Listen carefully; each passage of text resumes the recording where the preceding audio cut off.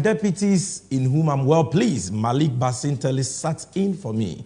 And wow, what a show it was. Kudos to Malik, kudos to Honorable Minta Kando for that brilliant presentation. And before he said, about the health sector. And that was not the last time, I mean, you were seeing Malik Basinteli and Honorable Minta Kando on the show. You're going to be seeing more of them. Malik will be sitting in for me, and many others will be sitting in for me anytime I'm not around. And so I salute them for standing in and for doing that great service to God and country. And on this 8th edition, what are we talking about? On Moment of Truth editorial, we are talking about Ghana's energy sector. The energy sector, Omaino, Ejina Mahuoden, Hunsheye, Petroleum, Hunsheye, and the Ghana Hefana Ijina. Yura Mahama ni ndisi amanyo koye free akonya so na ete sen. Hefana ye de omeye nyina mahoden ho hyehyeye no ekogina ye na ye de share MPP for nsa. Now where are we now? Dear so na amanaba finest and best brains will be nyan to boase na wa serve ye with the truth and nothing but the truth on the Moment of Truth editorial. Na nipa bebre eni agye ho Amagana mabunu bebre na omani etutu aka wonsam omunya adwuma ani daso no. Yes, sounds what chrim is answer. It is a policy that matters. Enya daba akopeni edi bedi hu komo. Impenyi se abaso ba na mbe japai enti made in addition ye ne honorable Erikopoku kan wasem ene me sounds what jebra chrim na wa went me ahwe made in addition no and I still why be mu ye okesene about the policy no watumi ate ase. Ewi a ye beje bre ne ahwe the NDC position on the free SHS policy. It's answer ya no monam. Omamusa abato bre ba beso. Omuguso edi atoro. So we will get time and talk about that. Nanka ore advert aye na ha na wasn't KDC. But no yen fancy. Well, today is power packed, action packed show. By popular request, we'll be dealing with a trending matter about the so-called Dubai Hotel Sagabia. The paboniphobia, atrophobia, akushifobia. A can trophy who sell more person more for the era John Dramani Maham and the NDC. By popular request, we'll spend a few minutes on that to set the record straight. Because Emrena na yatna say we nyahwe ema MPP for two futru egu Ghana for any twa tro gu jo ma so no etwem. This time around we see ye be twa o the throne bar will meet you with the facts. So this is what we'll be doing on the 8th edition. Midi ande Sami Jemfi NDC amanyoku achiame hene me na mede dwumadie ebro dwumadie wo betumi ahwe na live on Facebook, on our Facebook page NDC 360 oko X dodo na friend Twitter NDC 360 official. It is live there. Oko YouTube so NDC 360 official. You can watch it live and colored. Tell a friend to tell a friend that NDC 360 is on. Sami Jemfi is on set. Honorable John Jenapo is ready, and we are coming to serve you with information, facts, figures, and someone a fact Ghana and Puntu Ghana and Kanko Huan. Ebe Bwao, I'm waiting to make an informed choice. Now waiting to vote wisely comes 7th December 2024. Jumedi also sounds we are live on 5 TV stations simultaneously. We are live on TV XYZ. We are live on Wezo TV, Loud Silence TV, Angel TV, and Onuya TV, and a host of other stations. Omada Roma, Omofa Jumedi live. In due course, we will acknowledge all of them. And unti ene one say bebrika, no wasting of time. Yen kobo advert biya. Because we are going to talk about the energy sector and especially Dumso. I'm going to show you a video on Dumso. Ye bana wunya hu Moment of Truth editorial and say sipa ube hu my guest on the set near the Komono efiti on the energy sector of Ghana. Here we remember CCI. Sekasedum shaba ebese wontiase. Sekasedum shaba ebeno mo se debi suwanoba dum so dum shabo. Sekasedum shaba ebese wontiase dum shaba. Sekasedum shaba ebeno mo se debi dum so relay. Every say as it, and you remember, I did some moon, real my man.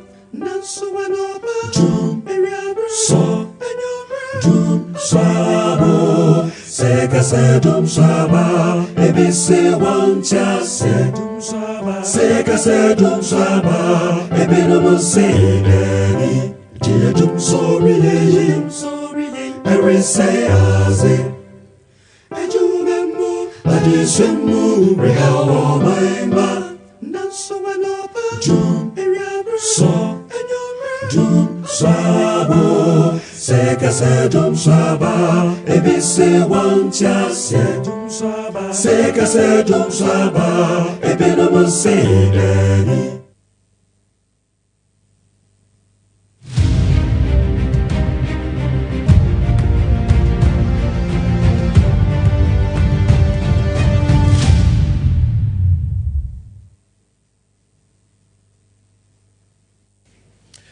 This is the moment of truth where we serve you with the truth and nothing but the truth. Medical culture dada. So today we are discussing Ghana's alien energy sector. No krena buying way edia siama nkontumpu di ade about doomso ne enyina mahode won hwehwe no. Ehun komo ne yeba bedi. Yebedi nkomo na wie no wo be hun no kre pa ewo ho about mo Kenya na edundum ene Ghana. And to do justice to these issues, the Honorable Member of Parliament for the good people of Yapi, Kusaugo, a ranking member for energy, the Honorable John Jenapo. Honorable Mwakwaba. Napo to say? Yapi for where? Oh, we are shouldering on. They say voter population across 70,000. You know, we wow. Wow. It's very, very high. What is the target for John Mahama in the NDC that you have declared? So what we're doing is that we want a minimum gap. Okay. That is minimum. Should be between 20 and 30,000. The gap, not the vote. Normally I look at the gap. So we're looking at nothing less than 60%.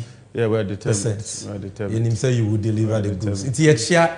Ebusianfo amohwe from Yapi Kusegu nyina yemobi ajo. Honorable John Jenapo is on. Tell your brothers and sisters say enkomodie yefiti ase honorable today ye pese oboa ye maye tibi ase some me da se bebre we dia mamenchia ya pe kosogo for Ghana for nyina senia me ne okan no ene ye behwe energy sector ye kan energy sector eso na ye kan energy sector you different forms of energy renewable non-renewable primary, secondary, commercial, residential, modern forms of energy, conventional energy, bebre. Until normally, when you are buying, you come up with what you call energy policy. Energy policy and your principles, programs, and regulations are what you share. Now, among energy sector, no, a tintim ye. Until you the energy sector of Ghana. Okay. And baby, a near war. Baby bedrooms and a year free ho and a baby as I say energy sector no edda and a baby a person a day echo. Until no here we ye energy sector. Na senior America no. Yeah, energy sector of Ghana have you two main areas. Your petroleum sector. Okay. Petroleum sector near fangwa you two. Ye no fango no na ya process and ya refine near the bedani diesel, petrol, kerosene, na mu de gugu mukamu. Nti ene ye petroleum sector. Ene ye wo ne friend of power and electricity sector. Okay. Ene ye enyina munkania. Just electricity a ene me ne munkania ya so TV ye adwuma. Senkenye electricity a entimi enye adwuma. Na petroleum sector no se ne me ye wo upstream. Okay. Ene ye wo downstream. Upstream ne ba bia ye exploration, appraisal and development.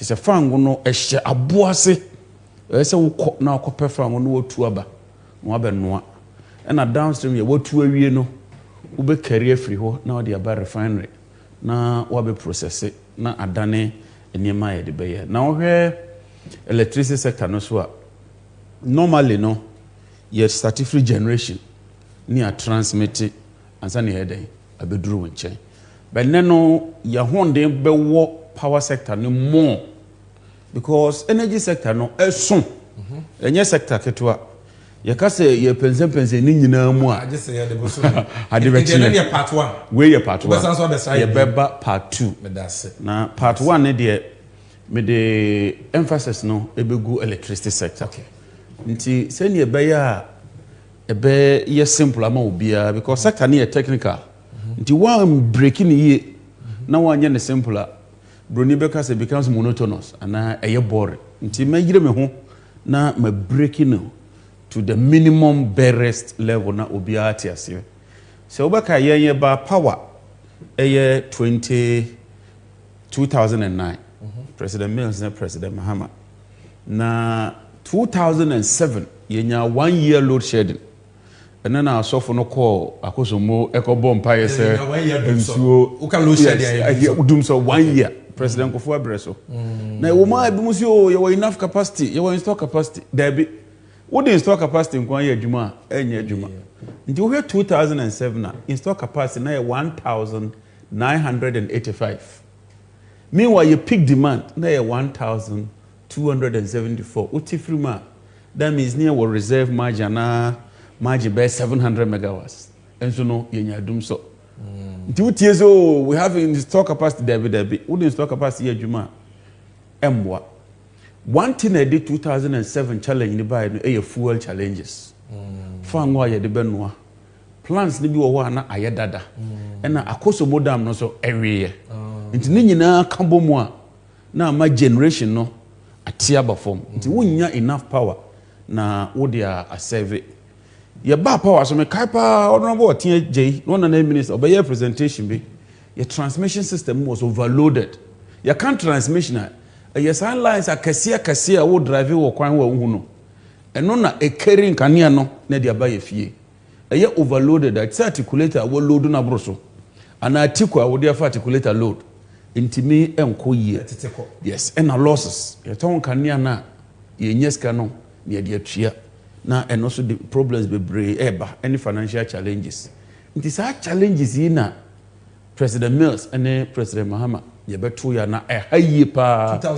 2009 okay and they say ye bibi fa ho nti over the past 8 years no they say fortunately you were NDC 8 years you were MPP almost 8 years nti we can compare apple for apple mangoes for mangoes nti your policy a yanya ka say ye beye na ama anyinamunkania no any energy sector no agina yie eye one your petroleum sector anyinamunkania no electricity petroleum sector no they are related say wo petroleum sector no ya de a that means ubenya fuel now they are there now they are support to nti ya adwini say we would maximize your petroleum sector okay na che say ye nyafa anwo no bebre na more importantly gas to power era okay anyinamunkania no either say the diesel or the light crude oil or the heavy fuel oil and how the gas ebenwa na hwehwemu kire say even in the energy transition no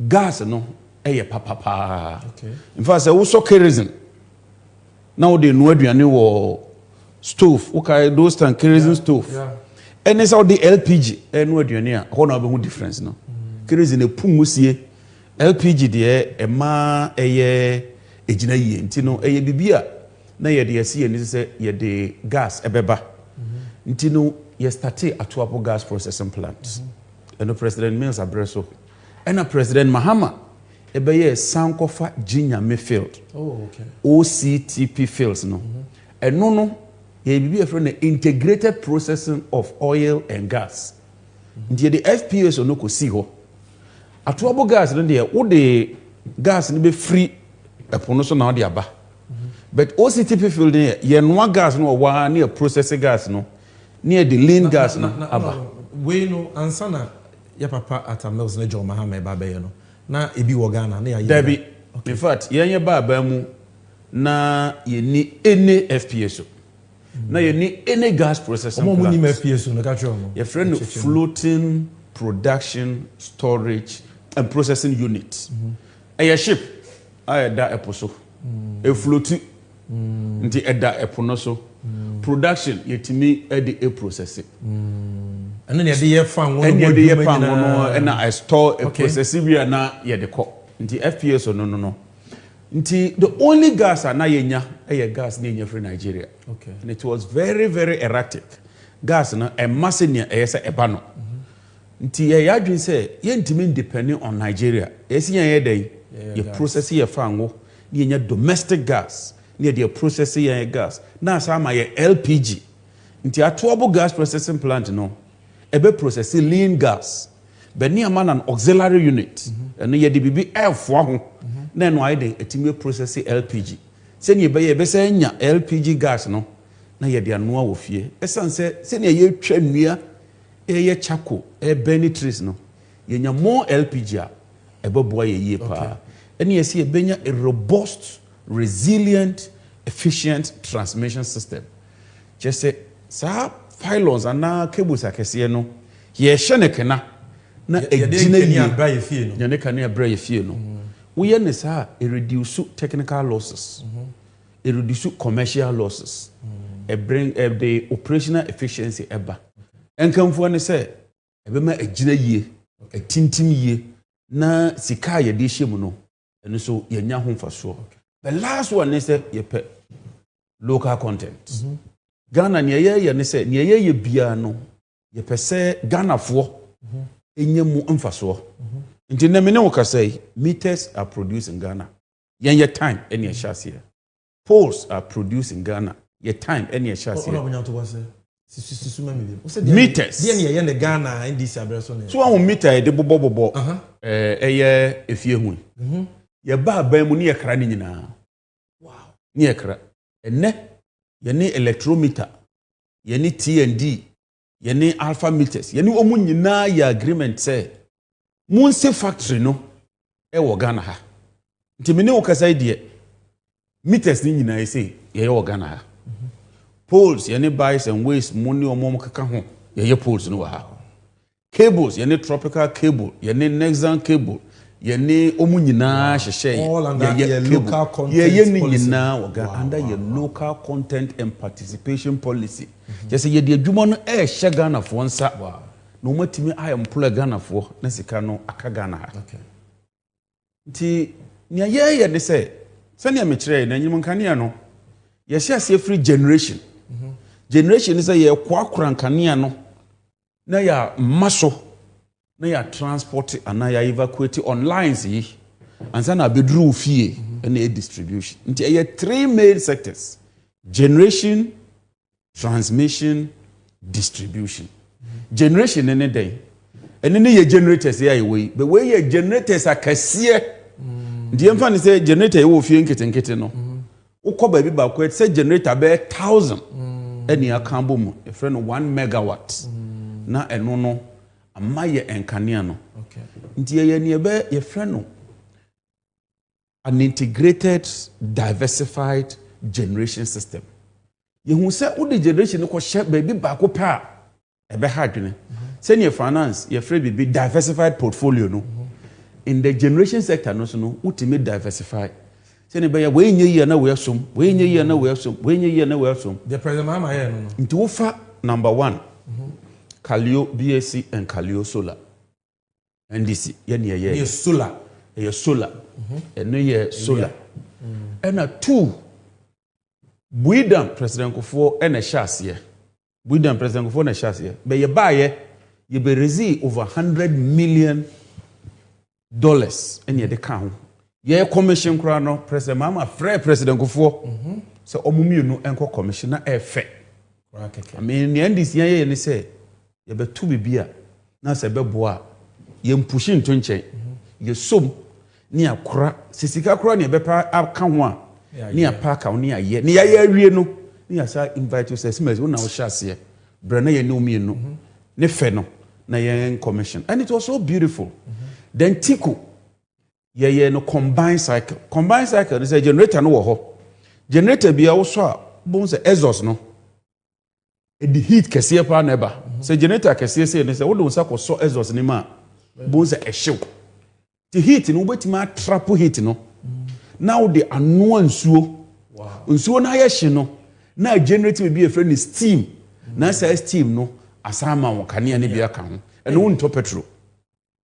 Nti ye friend no combined cycle no. Yeah. President Mahama Breso. Mama Breso. Car power we 470. It just for Mumfanche. 470 megawatts. Any the buyer. Ameri 250. Ameri cried there. And no a modular plant. A mako 10. Any the gas na mano. The gas no kofoma. Yetimi do me no. Yetimi do miensa. Yetimi do me 9. Yetimi do nsia. Yetimi do nwotwe. Based on the flow of gas. But Tico we no.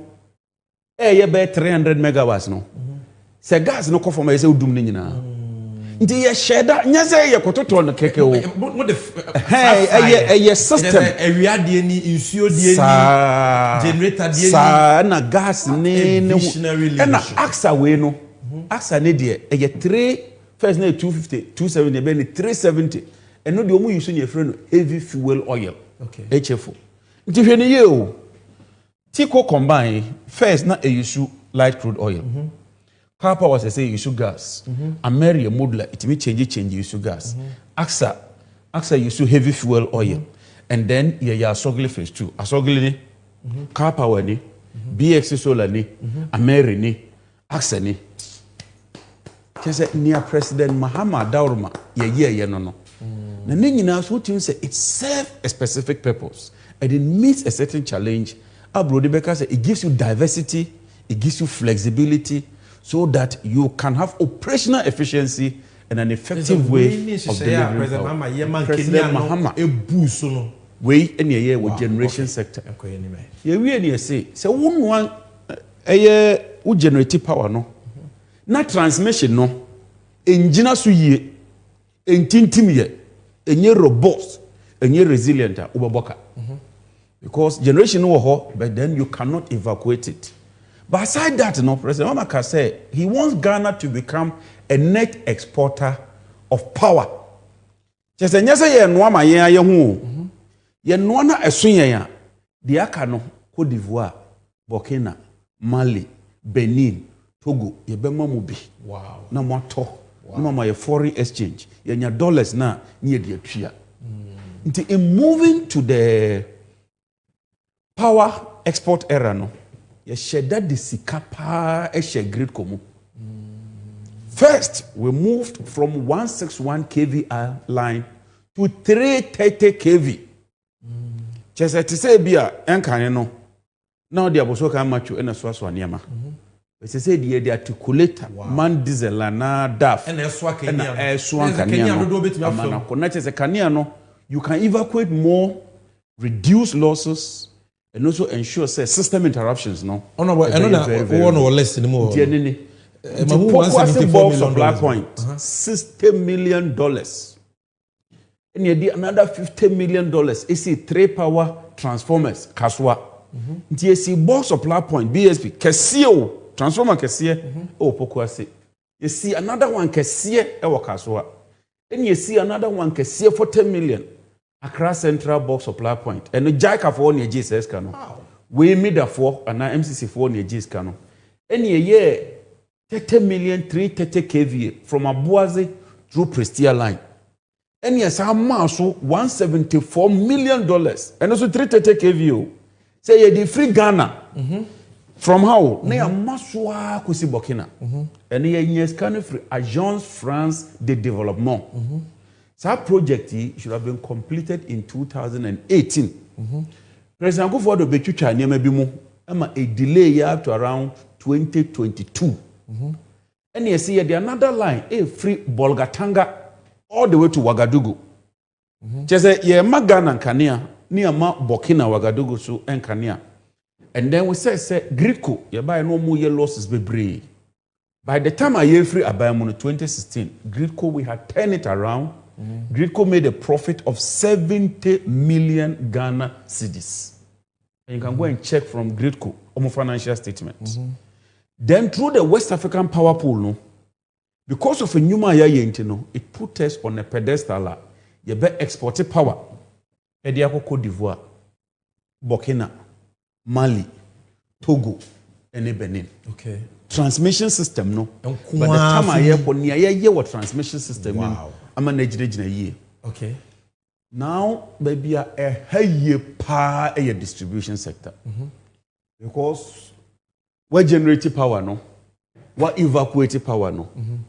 Ni na Ghana need you ni wo ye. Ni de ni say osone taper na so. Oplok no mobile phone enye adwuma and then distribution. Okay.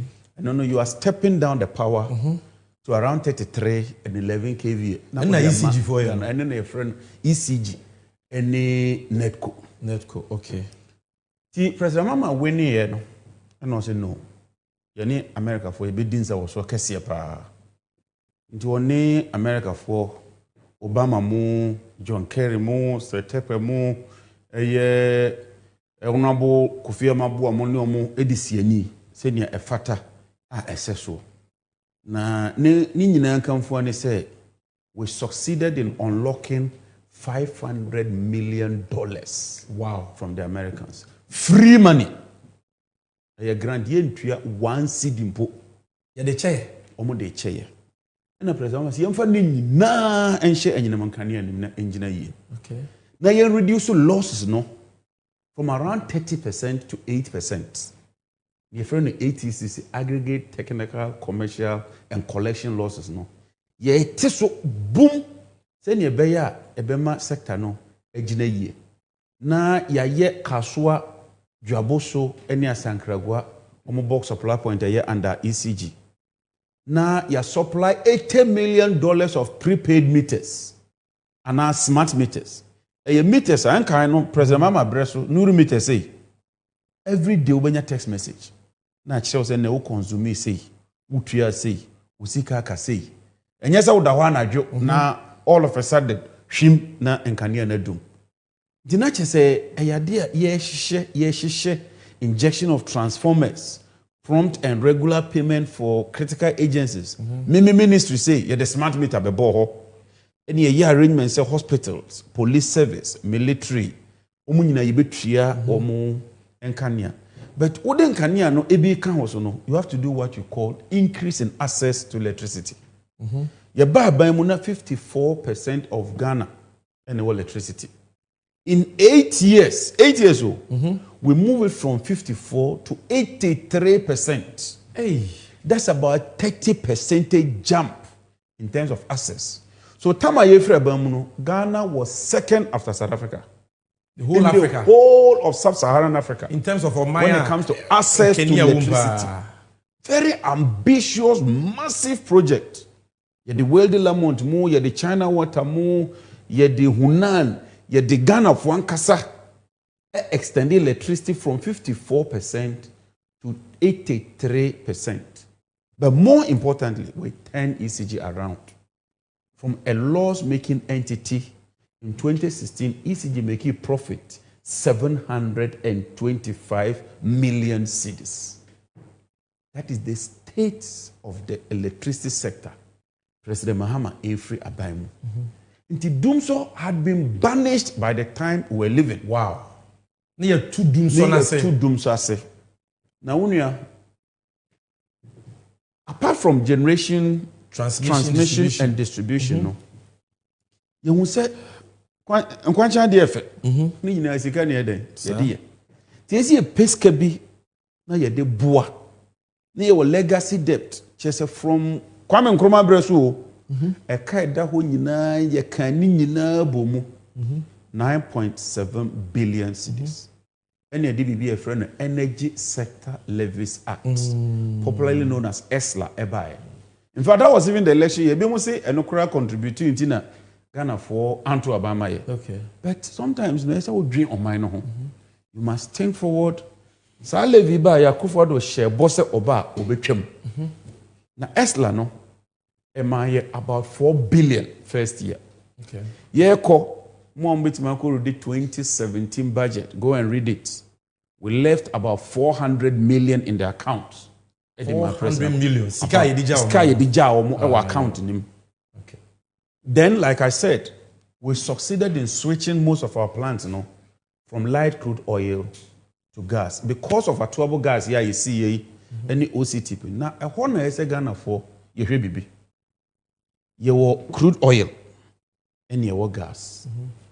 In 2022, President Akufo-Addo Abreso, sa quote here me mai. A free chamber of bulk oil distributors.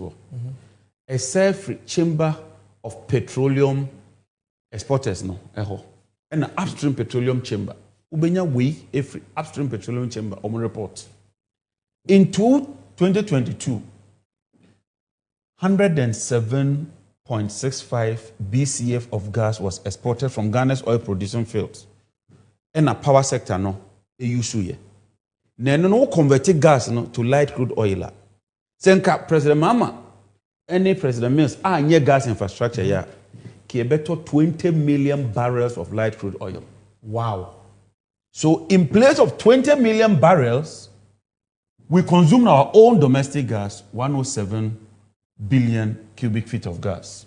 When you do what we call the conversion factor, you then say, Senka, me 20 million barrels of consume saying, as against 107, and using the PRC benchmark value, using the WACOC, we made a savings of $1.3 billion in 2022 alone. Because of a tuable gas. Because of the gas infrastructure.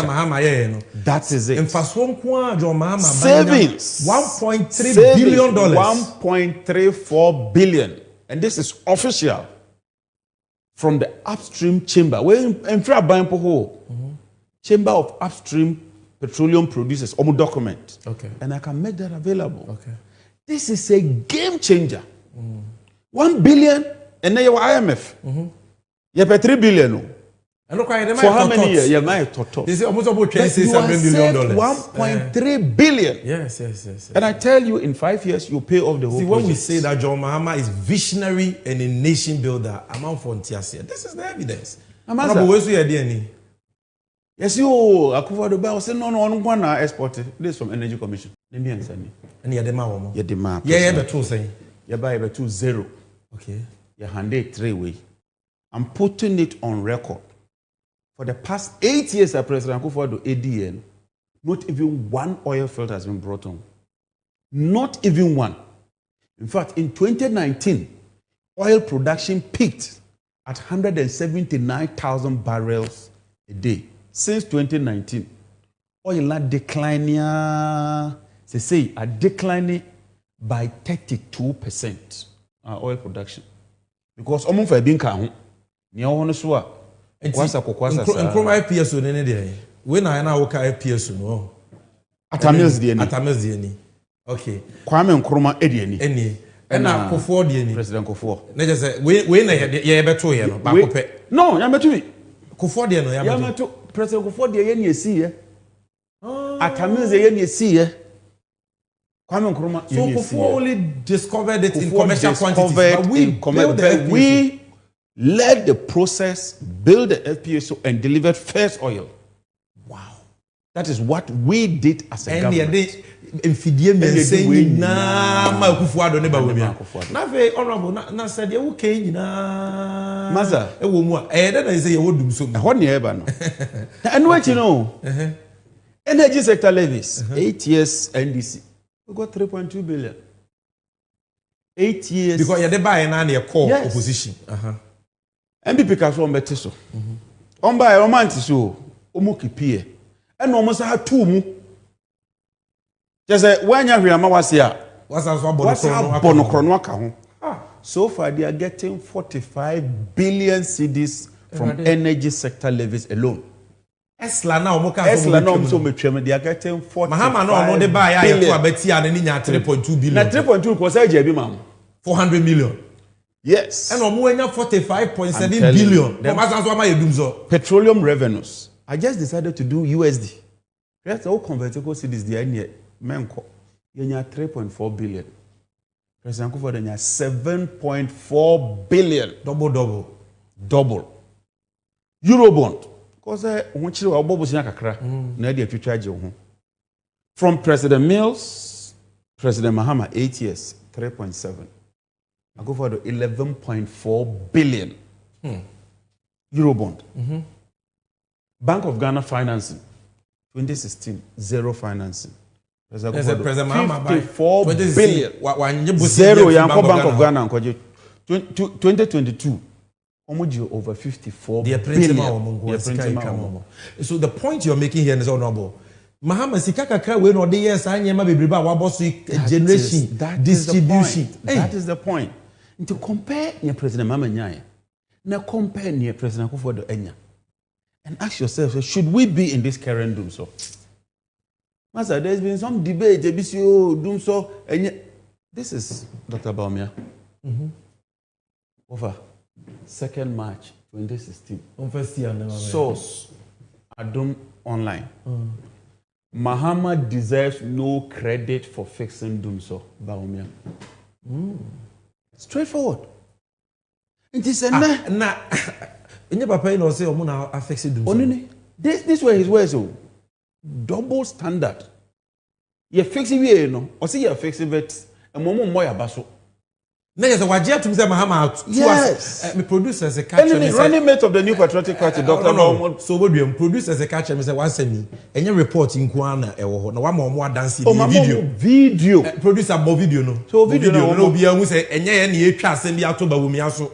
Ono wa na ka say Mahama so dum so. Momo my Doomsday has been caused by the financial and economic mismanagement of this government. And so we shouldn't be giving them credit for solving a problem that they have. Producer Bobie. Cause of Doomsday, and Doomsday has been caused by the financial and economic mismanagement of this government. And so we shouldn't be giving them credit for solving a problem that they have. Cause of giving them credit for solving a problem. They say we solve the problem. Yes. And it's here. And the administration deserves no credit for solving the energy crisis known in local parlance as Doomsday. Official. This is the evidence. That we watch this year. They say honey away. Hana na dey me dadwe no. They say honey away. Because any person brand people want to understand what is happening. Why any antiasia? Karen Doomsday a Ghana no. And I hold the view say President Akufo and Dr. Baumia, they should be held liable for this current load shedding and our Doomsday you're experiencing. Now, my mouth, the reason why I believe so. Master, your install capacity 5,454 currently. Dependable capacity. Just say a bit my install baby and be say a bit problem. Dependable near you bet me all things being equal. It is install capacity near Mahama the or their from A to Z. Tapco, Tico, Mary, Nina, who are Mary, who Axa, who are Man, KTP, the buyer, and we have 5,454 megawatts. Yes. All discounted now, person would dependable, any dear. But we jump, I say any 4,843. Okay, 4,800. Your peak demand. Just say you consume cry. Here, 3,496. Oh, as any 3,496. By your dependable capacity of 4,800 and something. It's more than 1,000. It is we have more power. We can export. We can do everything. So why the doom so? Dependable. We're talking of dependable capacity, not install capacity. Into the reasons for the poor performance. First one. Say, currently, we are sharing 500 megawatts.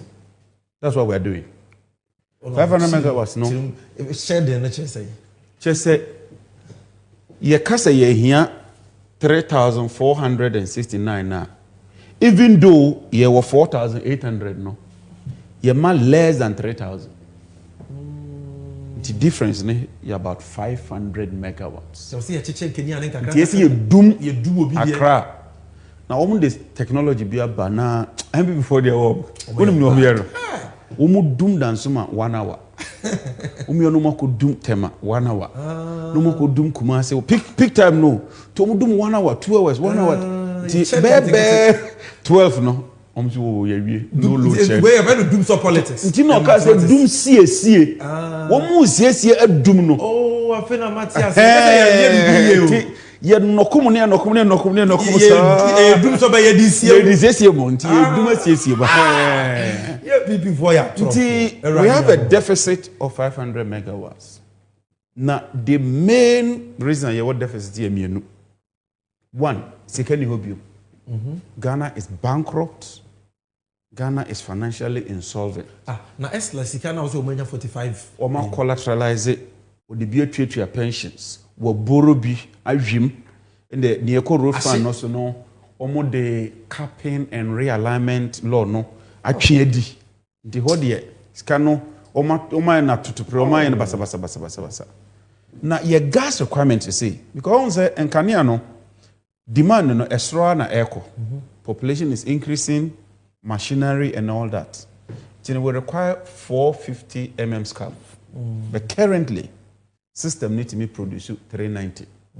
Until there's a deficit of 60. But machines now toy no. President Mama said that's a dual fuel plants. You can't dual fuel gas ni wa light crude oil be adwuma. But you niska e de beto light crude no. Aban entime nyeska no they are light crude because of serious financial issues.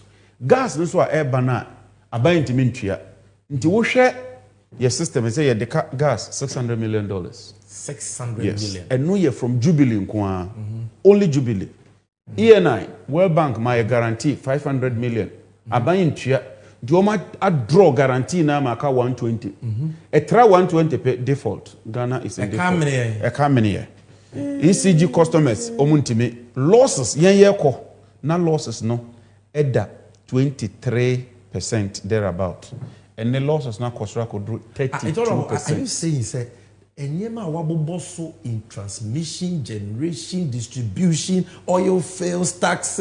The edema omunyina bawomi ani akufu ado ntimi aresu ye ase. And no me name team ye calculation no. A kai that was say $3 billion. $3 billion from A to Z pipeline. If you want to clear the pipeline, you require $3 billion to pay for fuel, IPPs, forex losses, and all the other banks. President Mama Bebano, not $3 billion cut at the whole air training.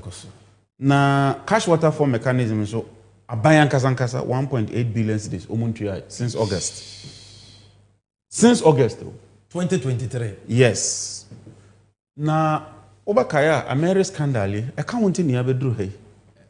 American Crofo say $510 million. Mekai? Omso mako negotiate atiso. Omudinkofu bia ko matiso. Dubai akonumti. Omako Dubai. Omo buy so matiso no. Ye hwe na 1.3 billion. Masa wo 500 million. Ya tiso akọ 1.3 da. Aje se ba wo mi anko. Aje se obi a oda fom. Na sebe oba dampa so. Ye chine so odampa so wo free to ompa ne so. Woda former from 510 to 1.3 billion. This is the state of Ghana's energy sector. PDS scandal, the PDS buy, say PDS there, you be losses no so. And the losses are that 32 years. Can say what 8%. And I am way on this sumasi. I call for PDS. A buy na scandal case. Go Ghana ni mas. When na wo say America for president man edwuma pencho mo share 500 million. Nti America for no say corruption about too much no say scan from farmer hebie. So they withdrew 190 million. But not just 190. The Americans told us, and this is the catch, we have no immediate plans to work in Ghana again. So won't pay any money? No, to come back 3 and come. Compact 3 Ghana come. Because people don't understand. I told them, yeah, Impunity papa so pa woman so. Enye na num dentia, ne mum ne yeyo ntia. And semi honorable General Pomo ye energy committee members NDC amanyofo ye start kai enye ndo President Mahama. I'm for free say yeah politics. Say they won't affect your mind now. Now the American says, and just say Sikano cry a chum young farmer move. But honorable, Utiasam no kana, or mum pay any money. No, it affects all of us, NDC, NPP. This is what we are talking about. Now, Sammy, sure, this is from Energy Commission. You can't eat this losses in no. 2016, no losses in that. So, and here will be a bedroom. Hey, you see the difference from here? Sure. This is the difference in terms of the losses. Now, if you have such losses, where 32% of your sales you won't survive. Nanka losses also if Capidias Roman Van Coma Baba for now. I buy you take or pay. Master, Ansah expire 5 years. Or my standing by 15 years. 15 years in the take or pay womb. Oh no, Bunyato was a hand about 40 years. About 40 years. The honorable did a professor said, what I say, MPP for when this is so war. Said President Mahama, oh, Diabo, in Kenyano, or Yamane Brosodo, don't see a negana, a bohunka. And honorable John in a portrait and say, yet you cook a ninimba. In Kenya, President Mahama, de buy now, must say Abrosodo dueñano. Nemra soon, as and Enyana Bros one pay was a cabanicas watch him. But he is telling you, listen now, why he's telling you, saying, you know, what trade, they have extended it. Jordan will take us through the yes, in the Ansah plant and I made it 370 megawatts. Yeah, in 5 years. I expire before I buy expire, October 2022. I know next for what I say. And we must sign new agreement. This time not 5 years old. 15 years. These people are shameless. 15 years, I took the contract. If I wanted to show you the formula and everything, but I thought it would be part too advanced. Part two, go into no. Take or pay. Clauses nation. And another Ansah agreement, a new one. Not in how many years? 20 years. And you know when it's starting? 2027. Hey! You won't be in power. Uniho. Oh, 2024. My President Mama, any NDC yemen negotiating. Woman negotiate a contract and say, I sign this, they say. Oma sign contract not to her. No. I say with them in TV pages. The way that Nigeria focus. Sign contract to look carry forward. Against 2027 for 20 years. What's the Nigeria for, baby? So they are eating current money. And future money. And eating future money. Criminals. And I go no. Just 15 years. How much did they I said, what to be that? Tema LNG is the most expensive gas in Ghana. 20 years, take or pay. Cameraman, moon zoom in. And we move to screen so journalists market take or pay. These are the facts. Now LNG need the facts. Next time we're gonna be dealing with petroleum now. I'll show you how bad this LNG is. LNG no can or more project no liquefied natural gas or what? I feel no more take or pay, and it's indexed to the price of crude. Any upper limit. Crude cost you don't do that in gas pricing. Now, Maza, say because of doomso, because of losses, because of debt, because of 3 billion debt, Ama omani ma ye ding. Now what can you say? Until end this time, inflation is 15% and then 25%.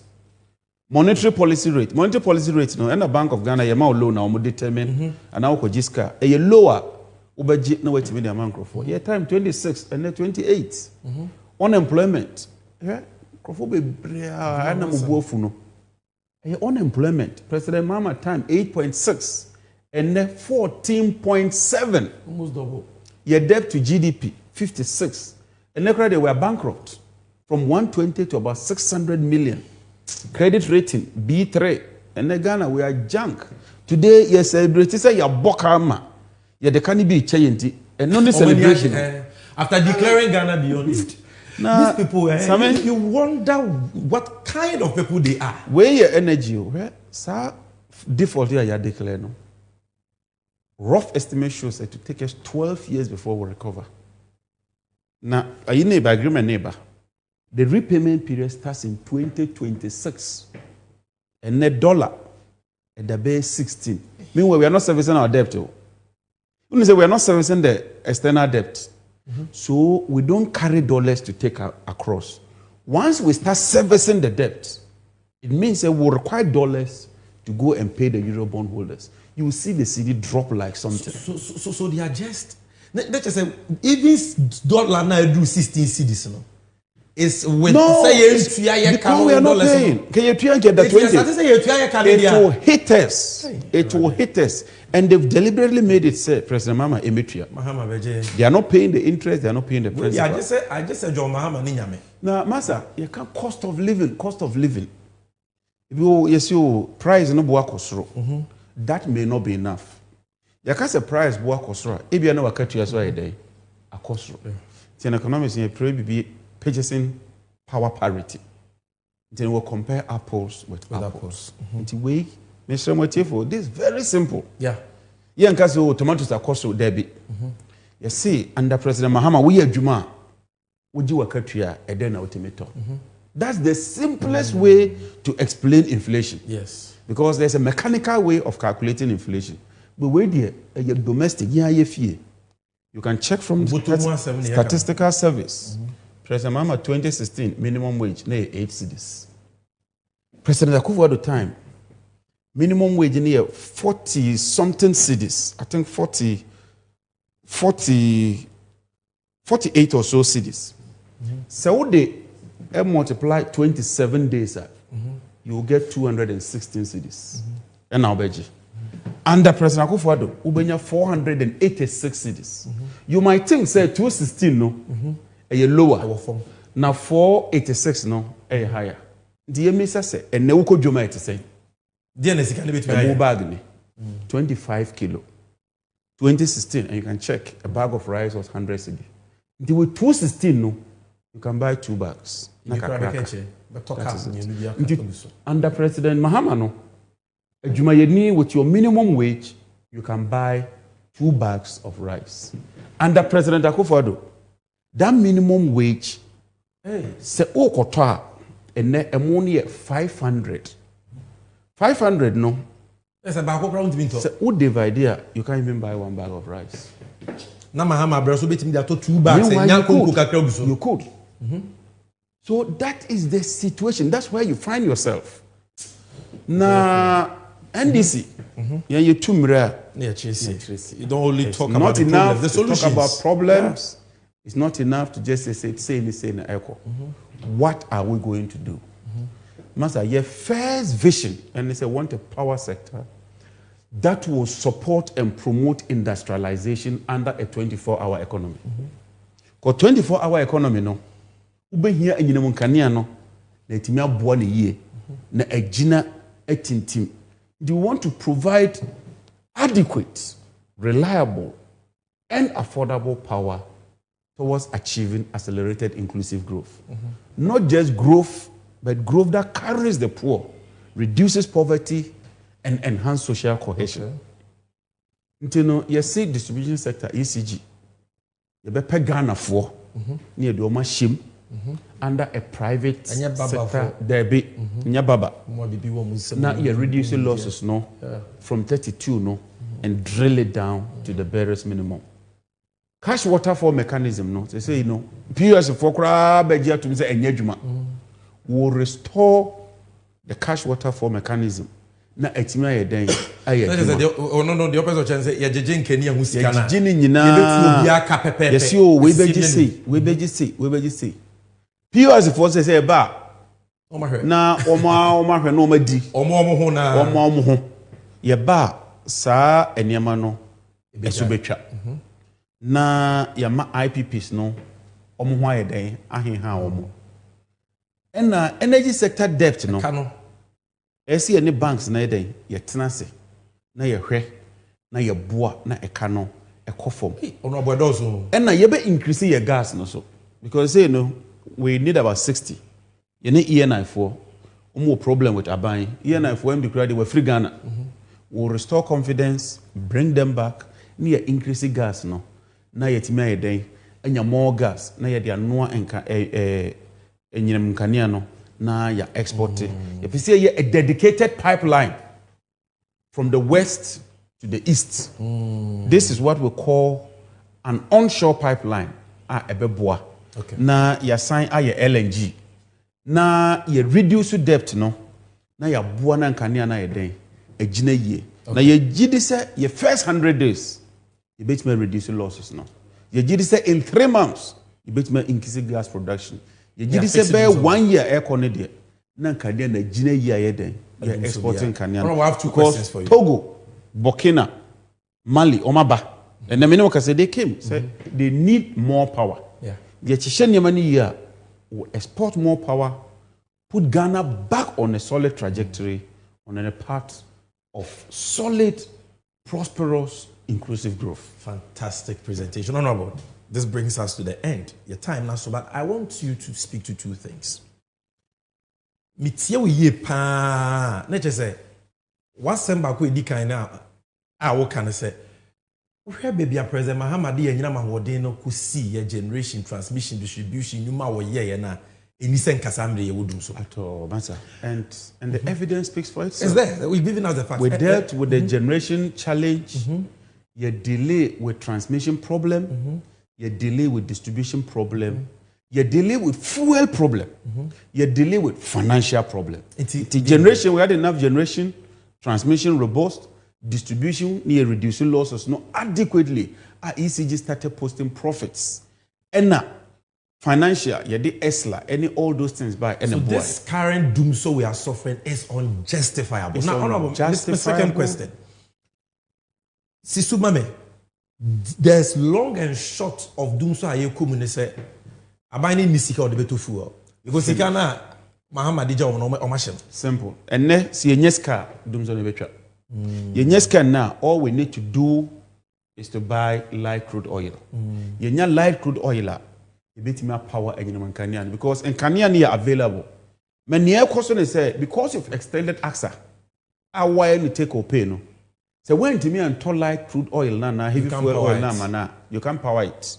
Or no so only na you take or pay. You know best how charge you. Sisuma mi biem. Na chese o san so person che say sikasemi a e de dum so ya be. Sa dream PDS ya ba womia ema nkofo bi didi ye no. Eno so ka ho bi. E ka ho bi.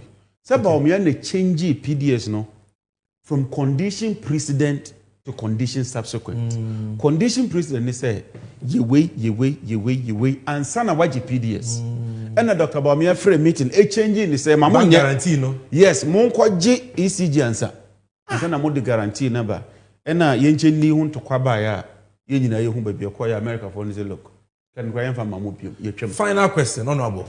If we are in Dumso and the problem is not gas, beer, free Nigeria, and Trona, Mudino, problem now. Why don't we have a Dumso timetable?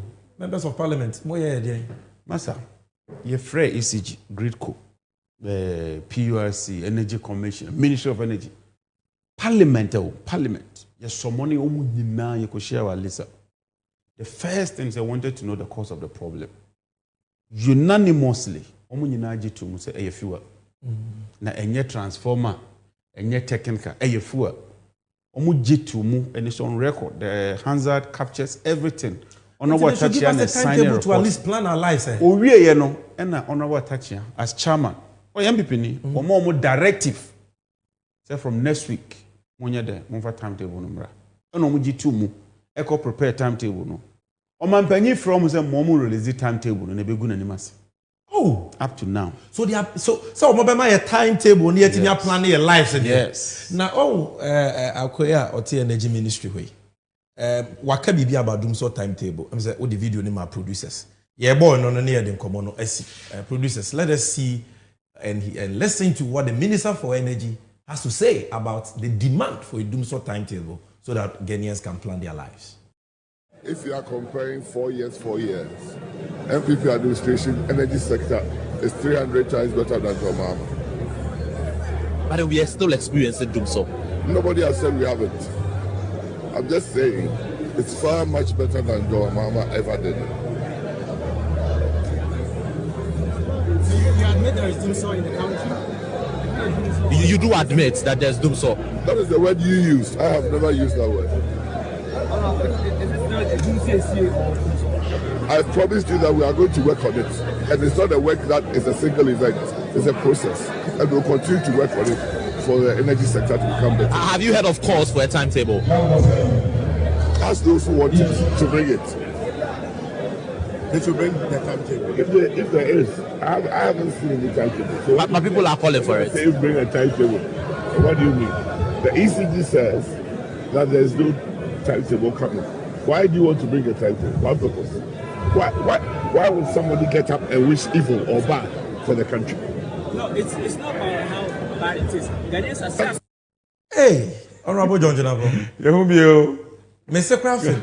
Can you imagine the president? Mama breast pa na ke mubi. Eko catch Ghana for say mo am go printing mu do timetable. Now your boss resigned because yes, even though Dumso was fixed under him, it was not fixed by the time he gave the public. So he left. Where the timetable can try at the per dia 10 minister the taxes via the car. That is try at the per dia timetable. Now they light bill my own. Can you imagine? And even when Parliament said they should come out with a timetable, omuji to move, from of last half or said no. Omu a printed timetable now. A bear how montino. Ghana of one nasum no musa, yenyan on and off up to now.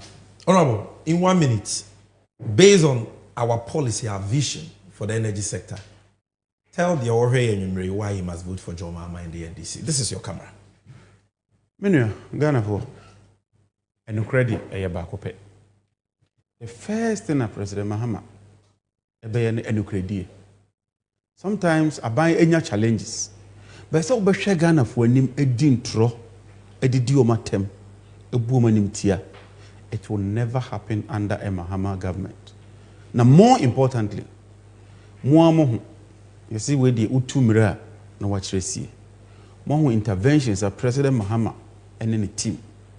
Juma Yediye lifted Ghana from perennial load shedding and Adum saying, I Ghana see baby. Not only see ye self-sufficient, na ye export be. Na nyawaye bidano. So the man obey me as I day. The next NDC government we would prioritize the energy sector. Na ye di nim die, ye di nyensa ye di ahondi nyina ahyemu. Now, within the shortest possible time, doom so and ne, a buying grand person media to your best so no, na energy sector no, you provide the power no, amamo. Now, I run a 24-hour economy, a creative jobs, ama economy no, a grow in the right direction, not a jobless growth, but growth that can be felt by the mass and the bulk of the people. Onyamisha also Honorable John Jenapo, Onyamisha, the good people of Yapi Kusegu for giving us this asset, this gift as a nation. We are proud to have you. Thank you for coming. This is just the first of many interactions we are going to have before 7th December. We'll have a second. That was Honorable John Jenapo. This was the moment of truth on the energy sector.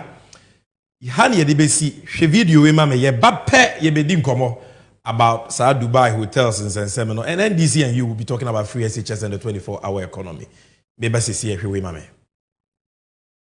Raise your flag to a new dawn. We've not far too long, so let us rewrite. This is my friend Taylor. He's doing very well. He's buying cashew from our farmers and preparing it for export. And I was just coming from my house, and this is just close by. And I said I'll stop and see what they're doing and encourage them. He's got a factory in Awisa near Wenchi, and he needs just a little capital to be able to put in the business and get the cashew processing factory going. And so I've promised him that I'll come and see the factory. And if by the grace of God and the votes of the Ghanaian people I become president, these are the kind of people we want to support so that they can create employment for young people. This work that he's doing, look at all these young men, he's employed them to do this work. And so people like this are the ones that we should be encouraging.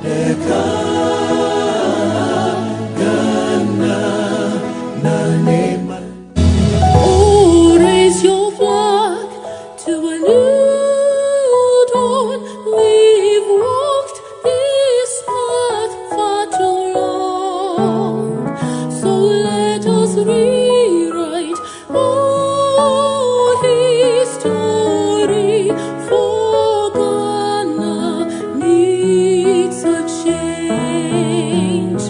And may the heavens rescue this land. We need a man with vision to lead. John Mahama is the man. One on your Ghana needs a change. Oh, raise your flag to a new dawn.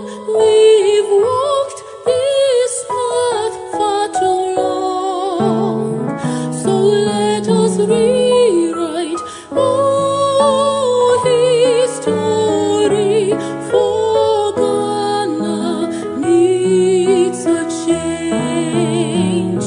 And may the heavens rescue this land. We need a man with vision to lead. John Mahama is the man. One on your Ghana needs a change.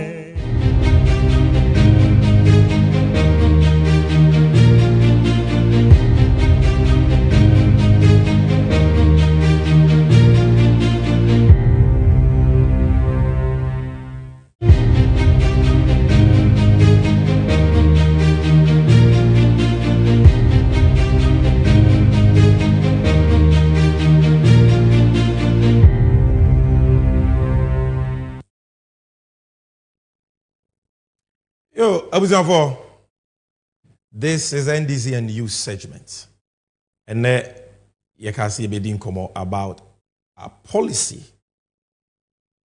And ati say asheta wo memu bia edi hunkomo, the 24-hour economy, and our position on the free SHS policy.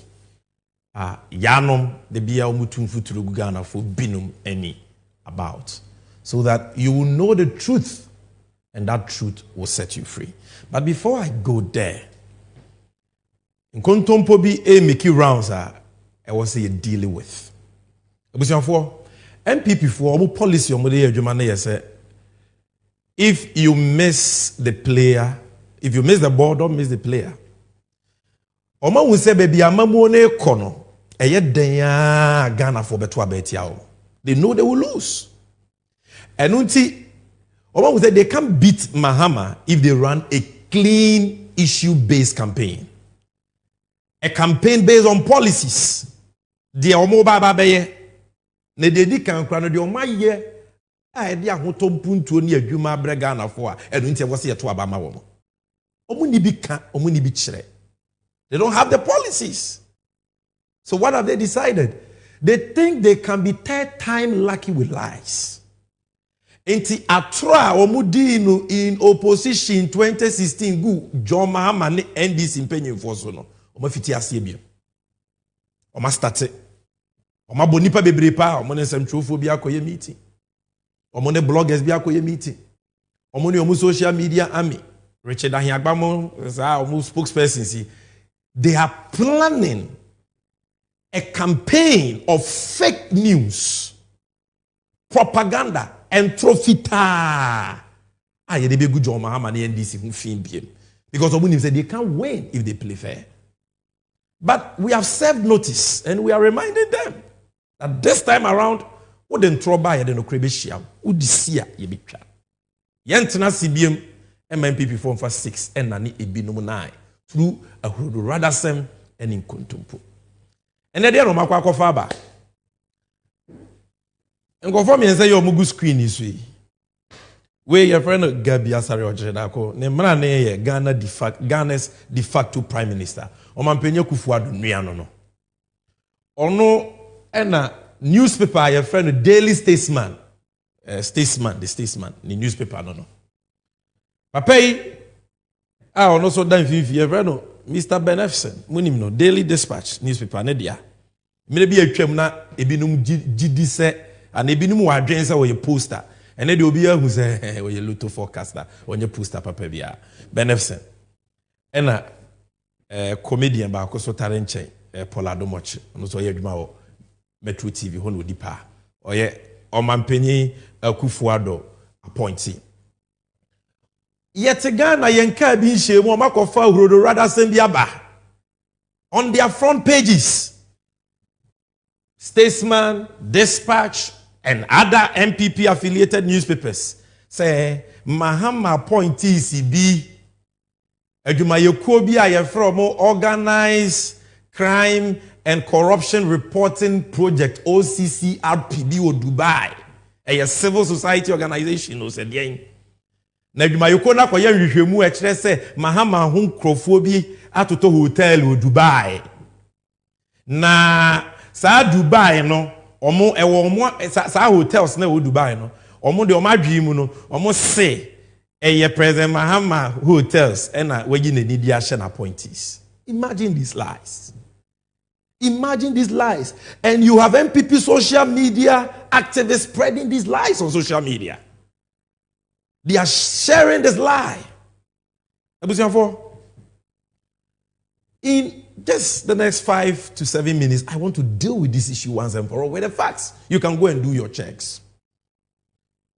And producer, give me the three musketeers, the three practitioners of yellow journalism. These are the people I want. Just keep them here for me. Me pese yede for clear. Let's settle the records. It's a story on Moka one seminar about that OCCRP. You may be able to buy President Mohammed any baby. President Mohammed's name is not mentioned anywhere in that report from the beginning till the end. So would Dubai or hotel would Dubai. In the end, I will hear a story about Obi and Idinwa report anymore. Okofa Mohammed bata. You think that Mahama is a low-hanging fruit that you can always turn into a punching bag? Yellow journalism no more. Baseless sensationalism. She always publishing falsehood and tronkwa. No professionalism. President Mohammed so why? How does President Mahama come in?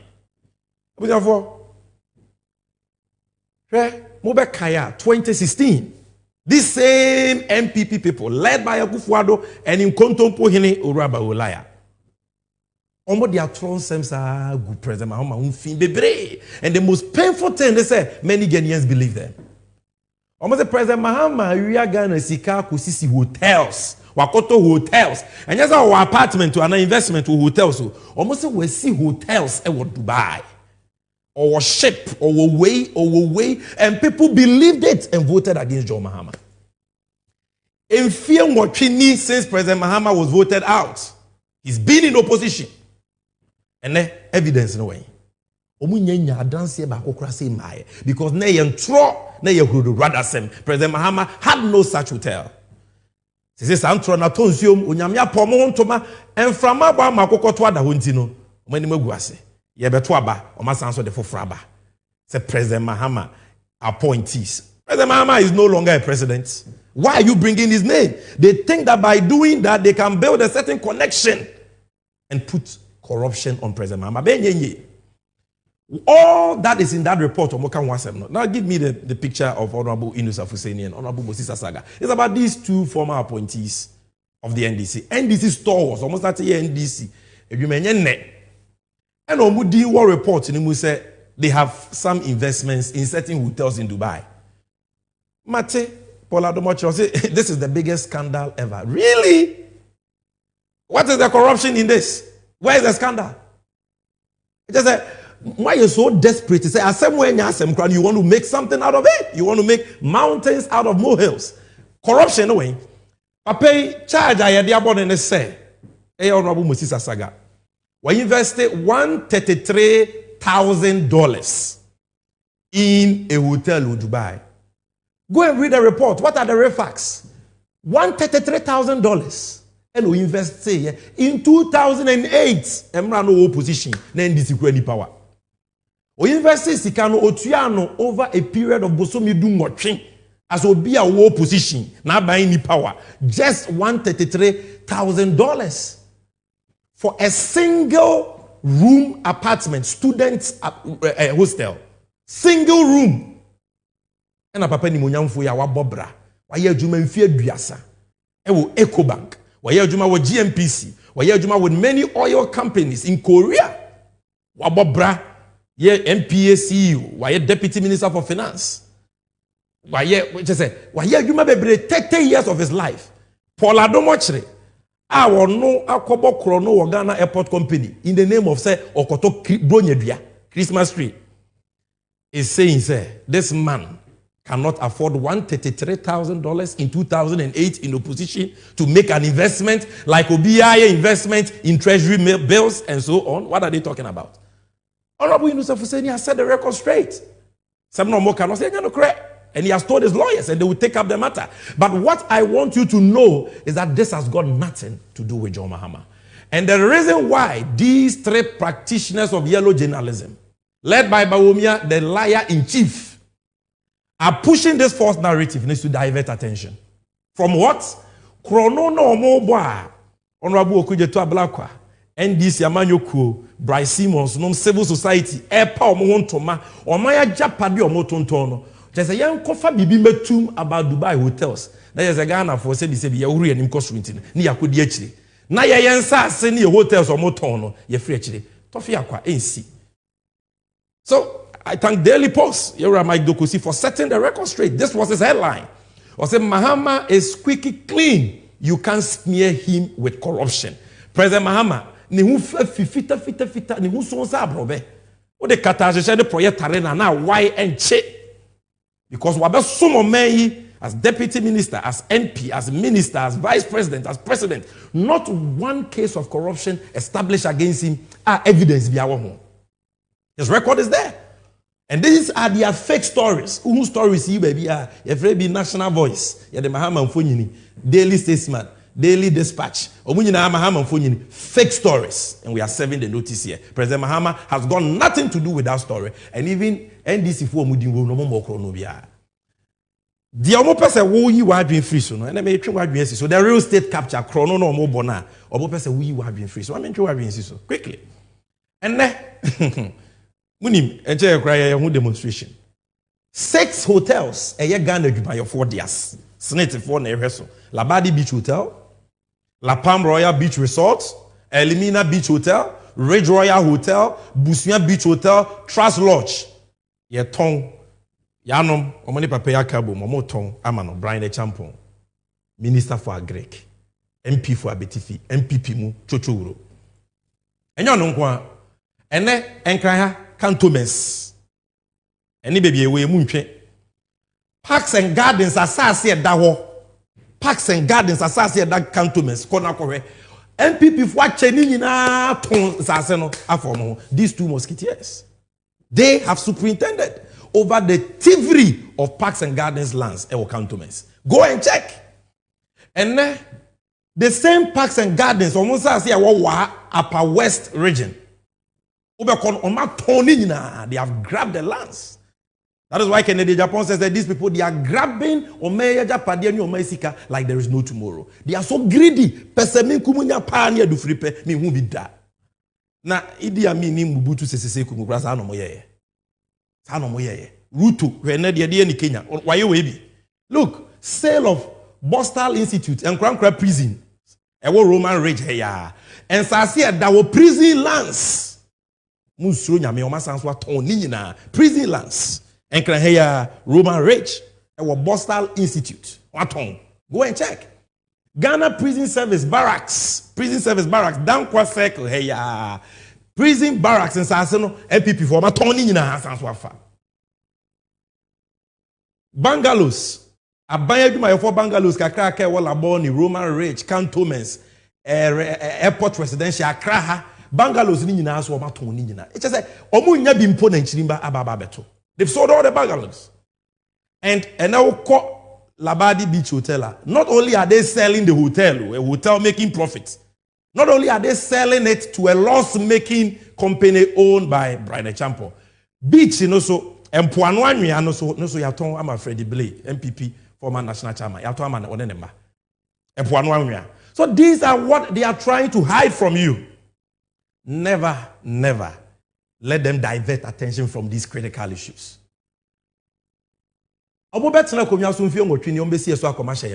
Sa dance bi wo se President Mahama Bokoro no a enye newspaper e na nka ye de betoto front page anim. Cause amre state institution bi ato yen sa afre no. Why can't you investigate the man and bring evidence if you have any proof that hotel be wo baby? He died you in 2020 or say me hotel wo baby amon famra na mon goto e ma o man no. Wenti mi amfa ma atrofo ye beto aba masanso asate atro ni biem.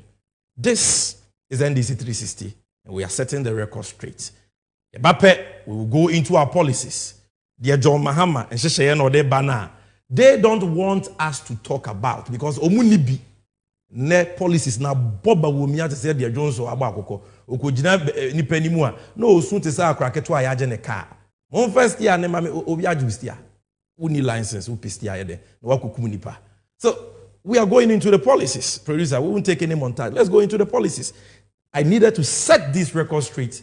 Na uko te asenu wo baby a anya wadwe mu kesene ne se nokure bia ewom eyentro eyenkontompo. The story has got nothing to do with John Mahama, and the NDC people mentioned in it before come out to defend themselves. Honorable Asaga can clearly afford 133,000. It's chicken change as compared to the Wimui. Omo Abanza has almost ton of acres. Go to Cantonment and Laboni and go and look at what they're doing. Now, yeah, catch say abatwa ye kwa kotui. Enyantro Enyen kontompo enya temdidie. It's about facts, it's about figures, it's about policies. Why ne won sheshe pa obi tim dia bo men. That is it. NDC amanyoko ye obi kan ye obi kire. Nti ye begina Ghana fo animu a ye de no kre ene di anim kan. E de ahobrase ne ne omanfo kasa. Ade ba ko na da Ghana fo akoma so pa ye mmofra enwumasua. It's so bad time bia ne bra wo bre ne bra wo bo nyina ne se ne mma benya baby papa agina. Aso ma me papa oba no ntimi nya baby papa nyina age se ne nwoma sua ho enhyehyeye no edim. Age se sa nwoma nsua no ho enhyehyeye akra no suku a wo kɔ no etinya dimu ne watimi akɔ school na twayie na wabeye penyimpa. Wabeye doctor, wabeye lawyer, wabeye politician na watimi ahwew. That is why President Mahama is passionate about education. Today, we are not looking at education as a whole, but just secondary education. His policy on free SHS is clear. Let me make it clear. Free SHS is one of the topmost priorities of John Mahama. Because it is his priority. MPP for Ansah. But the person who used to atron and other two futrogu any oh Mahama Baba be free SHS mu omoboa eyentro. Oh Mahama etia free SHS bill eyentro. What is the position? First of all, let me just give you a brief historical background. Komo yedi ni wahaya ni honorable Rekupoku mami isi subiem esanse mpanyin se abaso ba na mejapai. The facts are simple. President Kwame Nkrumah in 1961 through the Education Act, Section 21, or the free education by Ghana, Kwame Nkrumah na 1967, and the National Liberation Council, FIFA, and that one ano. Oni Akufo-Addo papa Edward Akufo-Addo. MPP for mu penyin pa omo nana ba ko friend Kofi Abrefa Buzia. Doctor, the Chrome do free. Omo kabo mu. Muni asoja fo betu Kwame Nkrumah ban. 1966. By 1967, no man announced say Nkrumah free education no. Omo mpe omo twem. Nti MPP for omo nananom ni twa free education no. 1971, 1972 budget samre no na Progress Party PP ene tia konwa so. Ewura Kofi Abrefa Buzia Prime Minister. President no ceremonial president na Akufo-Addo papa Edward Akufo-Addo. Omo budget a omo finance minister JH Mensah de call parliament. Ohwemu ehim. Omo siso kena say free education basic secondary university omo twam tinton time. Obi an kotua school fees. Ehwe wanim na ehwe say ohia mo ne ama scholarship. So 1979 and your papa Jerry John Rawlings emro ye ku wieye no ka say ode benwa no emma o mampanyi Ghana fo ato aba yi no. Nti yenye amamra foforo ye third constitution 1979 constitution and ye the free SHS eshemu article 10 comprehensive provisions on free education. It was under JJ Rawlings or T NDC Abreso and from there 1981 Kuba into implemented 79 constitution. But in Sri Lanka say JJ Rawlings ne NDC Adaroma 1992 in your constitution for And on Ayano Makufa Domokase, Omon Kahoma Yentre, is answer Modi Omoya Cratchifo, Omushe Kut Omobo tie. Omonin toast Makoni Jane any ko before ain't mean constitution. But constitution and toast for Mako for trotro drivers, ya quatre, you know. Article 25, Article 38, ya the share. It's a basic education. After 10 years of the coming into force of the constitution, yenye free, primary to JSS. Secondary education, yen trem no bi yenye bimko. Ye we are yenye free kakran kakra. If you are Yamra University, tertiary, then also ye free. It is there. And it's here papa for 2005. Na breso 10 years ne son ye. We started with basic, primary and JHS or yenye free, F cube. Ye papa tamos betwa so with many social interventions or chess and pabois, free standards for basic school children, or free uniforms, or laptops, or textbooks, or eliminated thousands of schools under trees. Free compulsory universal basic education. Universal. Not only free universal, no, you only achieve universal free education when there is access. And that is what Professor Mills and John Mama came to do under their first term. Second term of NDC, Papa Mahama Abreso. And also say, J.J. Rawlins, Edria Bano. Papa Kofuaba Biguso, Papa Tamos Abigu F cube, no so ne Gina Dia. And the SHS name di Mujuma. He launched free SHS. President Mahama launched free SHS. Nipa bebre ni mo kan do mo ahwe because MPP4 believes that Udi Tro now repeating for a long time and that is what MPP4 Troni be about free SHS. Adane wo nipa bebre adwemu. The things that President Mahama put on free SHS one way. But he launched free SHS in 2015. Ekumfi Otuam launched it for all day students in public senior high schools. Samre no modo do obro 320,000.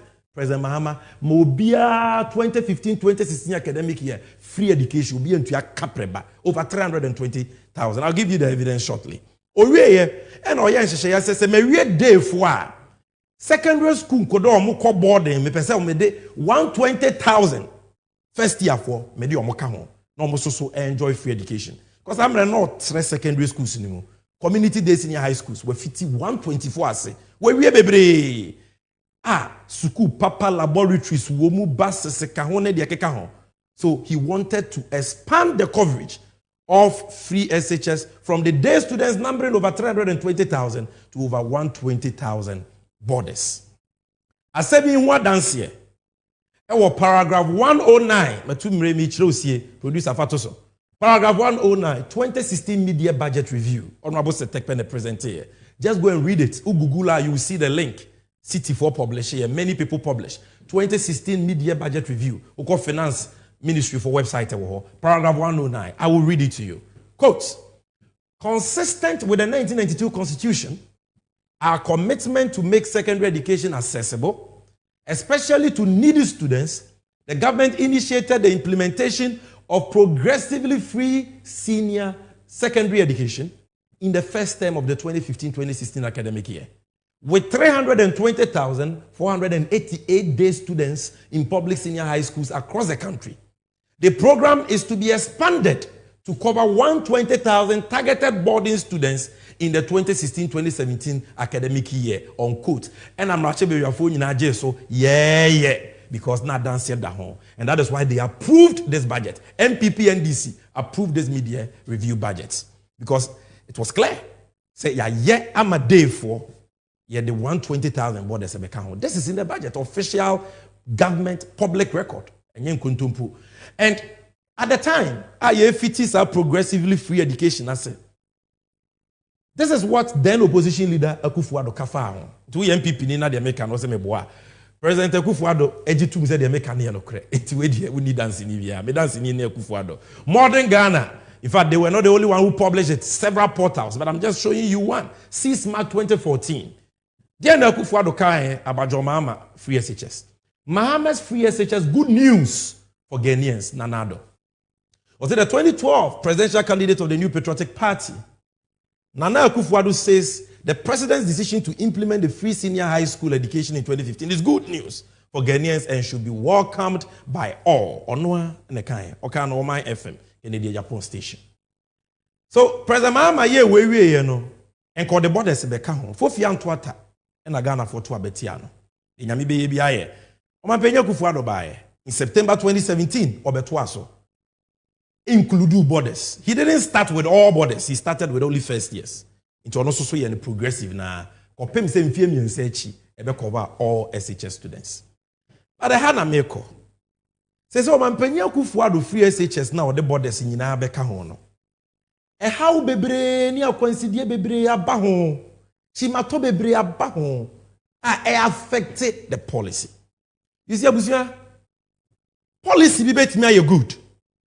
But say implementation no aban na nhwehwe ni yi policy no de esi ani so nti e de ba ye kra ne ensa ntumi nka. Free SHS is laudable. That is why JJ Rawlings and the NDC provided for it in the constitution. That is why President Mahama started it. And that is why Sir Kufuor abeto aso a eye ye de ye bo na baso. And how we want say ne nhwehwe no o ma anye ni it's been shambolic. Internet challenges not doso. The di kind say sikasem wa ye dia ma secondary schools. Because the Kufuor the borders ne ka free SHS ne ho no. Wanye sikasem wanye futuo bia ma na anya si achi ba ama policy no. No dedicated source of funding. Enti eye frefre kobo. Afi bia so ana ban no tutu nani hwe bebi obenye sika no de akọ emwa. Eno na de ahoche bebira beto awofo ne headmasters so ne akyekyerefoɔ so. Adanya e wosen ki yesisi ni bebre. Di aban ne beto ye wosen komoto aso wie. Na ye school ni free. Na ebe ma nipa enkora na dɔɔso school mu ho. Na ama omu baabi atena timi adidi dining hall. Ometimi asua de classrooms. Baby omu beda dormitories. Baby omu be call prayers ni programs assembly hall.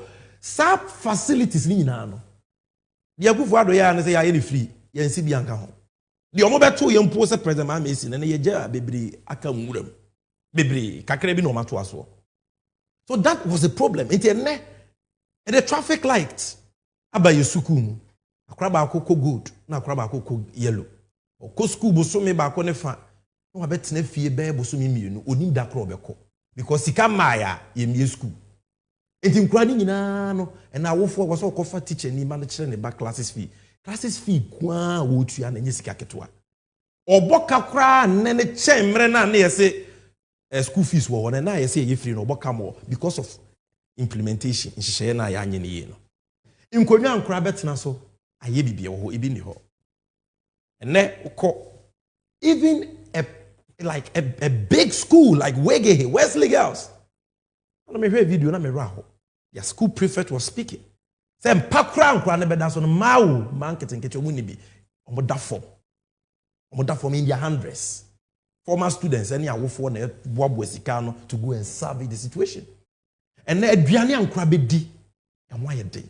Ukohwe abomu pa ye de agu mo so a eche nkwan. Nkwan no so nsuo gina ha, mako gina ha, ntosi gina ha. Anya me na make a joy news for your documentary, go and watch it. Uko nkwan as a crazy.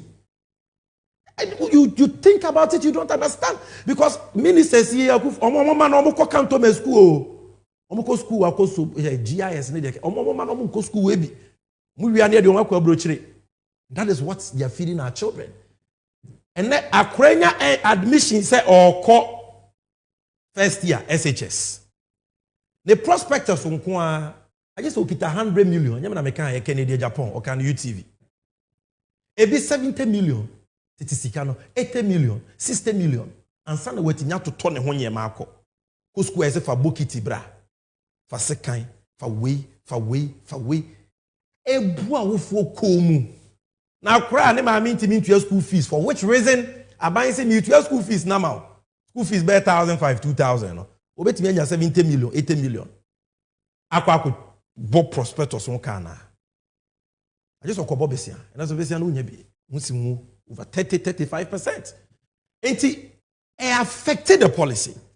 So what then is John Mahama's policy on free SHS? Then NDC eka. Kasatentin bebrebe you know business and media fee. Then amobeye simple. We will improve. Improve the implementation of the free SHS program and enhance the quality of secondary education. because the President Mahama be free SHS we are coming to improve it. Mebo President Mahama video actually na one kasa what said was soon. So the bear and throw MPP for a dinner. But we say BBN. They are sinking and they think say atron kwa de betimi aboa wo. We are coming to ye be ye ni ye. Ye be hye ni ye, ye be ye ni ye. Na etimi asipie sita. Na wo be ko free education ni bia. Otimi asunya de ye ya kyere na de ye obewie no wetwa kama. Okọ university I say yes, akure wa ben. Eno ne ye baba be ye. Na ka bebreba ye say free education wo so awofo bo classes fee to webra sa nyemani nyina ne ya betwam. That is what we mean by we will review or improve free SHS. That is what we mean. What does this entail? Dear important ye be ye. President Mahama say oba pe first 100 days headmasters omo dey from Charles no awofo PTAs achecherefo ka ho other stakeholders civil society ye nyina ye be ye nhyiamu kese company si ba ko for chire danfo ena no baba so ma ba to ye nyina ye toato adwene ne afamu aba na ye hu de ye boa free education a ebetumi ama policy no edim enye ono nko na adwene no de bebu o man no. That is a visionary but a humble leader. Yebeyesa conference no waka ho asem. MPP for bebe, CPP for bebe, all political parties will be there. Na ye ya enye me bia be pia free mu no. Ini.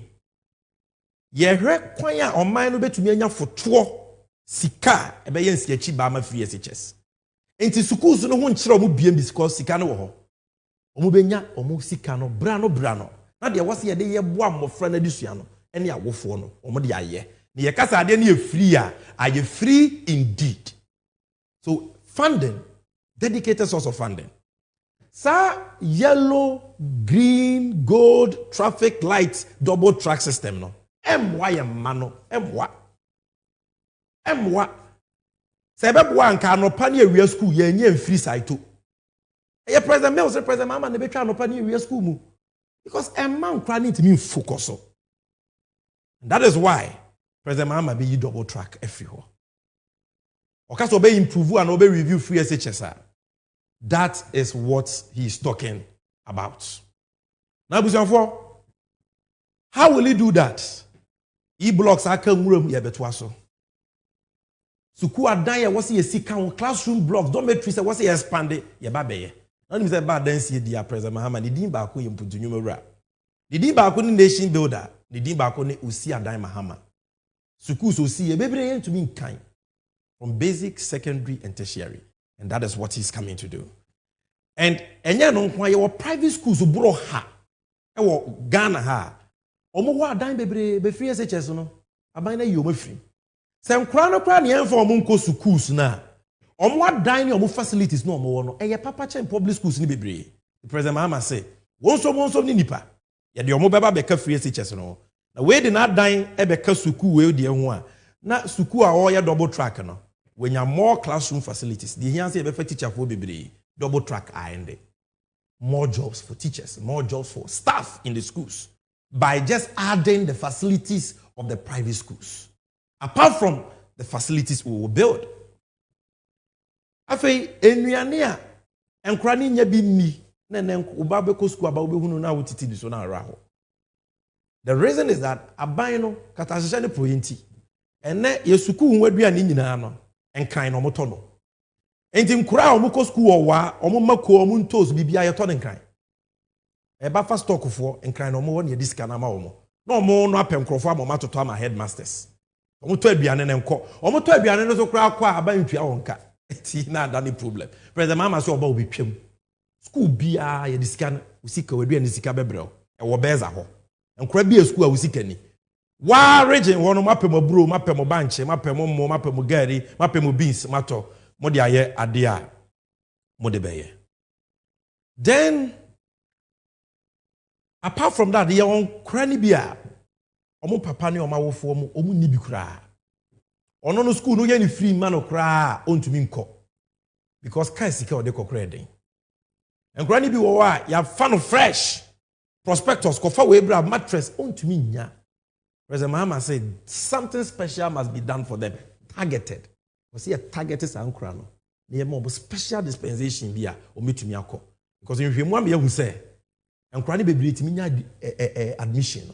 But because of our prospectus na nyama ne boy dey nisi no, in their hundreds of thousands of muntimi nko school. This is what President Mahama means when he says I will review free SHS.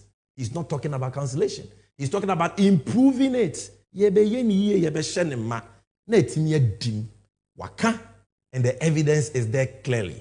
Producer, give us that video of John Mahama associations, and he outlined his vision, not all, but part of his vision for secondary education. The NDC policy of infrastructure development will again be pursued vigorously to decongest the large class sizes. Abandoned infrastructure in the basic and senior high schools and TVET schools, including the famous E-blocks, will receive priority attention under a new NDC administration. The need to review and improve upon the free SHS TVET policy is no longer debatable. And Angel just mentioned it. We are happy we are on the same wavelength with regards to that. It is a must that we look at the implementation of free SHS again through stakeholder engagements to address the numerous challenges and strengthen its positives. It is thus not surprising that you have incorporated it into the document that you have presented us, which I call the Teachers' Manifesto. We're going to mainstream TVET and STEM into all secondary schools. We don't believe that STEM and TVET should be standalone in special secondary schools. We must mainstream them through all the secondary schools. And so in this regard, we will revamp the science resource centers in order that clusters of schools can use those centers. Luckily for us, the E-blocks have 4 laboratories in every E-block. And those laboratories are going to be used for TVET and STEM education.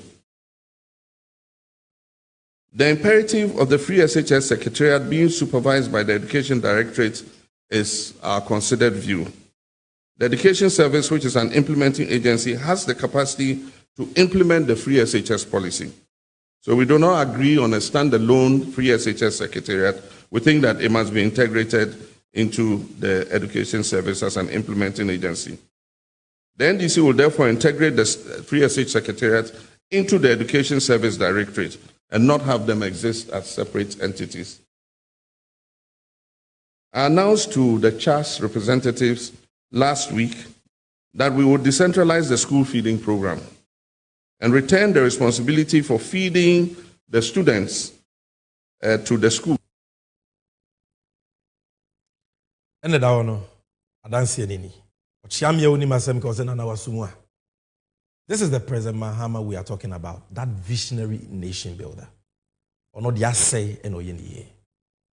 Obekai, Emra President for 4 years, secondary education 4 years. From 3 years to 4 years. Abra Wednesday school down back Okra.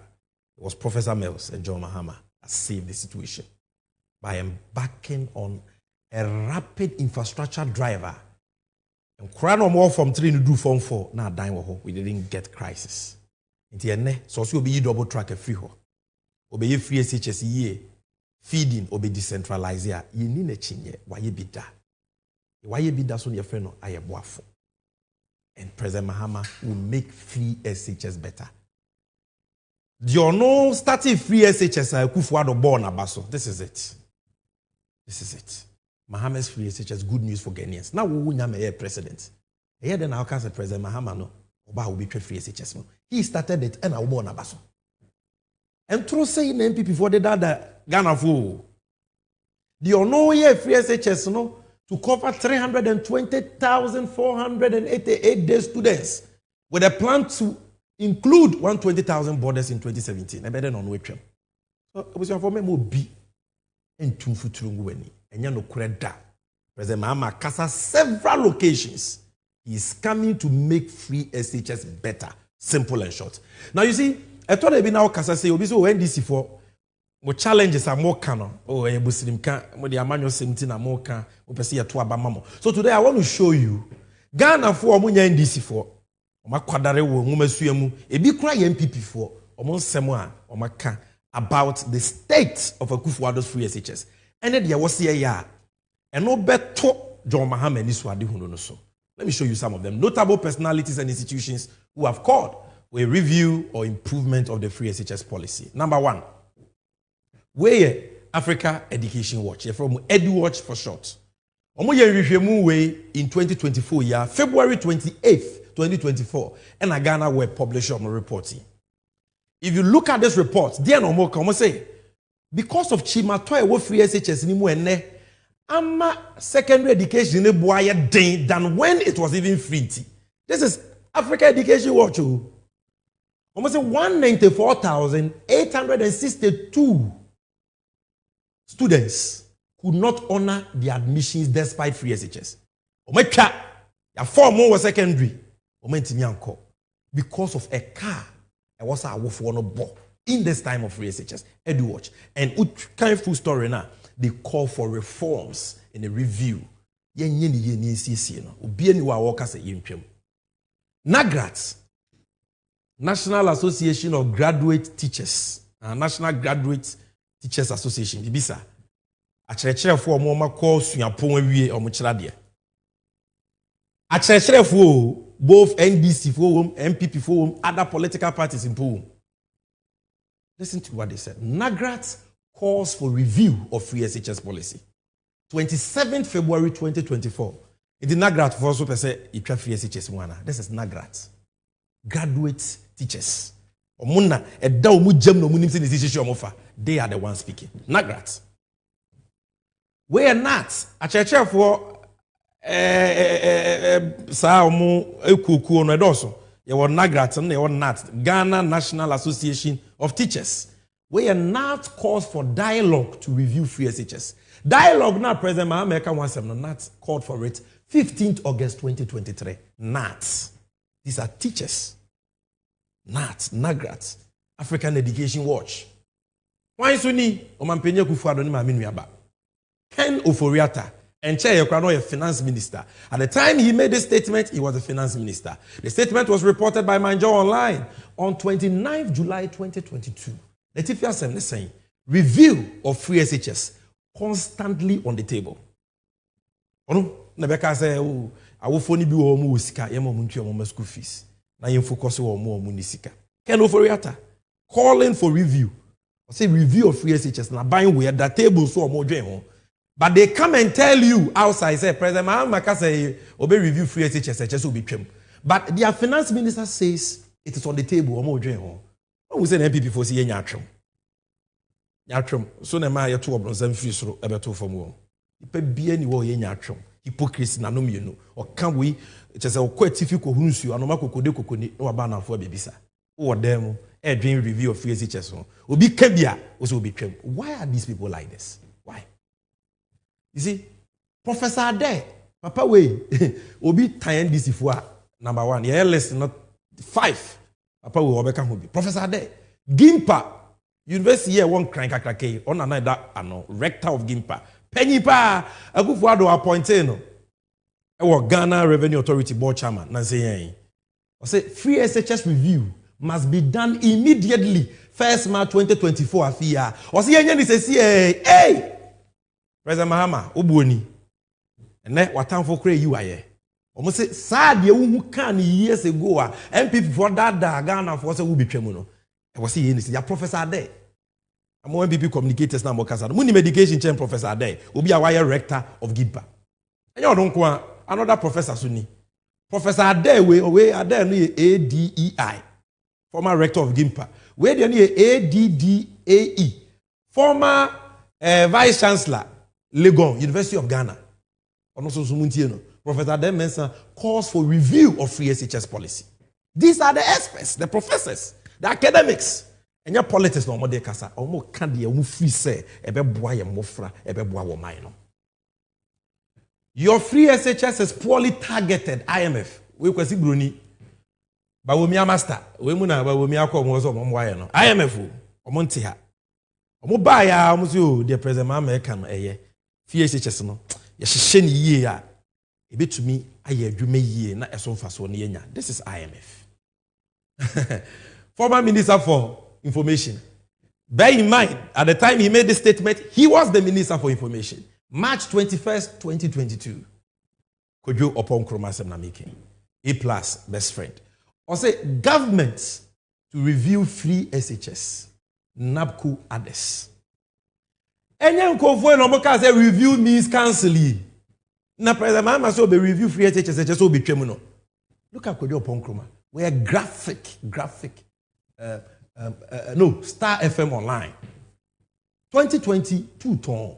Because they were going to the IMF for help. No economy na drega. And IMF will be so almost a free SHS no. Mo be ni ye. To say the President Mahama kana na ase monye. So ye be pa. Oh, and so omoba no maba be ditro actually. And some of you believe them. We dey bomochichie kakraka. Bomochichie kakraka. We anya fish. Onya pata. Bomochichie. Den chempa danfo. And we free nsuase abeka kire say den chemawu. Udi na chinye ye. Professor Kwabena Frimpong what ansem na making. Being Professor Ohwe Akoma MPP ni. Chair you know a Minister for Environment. Muntie de okan 8th April 2024 ya. Was it free SHS? Every sensible person will opt for a review. Professor Kwabena Frimpong Boateng. Every sensible. Also, Nyansani bia. Already free SHS ne kwa. Only Mahama be ya adwen say. Yen sachire mu ne nyini yie na emfa ne ntoma pa infra. Na mwa ye mofra ne awofo. I can go on and on and on. Way asofo mpo kabio Roman fathers. Our friends in NPP saying that we also are enemies of progress, and they want free SHS cancelled. Heads of Catholic institutions, Roman Father for heads of Catholic institutions want review of free SHS fast tracked. This shows what a visionary leader, what a great thinker John Mahama is. They had not caught it. Now all of them have caught it. They are vindicating him. Bishop Palmer Bakel, a man I respect and love so much, so review free SHS policy. Palmer Bakel tells government 14th May 2022.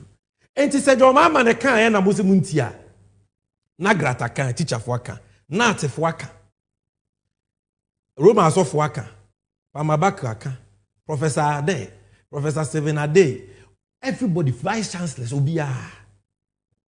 This should tell you that what President Mahama has been preaching about free SHS, I don't never bore me. And by women, copy man, but we lie. They say, who say Ghana for Mahuno Creno, that Mahama and a wardroom power ban over free SHS in a year. Into a so real policy, no, on also so Kebi. Monre City Newsroom, May 7th, 2024, yeah, after so could deliver us an UPSA speech. Was more needs to be done to improve free SHS policy. More needs to be done. This is Bobie. Wakwa kopim. They say the President Mahama ekano. And no the other nyom. Awoto. President Mahama. That was a thank you. Obi wo wa beka say oh power me pinti. Let me not say it as it is. But say sebi uti oya.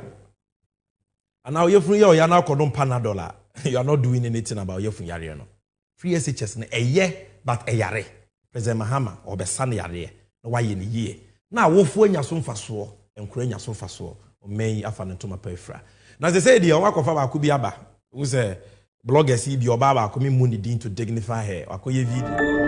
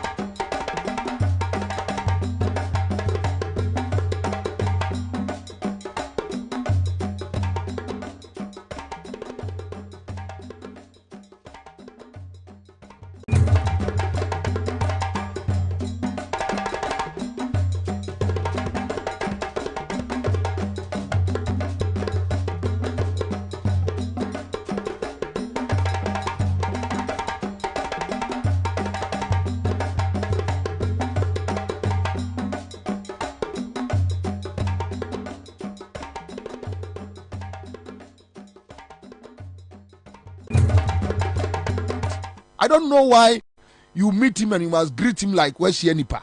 How?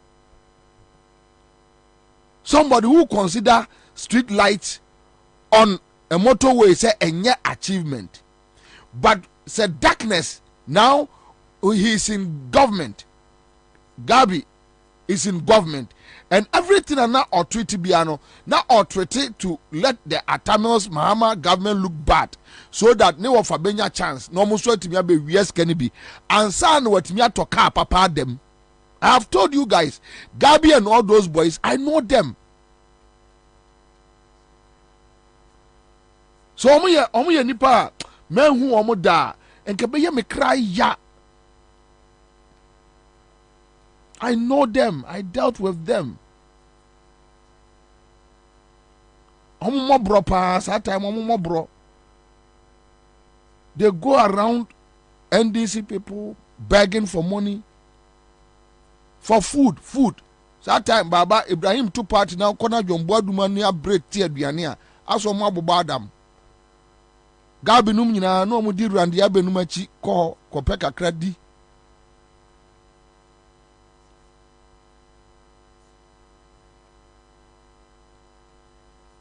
My phone. You see?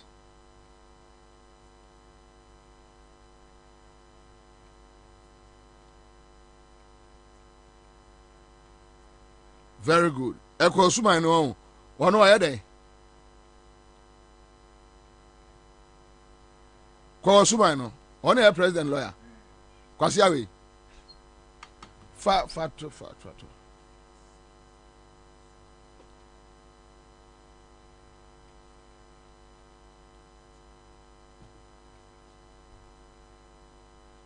Yeah, Ghana for one asema na manugu so America sisia. We kura no si ejiga kwa bi ebenya bebre. Yeah, this guy, yes one na Akufo-Addo lawyer, kwa suma no whatever. 26 February 2011. Ne tweet ni. This below 10% inflation is being overused as an achievement by the NDC. What Ghanaians need is economic independence. What's the name of you? I'm better say I'm a nephew da as ya gumuno a jabba. I'm better say I'm a jabba.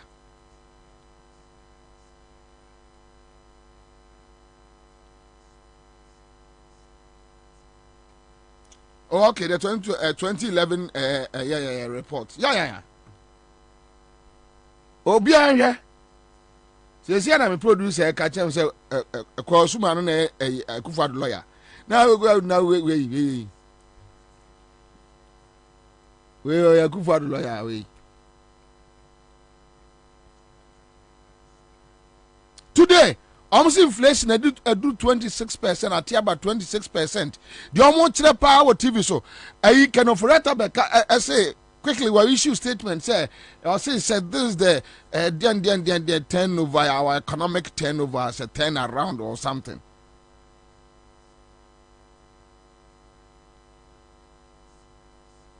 Below 10% in 2011. Now I'm on Fred Atamils. President Doolittle. Armchair president, lame duck president. Akufo-Addo no. Kwasi aksema kwasi where's an free na numu ba no.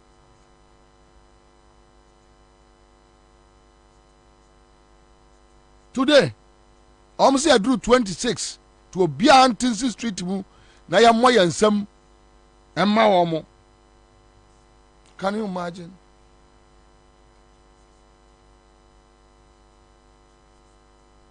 Miss Obi a wone MPP ni be dealia when he did not have no. Because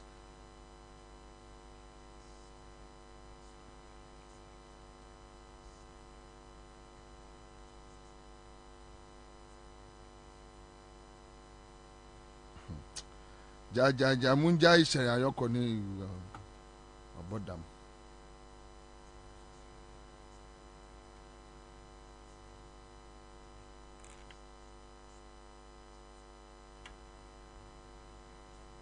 below 10%. Almost said no. Identity now below 10% the achievement bear. Come and check the dollar and the pound rate. Won't check it, mommy. And the achievement beer. The things they downplayed during Atamil's Mahama administration. Na me minim say Kufuado ba wan hwe kra de wo besi aye Ghana no se John Mahama kra nam krom a nkrofo be pare na bo. This is Kosuman.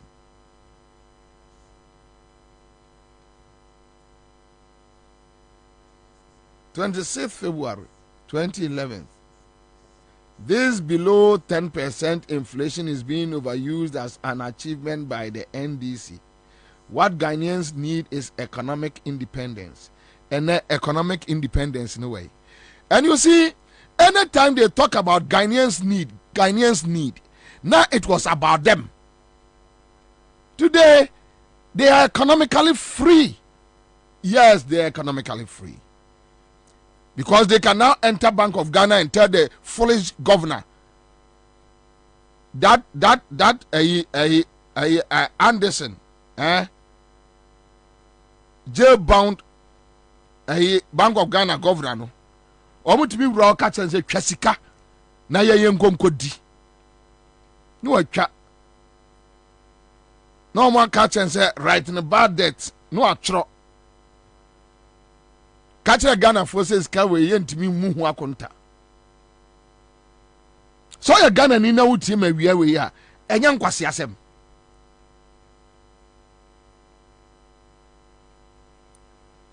That you can enter our central bank, order the governor to get you money, and you turn around and come and tell us you can't account for the money. Then they started talking about some flimsy nonsense. A man for backlash by Anom Cotton Tambibi, any of this can be say, any of the BAC, any of the BAC, any of the BAC. Yes, they are now economically independent. Taba no most less NDC for no, aha.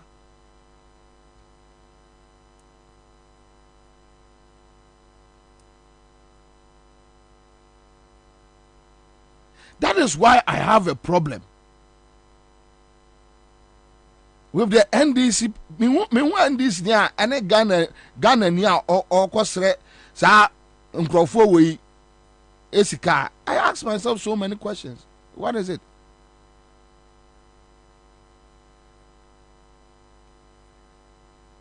There.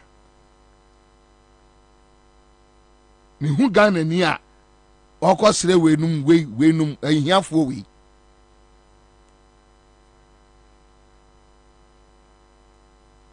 The first day I got watched the Akoba as Empire from my studio na tara ne hu bi. Basa.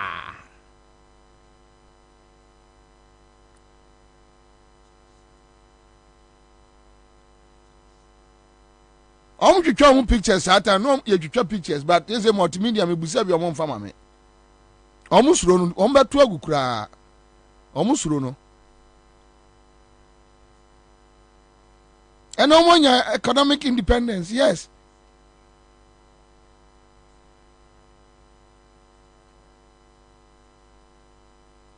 Omu rapport to asikanie, omu rapport to asikanie, omu fire asikanie, omu fanti. We need economic independence. Tell me an economic independence in a way. Now this Kwabena as I said, the original thing is a bodemino. Today why ye? Oye president lawyer why ye say tam chum. On tribute the sua Ghana for Osuno Kwabena no onte. Now he's economically independent because he's a lawyer for a criminal a president who is a criminal. He has been accused of murder, armed robbery, bepemene, or lawyer. Lawyer na kana no atum. Nipa no accuse president no. One namo president no amu ne namo.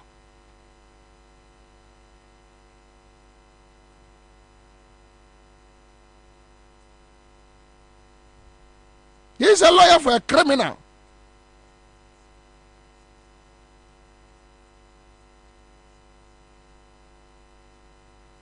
Inflation below 10%, you know. Yanono, anya achievement. Today they are doing 26 point something. Even with that one, a cooked figures. They just go to the market. Inflation. It should reflect. It should reflect. Go to the market. You be Christmas. You talk more say. Oil you say.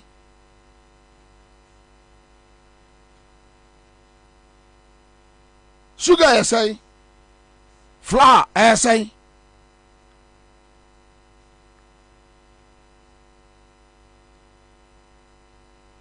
You sit there and talk about inflation. I drew 26. And I pay the more yaw social media. Hey, I'm saying, really? 7 years. They would me any. And I catch there, say, obi the co below 10%. Now, and you say Ghana for woman.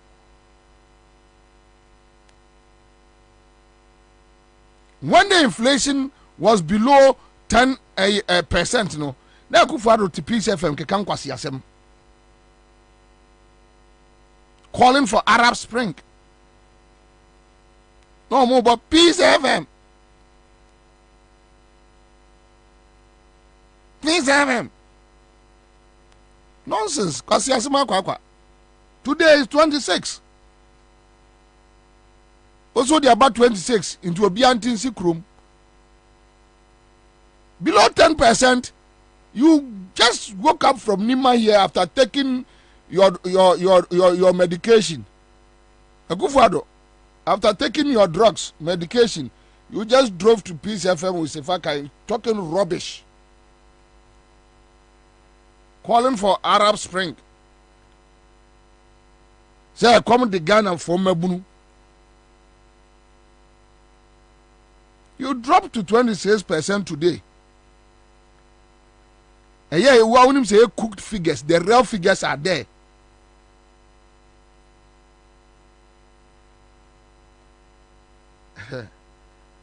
Opa fra yele Rebecca na yensi dwom. Ubon ntoso ankrofo de bebro no.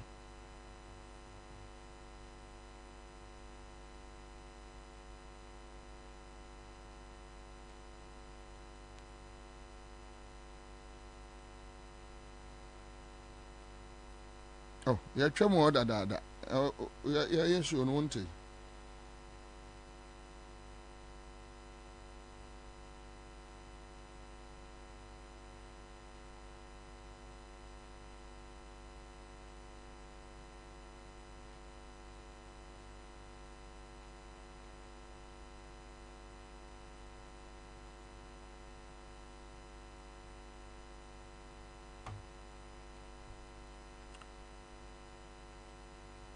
Aba, what do you say?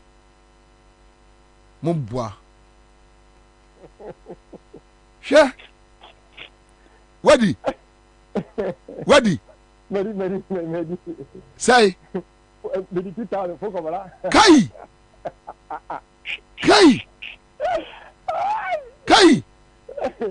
Oh, yeah, sure. No, Madi. What do you say? 20,000. 20 million. 20 million. A good photo. This year. The near Jagasa. With the second time. Ha! When I maybe last time, I see the Cathedral or Major June or Mufami Kobla. Ah, Kobla, Woody 2,000, sir.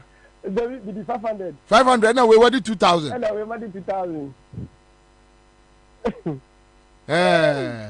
Oh, Nice. Congrats. Yama Trinkwa, wanda no moshi. Hey! Any bro, what budo? Oh, Debbie, me first born, let's say, in the Baba Sir? January, which is February, you know.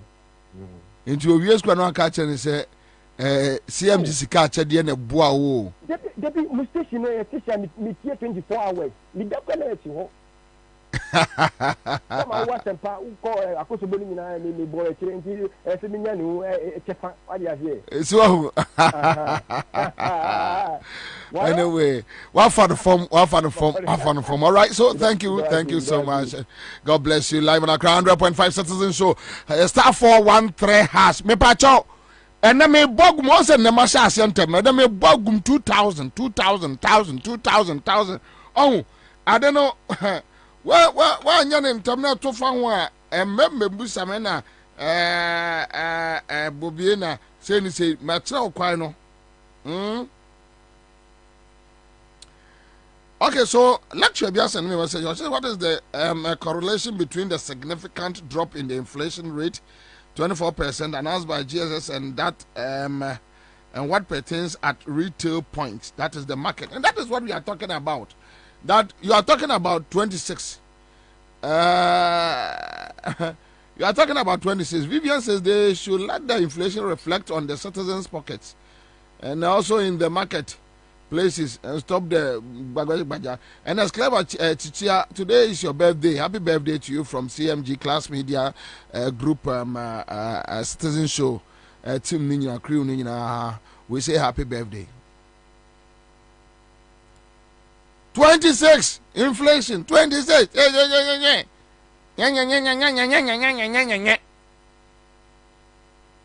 below 10%. Almost say way a achievement.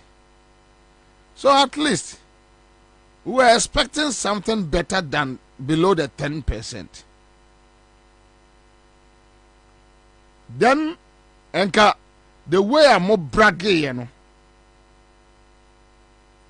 And you bet yatum. Yes, almost signboard no almost here to two. Only one them supporters nipen omo abuomo. Oh me wo and ran people for no various platforms. Omo yi omo antokwa ne bebre sende me. Wo be serewu. Supporters nipen omo abuomo.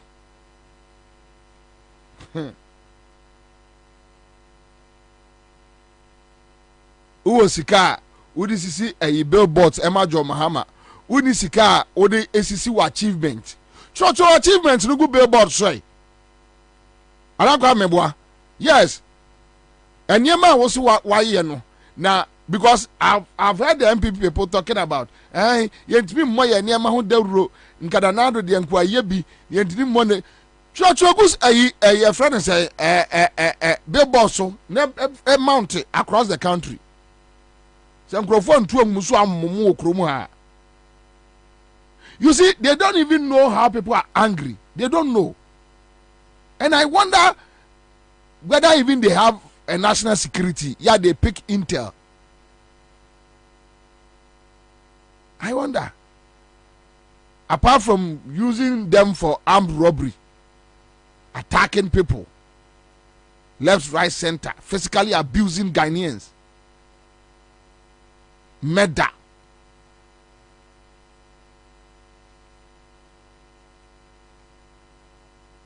We know na omo organize forums, town hall,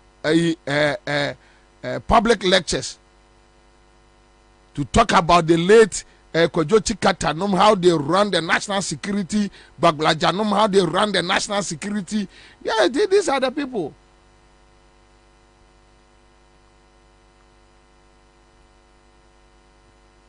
Thank God.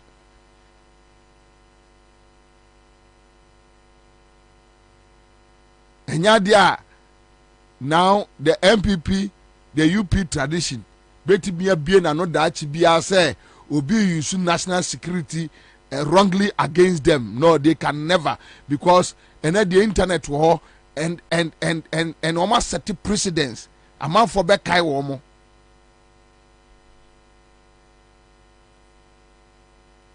A man for back kai womo. A man for be a kai womo. On saka national security na dia odi ye ni. This is how you run the national security. They don't pick intel. Senkro a man for bufu afu okromu no. They have no idea. Have the moon to 2 billboards. Mama is your Katie Amon say. We are going to take Katie Amon. Just listen to Katie Amon. Just listen to Katie Amon. Katie Amon catch the before say Omon tete omon near maso for Christmas. A madman.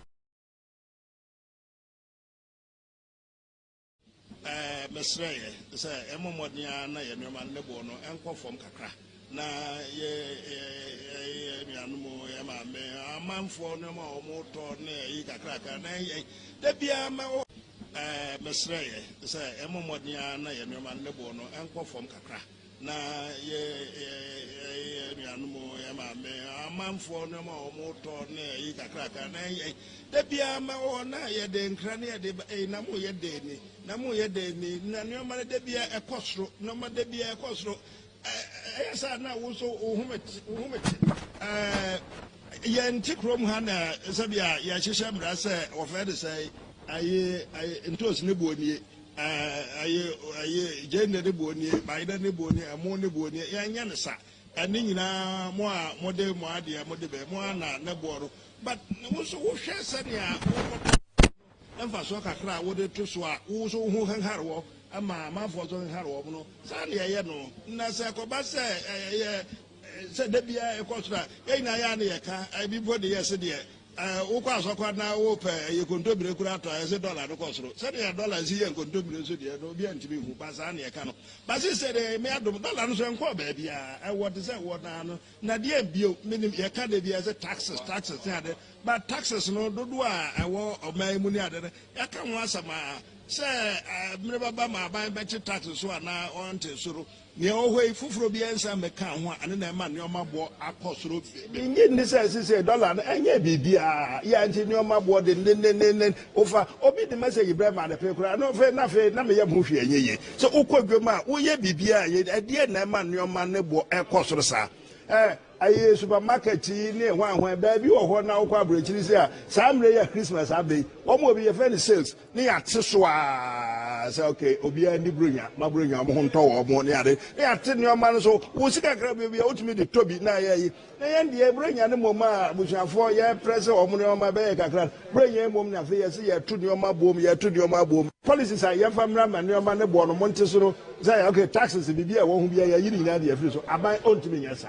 But say we tax no first na tax no unya no say 20 cedis a wo de so te kakra e ma ne ba 10 cedis e ma manfo so ho awowa o kakra anya hwe na wo de no ama 20 no enam say ho adima ho a kire ndire wo de na ko 50 ye nuane ne ebedie ne enkwada be hye de be ye bronya mesre mo hu mu nuane mo mobo mo nuane mo Ghana fo mo hu o mobo na de man. Madman. This guy is a madman. This man, Katie Amon, the conference in the Froze, Asukwa, right? Muncha adio in fan sending mam. Oya bodemini ba. Bodemini. Bodamfo. You heard this stupid man telling us na omu jina ho and media no hwe nanim say taxes e wo ni nyina no akufo ado betoye covid tax obetoye covid tax akufo ado betoye sanitary pad amwase ema sanitary pad tax obetoye Obato ya na so na de buy. Kwame pick out the new taxes. Just na se kwa me wuti ade we nke so ye adwuma we dada ansa na ya ase na wantie fu no when you ka wuti content no you should have done it na nka we new taxes a wo mo bae no wo mo dia bandigu nche ne ya de kire nkrofo madman bodamini keti amon ya bodamini ba complete bodamini pa go to the port ko port ko share taxes sara netie nti omo kofa emo anwa ene niema and they are paying so much say kura de ketia monti ekroma ena kumasefo adwadifo a wo mo ane to abama mo e complain say wa yi wo niema eya wo de ekono na ya sai ede eya agiarefo abehia wo kwam ni amo yi wo niema na se aguo na wase atua sika foforo wonti kroma enti de gutafo ka nyina no ketia mon wagimi wabadam na wagimi a yiri suntufo bodamini complete. Somebody should tell him that I'm telling why you bodamini ba.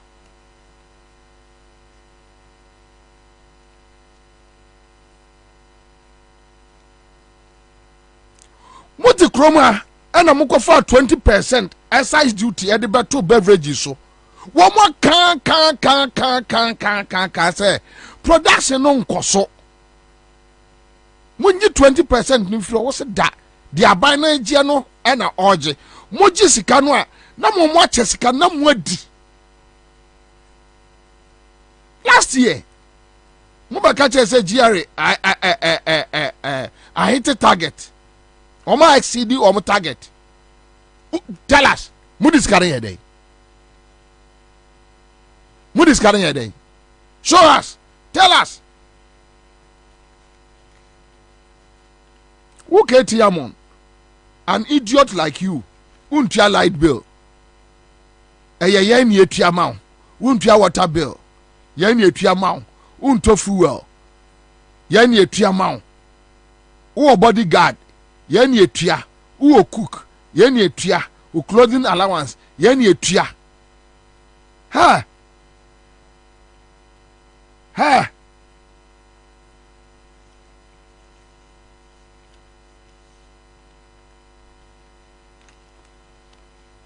Ha! And now you are insulting the ordinary Ghanaian trader. Garden boy, yenye tiamao. Useless man like you, ya hunim fasobia wo wiase. Mimi tia taxa, me tia sweaty for 4 hours, risking my spine. Me tia taxa, foolish man like you. Na ya tete, ya na ya di to suit a show.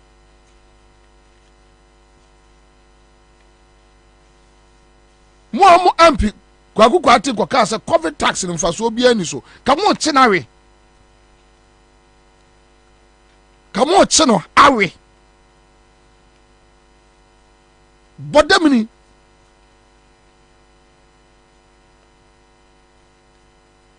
Come on, chinawe. Say I didn't know kasa COVID tax. Munyim free ho.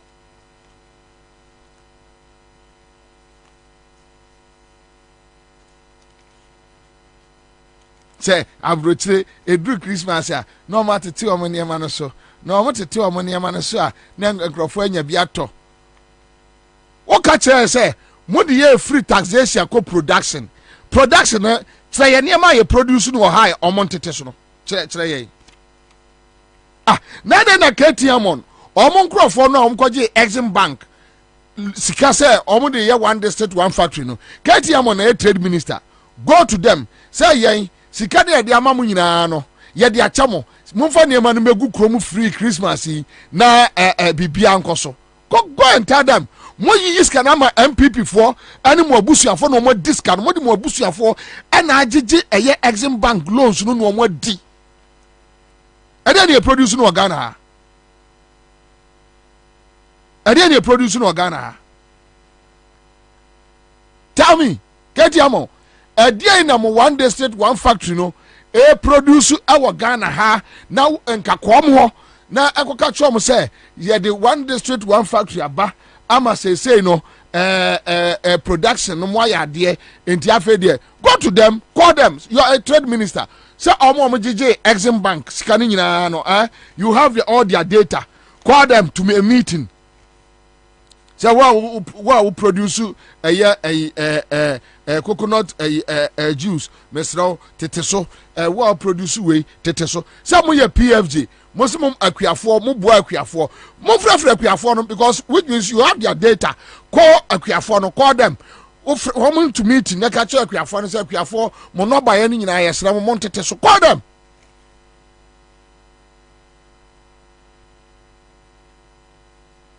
Foolish man. Ye kase nipa MPP ni nim nyansa. Oka amso udidi o matem. Nyansa. Onye na krede Japan ka che omo no. Se nipa MPP ni agimia ma odwene ho a won tiase. Ya na krede Japan ka che omo no se nipa MPP ni agimia ma odwene ho a won you ask yourself say adagimi we free. Because Ghana ni Jimmy say obi a ya wo no Ghana ni wonyimi say me ya wo me nyina na e ka chem say Ghana for the ani ate. But this a Akufo-Addo government, they are too stupid like than animals.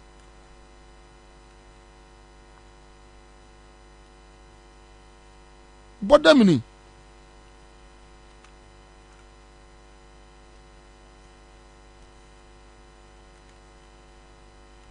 say why you don't pay electricity bill? Why increase your electricity bill? Because what the Ghana call IMF and electricity bills are one of the conditionalities. Mamena okoton awiesu obrayo the oton obrayo the oton pe kwadu electricity bill a wotua wo ketia mo ya cha wo de agu ono ne de so you don't tua bi wo ketia mo boda mini basa wo tua bi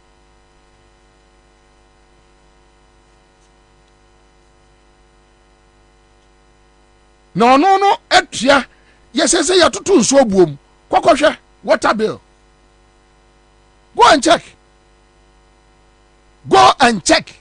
water bill. Go and check.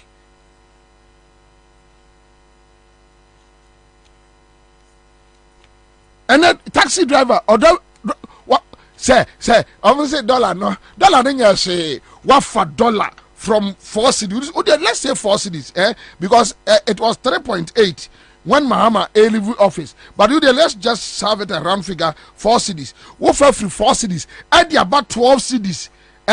Edrubabi kura twamu ko 17 $18 etwamu ko 17 18 cedis.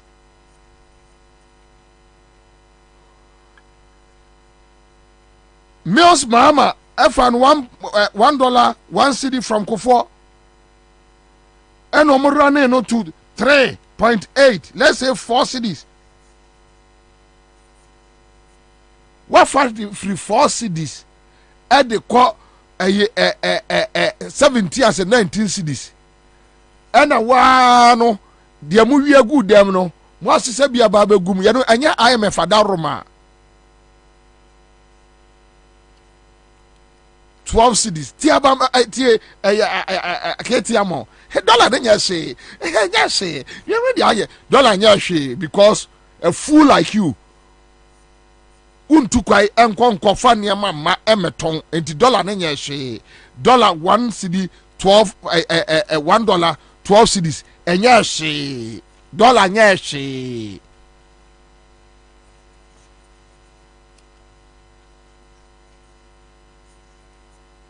$1 12 cedis enya so which means Ghana for no and pay complaints and no more complain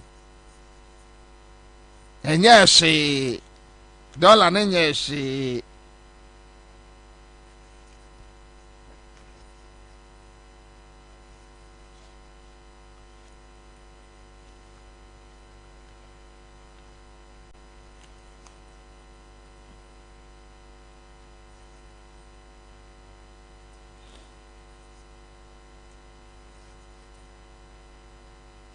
utumi hwe Ghana ni dwadini anim ka kyerɛ sɛ dollar na nyɛ hye ɛnyɛ hye ɔmo tete nneɛma no so ɔmo tete nneɛma no so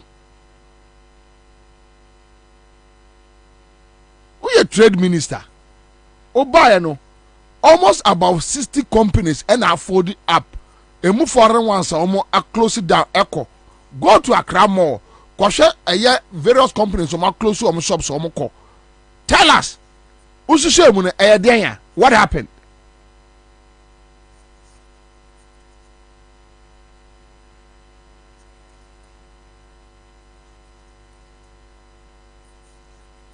Crofo sorry they just say stupid thing besu omo trimu bia no maka they don't respect us omo mbuyai omo mfaya nyehwe.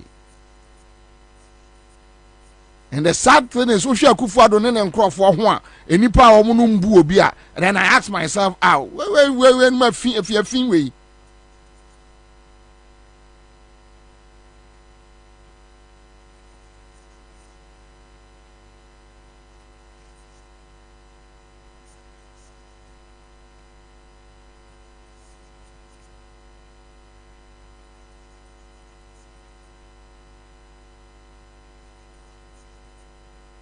you are talking about, say, inflation about down to 26 or point something.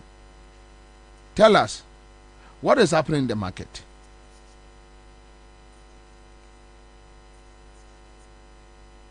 Okay, so let's talk to the people on the street. 030-220-8090. 030-220-8090.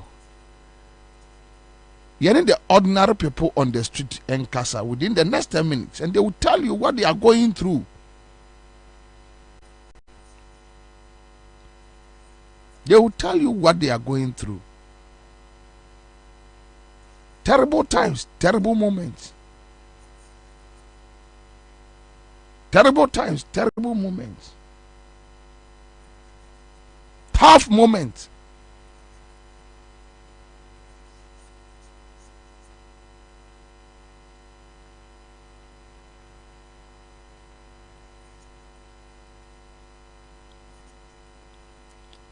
Hello. Hello. Yes, sir. Yeah, good evening. Yes, sir. Good afternoon. Good afternoon.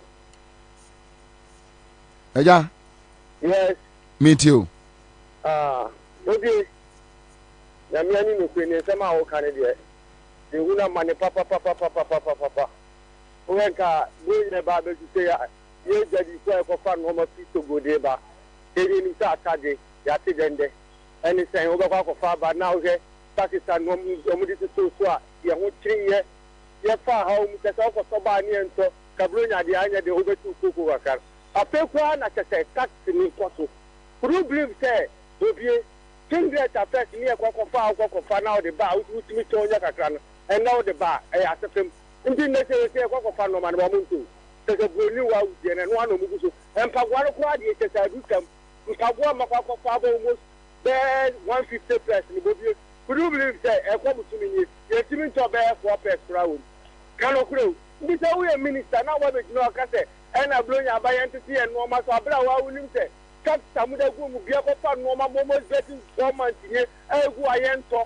No, but this is our Boca now. Oh, Mr. Pia Amica. I'm a boy will be at their cell phone. MY and no back at the man to say.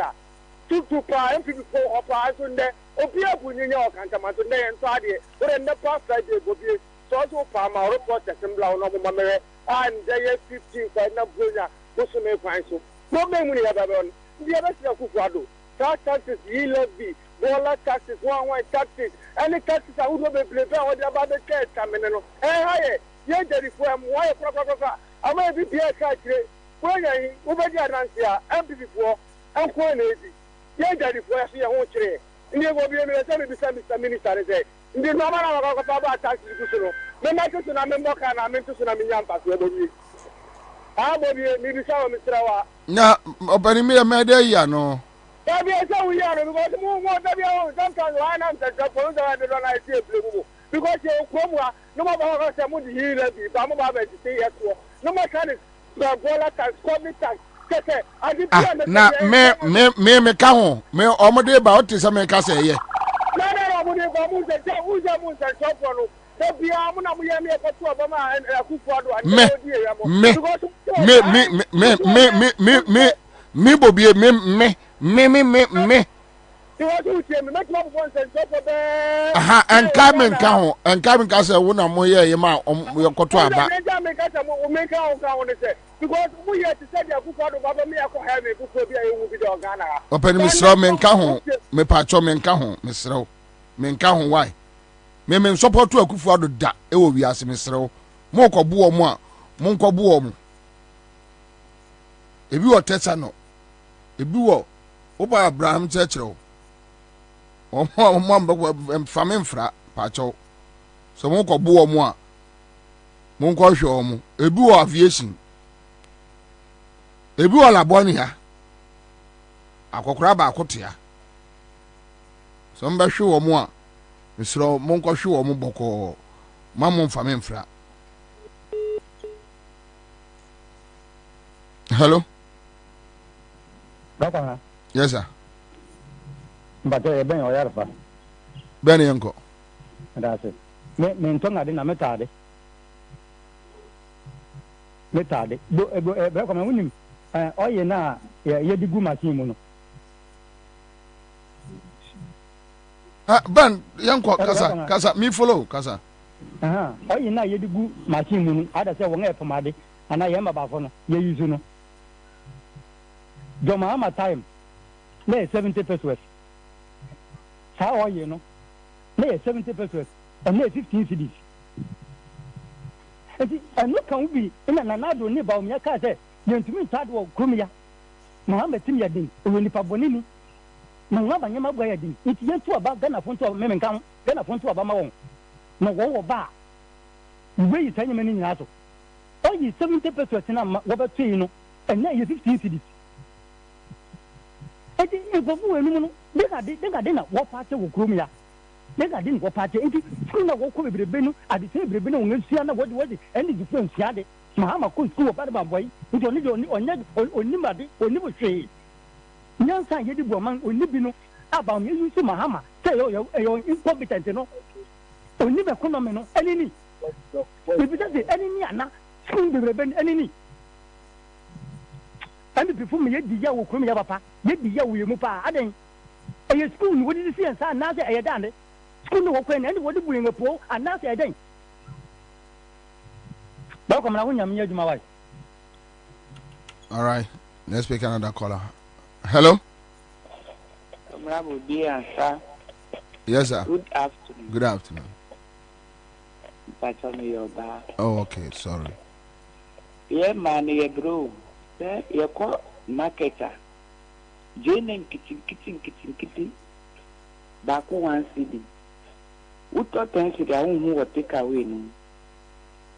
Back body over Casa or Mukain. 5 AB6 2 CD. Who can panic it or to one of showing but who they will just a woman in Hikura or Pecrank or betting at the water. Your co-market, Nasa, ye must your bed. Just say you're keeping up a year and Sunday Abashi because you're the way balance, you're the way balance, and as still. And so, nay Abashi. A man, your breath of a perform away, dear. Nami on fire burning chair, say, or two Abama Kufuado. Our DA, a court at Titim say. Yet the Nifika. 2024 ebedu yenyi na ebechire yekukrumotie medasi. All right, so let me pick another caller quick one. Hello. Yes sir. Bobie, good afternoon. Good afternoon sir. I am famous Somedoshe La Paz New Market. Okay, yanko. Masa Bobie. Me ni job me ya obi am tade okrum ene market na. You see, Ghana is a character. You the Ghana than is a Christian country. There is a Komenda pillar near the new concept. Okano Korea, Nipasa 1 year, but can a Bonia, which Nipa support to them. Near a metal pass market, a new market, Yano. Body a enemy and certain city. it's been out to me a chair me call a year what more down Mr. Bordre drew me 25 cedi into my friend as a Christian country Lydia would use a Musintia when a yana let us me the ambassador Midi Jow Akonya Diamami Mr. P. What do you program now? Kind Proverbs chapter 29 verse 12 Ghana we are seeing an inchi Medasi. Mr. Bedase, you go for another call on the line. Quick one. Hello. Hello. Yes, sir. Komenda. Yes, sir. Good afternoon. Good afternoon, Pacho. What video no? Okay. Komenda, I found you about coffee or tree. Okay. It's a free Ashalaja. Ashalaja. All right. Yeah. Yanko. Na Komenda, I keep your money in your day. I see entertain your muscle. Uncle for the no messages, so wait with the some way. Young Uncle for then by Rebel Ministries. Komenda, go for Mushi and the real Kumau. At Tini, I'm a family name. In fact, in Queen Diana, I don't know, just I quite remember the last time I meeting Queen Diana on my brother. Eh, there. Ufa has say, we say, I say, yes, I say. I think a punishment to be no the mayor could have. So much now. Time in Ataka Krabi. You could swear where your wife came with a key. Money, I mean, you. All right, let me pick another caller on the line. Hello. Hello. Yes, sir. Hello. Yes, sir. Good afternoon. Good afternoon, sir. Pacho, maybe in Bobie Ansah. Pacho. Brapin, Unia, or therefore Medina Zongo Junction. Okay, or therefore, Uncle. Oh, you are the Boabasoba, Boabaso, my power, the Bia, who I mean you. When they lose to a mononym Boabasopa. But they are making me a catch papa of an Katiam. I can't be a Kiatina Trinity. I can't be a Kiatina Trinity. In some way, or Kano. Taxes, no one of the taxes now to Tony Amaso. The former now play Museum Titania Masono. When I say, mobile no, taxes be you who be on Betoso. Yes. Into now can't be a Trinity. I will do baby why I'm Kalano, Eka from Champagne for now, I'm Kalani Muadiano. Now, which I will be a coming now, Papa Penny at his own. Now, okay, can't be a Trinity. Bobie, my Bobaso, I'm encountered my power, my gun, my. That was.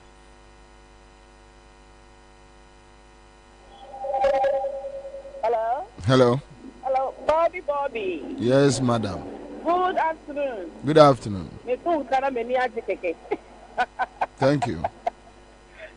Look at the face I was there, but then I last young for the war. I'm going to talk about your umbrella. Why now? I'm not going to do the same. I'm not going to go to no more. Yet, somebody that I didn't even put me. I didn't know why I did. It's come for young for not their son away. Yaman Cameroon. That's it.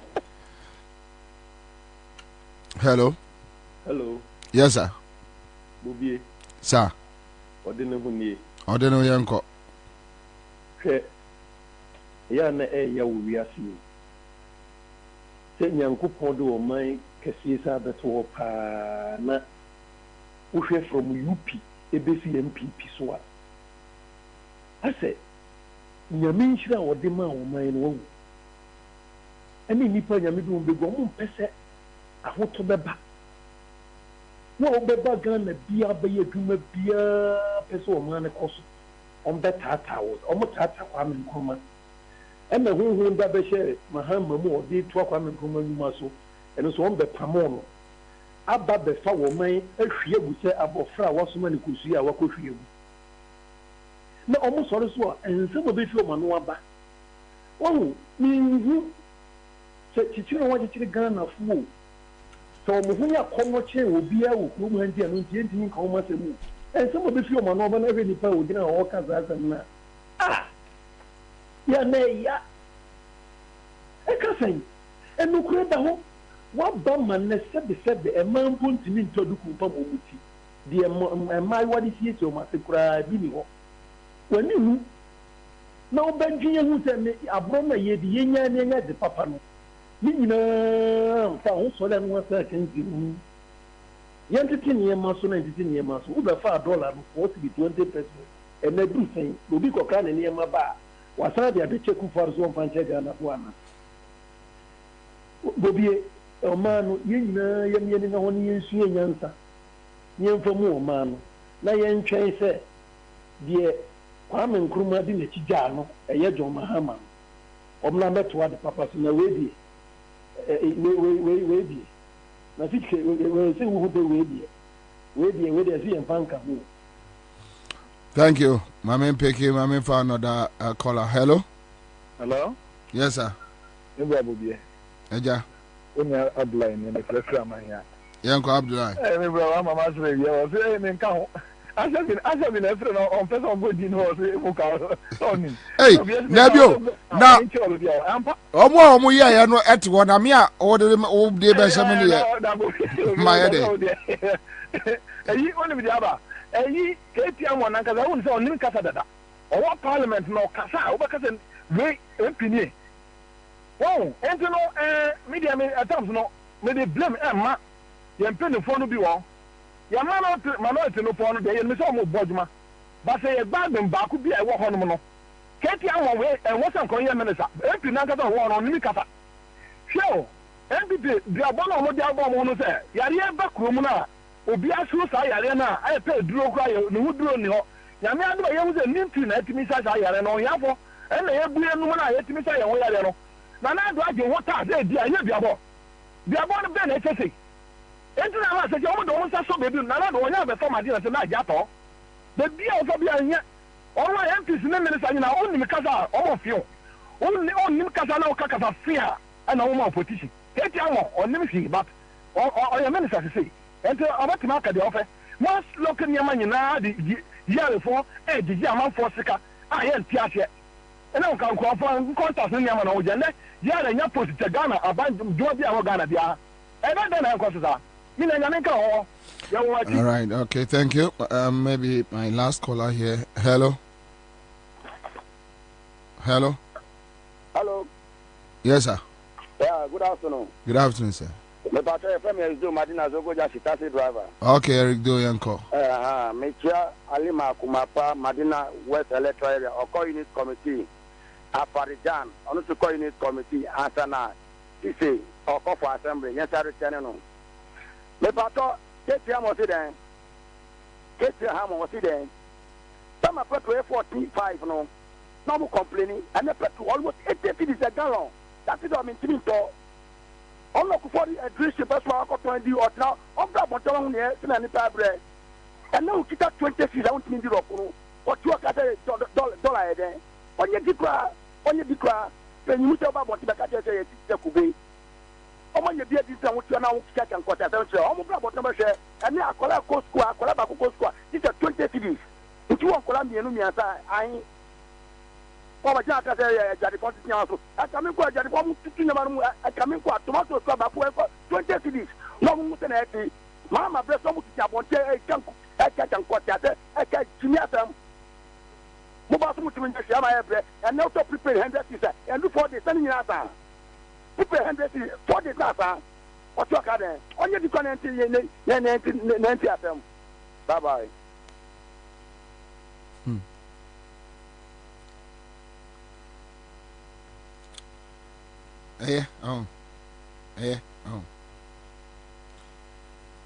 Ye Foreign Affairs Ministry passport from 100 to 644 you back to unya hu what's it me say passport unya hu ma me nyem France o say e news mu dada we kra de nya ibia.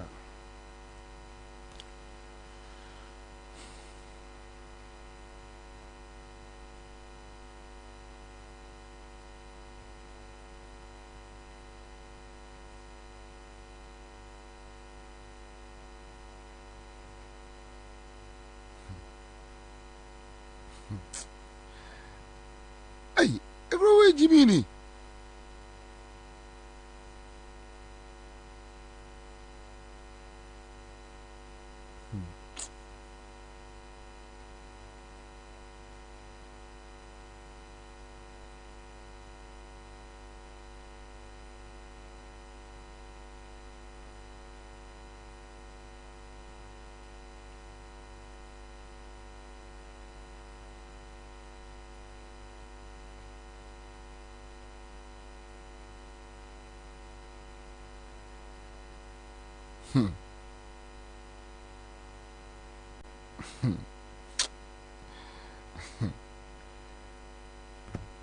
Ha, Mr. Ghana, yenya 7 kwasiafo sei ma omu medie so da te se kufuado ne ebawumiane ne nkrofo. Hwe ono aban no. Wono aban no.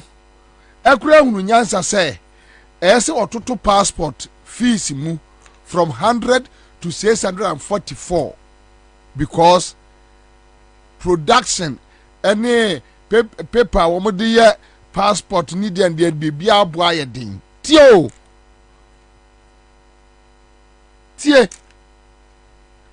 foreign affairs foreign affairs ministry wants passport fees increased from 100 cedis to 644 ye no ye entie say no your friend is saying say goro mine for no ebe tuma ko 3000 open in tema 3000 yes passport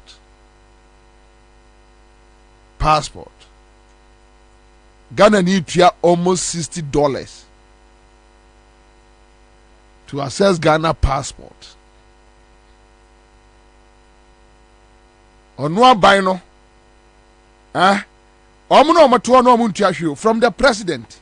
They don't pay light bill, they don't pay water bill. I mean nothing. They are getting the fat contracts. Kickbacks. Stealing us left, right, center. Omono increasing omoniema. You are increasing public services impo. Why increasing no? Public services, you have increased it. We are no country a yo no say titania maso na achre wo ho. Chale is okay. Oh, moment trans. But your video now ready abona enko. Star 413 hash me baba be biem.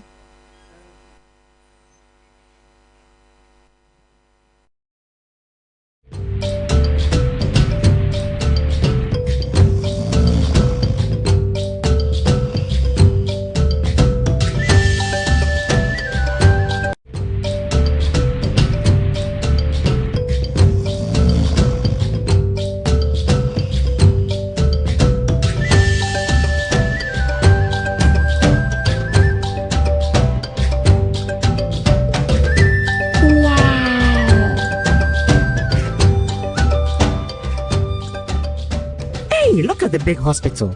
So, Papa. Yes, so, Ma. Government is building teaching hospitals, district hospitals, polyclinics, and health centers all across Ghana.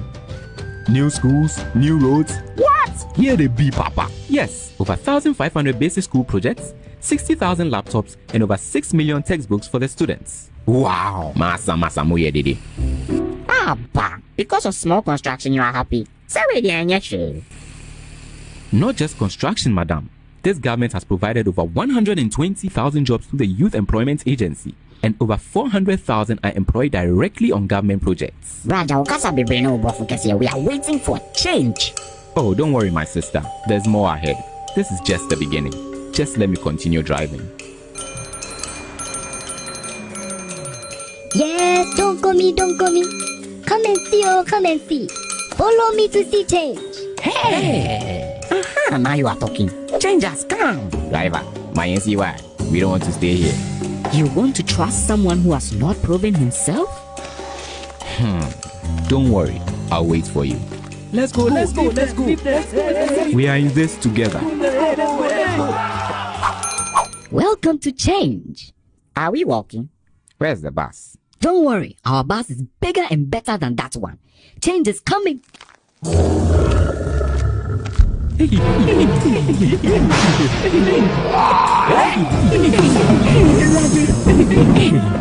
this the change? Oh, don't you touch me. Come back, oh.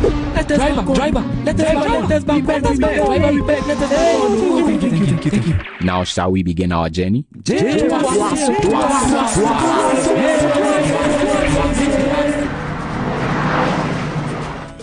You don't have to look far.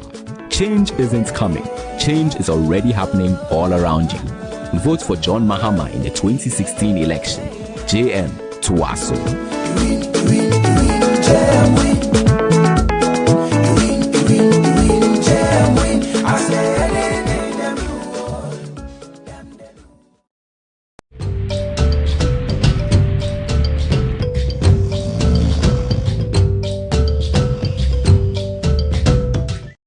Kwabena 100.5 Citizen Show. We are here. Electoral will join us within some few minutes. Solomon also is a member. Movement for Change, Ransford, Chatman, Vani Amwa, former Secretary, Komenda Factory Management Board, also is here. Very for Mama Kwaba. Adom. So now, passport from 100 cities to 644 cities. Say a problem I want. Mamma no city or say your ID. The passport in the two countries here too. Na minim se start time na no no down on no to me to tomorrow for far. You see Chroma and there is a solution will be and say the bia yemfa a can go to Ghana for ye more minds sort mas ye more minds and to be free parliament needs of you too, but this parliament is men trust to say I mean so we are more exemption say a can the bar mon can to number jatu and the debate you catch Ghana for you and say when you not can we not say Oral and Chamancha, you hear him no. You man of Kwabena about 2025. Na your basis are in same way and no coin. Na Ghana for whom I am a Ransford. I can cancel my own person. And I didn't know because so no, the last week I'm afraid much in time. What last week not to chin or free them to a young pure to a by the day you know. You be bob born no pepper or parking. Can I come home to do me pa baba? Short mass here. But 100 to 600, I mean, it's too much. 89 also parliament. You see, also on to be found a pen into the according parliamentarians. Some bay ya do maka said there be no and any issue. Omuko ko jiatum. See in tia. E jemi en de be. E betu aba be kasa, ye wi ano mako jiatum. Na mo ba o masa ba be ka kire say yentia memu ase. Yen nya na ne won tokro mo na mko se parliament mu de mo ko ya na mako tia memu ase. Ye de yentia ase. Ye tua ne tua na mo de mo to because mo nya bidi. Make no mistakes, are two political parties, MPP and DC for the good parliament. What did you? Hey, business. That one now MPP now mudidi. Me de mini. Omu ne didi. Abin gandibi. Omu didi ti omu kotra omu hu ebre no. Omu hu ebre no. Di omu pen omu ye. Kama mi be ye board pa ko say passport ni yentum. It's too bad. Na wo tum so a enye even 50% o. What to boom because one baby or 10 air condition 500 almost 544% or so. Wo salary a wo tum wo to we increase wages we increase in say. Na se Ghana ni se okwa ko passport a wo se sense on wo de ekwan no de betu nti no yentum na otu kwa ya ska gugu form. Ai nwa se de ye pemfa so with abadwuma ye nyem pemfa so. But obeye no afa ne ho adi. Esanse ya no foreign affairs minister. Menu mienu na apa no. Na foreign affairs no minim foreign de wakoya wo de abakrom ha no mo a enti wo se tutu passport. Enti mo a hostless na ene mo down get to for na afina mo pe passport muntie. NPP abai mami si ye ntu passport mu. Na 100 cities si I go do 600. Ano de akodan parliament a eye NDC MPP for say omunyintum. Enti ghetto boys and girls si agitum a na ye party for mienu and agiatum say ye fan shamko. Enti ye shamko wi amam pa ba 2025 no. Bobie alam besa ba be reverse. Nyoma fu a wo ma ye bia be reverse okroma. Ala kiai. Omo fom hundi. Kwasi asem goro di okroma. Ah, kroma. Ya na ye go sabiri se fi. Hello. Hello, sir. Kai, what for the form? What the form, Nana? What for the form? What for the form? Say no. 2,000. 2,000. Nana, what for the form? Oh, Debbie. Oh, boy. Because you draw it for 1,000 and then on your 20. 2,000. What for the form? When you're 20 million. When you're 20 million, giddy, kala. Ha! Yeah, Pacha Frosty. Your baby Joseph. Joseph? Okay, my namesake. Ain't for now. Buafia. Who are Fina? Without your eye. And you remember about you? No problem, Nana. You know what? Come up, giddy. Ha! What for 2,000? No? My father form. Who can say? Who can say? 45. 45 cities. Without your eye. And when you're 2,000, we are fala. Without your eye. Hey, bro, yes, you have a show. Papa. Anyway, cause one extra CMG sikache there. A Friday be an special bonanza cra and ye bim papa. Congrats. Utrinkwa. All right, so that's it. Mr. Enche and I may board draws no say a more force my Bobie no kragum.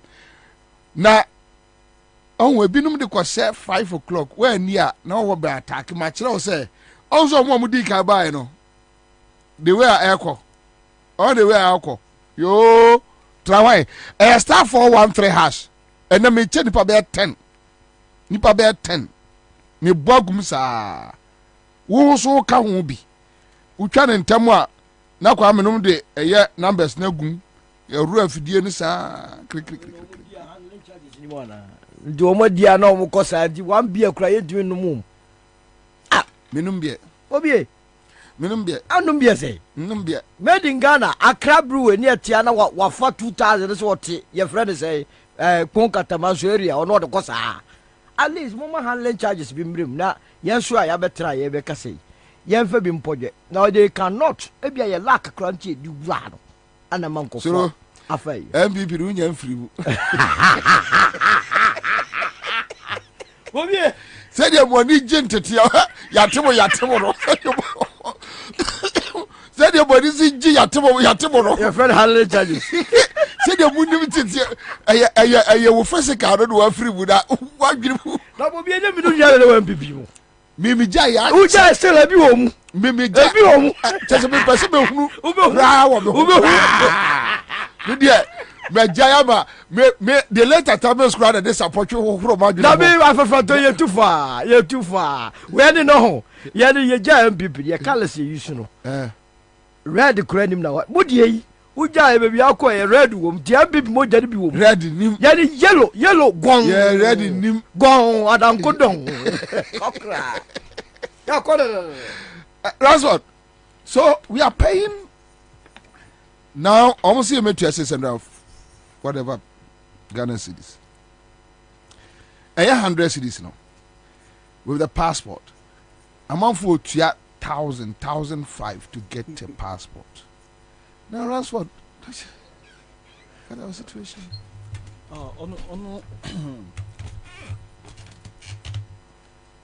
It's a the mass me no mo my show. O Sunday. Oye Azia 100 cedis. Even a premium mpa do all my premium package you have 200 cedis. Then within a month once I can or passport no crack connection men as a crampo be more 1,500 na more can na see area is a normal mpo 600 no be one now the manzi no me bisa there ora Kennedy Japan and or election na ye catchon there as a bonny be over parliament biano oju tumun okay change there be onye bibia na oju tumun she budget bia was kwema okoto about approve the them budget MPP had 138 votes when they were passing that budget maybe said that because I was expecting them Kwabena 137 but Kennedy Japan voted yes emo approve but next time All about flag bearership na baby san obeka cho de nye bibia na ojitum. Onye bibia na onye ho ya adwen. But I'm telling you there's them discussion on this passport. Yeah. Soba parliament. I mean, I know the NDC parliamentarians will never approve it, but NPP parliamentarians and independent candidates will be 138 wajatu. Because Kenya Japan will not have the gas to vote against it. Osande, when your JZB there, CC Alan Chamatin is no longer part of the party. Until he will be the next leader of MPP. Because when you, the MPP cannot win the next election. Why don't you right? When there won't win the next election, no. Sabi, there is no way Oma Baumia I continue with the 2028. Inside the night there will be a new leader, and Alan Chamatia Nanka obey the new leader of the party by 2028. Nala sisi also the wire for Franto. Inti onye osunenye ebusuan Bobie abiem. Inti oba the man actually looking at the voter otuminyen, the percentage otuminyen no. Not there, he will be the next leader. So there is no way Kennedy Japan will vote against any policy, another any Ebiobawa parliament there. Wajatum whether oye bono or ye papo. Inti ezi kasa zi ebeka sawo ma adwinchebe ebechebe but in the NPP government bibia nyiwa oze ahochebe bre amount for beka the one juntum oye dena obeja tum kwan be owefado. But I can assure you that 137 NDC MPs will never approve this. Anyway, it's a sad situation, but let's see how it goes. So let's zoom in straight and Sani Akoya at that topics. There's something special we need to discuss about this Komenda Sugar Factory. So, Ransford, you have been the former secretary to Komenda Factory Management Board, and now last week you raised issues, but what you heard it.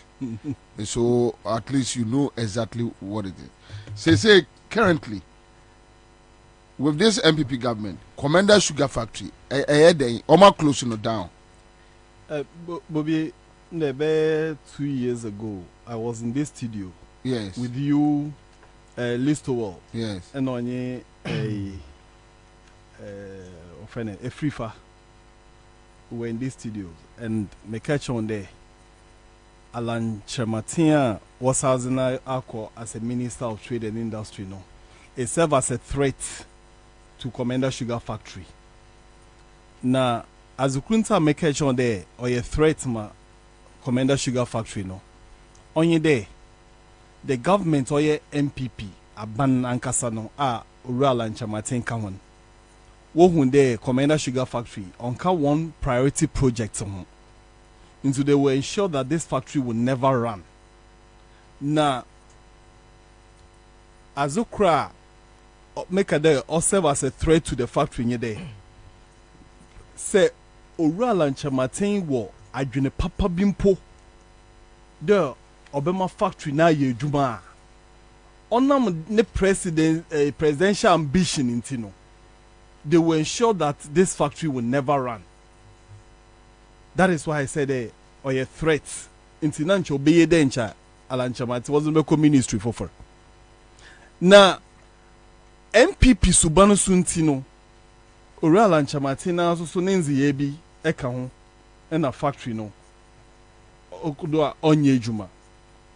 Now, before Alan Chamatin took over as a Minister of Trade and Industry, now Komenda Sugar Factory, oh yeah, 100% complete. Bibiara our factory no. Which means when MPP took over. When NPP took over in 2017, now Komenda Sugar Factory, if free now, washishe, nina everything you're complete. Until we handed over a complete factory. Any area you know so you handing over 125 acre nursery plantation. 125 acre. I see. Nursery them a nursery no ewa ono ena ye transplant as it call a larger land do them 125 no order cover 10,000 acres of land. Every 25 acre of sugarcane nursery say a transplanter or cover or 2,000 acres.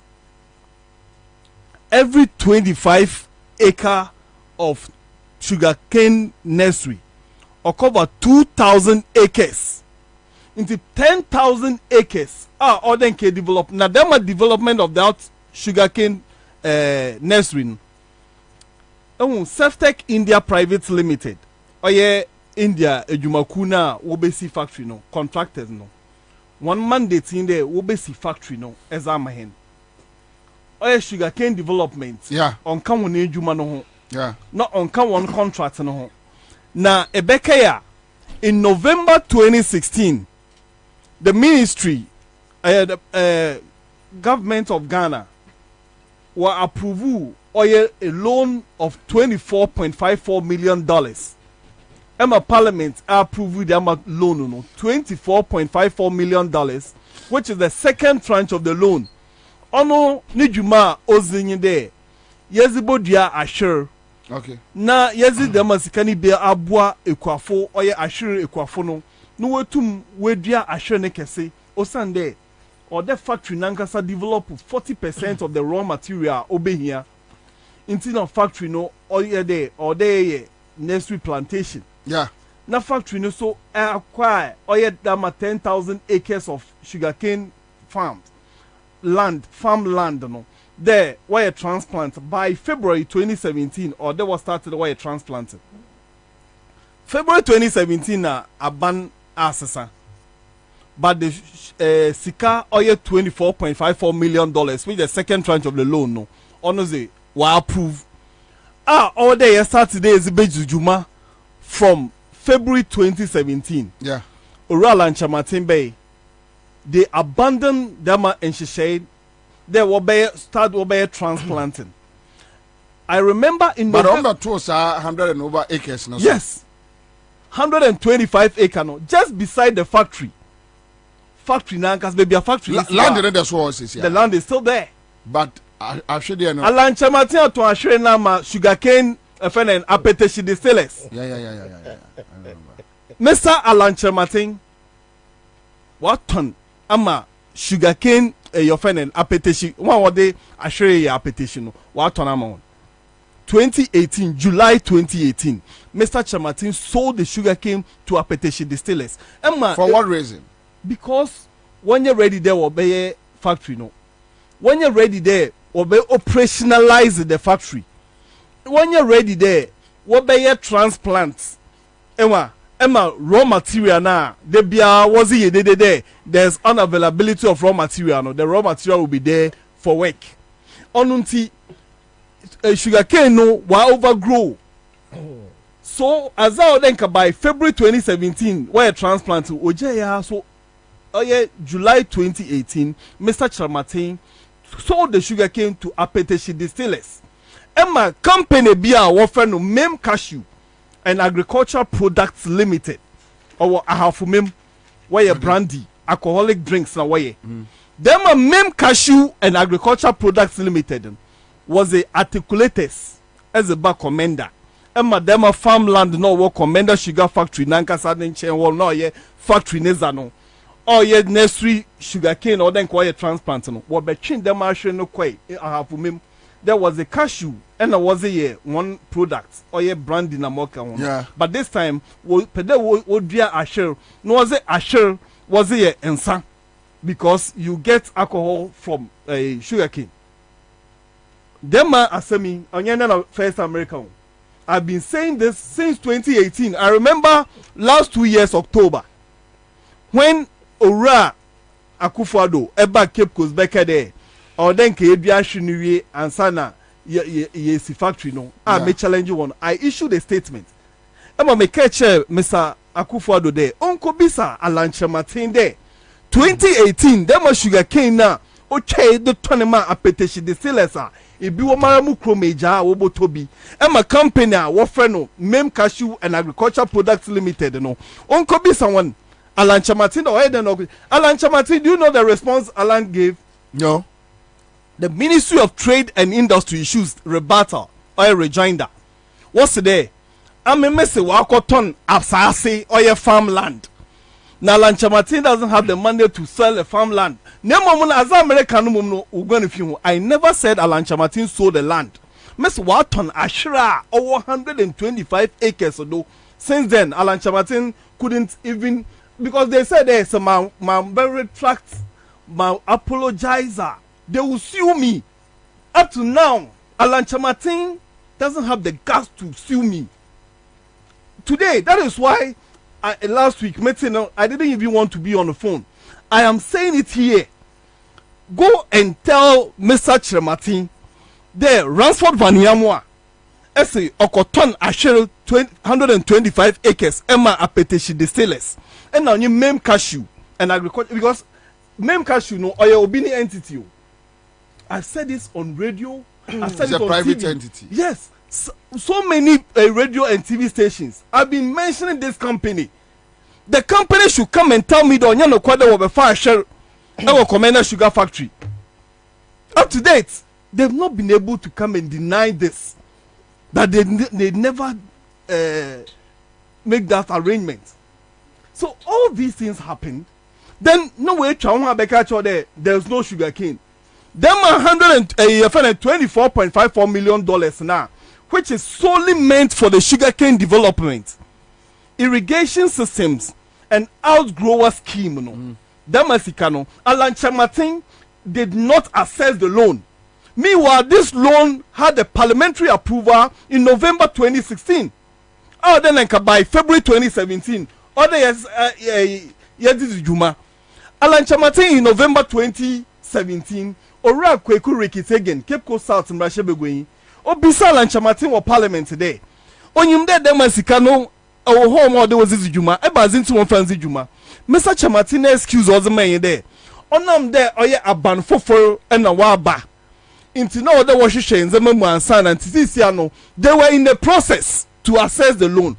Well, that is 1 year after the loan was approved, so we gave them the benefit of the doubt that they were going to make sure they obey them as canon as a Juma out to them. My brother, they've not done it. 2017 November, they were in the process to assess it. Up to the so there Orifi Eguadono why assess that because do you know why? They were in bed. The MPP government were in bed with some sugar importers. Some importers did not want to see the Komenda sugar factory thriving. They did not want to see there you will produce sugar locally. You know as a fact, and I say I know as a fact.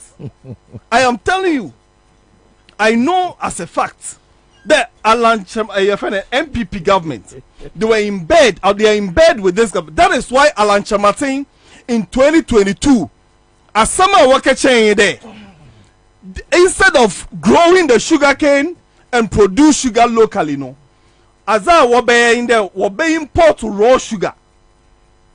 They will import raw sugar. Now we refine in the white sugar. Ghana. This factory, or your import substitute. Nasaza, the rationale behind it there. You be produce as in locally. Now what so? And I want minimize the importation of sugar. No, rather no. Yesterday I was a bako imports. Ebema India fubi farmers we trasher wako process we processor waka raw sugar onye juice o aye bi mo adwen won there or a juice na we extract one of raw sugar. Raw sugar is brown sugar. Say a sugar now brown no on of raw sugar. A refiner not a white or not a refined sugar. So they will bring brown sugar. Not brown sugar no while bad no are very refined while white sugar. I see. That is the whole thing. So if you do this, what are you doing? Are you not enhancing the business of the importers? Are you not adding on to the import bill? That is what my uncle Alan Chamatin, no, MPP, why? Now, let me tell you something. Mr. Chamatin, oye Solone boss, or put up oye a board of directors. Contractor was signed with an Indian company. Indian company be offering a West African agrotech. Them are West African agrotech. They have no expertise. There 1 year sugar when you man put that. As a West African agrotech, why ewa Ghana high there? What on tractors? Tractors na what on? Eko yuswa offering Burkina sa why galamse wo. As a wejuma why yen. Mr. Chamatin in the board. They've signed a contract, 10 years contract with West African Agrotech or a Watco. They won't manage the Komenda sugar factory for 10 years. Now in that contract, one way won't recruitment. One won't be they appoint their managing directors, everything. After the factory near Juma, after paying all the workers, we are with your management fee of $50,000 every month. $50,000 every month. No, the Komenda Sugar Development Company Limited. What we are as a West African Agrotech company. And I'm telling you, these guys have been there for almost 2 years. 1 year, you might be out, no production is going on in Komenda. Really? Yes, no production is going on. Why you painting Sinazo or we painting wall because the bad watutum. Mister there, when you go there, Wofre Obi Vikram Akuria, was one of the managing director of Komenda Sugar Development Company Limited. Oye Indian Patel Akuria, oye the company's owner no. Neba no chief executive of Komenda Sugar Development Company Limited. They are not doing anything, but every month they pay that company $50,000. When they pay the board of directors of Komenda Sugar Factory. Alan Chamatin put up a board which is headed by Major General R.S. Baden. Now, why I'm telling you, one dissolve boarding. Major General R.S. Baden, or to Komenda, Ofi Komenda, or your former, I think, SEPS also, commissioner. Last, when Nana Uku, no, a council of state member, Owino, they replaced him with this man, or R.S. Baden. Obi Ofi Komenda behind Major General R.S. Baden. Ono, no, a board chairman of Komenda, board of directors. They signed a contract, 10 years contract. So, and they're taking British commander, no more Dutch commander. Dutch commander, only no commander. Okay. So the same. They've signed this contract, and you know where they get money? They've taken money from CBG, Consolidated Bank Ghana, GCB, Ghana Commercial Bank, and a Prudential Bank, 58 million Ghana cedis. Board no 58 million Ghana. Board we no. Yes. Omo is current time be. You know, almost 2 years now. Omo dey then. What's it? There was a painting, sandblasting, no any painting, and also no would tria the man coffee cow. Now, Sankro for no, India for no. What for no? What are they doing that we are paying them $50,000? Also, our managers, they are not producing, but we're cutting our office warm. Nabosum so we try work out. If you go there, you see some Indians there. No production, production be ankodu. But so what are they managing? Are they managing the building? Are they managing war naza oho anabasi on the bisa lanche Martin? I didn't want to waste my time on Afafranto because the menu of bread murukoku or sona Afafranto is the nature naturally waste energy. But because of the way Solo has been talking, we need to let them know Ejumeza ne papa Alan Obezi. Because I thought Alan should have been the most experienced friend and Minister of Trade. Because he's the longest serving Minister of Trade, to the best of my knowledge. After wasn't if he US by as an ambassador, we in if you obey no. Kofo's in better trade ministry. Akufo-Addo is in a better trade ministry. I spent about 6 years for trade ministry, but we couldn't. And the most saddest thing is that Alan will tell you there, or your fancy of Yelmina. Na Komenda sugar factories so na so ne districts are ne ma mene papa efim. Na otum bodama aburia. No ye one.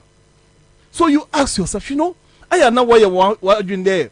The ma Alan is a bona kodo MPP abam no nka. Ministry of Trade, you know that NIB or National Investment Bank, Ministry of Trade on their board, Ministry of Trade or representation they have rep on that board, the institutional representation. Mr. Chairman Obeno, he did not pick anybody from Ministry of Trade, but he picked somebody or partner or no law firm. Alan Chamate is a lawyer. Yeah. He had a law firm. One Dennis Ejejumo, on and all represents Ministry of Trade and Industry. NIB board. Wabra on your staff. On your Jumawo NIB. On your Jumawo Trade Ministry. Mr. Chamate, when he was asked, also there because he has experience or a lawyer. Meanwhile, every ministry has a legal person. So even if you need a legal person to represent the ministry, so Alan Chamate is not a saint that anybody should think there. You end the way from Tontino. So okay, maybe other as an watching. Because the Alan. So as we speak, I'm interested in that. Mr. There, West African Agrotech. You can check. Go to the West African Agrotech Company Limited. Watco. It's managed by Indians. We're India for 100%. The company is owned by Indians. All the shareholders are Indian. I checked from the Registrar General. Ghana, there's no Ghanaian content. And manage what was manage sugar factory. And that agreement was struck under Alan Chamate. And Sir India for the board, a year Komenda sugar factory board. Yeah. Atrium $50,000 every single month. And they are doing this for 10 years. Now, as you know, Nipanela is a manager. At least the understanding is Nipan all manage while production. And you know that what's it so? Oh, yeah, Jumana and Faso Basusa. If Faso 20% will be paid to them per annum. What you Jumana after dividends or 20% here. Them are West African Agrotech Foneza. I am preparing to send a petition to Parliament when Parliament resumes. So or is no resumer because of them are budgets and the ones that may hold on. Because minister, the current minister, also there some of the former officials, they will send them to Yoko. Now them answer me okay, Yoko answer me Alan Chamate. If you remember Alan Chamate in 2021, so okay there. Some people why a forensic audit. Emma ebinum or betchwa tum na moka kahoma ye there no. Up to now, nothing has happened. So the Afafranto Wefi government into no maybe he will not take any action. So the current minister, you do know that the current minister also want to lease the factory. Opedo zima lease. So no zono nim there azibia ebia no opedo ton trade dray ship. When work can. Opedo the man lease. Yeah, also opedo zima lease. Me go be minister Kronsi water, but he's been sending people there to go and check if they are interested non farm lease. Because you boy extra time. Azibia ohobia na adodozibia ohobia no Alan Chamate ayewi. Into what by extra time I shall know lease no so we nya bibia mfiwa. I mean that is why I pray that Nanado or any reshuffle no. Because any reshuffle be Nanado bayan this time be them and Panoba. He also want to find a way a Juman or a way also be scanibi. Because a Sisiada Panu Nanya Biza or don't so bobo extra time also when your model was winner. Inti Kwabena, the fact of the matter there. Mr. Alan Chamate, yeah, under 6 years, Ansah Otumbe or Komenda we are paying some Indians $50,000 every month. Hi. $50,000 every month. Do you know that? And when now what's your renovation, painting, sandblasting as well? No, they were not paying them. Emma, last year, November last year, Snates for was the Dema India for was one Kojina circuit court or Cape Coast. Was one Kojina circuit court or Cape Coast, there won't hear and confono snates. And you know snates, whether you are paying the person or not, ask for the snake contributions or their oba. And they were not paying. So, Komenda, Dema Komenda and Samiewa is not about Obi Eka Obonitin or Kabibio. Or the mouse journalists no, Muzimonyo Zechiri. In time, mebozin pain. To them, I make sure that Alan Chamatia cotton, sugar cane, macho, at least an evidence. Mebo individual do mukrome jade or kotobia. You may say, oh, say, but you have a whole company, somebody's private entity. And I've been saying this for more than 4 years. There, Ansah or Koduni, Wakofa. A trailer saba chanshira or Komenda sugar factory neza nina dama company nintu meka da something nyano kwa ntikomna and the Maccabeum mesi there mem cashew and agricultural products limited. Find who are the directors or whatever. Momo ye journalist mbotu munyiwa kwezi nkomo no me prove me wrong don nyano kwa da wo bese so wa share or Komenda sugar factory neza there was okwa.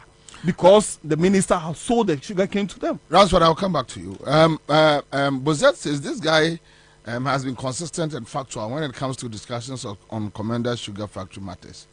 All right, so another tester says, Bobie, I think this guy has a specialty on Komenda sugar factory, and he has been coherent with his argument.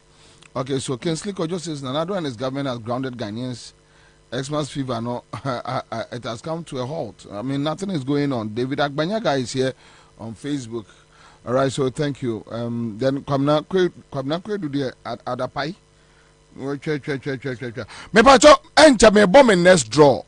Me ma yet just 10 minutes. Me ma 10 minutes. Mo muntimi encha no. Me ma 10 minutes grace period. Se wuntimi encha ya me bomb in next draw. Meche 2,000 20 million. Mesraw enwie me kan chem se na Bobie close at the time na me nyanye ye. Make us say what winim. But me mamo a year grace period 10 minutes. Messiaba. Okay, so Jabba Osman says salam bro, great job. We appreciate your efforts. This one goes to Ransford. Okay, so Solo Kwabena, me feel say one cause why disappointed with the kind of explanation that Ransford and no about. That means say we are no beka. That na come die fee na eti for na because on one end seven na wakano. And me akra me nko others be bo who so asem na wakano. Na eti for nyina who say eye busirimuka. Na busirimuka so no it does not stand the test of time. First of all, Komenda Sugar Factory, when it was say you seen in 1964.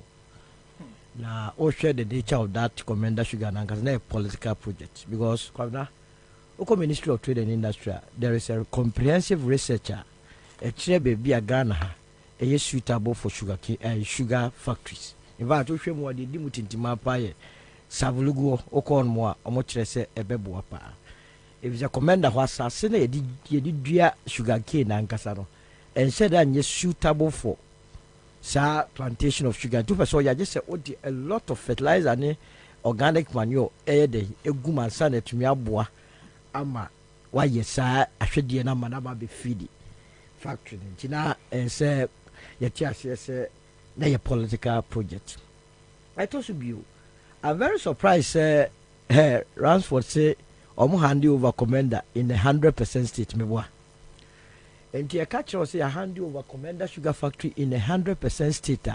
What it means is you say your production and I'm a boy. Sadi any ye bibia and from so be any home.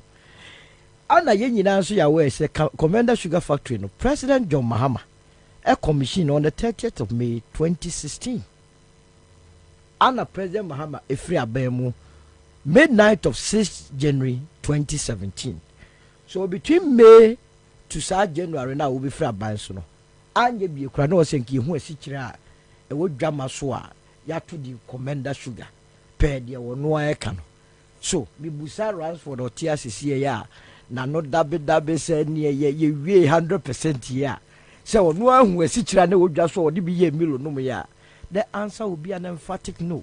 And tear him far an alcohol hand over a factory na ye 100% operational. Then you know.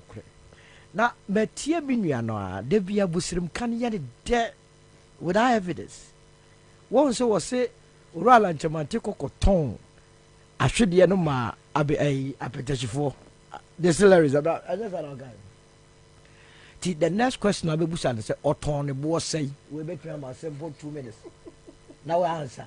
Oton the boy say, won't to mean ya answer more. Because for you to determine say Roland Chamantin the ton, also who walk out Tom man. Assume a secret or Tom man, but we need be reading it. Now Oton say. Well, Oton say when you make us on one Ohio, when you say you're already and no Quentino, be person because specifics no. And we won't go baby and the yen hour, and your tone say, no what catch it. Not Ghana for what you are my bank say what the fiscal cash and I say what you are through bank. And I said, dear, what mode and oral and Jamanti says he cannot. Nothing because of what the on gas or Jisco. Ah, that would be a water on this kind of no, on behalf of the government. Okay, fine. I don't come money beautiful. It was here.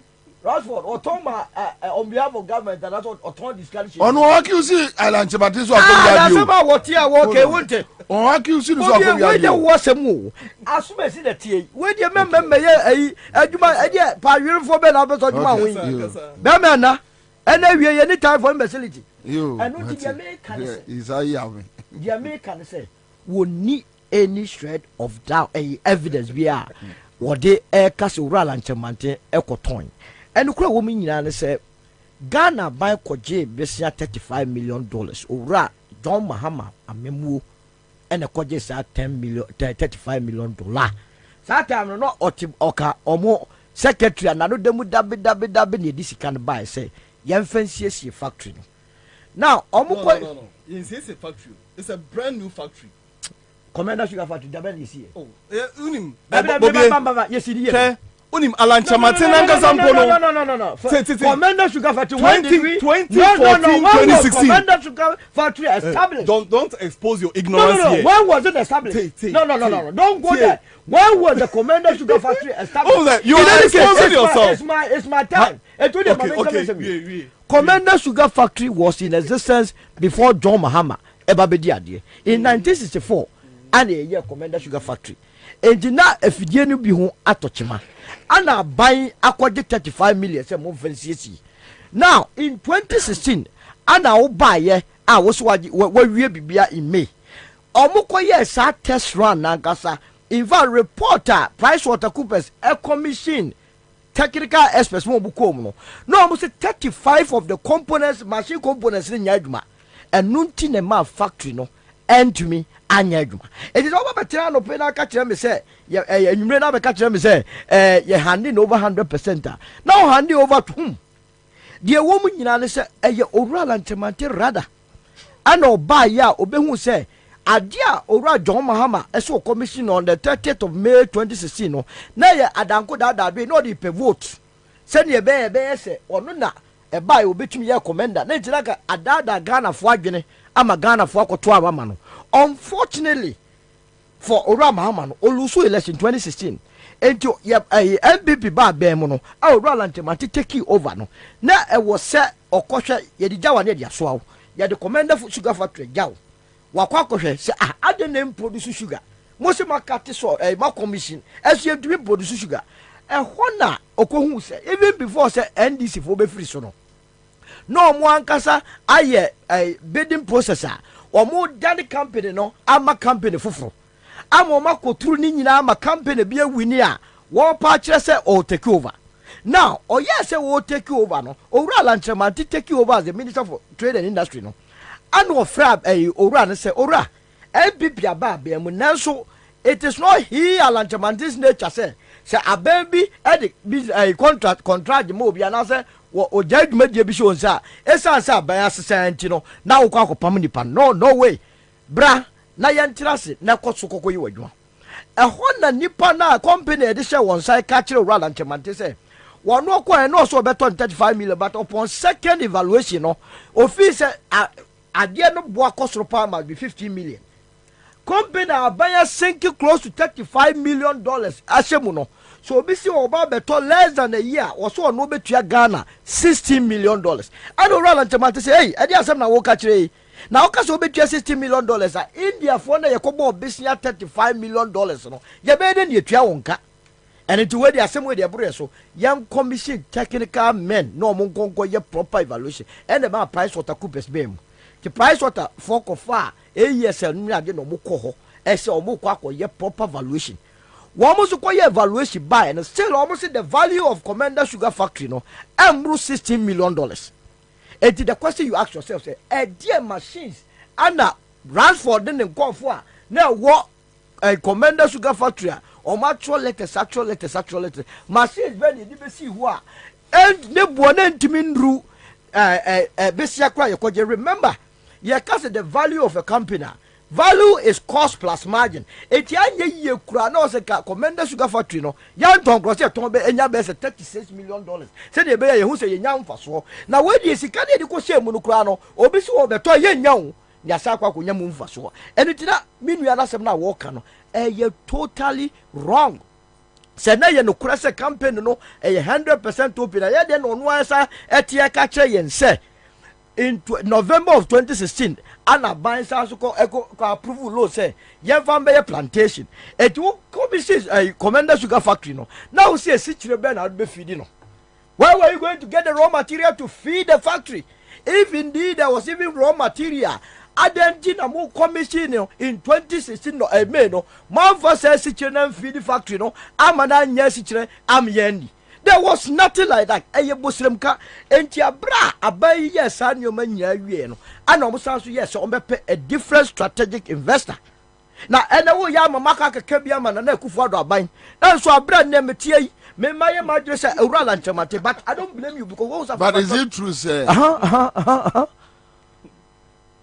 Alanchemate ama bepem ne Ghana ye tua India fo bi ka enya no kre ebosremka he simple litmus test Bobie also bi ka semwa now they are two zenye no we can expose. What is it? First of all, what say abai koji besia 56 million CBG Ghana Commercial Bank and Prudential Bank ana board need to change their phone academia.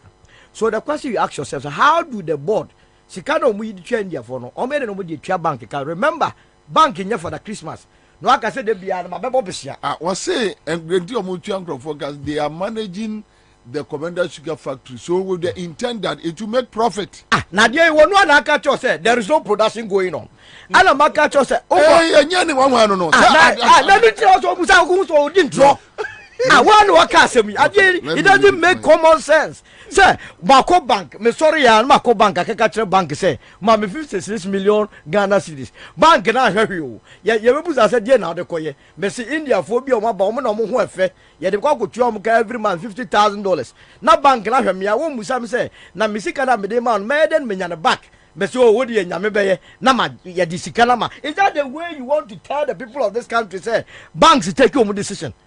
It doesn't work like a Muslim camp. Ubusana says, Sa company, or say, ye tia in your company, Nika. Ubusa, ye tia sa company, through what means that won't mean ka.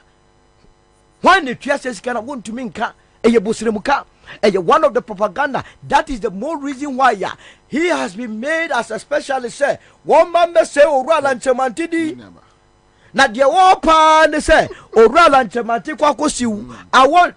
Orala Chamati one draw letter kwan wakwa kusiu because abosrem ka wedie me metwa te say ma sori abegyina na me ka nsem anim ade na say oha no say what the Radford say or court no the Radford court wie kosi no billions no wie no wonya sika ntua e dia vaso be pa no benya wo e ma osro wa wie wakwa de wakwa court ya ball ka be say 200 million dia bebemu an say a chow pangwa.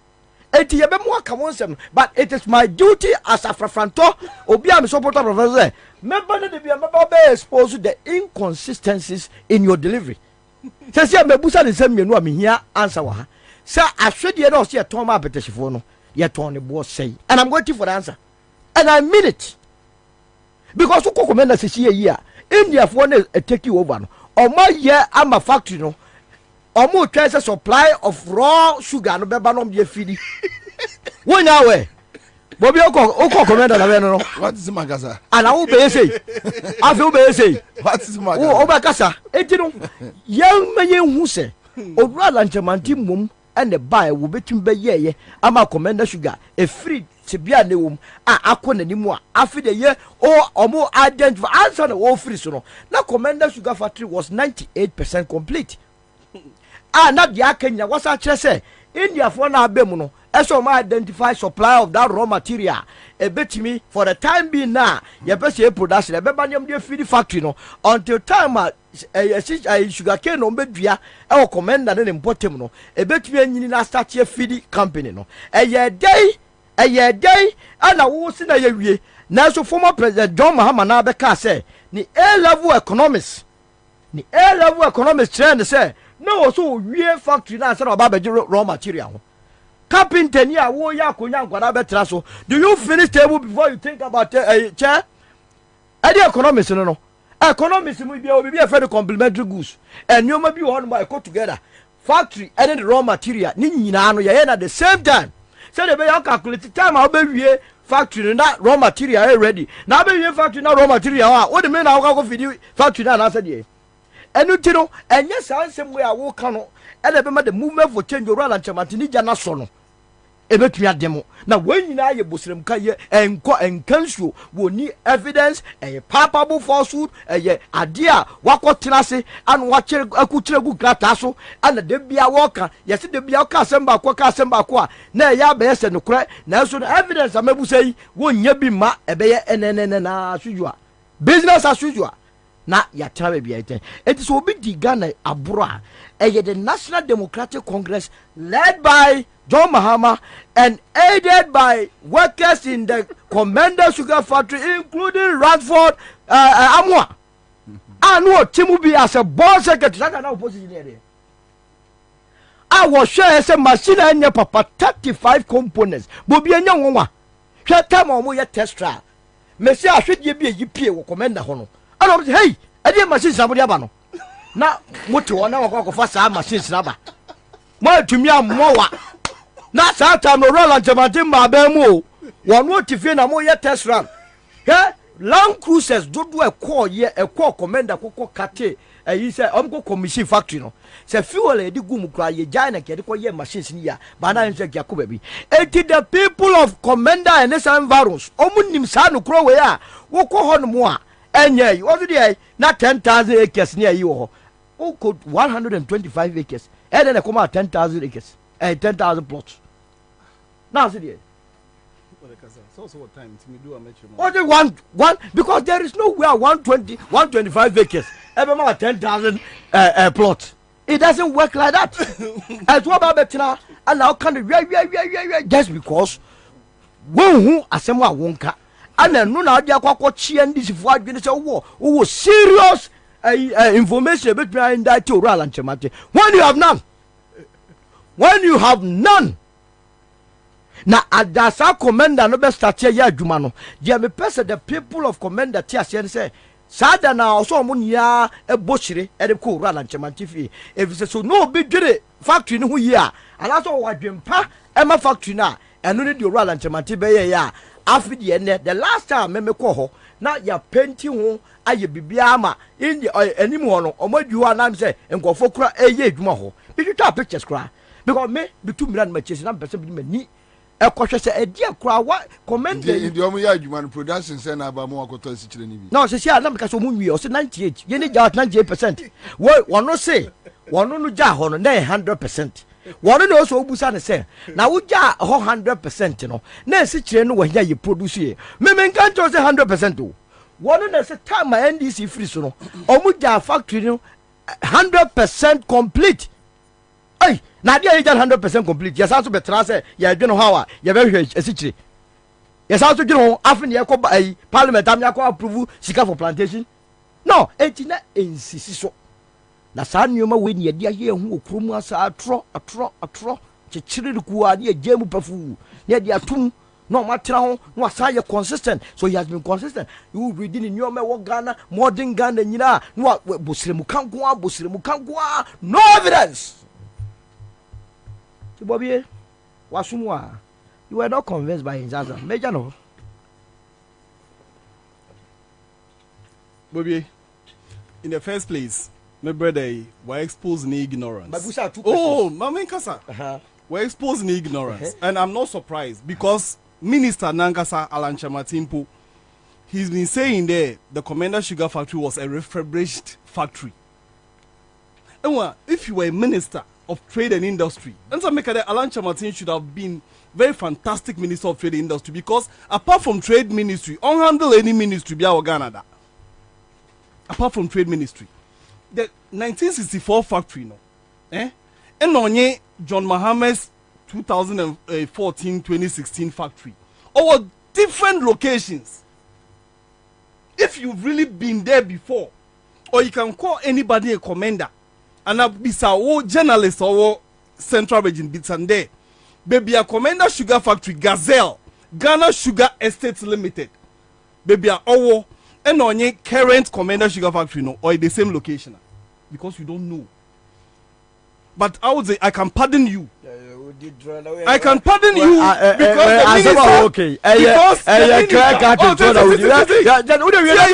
because the minister is in I challenge you, sir. The old Komenda Factory, where is it? Messi, the old Komenda Sugar Factory is just about 200 meters from the sea. 200 meters away from the seashore. So where the current sugar factory, Osino, our SR order. When you are going to Komenda, yes, from Komenda Junction, factory no seeing fan. No, who branch from if you are going to, from Cape Coast to Komenda, who branch left? You go forward. All right. And now, all right. Gazelle this way.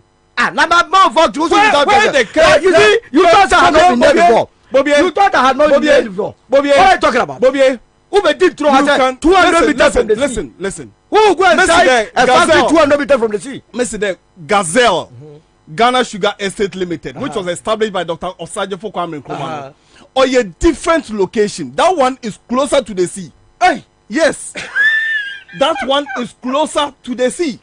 Ekwa administration block ni na da hunsiwo as we speaking. What do you say? That factory is close to baby na bungalows no wo. Oye Komenda Sugar Factory in bungalows. Anybody or take Komenda bia nyim there.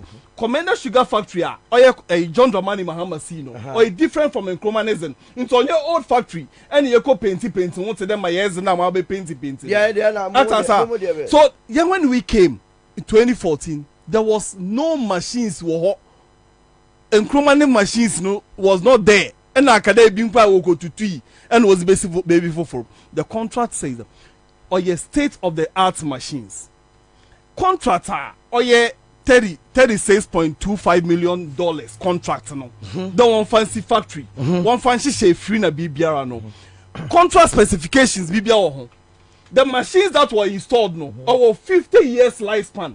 Oh, but you know, sir. No. Let me tell you, it has 50 years lifespan. Why did it? And there are warranties on the machine. 10 years warranty. Into machine within 10 years. So no one to chima. Or there was some free. Ansah. Now, sir, if you are a minister, a very responsible minister. But you are not saying anything. No. So how much was the decision? How much was the how much did they buy it? No, you are rather running away from this. But your question, son, I want an answer. Listen, you are running away. We don't have time. I'm picking one. Oh, yeah. What the answer that one for me first? Minister responsible Ghana for what the Jizzy Asha wants. Now it's about today. 36 components of the machines. 35. Okay. I was say 35 components of the machines were not installed. Were not found. Yes. Also there, those 35 components were not installed. Yes. And them a contracting. Bobie, let me tell you something. Contracting. Oh yeah, Sikano one fan Oh yeah, Bosia. Atasa. Oh yeah, Bosia Ibotia. Conditions are our Bosia no when you're there. We are not giving you our money. Na enkafa China ni and now Brazil ni the embassy factory anymore. India no. Say into other India you know. So they did competitive bidding Emma Indian company offer a Seftech India Private Limited. No see. Inti minister. It's an eduno mine home. Elebo manager pazon ban. About today, Indian company biaba. Wabe shorten the Ghanaians. What do you do as a responsible minister? So as a responsible minister. As a responsible minister, no. Okay. As a responsible minister, why don't you tell the Indian government today? Uncle Funa Mara most of them are from any other national. Yama India for yen. Them uncle Funa ejumano specifications on one complete machines no to produce sugar. Nemo no eja no uncle. Do you think about this nation? No, but the way I said. Well, bra, I'm very surprised you are asking. You as a former employee of that company. As a former employee, you are not even ashamed. You are saying you are not even ashamed that you sat down for people to shortchange this country. It is steal our money. We could not produce a sugar, and you are here telling us you are happy that we are here and you are defending Indian. Why Alan Chamatin said why a forensic audit? Now, up to now, Alan Chambertin has not been able to invite any single person. Here, let me tell you. What's it here? We were 11 members in our board. And no, listen. 11 members. Listen. 2 of us. 35 million. 9 are still alive. So, Alan Chambertin, I dare you always there. I am still alive. What else for questioning? Why must you question when you are part of those that looted? But if so, Obi, Ezibona. You let him go for free. And even the person now is where he's born. He's been accusing you. Who has been accusing you? I've been accusing him of selling sugarcane. But you are the person sugarcane now. How much did he sell it? Listen. How much did he sell it? How much did he sell it? My brother. Open right now. And you answer that question. Mabo company actual. It doesn't matter. Bobie. Go and ask Mem Cashew. And agricultural products limited that will have for me. So I'm to sugar cane. Could be someone there over to sugar cane or what catch over there want but they have journalists. So how much did they sell it? Go, I will how not much tell did you. they buy it? You say you don't have the evidence. I will not tell because you. You don't go have Alan now or your minister responsible. You see how you are exposing yourself? Who say you are exposing yourself? Did I sell it? How did you know say he sold it to Cashew, a mem Cashew? We have evidence. So the evidence says that he sold it how much? Could be someone. You see, the mama politics here. Evidence. You come and sit here and run down someone who has never done that wrong. And I'm asking you a simple question. And that person, how much did he sell it? You are never to answer. What are you talking about? Reputation. Can we live in this country and just be talking anyhow? If Alan thinks about the reputation. No, so also the onion them as an anomoben or two because there's a company that I always have mentioned Allah who hero. Allah ever what? Never he has no time for you. He has no time for you because I am asking you a simple question. How much did he sell? You have made a specific allegation that Alan sold the plantation, and I'm asking you, Rashford, how much did he sell? I won't go. I will Nyabotel. Why would I go? I would not allegation. Mercy. Mabo company. I don't have time. As an evidence. Oh, it's not evidence. What's it? But that company, if I tell you, I sit here and tell you that Accra FM, Wokoto Ashira, would Accra FM sit down and bring Onyim the one Koto Ashira? Now, wouldn't they deny that? He who alleges must prove. I've asked you a simple question that I am saying you have not proven anything. How much did you sell it? Let's move. You are running away. You see, you don't have evidence. Let's move. You have been exposed. Let's move on. We need evidence. Listen, Alan Chematin. Alan Chematin, as a minister responsible, it's a forensic audit. Hey, you know, when this man, you know, Alan is a very dangerous man. How is he dangerous? And we shouldn't take him. How is Alan dangerous? There, Price Waterhouse Coopers, PwC. In 2016, they did valuation of Komenda Sugar Factory. The factory machinery, plant and machinery, were priced at $34.6 million. The same PwC, a year after, in October 2017, because Alan Chematin, factory no crampone bulundu. It was not Alan that was saying that. It was not Alan that was saying that. Alan was saying it before that report. But because there had been a report. Alan Chematin said the same PwC was $12 million. So you are now impugning the integrity of PwC. But I've done it. But what evidence are you using? A statement. Tell them there. Say if you are only the second said Bobie message. Why? They have a second valuation. So you no quite of PwC that then they are not credible. Oh how? It wasn't good. You cannot use it for them to listen. the name of an institution to distribute. If the second Bobie, you are distance your program from this. I have said it. Statement that PwC is not a credible institution. You must not use your platform to. Mr. Vish, the senior partner of PwC. Yes. I impugn him there. I don't believe. First of all, you know the mistake you are making. You know the mistake you are making. PwC do not involve themselves in direct valuation. I'm a valuer. Sir, let me tell you, you see, you don't even know what you're talking about. Sir, Bobie, let me talk. Because what why are you interjecting? You are rather bringing the name of a global brand. Listen. For PwC, I question PwC. What PwC? Just within 11 months, your valuation will depreciate more than 60%. So how can one on a new entity and was it as an amount? So do you know the valuation? PwC Nankasa. But do you know the valuation that is the second valuation? The same PwC, you did valuation and the whole thing, including the land, everything, no, or $56 million. You see, that is where one charging the plant you and have machinery, no clue. The plant and machinery. Bobie, where PwC all reports is 34.6 million. Then 11 months later, a new government came, and the new government was trumpeting there. Them are factory in Ukraine, wouldn't do them. So you also devalue the who devalued it? PwC. Let him finish. 36 million and they got 12 million. Then you ask yourself there, well, how can one believe? How can one believe that the second report came from the PwC? Ansah. So Alan Chematin, the former minister of trade and industry, he does not have any clue. And you were talking about Ode India Asher and Sana AC factory. I didn't say also India. You also okay, we'll buy factory needs you. So why haven't you used your 6 years to grow? What's the company? Why haven't you? How would you advise them to appoint them to get? First of all, listen, because you don't know. Well, in sugar factory, we do what is known as backward integration. It's the backward integration. The backward integration. Listen. You need is backward and part. Listen. Backward and part. And so you don't understand economics. So that is why. No wonder. You don't understand. Go to India.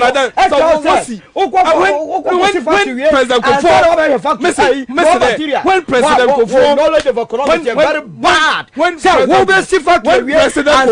promised the people of Komenda, Kwabena, when President Kufo in 2004, Obe promised Komenda for the basic Komenda sugar factory. Into one Saturday will do the Asher. In Kofu Kwaje Bosen as in the Asher. A Kade Ora a Kennedy Japan Kade Komenda for Asher Nasher. Na factory bi o ha be adwuma because wokojisika was bodua ahwe no wodua ahwe no ayi Alan Chamati as a minister of trade and industry when Messi factory bi ala ma ho them now go intervene now so why did he go with waste now what do you want? No, but you did not even allow him. He has spoken for more than 30 years. No, but many more than 30 years. I didn't say I'm a jan to my mission cartoon na wakan so me jan am na cartoon me come to so be ko na why your last draw na fi ya to so. But no. So allow him to finish. Okay, we have on time. Because he doesn't want people to understand what is happening.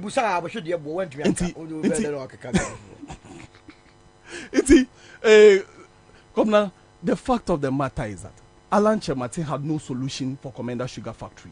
And as my earlier submission, he coming back to the trade industry was a threat to Komenda Sugar Factory because Abanan Kasano na onyi Botabia order my Komenda Sugar Factory Yejuma because they thought there the factory Yejuma the credit will go to John Dramani Mahama. Meanwhile, John Mahama so sunifie sika no the basic factory nisi wo. Then makawi ye kawa or ye dena all day yetuya.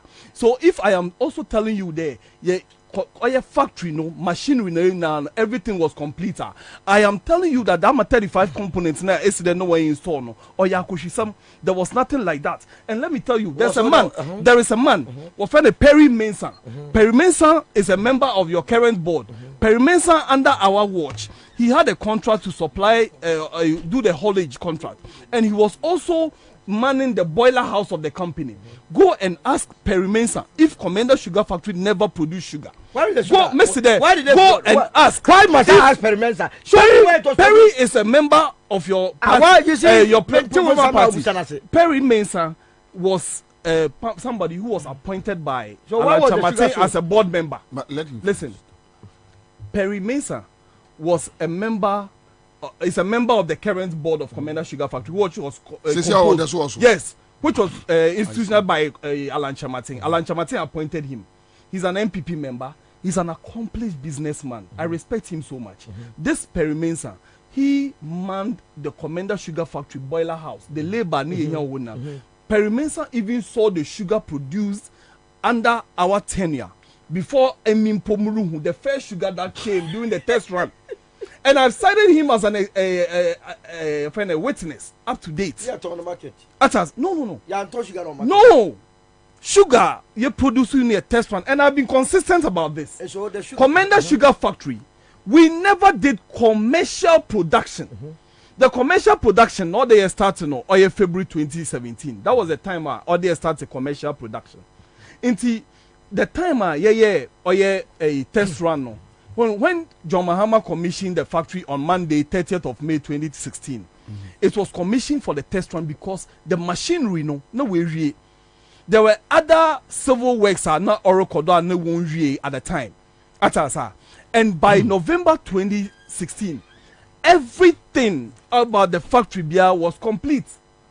But Solo was saying there, how can 25 acres of nursery cover 10,000 acres?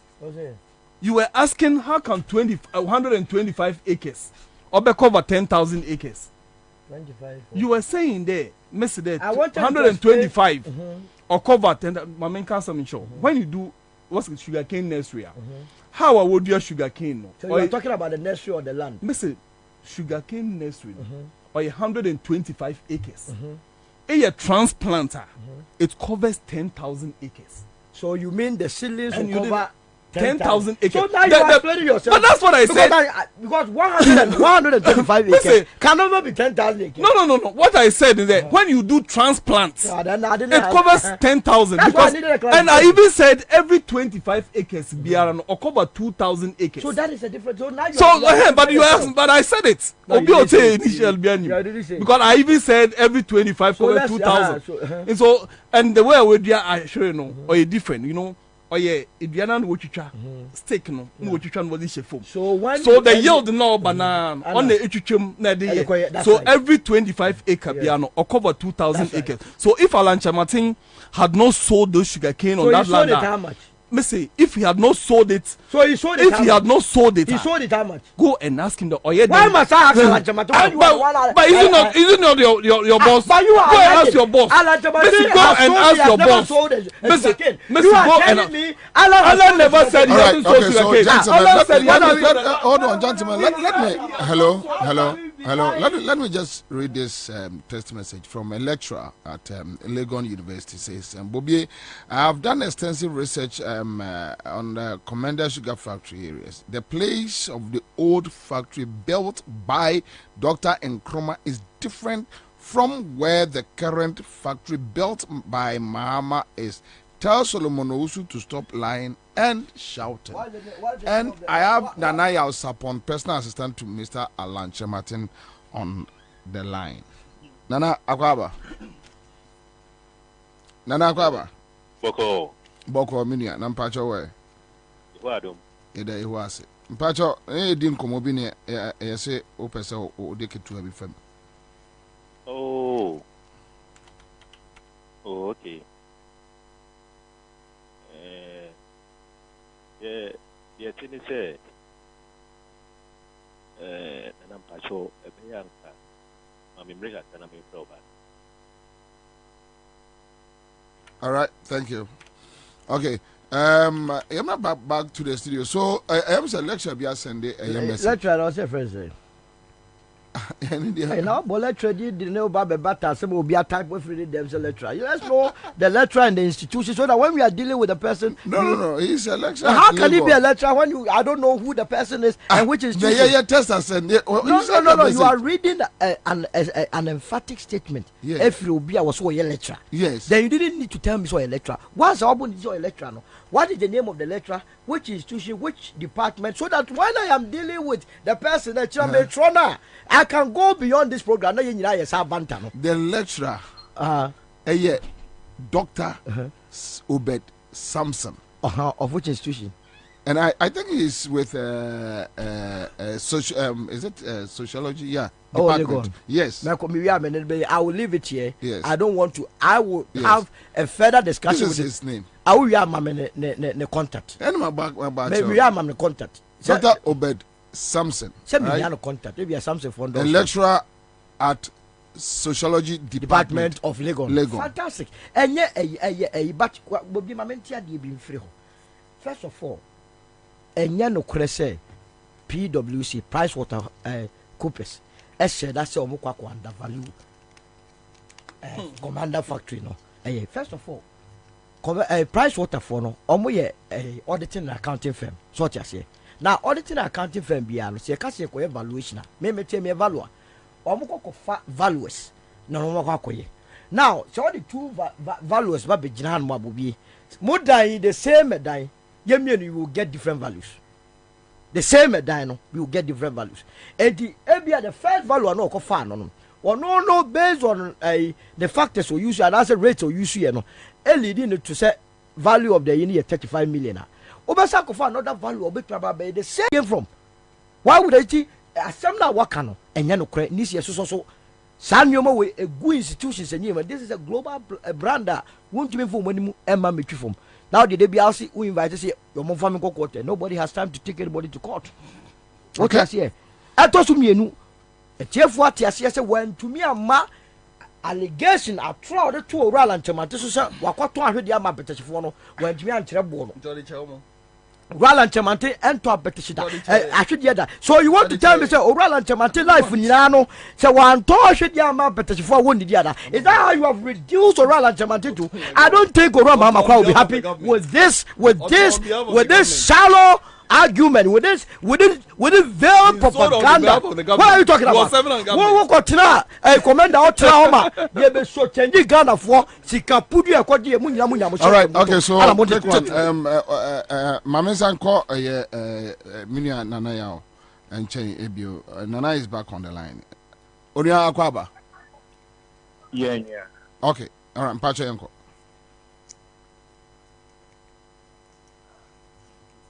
Hello. Bobie. Yeah. Yes, sir. Pacho meet you. Nyami Adomboko. Na me Pacho a gentleman not or system coming me penny me. Ransford Chatman. Yeah, Chatman Vani Amwa. Bobie, say we are very experienced journalist. Me moment sana me koso no machia otifo no machia Ghana fo nyina na machia Ransford machia minya Sony so a otiho na say Ghana eye oman a yenya brepa na yeku eka ekoyenim no e wo se yehunu se enye ade bia na yede amanyosem na emumu nso no se ye amanyosem nso a ewo se yehunu won a se yaso afufo a yede befro won ewo se yedi bu eni di eni pinidi ema won a wabobra na wo se na wo fata Bible say yemfa ni di eseno ema no give honor to whom honor is due. And I was say about France for a poor enemy Emma Wooja and no one now won't qua enna adore what I so. Ransford, I was so who said, you were Alan could do Shermanton and you need to pain so the Biara that and no one. sɛ wɔ kasa a ɛwɔ sɛ wonya apɔkyerɛ na wopati up a posture a ɛbɛkyerɛ sɛ wode buo ne nidi ma yɛwura anyɛ bia yɛwura alankodwo kyerɛmanten wa sɛbi ɔman mmerɛ tenten bebree wɔyɛ nnwoma bebree a Ransford te hɔ no ɔntumi nyɛ bi da hwɛ wasɛbi ɛwɔ as an ambassador to the United States. Wokɔhwɛ ne records a nnwoma a wɔde baa Ghana as an ambassador ɛno na boa ma yɛwura ɔmanpanyin dada kufuo bi wu ɛfrɛ no ɛma ne bɛyɛ Minister for Trade and Industry and Presidential Special Initiatives. Nnwoma bebree na ɔyɛɛyɛ including the fact sɛ yɛwɔ Friday we are yɛhyɛ yɛwura Nana Addo Dankwa Akufo-Addo so baeɛ ɛna ɔpaw no sɛ wɔn nsa mmra trade and industry na ɔmmɛboa na edwuma pa na wɔyɛ a ogya hɔ a wɔkɔɔ wɔn nsa mmɛtoa so na wɔmpegyam na Ghana mfa ne toma ba mfra Komenda Sugar Factory wo ɛne me yɛwɔ ɔman yi mu on the 30th of May 2016 ɛna NDC aban ɛkɔpaa ho ntoma ɛma nsɛntwerɛfoɔ bi kɔgyina hɔ kaa sɛ Komenda produce sugar ni o ɛne nyinaa yɛbɔɔ nsɛm yɛgye so 1 month afterwards ɛna sugar no factory yɛhyɛ ate no down Bobie Komenda Sugar Factory ɛntu kwan o ɛwɔ Komenda ɛkyerɛ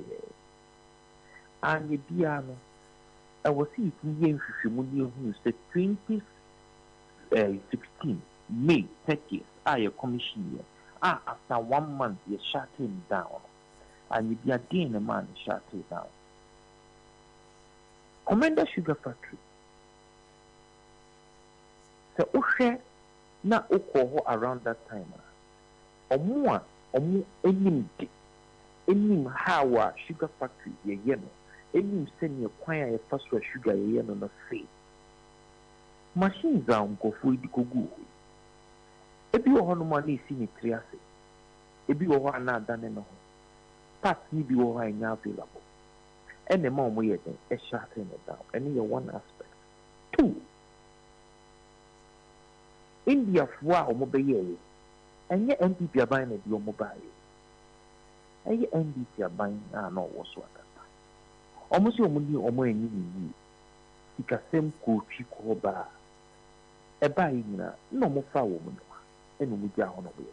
One more coin. MPP Baben. Ye Baben mono. Na NDC for a evaluation of Komenda Sugar Factory now, make you know. Sugar Factory now ye commission ye inaugurating in 2016 May. October 17th, NMS report in Babon. Now the value of it was about 34 million. Okay. Fast forward. The same organization now a year audit and a year evaluation BBR. And yes, our power no say valuation amodia be ye obia ba won't mean for no say or see yes sana what. And yes, mo ye na mo amon san kwatna na mon san. Ebia na ba ko na baby na hu ni na koye. That same company, TWC, about 15th September, so I can't remember very well. And also by not 12, about from 34 million to 12 million. Let's just say BP show. I was here if you know. That's a runs for the sea. The document that the Ghana sing, Yenya, Yasum Ghana, many would be a which Ghana. He should have known better and done better to go into the investigation to give us the real value of Komenda Sugar Factory. Now, Asamba Kwaka, we would demand an apology from him. And he say you were Alan John Kujitraman said, what born a bra. Ransford was so own to me name Papa de Biarada. I see, or could you sugar king? Akoton, I'm a 1 hour at the Abba, I think, and one is saying I'm me. Inti abofo muadi na nisa anye bia Ministry of Trade away ti okoha obusa se being see in respect to the plantation of sugar cane. Seedlings are now omudia and the outgrowers. So much we sugar cane gain na this time is see. Now the rounds for the shoe in one back now people who said seedlings no problem with they were not able to use it. Why should we always sit on radio, on national platforms to lie just because you say papa no? Oh man, me nothing no. There is an aspect of Komenda Sugar Factory, Krana. You runs for the baby Krana will almost all your Bobie sent 24 million Indian Exim Bank. Do your investigations well, and you know that even that money was never triggered from the Indian Exim. And if you do your investigations well, India for a year, someone so Ghana will say, you will like to maintain the assembly for arbitration. And you saved Ghana a lot of money. What was the outcome of the arbitration? First of all, why doesn't he take his time to go and gather the facts well? Why do we use the platform that we have to lie and punish the image of people any day, any time when we are given it? People have used so many years to build their integrity, to build their persona, to build their character, and you just want to use the little time and the little platform you have gotten just to blast and to destroy a man? Why? As some now can anything. Do you have evidence to back what you are saying? Please, let us not do this to ourselves. Young man, now what bet now your man platform say for promote one man yoku na entonk one wood. Anye piano, me. Sugar cane now also what ton. Na me patro how many metric tons? Or ton the same. Apeti shukobe no ton ma wo. Anye bia wan kasa utubia na. Utubia ton the same. Why are we doing this? All right, thank you.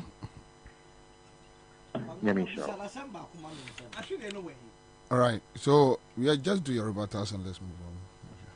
Now, minim say, because what Yatumu said there was 125 acre sugarcane nursery. I was expecting some Kobe chances actually and normally chair. What I say? Because Obisa say actually not say that your friend said B41227 and B36464, that variety, no. The Indian experts are almost test near the now. Almost say this local variety, papa, to me, the bricks say, oh yeah, sugar, every raw material obe crash, you know, at least or say more 10% of the sugar ubenya. In this fans are 1,000 fencing. 1,000 tons of sugar cane obe crash here. Also, 100 tons of sugar. What I say? Na yenye die no, we say no. Na amount 12%. And the bricks, a degree no so 18%. Its purity, the purity no so 26% purity. Now, to me so good for our weather because the Indians brought other varieties because of the weather conditions. So there are so many factors. The years are sugarcane nursery. So the Indians recommended a B41227. Okay, the area your friend Komenda share. And a B26464. And no, your friend Alata share. And no, it's largely grown in the western region. What I say? No, oh no, sugar cane no, any dino no. And this a bayre, I'll be a pona, another break on it, the cacao. And yes, sanity. Into variety, Nama Bacha no. Into Nanayao, the maker no say, there is nothing that I'm saying here. I'm a bomb 125 acre no, my bo say, Alan Chematin, a yami of Alan Chematin under his watch. ohwe mo oton sa hwede no e de ma Mem Cashew and Agriculture Products Limited. This is a company, an entity, somebody's entity. For the past 5 years, Oral and Chamatia Tongamon, my boss has some no swap to now. That company na you be the anun to make and say as some brandy can and you cray meto ashida because I have pictorial evidence now or more day articulated now. I have those pictures and I'm waiting. I am no listen. So I'm waiting for the day. Mem Cashew for Baba catcher me says Ansah na menenam TV so ni radio so cano nya no cre no mu ni Komenda Sugar Factory ni asembia omo be fa sugar cane e bia free Komenda Sugar Factory for asase so what I say right. So as a minister now we say enye priority project enye priority project in intino I was say o chaima ade no eye overgrow na ye overgrow we are what catch on say omunton no mo fanye ade or somebody. Okay, so that's it live at Accra 100.5 Citizen Show Friday afternoon. Me wa nyuma ba ku mienu ketua bia meti afri osisi a ya we no me kai wo se nyame ya adoma ebnada 24-hour economy work baso wo ye kumase Ashanti region yawada ya okay so yawada ebeye gidi Greenfield Scientific Herbal Clinic Bright Soldier Capsules Bright Garlic Plus Capsules ena omodiaba na wase yankanche Ghana for say ene empomden ehu dwumadie Greenfield Scientific Herbal Clinic usa omo ho a uni baabia ya okro Ghana for so de na yefie ni nkyere ho with me from 0243983906 na wango energy drink ubenom energy drinker no wanum energy drinker empomdene ema unya eye ahodene ya ahodindwuma ni titru ni dropper for school for ena afi so mo ye ya agudie mu dwumadi ahodo trumbrika bobolo munyina wase enum wango ehwanu ayebuhu nom wango ai wango eyinu be se jata kese bi sa da ho aha ekire wa hoden a eya ewom wo mukura vitamins B3 B5 B6 B12 ashema be wunum bie na abusuan num bi FDA wo mo agiatum amene adasa nyina ase eye wango Fix My Ride Company Limited. Fix My Ride Company Limited. Almost say a back count dwumadie o ka anya accident. We engine ho aka to here overhauling, body works, oven spraying and as air conditioning services, upholstery works, electrical works, automatic gearbox repairs, maintenance. Any a ye dwumadie ahodo a Fix My Ride Company Limited. Now do we actually now Fix My Ride Company Limited is in Kanchila Ghana for Kasia omuye ho adwuma pa bi any Toyota, Nissan, BMW, VW, Hyundai, Kia, Mercedes-Benz, Range Rover, Ford trucks, any buses. We see a doctor for nurse for bankers, a Benjamin for Oka say ya, or Mobile Bebfa, no media Quaqua could see baby Maboko. Ombe ye, no masadia bro. Woton Woka, one beto, the any accident, ampe, one beto, Adji, one beto, Agua, one beto, no more CC. Enti say when Fix My Ride Company for limited adwuma enye se bia wajapade akewrem won beto asiesie amount waso mo eye Accra Academy School wo mo no ne wo ekwantempo no so o for doko police quarter so a Article Junction on beg from 054 055 602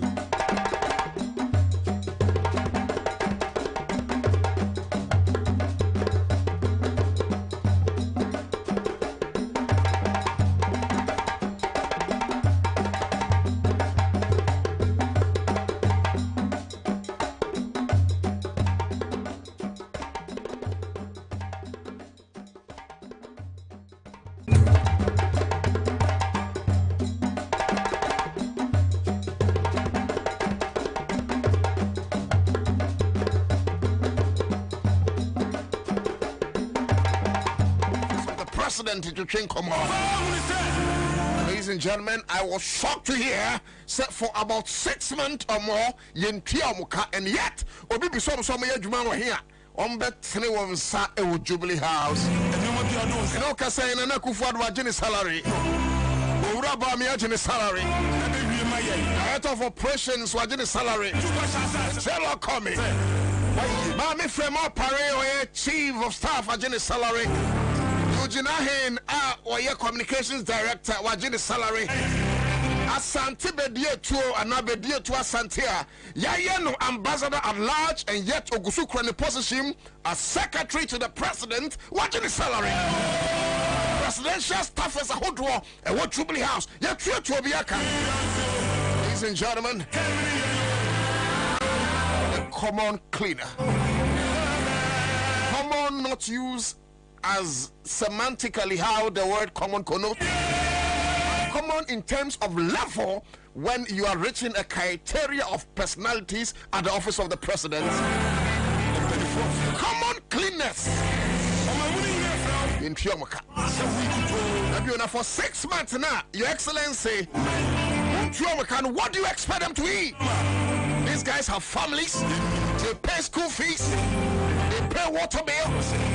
When someone sells to electricity, they pay it. And they fuel the a gallon of 15 Ghana cedis. Menoka say, we have 15 cities and said when a liter under this administration, and yet in 2016, not the same amount of money I earned 15, not a whole gallon. So it is a sad phenomenon, and yes, you have a home come on, you bet back quite na yakwa home so near the penny phone being so at the home come on. Now, what you should also understand is na krata no ya try no krata no echo Ministry of Finance if you say why krata ni free napco and penny for her abrom ye napco ye mu bi kasa say interest can move fancy factories name kodai permanent job you spend 2.1 billion Ghana cedis on napco. 2.1 billion Ghana cedis, and yet you gave only 400 million cedis to industry ministry and Quebec creative factories. What kind of misplaced priority is this? Ministry now, a baby Juma. I'm the likes of NAPCO personnel. They unemployed youth and Juma. Some ministry no under the current leader for Afafranto Party, Alan Chematin, Yamom only 400 million cedis. And yet, NAPCOA, any permanent job, and yet temporary, the government invested 2.1 billion Ghana cedis. A trail and it's wadi hunu, and it show you what a clueless leadership is.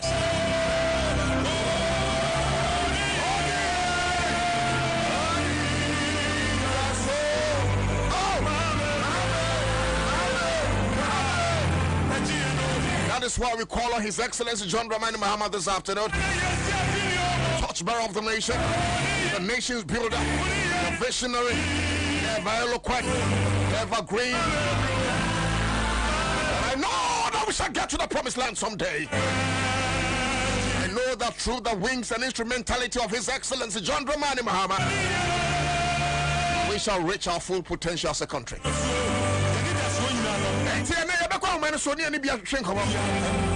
Question Damakuma saw me person me bisa.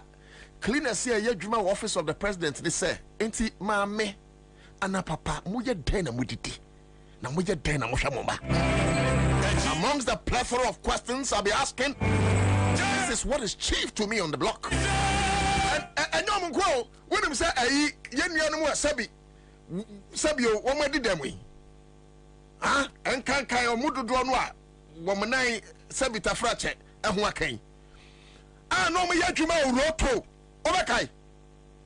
I wrote to ye kakra Minister of Ross di Sorry. Wakwata sorry one day following one useless cabinet meeting. Well, we are meeting here no chokrata. Say if necro. Yenji wrote to him. And he did that without parliamentary approval. Apart from the part, ladies and gentlemen, that it is illegal. Well, yeah, I want for Buamagana for. It's best in there. One when I draw wrote to Nina at Tiffy. And I Kwame, Miss from Mammy, Nami Miss say, it's in Yanuma Bubuafua. Sabita Vaja Sabia couldn't talk. One ya by them of one way you dang no with tea. And no, because I said, we'll go to Tiamica. Etianya be a many be a no mono, only a dang no with tea. Will it be a semi or maybe a semi to Mammy? me walk am me ba kwame abrantie bi asebi na ne afra na me werɛ hoe wɔso wɔ University of Education wini ba my din tim na metie na ɔse ɔde taya na wai wonya dwuma nyɛ etu obi a ɔyɛ visually impaired no wɔnoa aburo na ne ɔyɛ nie ɔbɛfo kaa na ɔne mo akyɛ na sɛm ne ne history na ɛtɔ wakoma so a waboa ne kakra ahyɛ buro adwuma no menka sɛ buro adwuma nyɛ but he is visually impaired. And because of the lack of employment in this country, this guy is hopping from one trotro to the other. Sabina nimienu shede huna de eswotwa highway. What kind of a wicked of a green party? Millions of Ghana cedis. Contractors may be in Chumka. The question I'm asking this afternoon is: Are you paying no mutiti? Naku for the way did you sabi ne fuwe toche? Baba mia obin kantra sa wa men ono na manefu kura kire. Emo wo mo yentrum ka no okwan ben so no mfa enidi. Say madam for me whom Rakatam said no to Minya Yama Chrono license. Yamu say me, Yama Chrono license. It's not a mentiasio, some Chrono license, and Mabrune good street. No, Yabedi. Ladies and gentlemen, in as much as we will not be here to project Chrono, the common reality is a boys will be a good streeter, a Glenum be the Ayating. So, President, Vice President, made to the vice president, Machuboku Prompe, I mean, the foot don't care about the youth, they don't care about their progress. They mean Senya and Mabunu Batanase, no what no crime.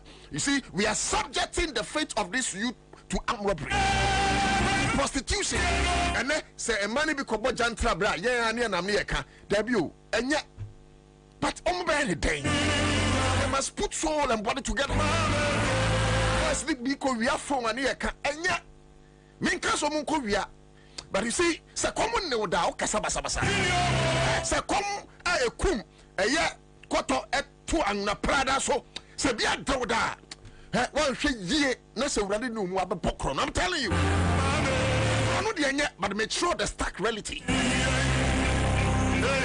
Debut na said one more Bam Crampo by the Yame Bokrono, no more in your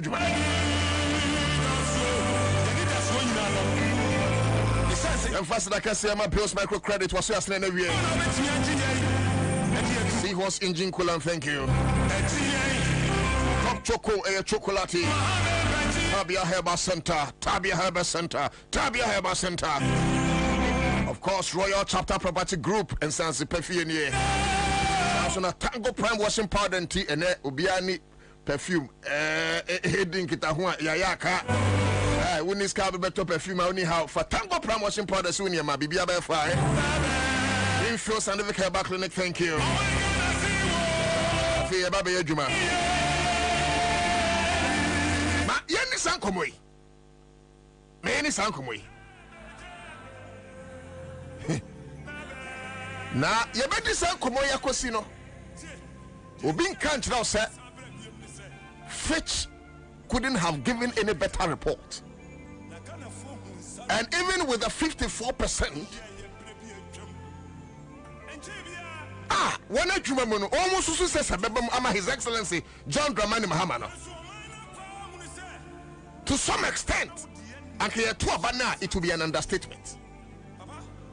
Ghana for you have no idea. Ghana for you have no idea. Send your buy where Chrono and Pound Ghana for Emma Bunua, you have no idea. Metro Asundria ye penti, Mabura Kuma Notumwa, Mekamenine, can you see what Kenya by the Gen Z group? Worst things will happen in this country, but for peace, for peace, for peace, for peace. For peace, it's a Mabun Babre, Ayadin, and you said they cannot strike, they can strike, but for peace. For peace, because say I can't see a bedi and penny for here. I am telling you, sir, you number bought deer in open space. You best stopping ministers on the street near Shriwa Masum. Based on this corrupt attitude, their greedy lifestyle, their selfishness. See, I can't see a follow boot for boot, and some ya so for ni bidia wa light lie I am saying say kebi mutim yom ka but asumdwo no mo a wonim say revenue John Dramani Mahama time about in some about 248 billion Ghana cedis. 248 billion cedis. At least with this revenue, University of Ghana Medical Center, you can point to it. With this revenue, you can point to Terminal 3 at Aviation Center, Kotoka International Airport. At least with this revenue, you can point to 123. Jimiana, ye would be Jimmy and Yen Jimmy Bill. Ye Ghana Sigo. At least for the yet unborn generation. And that is why we call on everybody. I don't care about it. Because Ghana ye na se Ghana be ya nya why be that said John Dramani Mahama or no na me pese de ne ko no kwaji to me because ye man na kwanya no otimi ye bi, and we are judging him based on the job we gave him. That what no kura to nchen ya John Dramani Mahama.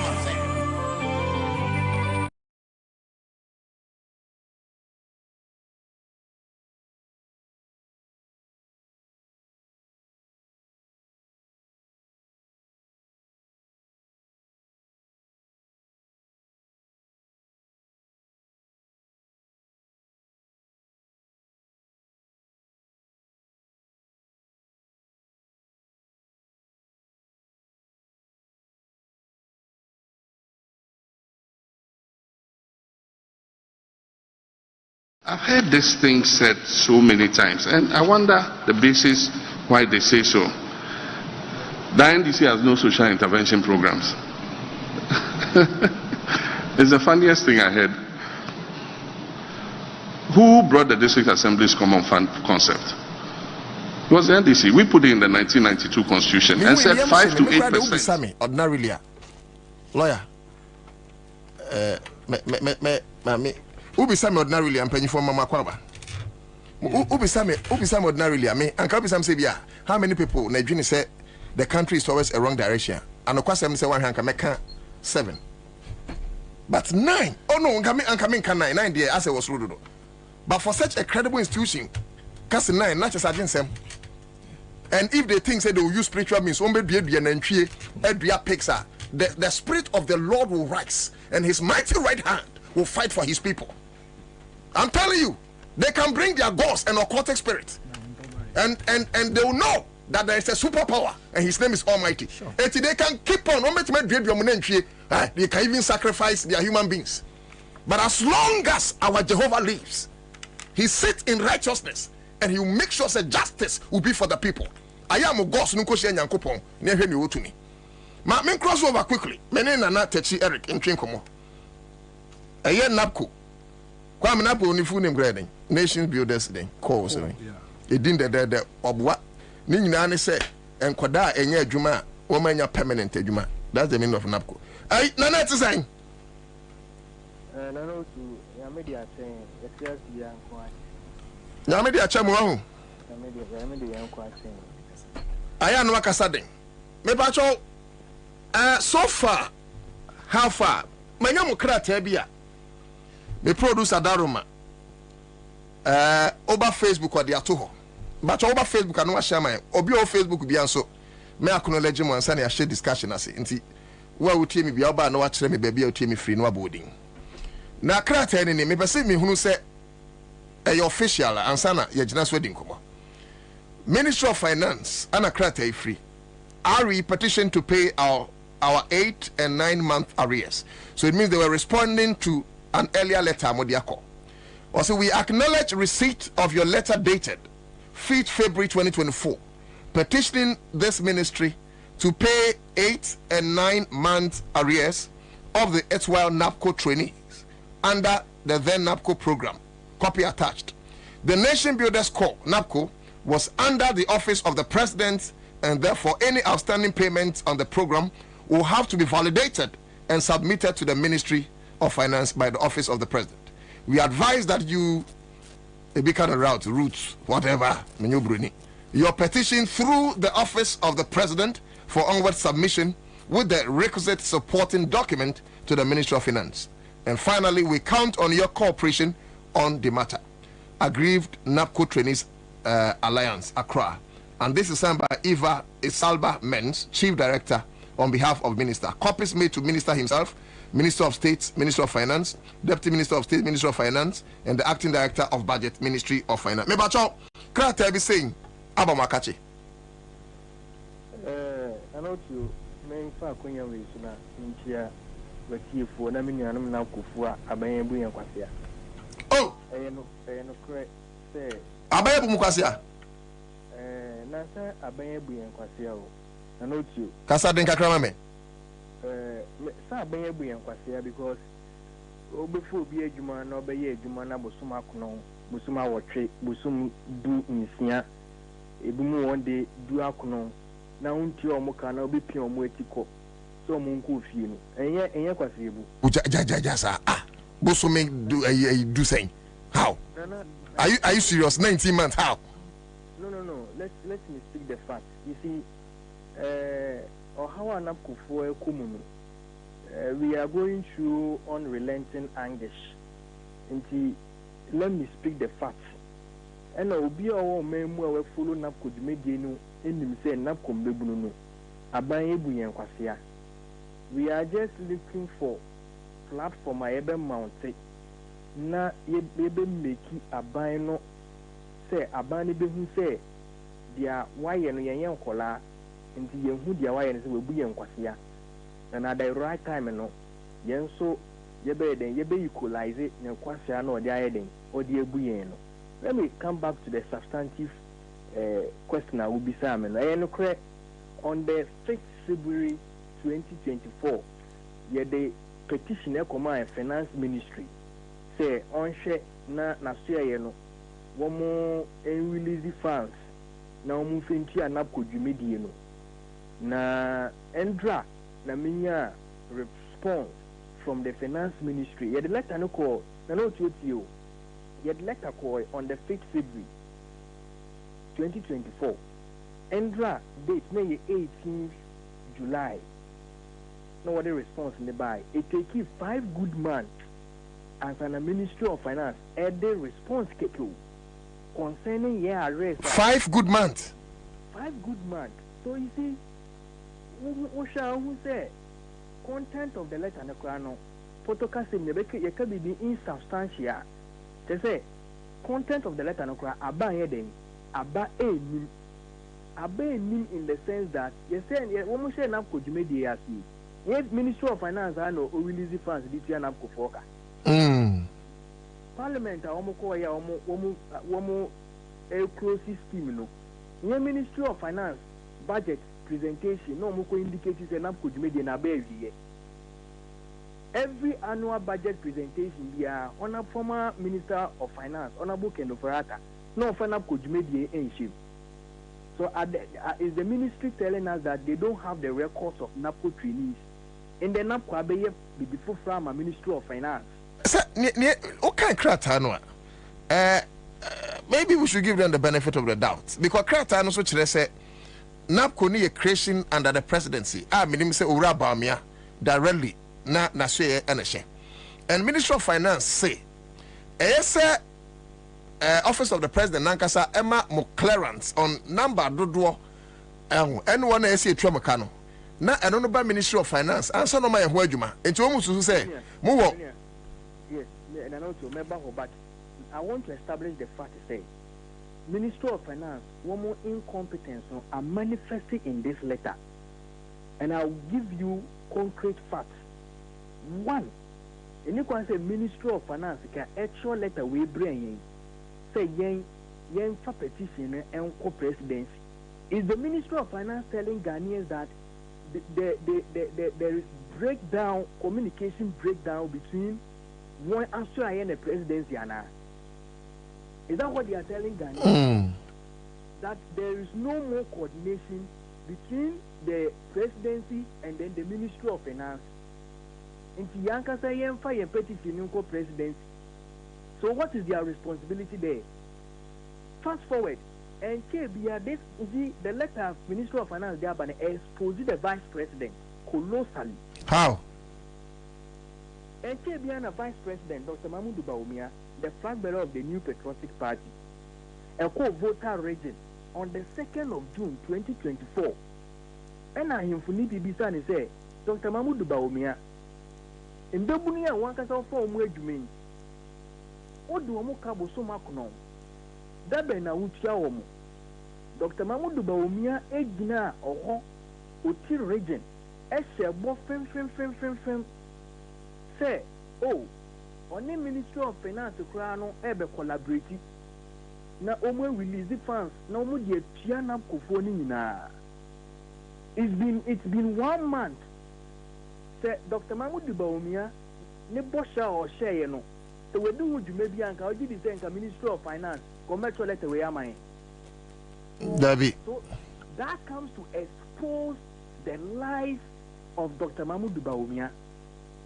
So my konji me born to her into a question go maybe say me bia my main ka bibi keke en kire wo me ba me nye.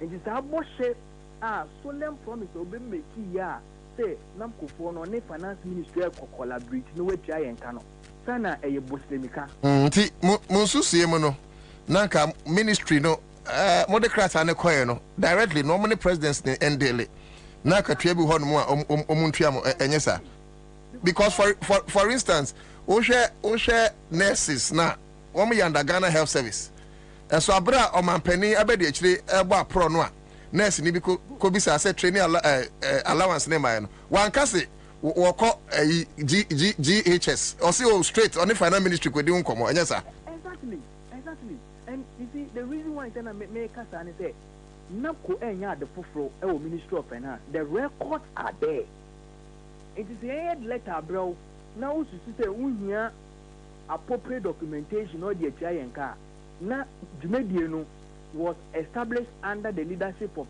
presidency. You, the ministry, what do? You coordinate with the presidency. Now, who demand the order from the presidency? No more with data now. The Chawon San Chuen Brain, yeah, and Yafui, young Bonabu, say, Yan Fana, oh, yeah, me the letter, yeah, the call, answer the letter, the presidency, today, a demonstration. And say, you invite some more Mumba. No more Pian collaborative or making a letter. And what the ministry is saying in this letter, no, we have done it. We have had number of occasions that just submitted letter our presidency.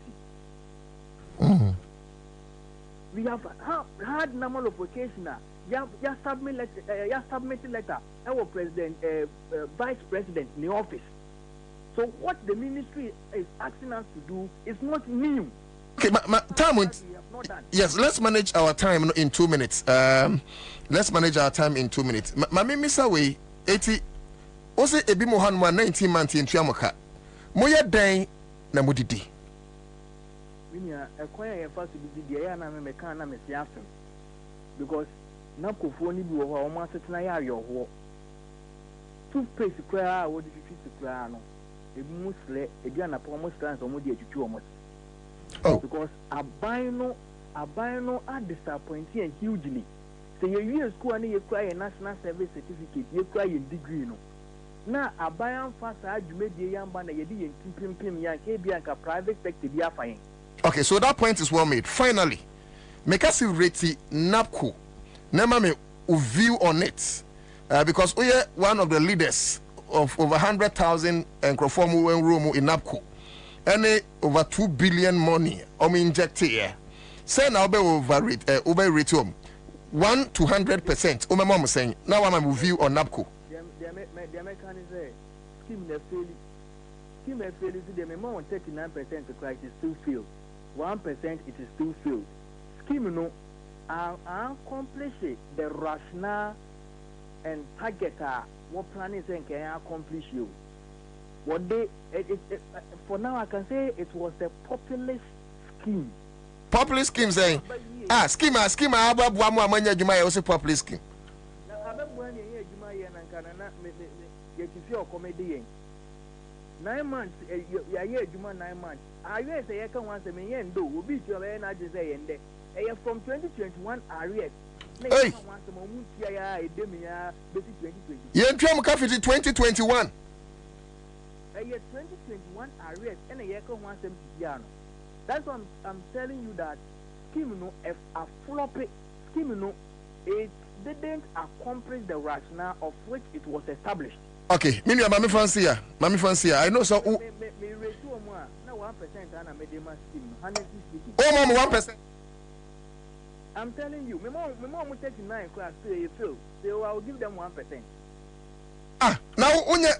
Oh, mom, 1%. I am saying say scheme no or how I didn't have to phone be at coming. Minya say who enisia ka ebeya wa yo ho. My FNC aminia na tachi Eric. Eye. Napko phone nyina e wa Ghana. Wom national PRO. Quickly. Ma mene enade abejafo bebo me. Ma mene Jasper Joka. Also entering komo ono so national president. Ma Rotational Nurses and Midwives Association. Hello. Patin bacho hwe mame. Hello. Yes sir. Opanyi na ti say. Yo, and come you didn't within 5 minutes. Enti naposo. Me bacho Jasper Joka. Oya hwen? You can't Jasper Joka me the current board of trustees PRO of the Rotational Nurses and Midwives Association. Now board of trustees no ye supervise the day-to-day running of the association. All 16 regions know your executives across the country. You have national executives, and currently the board of trustees is the board that decides or take critical decisions on behalf of the association. Sesia na ne national PRO ma napco. Owura tachichi train komo say ye domuka twitwidie. Some of the nurses there we have essential service amoma there mo there ye twa makakra muni how. Medical charity for no the Udi can kind the opposite of the Yakumsi. Now, awesome in the question for the past 1 year. I buy a 2 and go Accra FM 100.5. I buy 2 and go say young Korean services, and I say Korean service, Emma Ghana 4. Omuhu incident form papa na enso my date preset we school bia say usumo man no afibaako na nyina mu no esenso o say abra ye sumo man no say oman no so ye den e ma bi kakra e be so yasene na enwa ya rawasam ya ye juma for 12 solid months 365 solid days, 52 weeks, 1 city. I find 1 city person. 1 person. About family. Open you say a custom, ya we say. Now, then I'm here far home. We didn't penny fuck as a there is no level of engagement. And I said, yeah, I say, yeah, as a penny for I had association. Engagement be anywhere, and I think it would be anywhere. Yendi, young Fadia, the Eddie, Yako champagne for Nedi, and no Casa. Yako, give us negotiate, ye be Pia. Ah, Nancy, ye demonstration case, see a power Ghana. Ah, Saddam, you can see interview. Oh, 1 media, the catch almost say, whether raining or shine. Demonstration with nothing will stop it.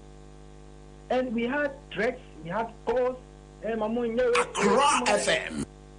Many namono, in Suke, see a toy in an rotational nurses for and we are them.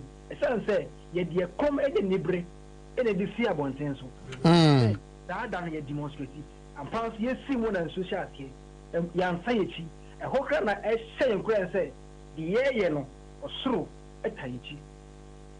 Opening a demonstration, you like him say, Buye, a penny for Becasso, Colaya Bre, and I say, O Masami, a Kayakuma, and I say, Yen Omena, Tima Diamaya, another woman, a Bobie. Say, the Ariano, only my say, Uguta, Colana, Colay, Suze, me pay.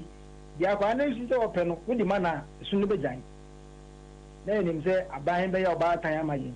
ampa so mo yi omani afefe ye demonstration wie ye assurance the omo that no a ebi me ne one city 10 pesos ka yenji binimu ye rotation ye ti fia ye twen sika they are awesome mean kai ebusia for you just about a month ago yes really ye member ba ko Kolebu a month ago just a month ago because sika odobetia bills na dia ye be boy wan ji sika ji collection na say bia contributions every ye hu what we yen pan ye fan boy ya yon koi ye fan boy koleki ye be kona fi sika na ka yensem oko e ya awesome ye bro say we share senior nurse for uko hospital unwo say we rotation nurse unwo say we ya post na oye juma because then na juma kro ya na ye atare kro na ye hye enso nipa ba kro juma afa ka ko say na say ye say be turo from e say either say next week and I say bia minim say August today ni nyina mu no aban hwe no how we send a quiet fa so kro juma the yedi after the cost of living ekunipa when can name say ka crown kwa na ewo is it kwata malekre cost of living high ho the ebedi utilities light bill what light bills na say ye o must be che light electricity bill or your windows ano won tia ni azan ya twa wa homam ko when you na ye twenya ma nyina say sika ye say nka ye sika enka eba monthly ene akoye 12 months ye di ho abobo ye ho demonstration kasa ho ye ho press conference na aban ama asem ni nyina ko luku ti say ye sika ye sre. Okay, now one thing I know is say for instance we have nursing training for ya one ko bi so msika yi no mo so fa akiri ko say na 2 man bi ma mo de be yi dede ne akwa de abato aben me ye so say ncha mo be pe 2 man bi ama mo say ndे mo be din na ma ja hye mo ana mo hwe msika nyina asemi me kan be say yes I restore nursing training allowance sampa after that some dead then we know say 83 come by Komenda in Kolana say would the BC just wa ema akolana jin na say e be next just we e be bin international na say e be bin ente be bin enti ni yam nyina e ready say aduane si just but the Komenda na say the BC just one say the BC just mo say yam bo say mo be tie allowance afi ye na ya jin na ye say suku aye koi e be nya allowance nti adwin na ye say e be nya allowance na fi ya kusku 3 years na say sa small girl ya obi say asa question unim say ya ka say abai the account 11 solid months unpaid student trainees allowance minimum ka say abai na ye school abai the account 11 months a mo ntua so so matua ma obi a o ya de mo ka say 11 months unpaid na ne ba radio so ne TV so ya so matua ya shada men kwada bi eye video ka se ba me ya da wasio o se do ka 11 months eh to what say let me more break down o go first year o mo won first year once the come nyanji nti e ba so mo dey after na mo charge once the mo nyanji second year for and then 2 months third year for 3 months across the country binu mo ka gusu fefe me say o mo dey mbaye o mo nya technical issue obi emi go nya 4 months afi omo amu tete omo sa 2 months ni 3 months e ba yi omo wo school mu currently by nim say wo tia emu e bia 2 months bi de ma omo ni beje na afi omo ya videos na dia de omo ya sampa na no ka sem ni say 2020 arrears wo omo ntia 2021 arrears or omuntiai 22 and America say 11 months unpaid existence 2020 we go 3 months 2021 4 months unpaid 22 11 months unpaid school no your school na aband the car na jin ko ba o pese o please o mo school see him okay odi obi ka 3 years na say oh cheka what's your mood 2 months and 3 months we doesn't call for celebration. My fancy, my final question is say it did na mo beye you meda wase na no kasa me ntwe tiwa en say your friend on your vice president they say onu let me gina issue statement say Ministry of Finance Emma clearance na clearance aba you best say you fa mo fidi kesi yesu asre say enkofo a na say nurse fo a aban di yanka 1 year month ye almost 11,000 and over. And after almost after a marshal, almost 20,000 and over. You can now boom close to 31,000 plus and 34,000 plus. And the best rest. Sike Omudiaka, Omuntia, as I say, you were election year. Now, your number see at me influence vote or be been so. Now, senior, your minimum as your grandmothers. A year or more pensioners, Sika or more Sizia or more ticketing or Ministry of Finance. No. Say Sika number and answer Yanti or Monka. Now, a year before say, first, mammy. Won't see official response behind through ministry. And see, within 2 weeks, until we be and you will not have any other option than to embark on consistent picketing. This is a revision of year. And see, and then Ministry of Health, picketing, or China Ministry of Finance, and Ministry of Health, or China Ministry, you better trust us. To say, you see, come back to your mind. So say, you move your colleagues, your members, and be now out of stomach ulcer. And then we now a hospital because almost to mean chia on hospital bills. And then say we are rotation nurse now the hospital we jumampo who for our para ubeto.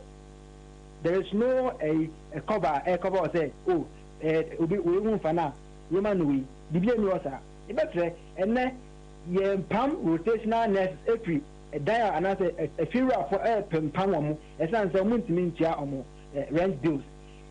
ECG for air to chat on my home, as I say, a month means electricity bill. You know what I say just about 3 weeks ago, you were catching my home. I have the young man, a young man, this was okay. My friend come on to Trianon na ye animal, yes, only be a semi be a sem, and Tiabeco so are de Yason Eddie Chri. Na Yasha quite in your befaso. Na yeah, name would the monk so in a painting. Why, and say Papa Beba. Jasper Joker, a national president, my rotational nurses and midwives association, and the agency of Franco Fubri, but time no in Tibet come because I know a national service for baby on more almost aquacum. You know, apart from national service for almost more presidency, clean her cleaners in Film for 6 months. But make out says star 413 hash, choose option 2. Star 413 and a bit more 2,000. Miss Row, won't try ya, you know who need try. And you know who need try because I net you be D. A star 413 hash, they choose option 2. 4 no Sikao Subaru, you Sikaya Dema. And yes, I fena, Yakoko Debbie, Scano, who try Yana them. Yam then said, well, when you so no, ubet 200 Ghana be, or 200 cities be so. It's a year home. We track a crack 50, 20, 10, 100, 200. Ah, now I try 50, no way 2,000. It's a misrawa. And check, you better the first draw. A star 413 hash, not choose option 2. And they have fetch, ne Afro barometer. One report, no, but you come say nearly 9 out of 10 Ghanaians believe that the country is heading towards a wrong direction. Ma mene empenyifo entwen komo lawyer Topra Abredu Nyansa Kuku ewa sanso ana Ira Kofi Amwaben Asante and so yeah Ashanti Regional Communications member NDC oha the birthday boy is here and we have a fan hopa. I mean, what's the name? But your man, Mike, no mammy. Me money, this one now, son. Muntungumiso, young to the Muso. Muntungumiso. I disclaimer. I disclaimer. I was sorry. And the mayor, Ansah Mayano. Me person me fakonya wiso. Na ya wish Samuel Hunto. Thank you. A happy belated birthday. And right now, in fact, I didn't know. na me call Facebook me ami nua akoi the security Anthony akoi no I post them na Sammy birthday na minim it quickly Sammy say me frɛ yeah because man frɛ and found say we be radio so abebom so bo it me frɛ Sammy say oh na kra ne saying frɛ na chi no enya PR adwuma na me kra ne say ne kra ne say Sammy ne kra Sammy adwuma ya na me ne kra ne say obi bia wonim Sammy wo nto me sro eno en birthday frɛ no na mama mo nsu what the kra ne say no be catch say MTF for so o ma block me na me no so o ma yi lock no enti ba to Sammy say MTF obi try ma me say aba na ma ni da wa don't try o dey try o try na ba message no adi aba enti ye be din komo e ofia no Vivian Pound there was so joining Echo Ando Francis Ewaha Akoto Nicholas, thank you for joining us. Ebenezer Mokhtar, thank you. Judy Mensah, thank you. Alex Apau is also here. Starboy Gagai, I see you.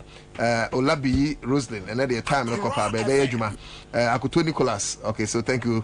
Diana Baka is here, and also joining. Baby atie bia for Dini, baby atie fi Ebra. Afi Sanso na yinia Akpako. No, this one is Akapo R Mauli. My schoolmate be doing Jamila to Mohammed, Mensa Beneza Florence Ama.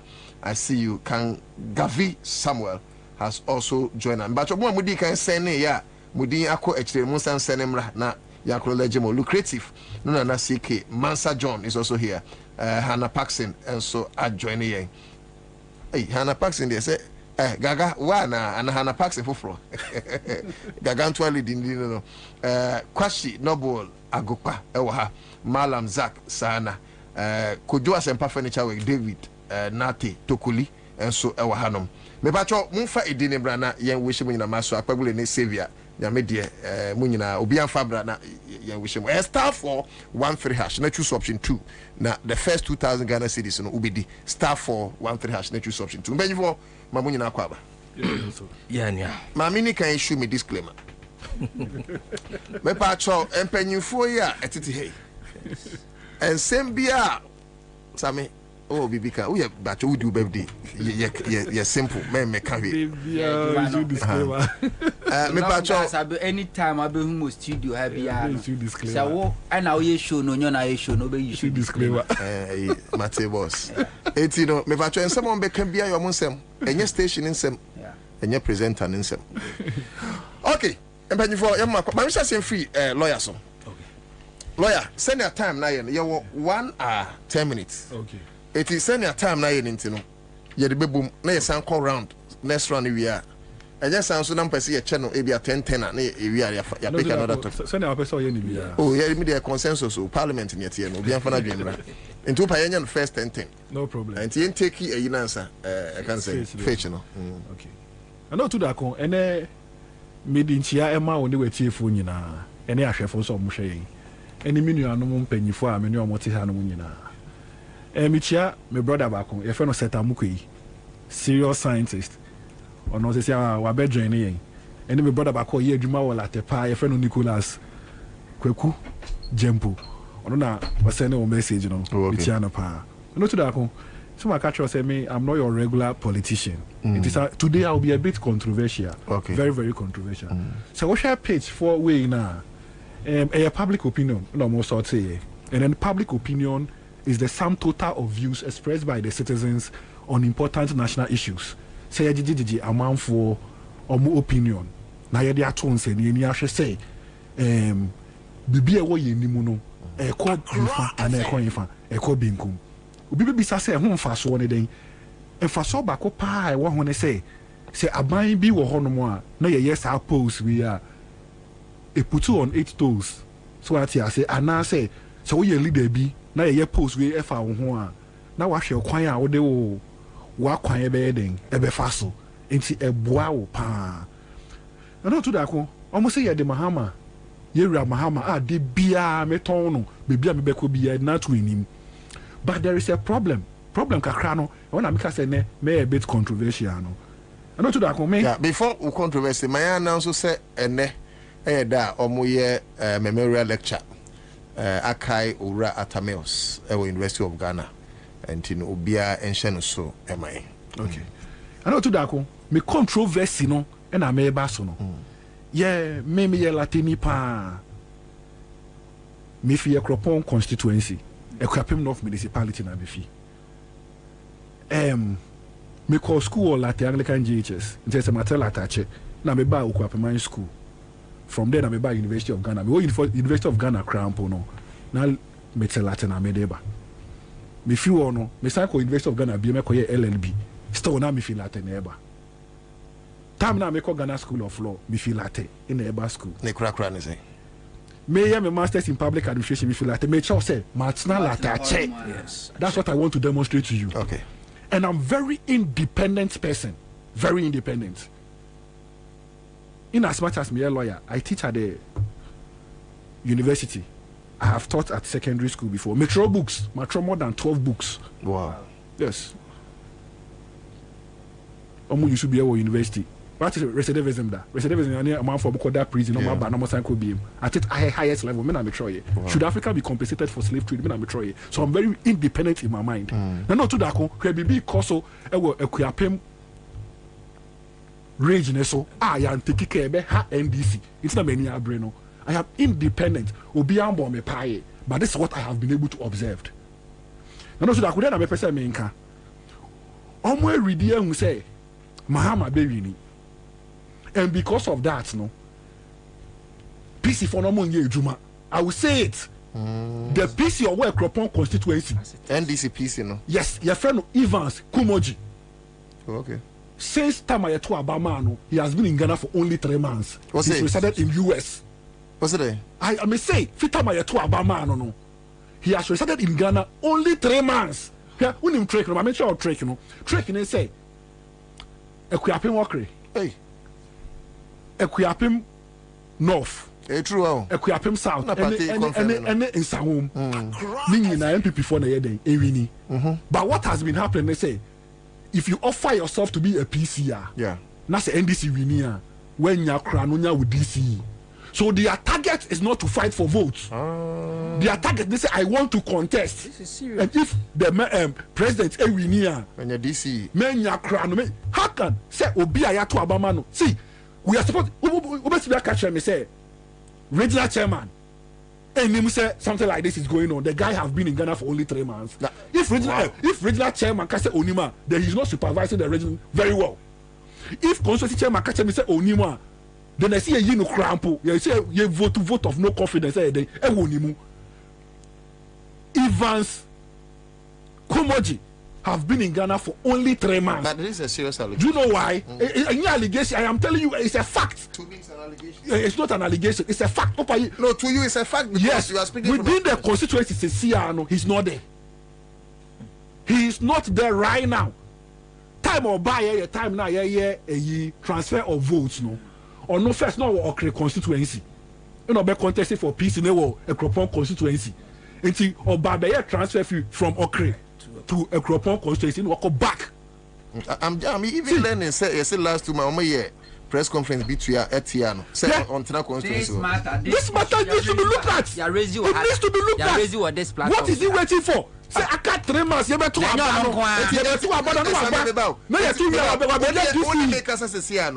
your constituency will be who no. Only US back. Quiet day. Who be Sammy?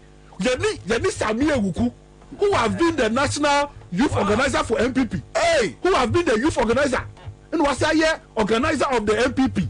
As your one national lotteries in the contest. Platform na mode chesano. That is it. See, omunim say okay constituency, a Kropon constituency, a Kwapem South, which is a Buri, and in Sawama Dueji. There is no way NDC will win. How? So that is their mentality. That is their mentality. That is their mentality, and because of this, no, see, me, I don't have any interest in contesting. But me who Mahama Dow, they be a campaign Mahama. I have devoted myself because I know say if Mahama ba, Bibi Papa Beba Ghana, me I don't have a paymaster. Nobody pays me. But I am independent minded person. So when you're ready for the job, throw US. You don't ready. You go for that.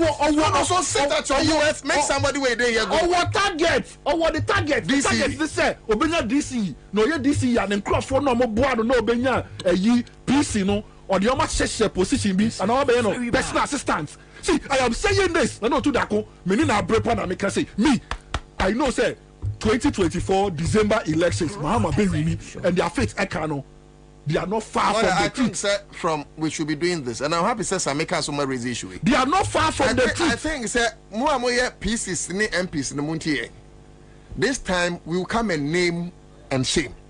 Yan tenase enyan kwasi adwuma e wo radio ni TV so. Nana. Ma obi nkonko share US ni UK. Na sabi adodo de ba. Now we MP minister and DC. And it's not just called. Free. Or na microphone na basisia. Why no? What's your friend Sam or a listener? Or a listener, okay. Or say, yeah, kasi Samia Uku, our constituency. Where you or commission. Already Samia Uku is a heavy guy. Every day a guy. Is it? What's America? Nana. See, the problem. See, Nana, or to that. You want with Trimuno, your friend Evans Kumoji. They want the Trimuno Makachra ono. Say only say, Bahamas, Mahama Bewini. That's a Mahama Winia. Most of the times she would say. Time now, first one, 92 to 2000. Papa no contest here, your friend Anthony Jampo, when we need any other man. Prosper, I would be somewhere, your boy. I say, I'm from a Kwabena South, indeed.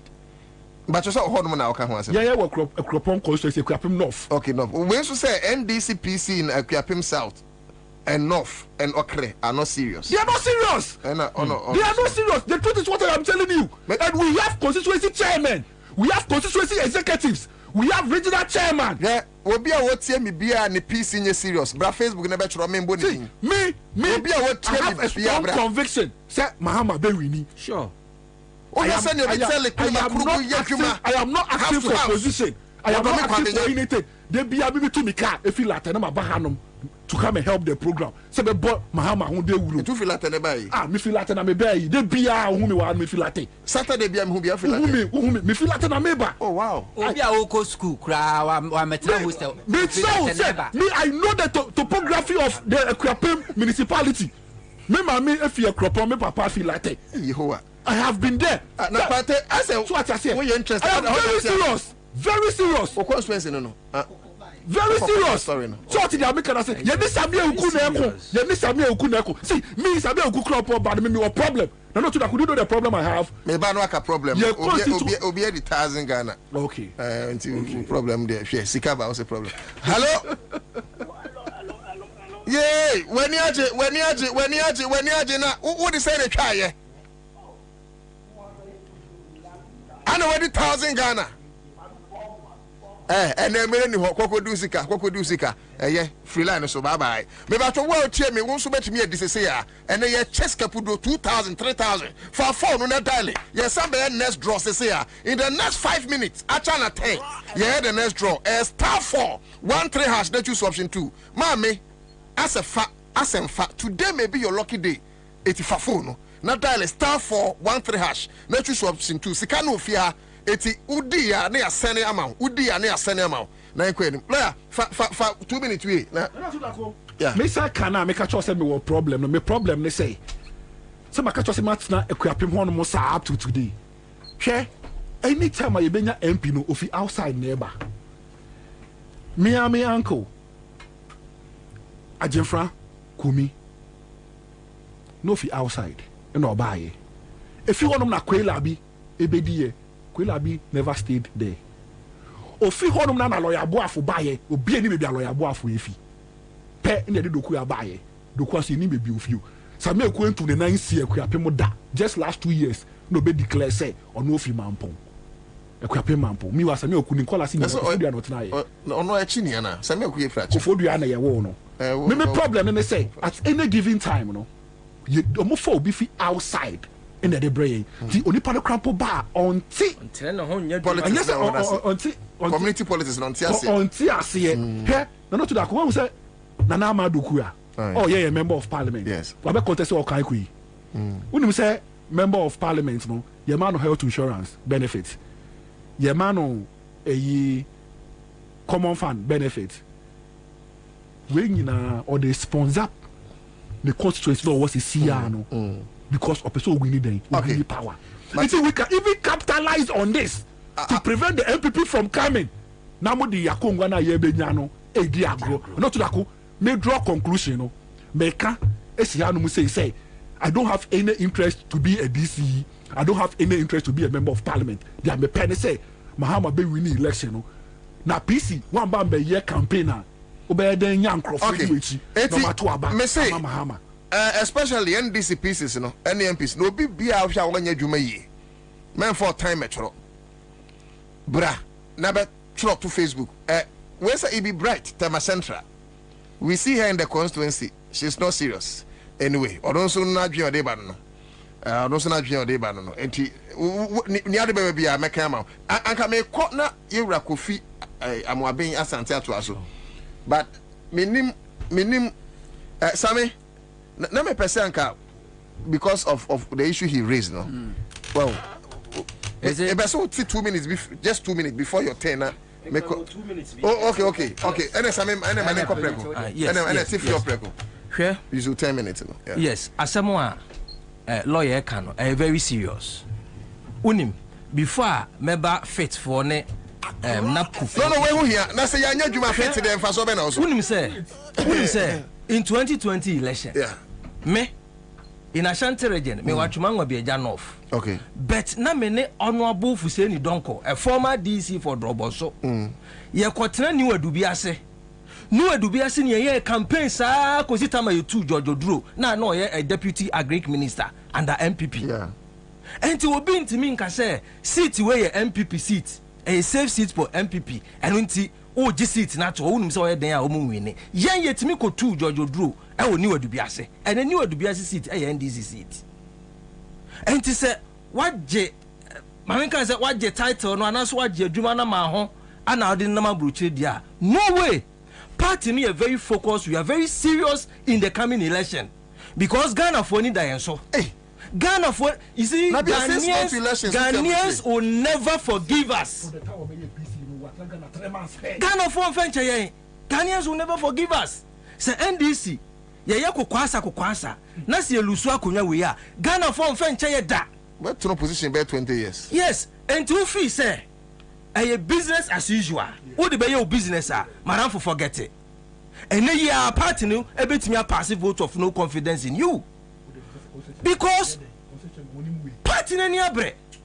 Hwe me say at a point in time at new adubia say ye now from no Impunity came obedu baby a na omanfo na ewon kurase no omo de prayer pra George Oduru achi me say me na me kasa asem we because of Adwuma. Yes, because of Adwuma ye nam ni wadu bia se wura mu ane ye me even Abdul Salam honorable Abdul Salam since we ni me friend da me ni hia da bet ye koye Adwuma se de be ya betimi agi seat ne de ama party no na wo wa ba ba GPC oni na mabrochire na wo chele over there. And then call for ye Juma now we are about lord over them. Bakofi or see it's also happening in Tema. You see Samuel Bedu or say Takwa PC is serious. Anti PC so ye Juma Nadia ba. Jarvis Koros or say Ablekuma DC is not serious cra. Ablekuma no dia way I know what saying. Pro East MP is working hard. Where David Agbanyaga. Kofi Sifin so the diaba.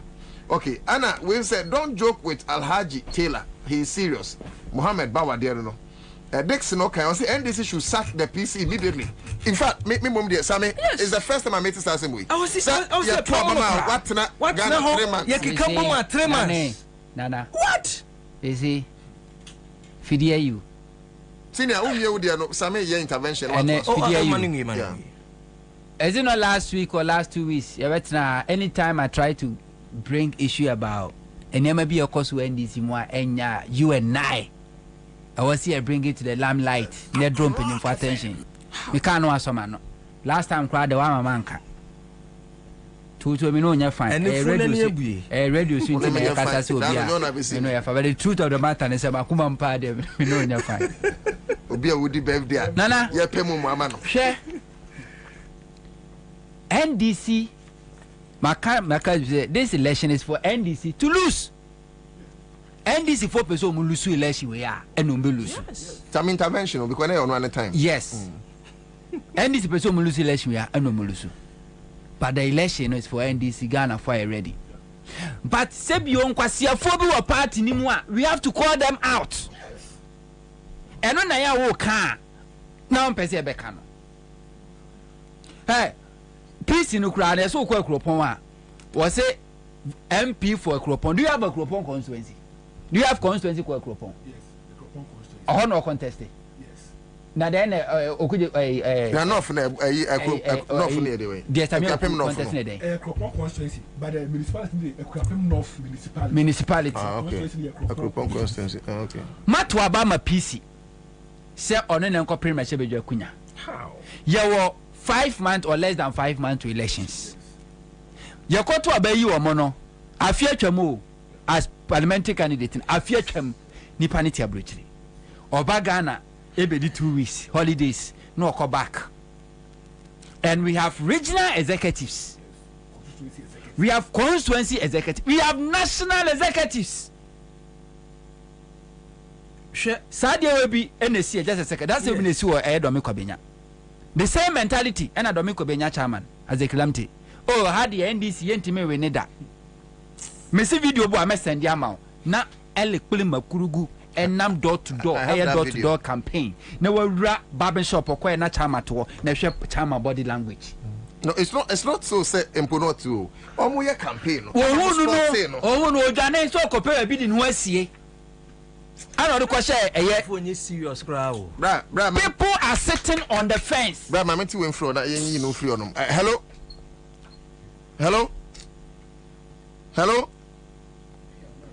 Open. Hello. Me bacho where this car na hello. But yenyano and your time ni so ntino. Yenyano ade obi anim so wedi fufuro mra. Star 413 hash na choose option 2. Na yenye next draw. Why yenyana anya hwe. Oh, Sammy. Okay, when you major time na dey say adwuma. Yes. Okay, Mati. Utie facha me say me cat. Per analogy lawyer AY.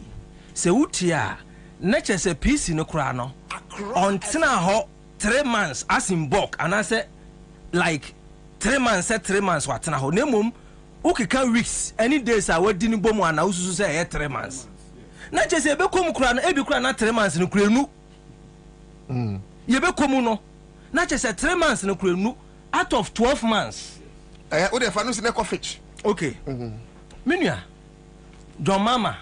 No, because fetch no. Yanti we influence and fetch. So yan kone sama. Na sabra what we dey free. So catch what we dey and I'm the truth of the matter never fit. And crofo we at the fence no so. Waiting say NDC John Dramani Mama win election no ma beje positions. Because they do sabre no occupy sika dey akwa obi. Yes. No they be take position. So they don't care. They don't empower Adia course of Domi Kwabena, you and I are aware. The national executives are aware. The past national executives are aware. But as a calamity, Edasu a chairman, or Domi Kwabena, openly or sabotage the PC. So who is calling the shots? Here in Accra, the Greater Accra region, NDC, Greater Accra, the Mianko, I say. NDC leadership executive I say na no crowd dey DC wo crowd dey me koka sisi ambaka chem se ma no pass me koka party asem regional secretary abodam sem na ekoso Greater Accra NDC headquarters look bibia nkoso emu ache we nam ha na we nam ha no bia ye do no pay Greater Accra na national headquarters esie yen ti Ashanti region yen ni abre no national headquarters na sie yen ni abre wa Ashanti region yen mark on boot for boot and na dey for Greater Accra time aye kasi sia wa hanma enkrofo no mbeto but it's happening national ha because people don't want to take power near them office dey in power na mamu discipline people poor decisions. You don't want to discipline people because of one more okuta position of free say oh mesa contest be ntino I need or say me no be fine. Then you go to I can say Central Region, the hard-working chairman, quick was my suspending no. And I'm so easy, so simple. Was suspending no. between the Central Regional Chairman and the Greater Accra Regional Chairman, who needs to be suspended? What's going on in the state region? When I was so here, Juma was about Nabaso, as compared to other regions. The center cannot hold. Greater Accra na was an example anchor all other regions because national no I had a national effect bibia koso in terms of discipline bibia na was a chance but Accra kon is it not a walking distance from here Adenta and it is happening 5 months to elections 5 months to elections and one thing is say baby MPP reggae election be baby omunum so mo total control yes. Because in conference so here they has said there winning agent cry and fire agent nko na MPP for no be share kire say agent na atwa ba na gumu ani atwa gumu ani atwa gumu e dey na NDC be lusu say 5 months election enya delegate e na kwato aba delegates power party no to me say mon twe sa kwa na sa mo withdraw no on file na obi o serious no on take it must it take you crowd to draw this attention enya me wan say obe compromise must it take you to do this and like I said this is not the first time you're having this conversation and penny be frame say or say there's no constituency akropon name it is a kwapim no na NDC BD or say that guy no if possible crank ko bunyi free see you will occur constituency you will a Kropon constituency yes yes free a tutu na end or cross kwapim north no onim we don't have anything like a kwapim north constituency near municipal yes a kwapim north municipality in the first na okre e ka ho it you will occur anyways so that is it but I think Sammy point about making now you see but power now open unya power obey the post that's why I'm catch you say if you are not disciplined as a political party to me your man crofo to me is it not NDC fake and the quarternase and you suspend the Central Regional Chairman and he identity won crofo be your worst things na omudi happen here in Greater Accra because a Greater Accra NDC executives who more pie will be in personal business or holding to know and the constituency there's no discipline or be a constituency chairman office or your god or your team god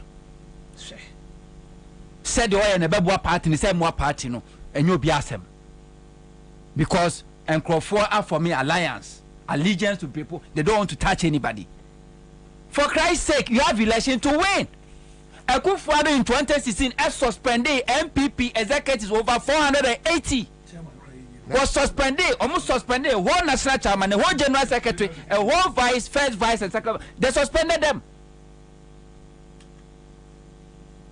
na NDC diate kwesi ankwesi kwada wa beto waso wa na so be PC ye de tumi ama se kona koton eye wo de sa wokra na ntimi weni a wona wulidi party ni wo ho wona wulidi party no that constituency wona wulidi wona make sure say mahama campaign bibi akoso do run kwa onto abana makobeto ama eye wona be ye wona make sure say MPP wa kope be bi ati wa kotena brochire wa kotena brochire and it is happening so the national executives the regional executives me pamcho mo fa mo nancy form na mo discipline crofo you were less than 5 months to elections me say so we suspend a regional executive na say emfa hwe ma any national constituency executive to misbehavior mo sha say suspending crofo na crofo nya adwuma da se mo be jai na o I say ye mpese e be sie ntuma gu fia ata bonten ye be sie ntuma gu fia ata bonten na women organizer etimi sansuo no ahwe regional chairman so yes your party a 70 me enka na e threaten regional chairman e bebu no so de ne de nam ha na secretary de ne de nam ha organizer de ne de nam ha obi e ni business obi asori a na ayese a credit union okwa no akogigi ni sika na de ono peno de sika ahye no no de ye na we so afa ne bosu no de kono akwa akogigi ye ka se bebebu akonta kire ya na be ntokwasem ye ka jose ke this the account ya create parties ka bia mfa megu ana nyina mfa nya djuma ba ko si da bi enti we fa ne de no akogi no abedi no afa ne no akogi no abedi and sansan fu we ko so Greater Accra na national ati adabraka national ati adabraka mu wani etimi ko central region aye distance mu wani e de ko central region ko twen krofo be suspend omo na krofo tem huna no won kra na mo hwe na e koso na me de maka me se Ghana 42 me be ma NDC na sa NDC phone nim na Ghana 42 me mom na mo sa jama na slepe through their fingers said you see 2020 now nobody will step to the party headquarters. Kwabena sem. So when say me constituency. My brother was am kan and chairman lamti. Say chairman lamti dan kasa. Better say say. Now no to that how can I say much because I was very critical of him. You no great new constituency office. Chairman, national chairman was there. You were saying Kitaka say mu problem what has been minimum nyina enye MPP na yamo ankasa mu ya aware NDC is aware how as a kilamti my mema one a year I know sabonsam be yibonsam e wodomi Kwabena e destroy NDC party in domi Kwabena and nobody wants to talk about it but you money mama Valerie Sawyer Valerie Sawyer ababe check constituency no motos about 4 I don't know if it's more, but that is my. Moto nkwakasi nyina wa check. But I mean, limiting me argument to moto. When him say constituency organizer ankasa, ya man moto ni bi. Wow. Chairman na chairman group. Constituency organizer na nyam. Because constituency organizer no yeah juma ma the PC. PC na ankasa. And some of these chairman no as a kilometer no mo yeah juma. Ni enti asame aya members. You can see resist issue here. You better party no. I don't tell them bia. Na me pese be ka ho ase. Party ni din nice be oba Ashanti regional. Oh, party is away. Yes, make one say party is away. Oba Ashanti regional. Yen yenum so makoyi napo. Napo is very influential in Ashanti region. Enti ye na ye na all angle, all quarters, ye na 24/7. Radio bia yesiso, corner bia ye urem, fax bia ho bia ye yiba. To the extent say Dr. Mahmoud Bawumia akra keyetia might me press conference etia. Oh you ba ko muhuru no omana mo ye huru. Of course dwuma ye na Ashanti region tia na ye ne wa Ashanti region the Lions Den ye dwuma na wote Greater Accra na uye say ya na ye lusu a wo de aba be hye ye wa Ashanti region. No way she enwa race course former she press conference o me editia napo ene Dr. Mahmoud Bawumia e chese NDC Ashanti region dwuma. Enti se Greater Accra for man for mo de kakra me ka ho na bron hafo amfane de ama Eastern region amfane de ama ni enwini power no 2024 ni eye kokwansa you know Akufo-Addo we know President Akufo-Addo yenim de obetimi aye na se etena ho saa na sa de NDC me se Ghana for NDC youth ni say any grassroots the party belongs to you the party doesn't belong to the national executives the regional executives or the constituency executives. The party belongs to the foot soldiers. Our mom contesting for any position biano. Omuna party ni omodia. Se constituency ni moshe na mpenyimfo bi di abro pese masa mutimi kokko to office num. The party belongs to the party. The party belongs to the grassroots. So be this and for mutimi kokko to office num mutimi ko yini to no twena bonten. We have election to win. Yemu be boot for boot should begin within the NDC. The constituency executive, the regional executive, the national executive, show them boot for boot, kick them out. Then send the signal. FMOB say NDC is serious to win the election. Okay, so it's fine. Let's rest it here. Yes, let's rest. I mean, some people who say you can, and this is very important. You can hear because then, fetch. Oh yeah, well, open cry your globe. When we near the essence of political parties to capture political power. TBB power name, I think that we have to speak against it. It's more muti and a yanko deep yakakra, nyaka near Becca of you. I can't many minutes. It was 30 minutes. But a star for 1-3 hash. Yeah, the next draw. Into a wound chat. CMGC catch the promo no Raffon me pato Charles here Obabo star for 1-3 hash no what you choose option 2 Abdul Wahab or say Nidia boss you shouldn't be discussing this on air.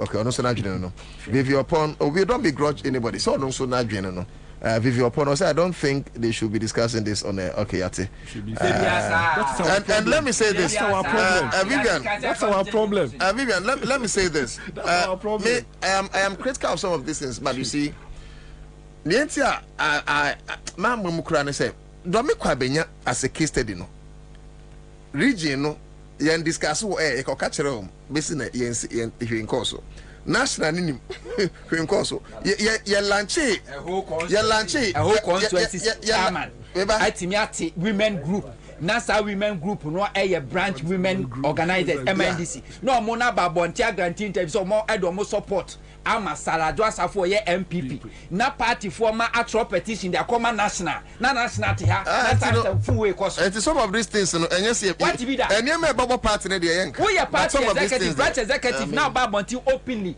say we do support wa ma opponent who business in the party ni ye dem because see ye honhon so so critical areas we will not come there, but some of these things I don't think there's anything wrong with it. And also know this: national executives, regional executives, they are not gods. Know this: they are the servants of the people. You are more important, respectfully, than the national executives, because you are the base of the party. Yes, it is all really to me. You become useless in their face. Niam Carter say, it say, look, near 2024, John Mahama winia. We have done a useless job. What is it? It will be a basic John Mahama victory. We must address it. Even if it is my father, I said Dunketia. Even if it is my father, I said Dunketia, and he's been a stumbling blocker. You say it. Hey, Mr. John Mahama nimu onim no be stumbling block. Niameya no. Everybody. Timisramu adwuma na ye na de. Yentimi nya adwuma mu. Yeah. Senior, yanko enti we dey 8 minutes. Okay. No, to that. Yeah. You see, Ofagana for 10 bia. You fetch the democracy in the say democracy here. You fetch Mahama there. Fetch no. Anapa fabom. Yeah. Yes. Almost say Mahama ebe wini 2024 election. It is obvious. I know to that kon. Say Ofagana tetel apansam kra. I know to that kon. Emo you turn 350 Ghana cedis. She say 900 cedis. Ama for who chi omo. Oye ejuma yentua woka. Because electricity ayede akosoro, water bill akosoro. Enti employer ne kra onye sika na wa we employee no abeden wa betua woka. So when NAPCO for aye interview. NAPCO for say 19 months yentua omo kaye. Into money they were then 9 months. Was it 19? NAPCO. Yes. Was it 19? NAPCO 19 months. 19 months. Yes. Was it a semu kete 3 months? Was it 50? I don't say nana.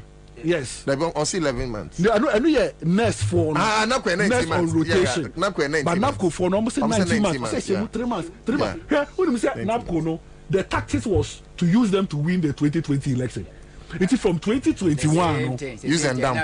National Service Secretary almost all my launch BB say 6 months volunteer. Yeah. To win the election. So NAPCO was the target was the 2020 elections. It is after 2020 election. Abani said that you need then and show omo chi omo. It is any time be your post no. Mahama be lead because Mahama wo no na science mfun we bi ni wo. Here abai when they abai waje taxes spy or Ghana hand say. And so there's nothing to show. Abai when they abai waje loans spy but there's nothing to show. Na no to da kwada no me what say na ye ka say abai we pe e na amafo sika e wo mukotokum. O matumi aye fe mukotokum aye fe no haircut. Enti say wo hwe nyama we e koso yi nyina Ghana for ho chi omo de nda. Mameka be bin throw. Just last 3 days, GPRTU for they are threatening to increase lorry fare. They are threatening to increase lorry fare. So see a liter of petrol, I have 15 cedis, 40 pesos. Meanwhile, Mahama time, a gallon, a liter, no 4.5. Now 14 cedis. But a analysis way. It's so concrete. The MPP for catch the Yemira phone so. NDC 4 person na petrol no liter no omo kan gallon because I'm for no kokko muni ma different liter ne gallon oh na 14 gallon near 14 Ghana cedis say MPP buy a 15 Ghana cedis sa no mo kan entim pacho kan gallon. Okay. 2016 a price of gallon any 2024 Oko kale time na for mu ni ma de. And yes so obetime yisu ensa akotoa no. Enka akotoa bia. Ye ntop petrol akotoa. Matias se ba same when you so no so ye ntimi ntiche mu yi. Same no same Matias se price ani enka ni liters ye kan gallon. Matias same unim just a second. Who say ne okay. Say ebia liter me person yusu akotoa gina no. Akotoa no ma akoma nan. Ene fa ana ye gallon kasa be tintintin we say gallon ye nim free Kwame Nkrumah penso ko fo ko fa gallon wan fa akotoa. Okay. The petrol gallon 2016 any petrol gallon. Okay. Petrol gallon 2016 na 14 cedis. Simple. And 78 and yes I call 70. Simple. 78 cedis. Yes. So uto e gwel almost about 75 number 195. Wow. 95 ne was ro pa. So I say cost 78 cedis. Yeah, premium no. It's enyama eboa ayedin. Wo da won't mean da. So I say bills that when you obey we bet you wo residential facility baby I wo down so I dey akosoro. Say wo obi a wo ye 1 crown ejuma wo ye private company e say wo nya office space prices so I dey akosoro. Cement say e over 100 cedis. We could 108 109 and I'll be that cement one bag. Meanwhile, first day I told 32 cities. It's a Ghana for sure. The Omu Komu Nina, I saw Muko Kwasumu into the best way. They say 2024 December year be Obia Babata President Mahamechi. Naya to Abadia Mano, no Asia Babemu, no ABCC hospitals. They say that you see Rich Hospital Extension, you know. Say that you see University of Ghana Medical Center, no. Say that you see a hospital on 45 acres of land. So, Dodowa, the site of Sudoku Hospital. Say that you see hospital. Was so many. You see hospital. Was so many. Mahama see in 2016, 2022. Yana Kufa Dukubuano. Or my hospital ni see one almost. Just that Mahama Yisika. And you see Sagleme. Close to 1,500 buildings. Obeja. I mobile 2 kromunsi here. Eti minia. So bia share adwuma Mahama ye no dey compare Kufuado ohun say Kufuado dey wan be ye hwe na oka na say dey Baomia ye dey eba Baomia dem pada Baomia betimi aye me hu so mo outline nyama bia Baomia say obo obeye adeti na sesi a ontimi ye o so obo obeye e-levy say Baomia betimi e-levy a oyin na nde Baomia say oba port levy ebeba fam so betimi ma port levy aba fam oyin na ne o ma mba fam ende o so oba about creating more jobs for the youth. So per more jobs for the youth. Youth employment. Youth employment. At the time of Mahama, if you so youth unemployment, na 8%. And then 8.4. There are 5 points in the crown count, but almost the other flat. Almost the other 14. I'm the need to find to flag because was 8.4 there 14.7. 14.7. Me go abu buy abu introduce NAPCO. Ekufuado aban we there. Mbrane kwa NAPCO negu obi obeba 2025 aba be say obi abado obegu NAPCO no boa NAPCO negu 2021 right after the general election. No mugu no. Oba be catch say oba be introduce nurses allowance, teacher training allowance. Oboa omuntuya. They don't have money. See I interview them. They don't have the money. They don't have the money. So because I was thinking say nursing for class here tuamom. Yentua mo ye. Enti say wo hwe onkrofo we nyina, wo say close act for e call strike. Close act for call strike. So we say labor and so call and ma ultimatum so call strike. It be bia any aspect of the economy is not going well. Be bia agri sector egu minua me ne wo nyina ye call market yenim nyama bo e wo market. Meanwhile, we have invested over 1.2 billion Ghana cedis into planting for food. Breaking is a year ora Papa Kwesi Indum. Akosra His Excellency John Dramani Mahama. Sisi Akrana Akugan. Enyesra no kosra no. Okay. Dr. Papa Kwesi Indum official a petition President Mahama. Okay. About the collapse of CN. Exactly. Calling on President Mahama, say on using authority as the incoming president. No 2025, no restore. Yeah. kind of saying the GN so official official or the amano no to that go is good say no to that go so ama for what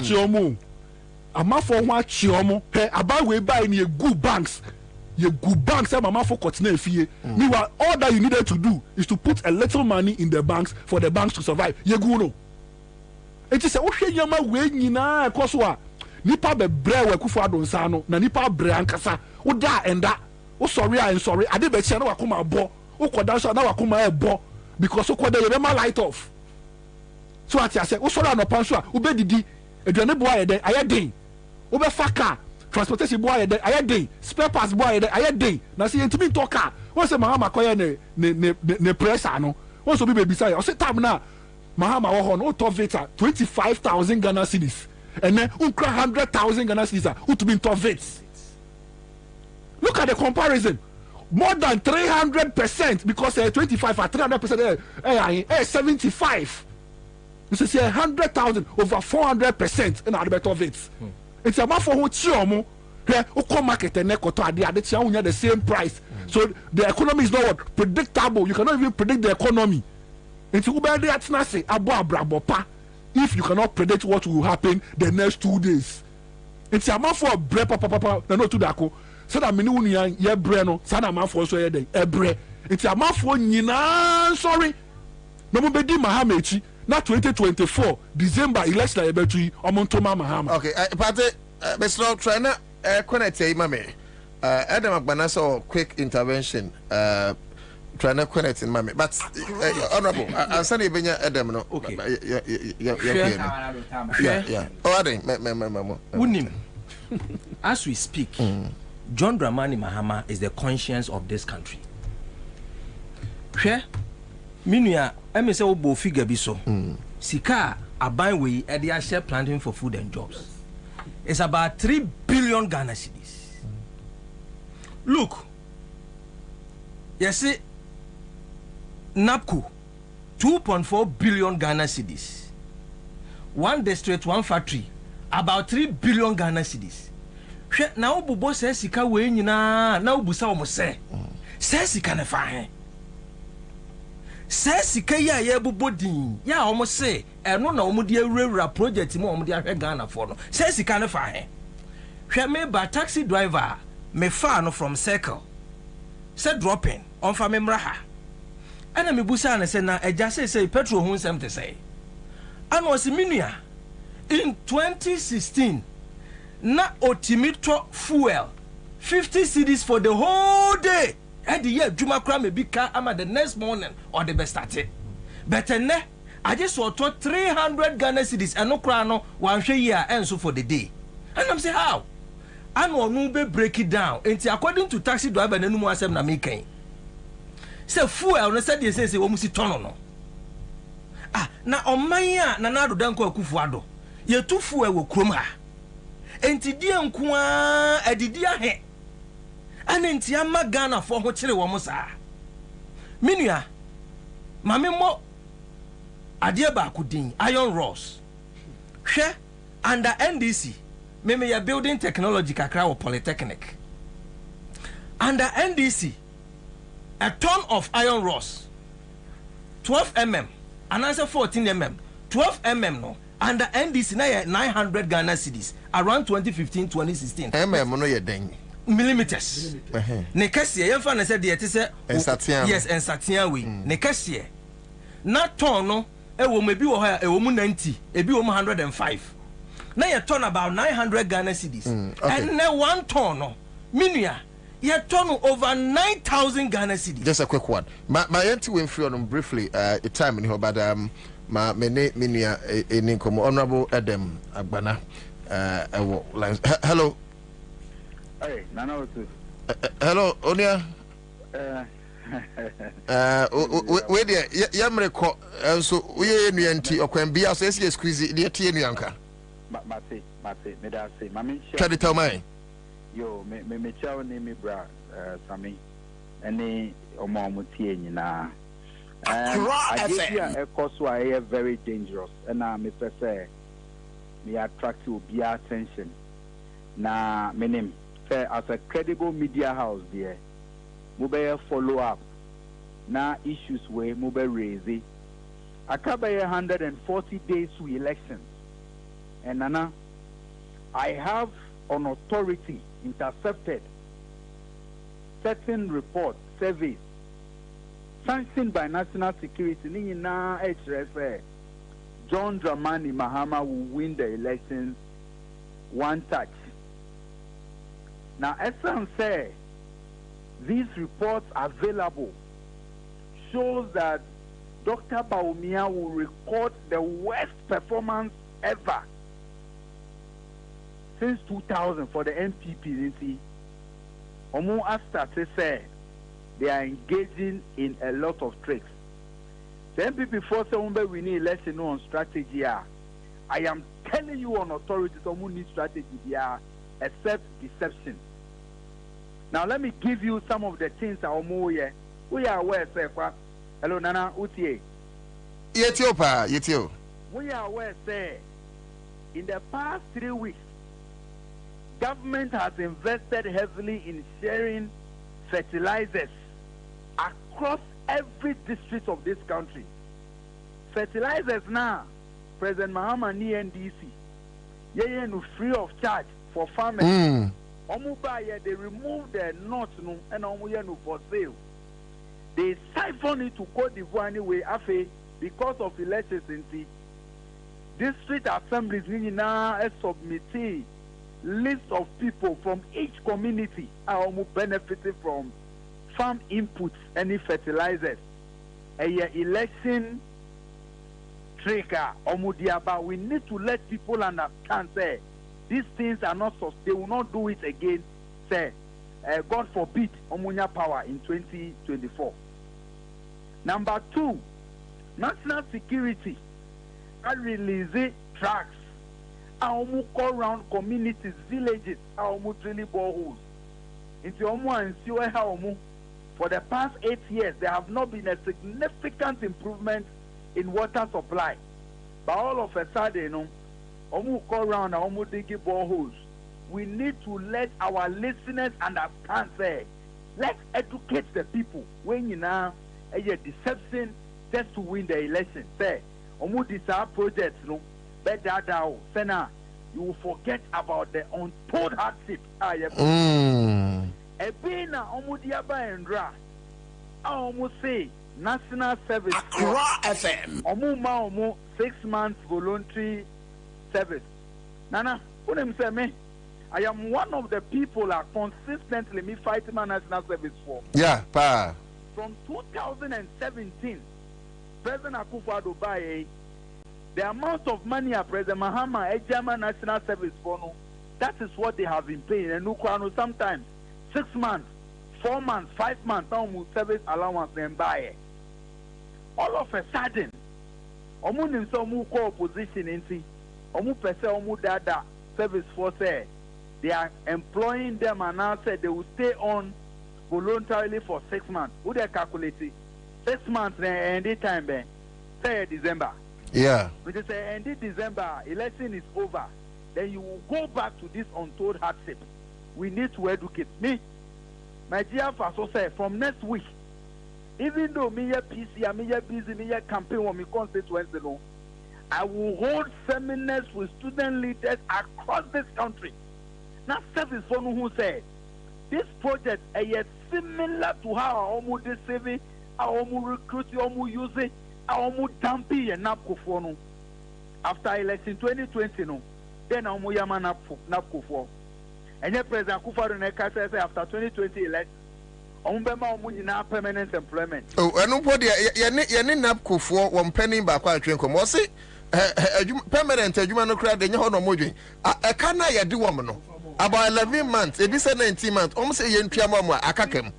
Very good. There's some platform, a credible media house. No, let's use it to educate the national service people. Say, don't fall for this deception. Sir, let's see, on national security poll, no, but 38.3%.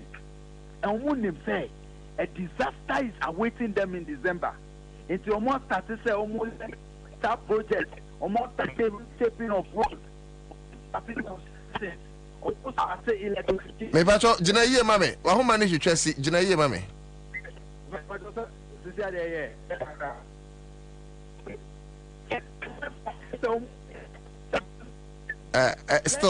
It's still not good. If we bet me answer that no kakra, reposition yourself, please. Can you hear me? Can you hear me now? It's better. It's better now, right? Yes, it's better. So the American here said, let us bring more cameras, more lens, onto this deceptive project.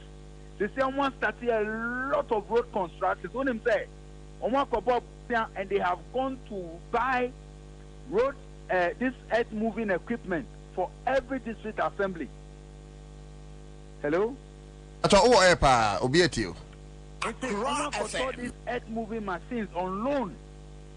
Dia called district assembly say, oh, community there complaints on road and you know, with the moon started to be to say construction. Now construction on him say, only to me we in 5 months, but after election, you know, now the machines as I go back because Omunim said these are the things they think they can do to deceive the people. Let's let the Ghanaian people understand, say, this government is so corrupt, they have been messy, they have destroyed the economy. Into almost destroy economy, say no. So election year gimmicks now almost started to implementing. Those things should not deceive us. Those things should not influence anybody. Okay. But Babani dear, young consumer president John Dramani Mahama. Thank you. Thank you so much, Unia Edwase. Genuine Edem Agbana, NDC parliamentary candidate, Kitty North, and Ononso Ebi and Yohono. Into here, this is what we're doing. Mom de Mokano, Nyomba and say, oh, no matter 2 months, Mama man in Dadamo. You say you guys are discerning people. Timama man in Dadamo. Yanya see betu abayano, ye betu no. Ye tu no, na Ghana and Yanifa Hudia, etosumino. Into all hands on deck. All hands on deck.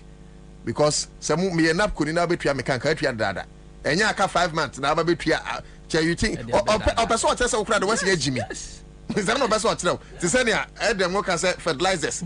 Ajo Mahamadichi. I'm afraid more towing. I afraid close to elections are more cochiche says.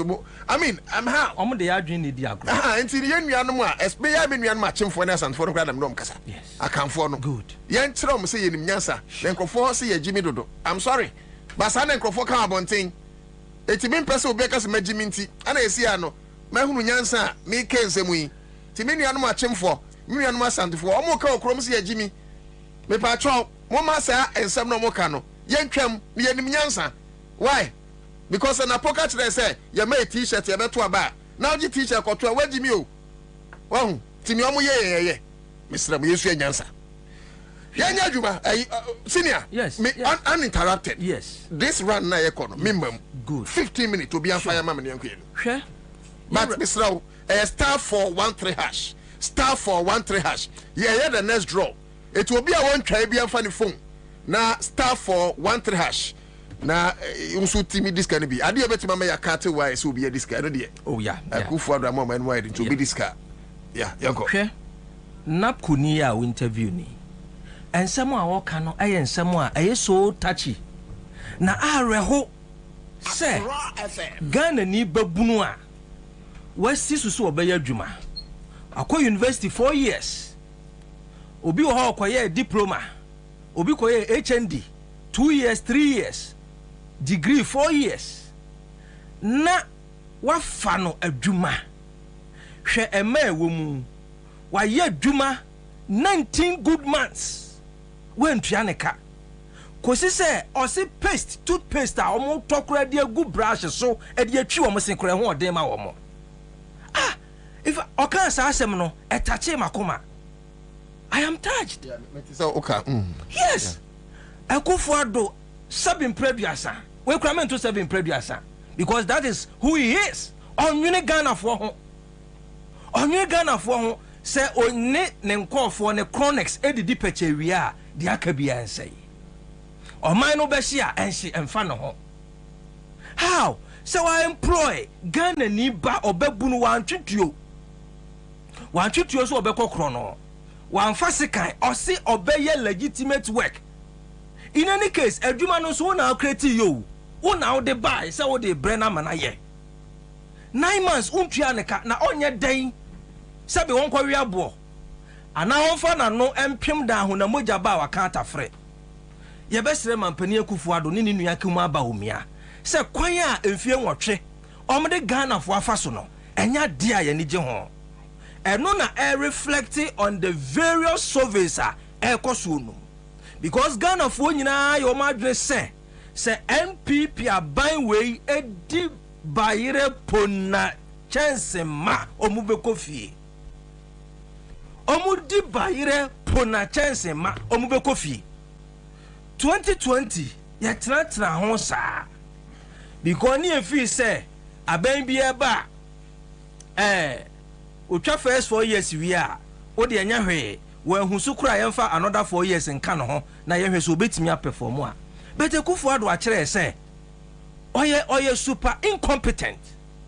Look, just recently yewra JDM eba menhia hemfi oba otumfo ho obegina otumfo anim no in Ashanti region na John Dramani Mahama wa bo project over 50 projects de akere yewra otumfo osetu our bo project obo Kumasi Kajetia project no obusa MPP for say omonfo de emefesi no obo Aferi military hospital no obusa omonfo de emra no obo Sewua no obo Tafu market no obo secondary school so sisi in Ashanti region no obusa MPP so omonfo de emra na unim including Rotary Park of course Rotary Park ya waka ho asemu yes me ba manim no unim say ye susu anu Kumasi na ye kodi agro e wo children's park Kumasi your baby or friend children's park e wa mukom e ho na ne ye kodi agro ho na ye kodi obi very good hada ne mfufu na NDC ye Rotary Park no a omo criticize ye nti na minim so omo ba nkom be children's park amaye behwe ene adane ntwen anatete children's park say untimi nko ho because uko ho a wo be kawo. That is MPP for you. Minia, John Dramani Mahama, within 2.5 years, my set a record way straight. Within 2.5 years, and what the years are monumental project, a Kumasi Kajetia market in AC Hono. Now, unim, me come and nimuno. Anytime one project can see be a baba Ashanti region be a NDC in SR project. No.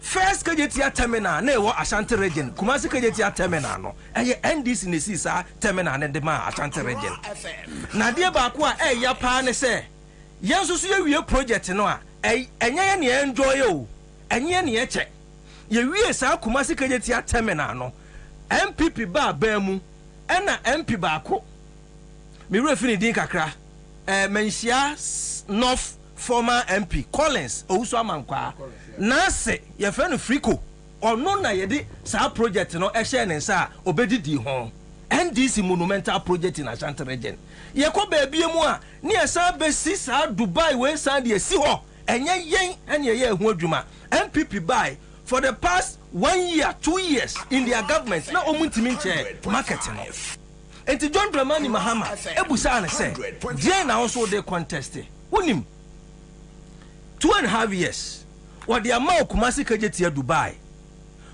8 good years untimi CB enfan contesté no na uwie na ubegina Ashanti region na mo tuye mrada na mo defe yen ana ye dwene mo ho ana ye damakoma so ana de ade 8 years na semo a reho pa ne say the last 2 years contract and teaming site in koye adwuma it is a project no adane death trap everma fa ne yam hihie so wonam Kajetia wonam bola ho wonam dwakasiem wonam ashton ho baabi na sem frame fa na ye wa adwene se obekwa akohye sa central market project na se a death trap MPP sorry ana omudi ye ho afa wo krom ha again wo hwe senior secondary school so a ye John Dramani Mahama sisi ya Ashanti region ko a omaya about 11 of them ya okono na Ashanti region de nko we almost 7 e de amaya na enkora wom school enti me pese me kana yeti ase se eye Ashanti region ye to yaba e de ama NDC of course yes samoti enkra ha na so mo keke kan mo nsem no a politics as usual because enne Ashanti region for nankasa tena se hu se NDC nku na betimi develop Ashanti region hwe ukọ baabi wa Kumasi a ye frɛ ho echamfo ukọ ho a under NDC project danya kesia market stores kesia sisi wo nyina it is under NDC and you create sa buffer no de ma wo mo a ene omatimi aya Kumasi anima benyam yewura mampani kufuo efra ban mu na Sofolai interchange memeti ebuakwa me wo atwema nwa beja north Sofolai interchange na about 15% completion yemfa na say pillars kura no wasisi kura na ebe 7 or 11 pillars anana wa irete yewura mills John Dramani Mahama NDC ana besisi pillars ni nyina esamo so edi beauty me go so ese yi kwan no a na edi kosi Apatrapa junction bronu bi Kumasi from Apatrapa junction na edi kosi Apatrapa junction ye tra University of Education Uniba campus now Amstead and edi kosi Apatrapa junction ye edi kosi Apatrapa junction no omo ka kire ye se ekwan no ya pom na omo na ba ya nkomba ni 6 lanes meanwhile ekwan na 2 lanes afede ye to aba na mo ba wie ya minua for the past 8 years 1.5 kilometers omuntimi nwie 1.5 kilometers nyam so many 6 lanes no my brother omu say as omu de adwini dia gro no it's because omu de dia manafa Jesus Christ well yenuanom and you need to answer to this because ufra something neighbor yes anokwasem ne say what train plethora of Inyuma John Dramani Mahama Emma Santimai and chief amongst them Okan KGT market sure Obo Tafo sure Obo Sewia yes Aferi Obo Aferi community day schools what's the community among 11 yes I'm we 7 Adna 2020 airport Adna 2020 like Manchester and Twabano that's my challenge say e consider band ye be hunu say John Dramani Mahama ye adwuma we nyina be do say akoto abana na ye the tribalism akoto abana hwe menua unim ensem a nkofo we ka kire no na ye ensem a atwimoti afiri wuram ba fie ye mu bi kura twen yes ensem na de ensem wo akufu adra no de no na no dankasa see o kan waka wo na no de wo dada na no de na unim hwe wo de me baso no okọ manhia na na do danko akufu ado ko manhia ono so ko presenting issue before otumfo no John Dramani Mahama ebo project ami bobo ebisu kire ono okogina ho no start sresre no abo yewura napo dodo na yewura mati opoku prempe dodo na afere napo owo maben mu yewura chairman sabonsu owo maben mu obi de bobo project ono so bobo mo na ben mu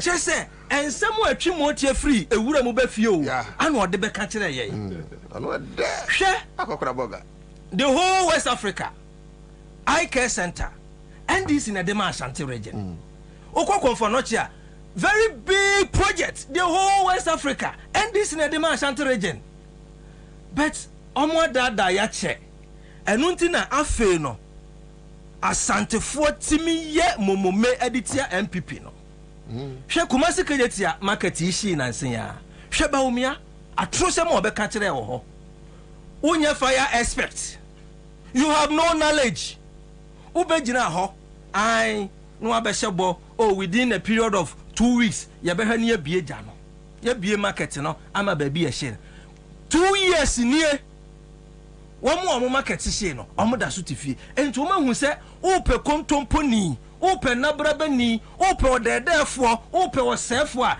Mahmoud Baumia usane ho a enye yie and again dienti enne Ashanti region fo ayo ma so mbeto mabama NDC no montuma MPP nie ukomati opoku prempempe su aso a ya o market bi ho Crofro market hwe Crofro market esi ho ko 20 good years 20 years o womo buy enfie nwotwe me say 1 bag of cement kramo fenko ka Crofro market ne ho na asemu a yakura ne se tema yebubu Crofro market and amampani kufuo no adwadifo a na ewo ho no oyi womo de womo ko ba bi ye fra ho Moro market afedie Crofro market no nwie no. Wo se wo san ko bubu moro market na san ko tumpa boafo na firi ho. Nyansa be ne wom. Oh, we normal.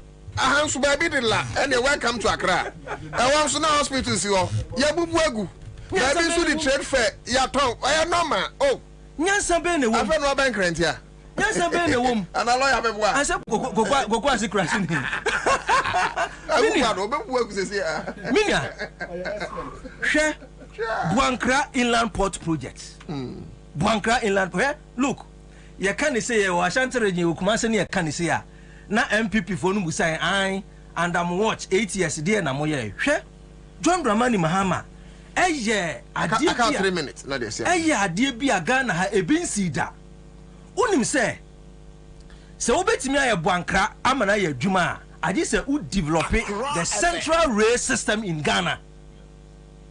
And John Dramani Mahama or the to the home developing the national central rail system in Ghana. Because say one year central rail system no when developing and redesigning sa Buankra ye be say the new man for car kwan no so na che say kwasi kono giankwantia because ye hu say Mali ni Burkina fo no cars no say Accra Kumasi road no hayen say si ho no obi de ne car koboto and for that matter I was say a linking rail system from Tema to Buankra na mampani kufo anye ho adwuma enti ye John Dramani Mahama ohun say I was say ye redesign enu nti ne na nado danko akufo ado bae no o ka kire ye say obetimi de train kwan afasoro no. It is as a result of John Dramani Mahama redesigning, developing the central rail system in Ghana. Besine na nado danko akufo ado entimi nye ho hwe enti yen asantefo ma no ye hu se na nado danko akufo ado asisi yen because Ashanti region is their food basket. Ye ma wom over 1.5 million votes. But development no one farm yen. Why my development to Ashanti region? After the most insulting aspect is that upon say when developing Ashanti region amaye after the asem obeka kire say wakoyi na podia amaye as running mate in the Ashanti region montomano no we munua tribal bigots when to me anya project bi ama Ashanti region uwie ya wo si wakoyi na po e de amaye yenua no ntia ntoma no en na Ashanti region bekasa wo say enya dia obeye tribal politics. I don't want to go there. Go there because I don't want. No, I don't want to go there. No, you have to go there. I'm sorry this year. And I see them say me am make answer to. Unim say na po na nkasa nkasa. Hwe baby a omade shi busua no ahemfie ni si no. Right opposite the ahemfie no. So you dey share na so nya. Me pacho meba. Right opposite the ahemfie no. Right opposite the ahemfie no. National security threat. Unim said na pofi animu na the whole Ghana you ton cocaine. Hey! Yes, I'm telling you for a fact. How? Yes. Bacho. Me say you film na me come answer me tell. Very good. My disclaimer. Na po him fie. What's na po him fie animu? Apegwa fie na o free mu we na. Me say efie na animu ho. Me say go to Ashanti region ye free baby tinker. The whole Ghana a honey ton cocaine. And no wonder so for a just contest no. Omunya read the kwache my just for say omonye no monto abama womo. Me see the whole Ghana ope baby a ton we cocaine doposia e na pofi ani. That is a what allegation. Me see go baby a think kuma se think awo. Me see apedwafie ni a na think kan susu nie. Enti wo kwa anyway see we wasem nye me ma 17. Okọ mensia south ho a. Baby a free hot tinker no. Any pattern be a chamwa, emunai a junkies. Hey, right in front of Napo's family house. What kind of influence can Napo give to Ashanti region? Me say, or no any fear any moon, but beer a pedophy see a him fear a one will free. Ni fear any right opposite the house. A honey a ton cocaine do posio, upe beer a honey a tono. And the influence Ben will bet me the amaye. Influence ben and will bet me the Amaya Ashanti region. Maybe I will name. I'm from Ansah. Live on Accra 100.5 FM Citizen Show. Meeting day Nana Otu Dako and Penufa Journey, you didn't come over here, but you also bet me actually Wajane, Steven, baby, I will be a mature. But star 413 hash, not choose option 2. Star 413 hash, not choose option 2. Yeah, better the next draw. Na Sikano and Omwe Cherom de Bibriba, intimate row. Well, won't try for phone say, yeah, if you're near Brubi, Trebi, they told my idea. Me change me targeted 2,000, you know. Next draw, no, you have to make the 2,000 cities. And Timbachoa, over for phone. Now, what dial star 413 has no choose option 2. Green First and Electoral Clinic, as well as the Tango Prime Washing Powder, the Maspapa Royal Chapter Property Group Limited, Samson Tabia Herbal Center, a top choco, a chocolate, emphasis Dakar, and so my seahorse engine coolant, Samson Bills Micro Credit, and so as we are said, but Mr. Wa for a phone, it can be now so DB. And if you are, and I fear that they only see a going to the weekends, can you imagine? Say a grow for phone. Now we track 20 cities, we track 50, we track 100. Oh, Honma, not 3,000 cities, I be good phone so. Mr. I come akuma for phone and nobody. Oh, 5 year no dial star 413 hash. Now what you see option 2. Kofi Samuel say happy birthday, Samuel Hunter. May Yahweh bless you. Okay, also what does Naya Munyan Mumu? Ebenezer Maktas Mahama gave Ashanti region 15 new schools, completed 8 of them. I can list all for you. Okay, so Shama Bedna Benyosi, Deputy IGP Inspector General of Rigging. And I just say, hey, you no, they say you're appointing us. Say, or you're in charge of operations. Jaisa was a papa position. We're in charge of operations. Francis Kofi Elo, also great job. Ni Gan 2. Also, now watching you live from Doha. Doha the Sakata. And Emmanuel Lomote. So I said, Somia Ando. Boarding Sam Idris of said also watching live from Tema is jobless. Also, good afternoon, bro. Good job watching you from Qatar, Doha. Hey, in a Qatar for this. Abdul Wahab also on point. And so the Dexy Lomotin, so the Nediaba Ali Abdul Vivian Apostle. No, to please. I am not the one who said that. You guys should be buried, though. The mess in which some people in the NDC party are doing. Okay, I heard from you mentioning my name, please. Oh, Wado, I apologize. I'm sorry. Okay, I'm sorry. It's more, I can never be reading my messages. Now, Kinelli Mahudi, Namia to Abudu, Maxo Akpabuli, Kuma P. Junior, Munina, Mahumudia, na Yababe Kain, Amamu, Cecia. Opanika Zia se onso ode wano esi amayen. Yanko, okay, Same Yanko Sameso. Samuel Hunto, Juma Original TV. On fire into Same.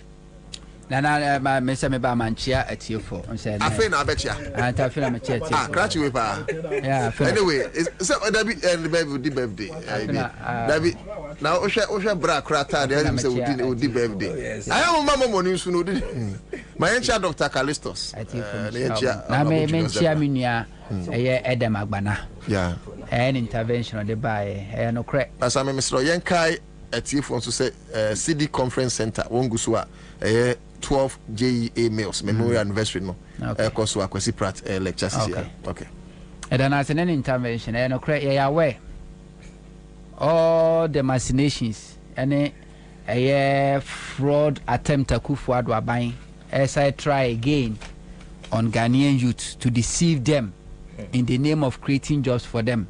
We are aware and mebra ye aware say it doesn't matter how mess Akufo-Addo government in be mess Ghana for. If the opposition party is not ready and disciplined for power, say Ghana for crowd the 2 minimum wa you better Jeffrey Munsem. So charity begins at home.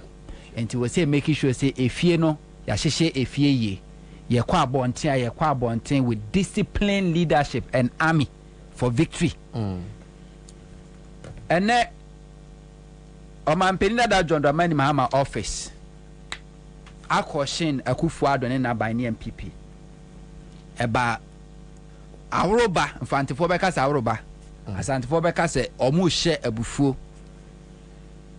nanu yetigana ha NDC parliamentary candidate for Kalkwe South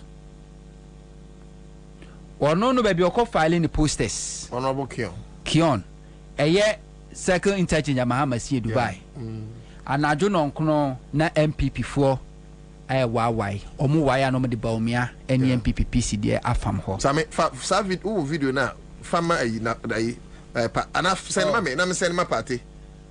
Oh, this video no. Make me nya na about the send me. All right. Na me pese this video do ni ono say wo no. Yeah, send me. Emma, omo ekoy anaju da sum. Party me send me, don't worry. Omo ewa na NDC PC na ne ko hu ye ofe other executives omo baaye. The only thing they did was that they questioned them and then omo boy na fra police for any echi omo. Mami ka se me chiro. No one is above Ghana yemra. Quality before the law. Obi enu oburu Ghana mra so. Na police ni kura na mra ma no kwa so obi ye bone a wo ma mechino no.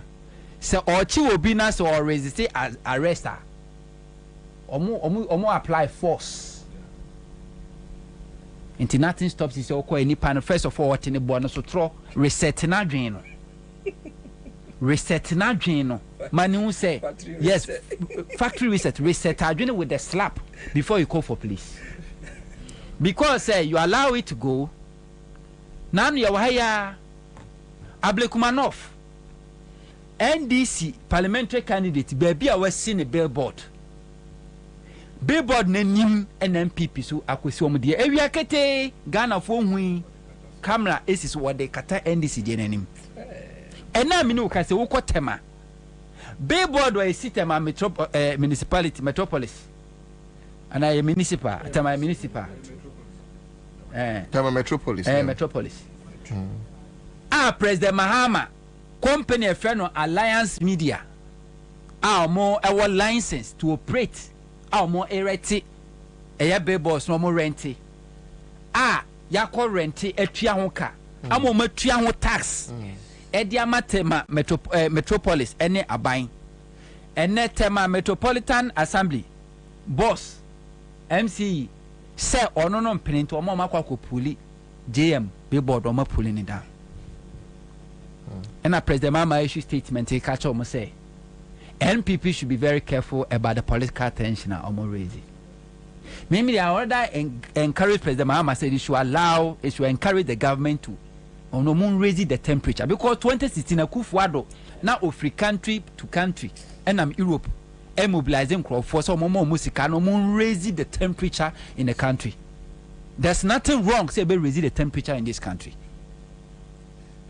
because baby I do know o ma pamu ohun fo ato ne bema enti braso se eche bibisa mpa Ghana eyeye nyina ye dia se na se o man ne yesi ye mpa ne yense no a ye nyina ye nka mom ne yense no pepepe yense se de ye nyina ya bom ya chechire o man ne frim na tententen kwa menkroma peso se bedu sam pempenso yi ne yesi ye mpa Ghana ne biem na ye chechire ye mbubu Ghana ne yense enchechire no fofora bibia no wasi hu kwan sam video na ready enti ye kasa no fanto so okay but what the to so na wa let you na because who see that kra na ye dadara hu se be ye dana.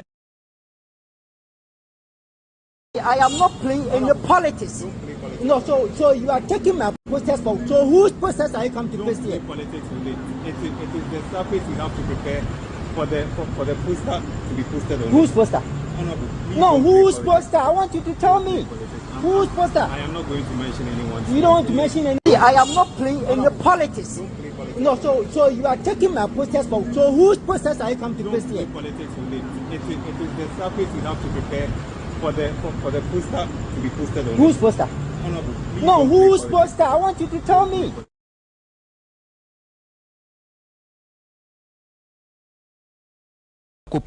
They should make sure say yam for Akufo-Addo, yam for Bawumia or MPP be ankombobo.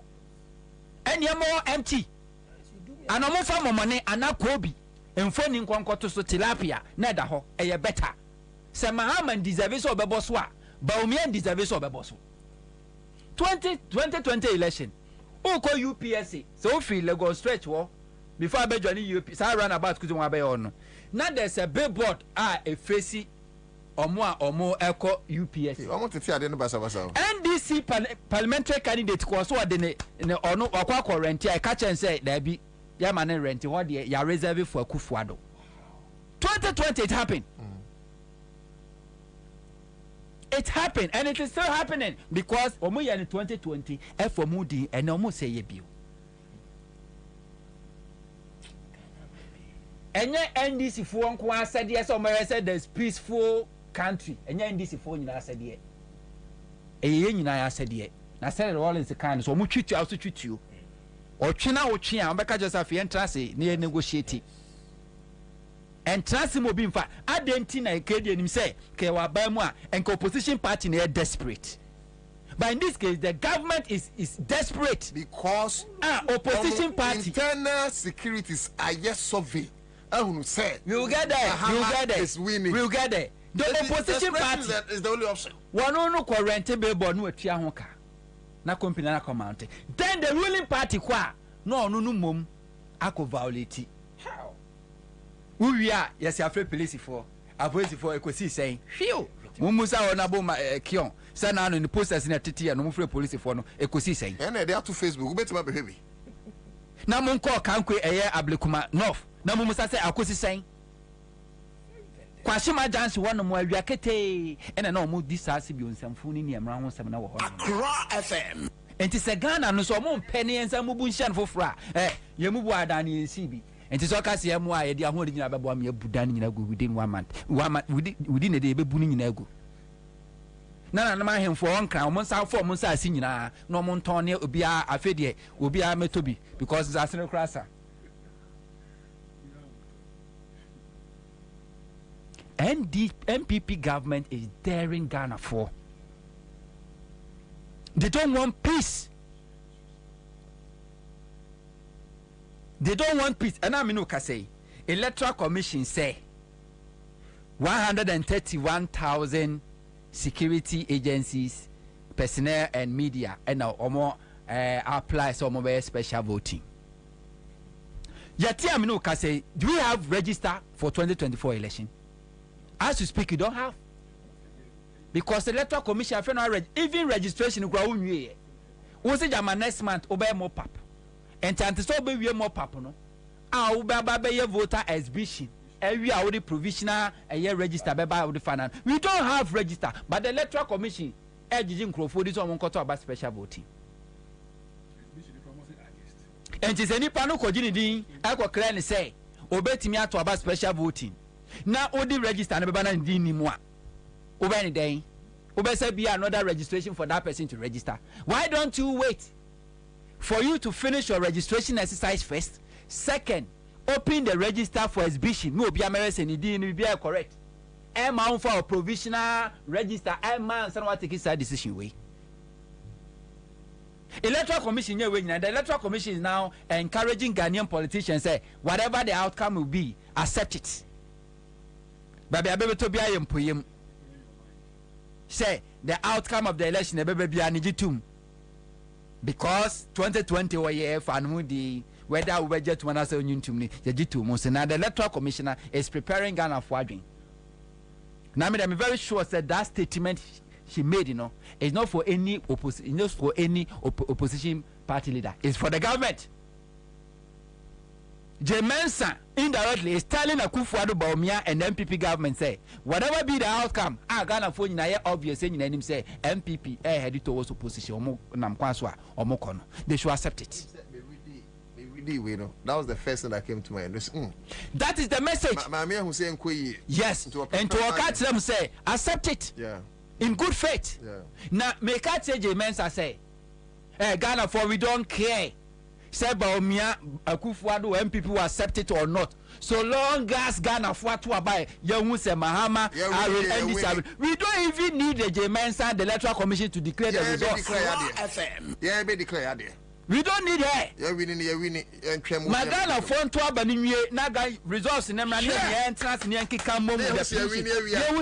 We don't need the Electoral Commission Jemensa to come and tell us to accept it or not. Of course, yes. Because this election, Ghana is second independent in our fighting. Shed your my or mine. Shed your Naway or mine. Basa. Nana Uguja.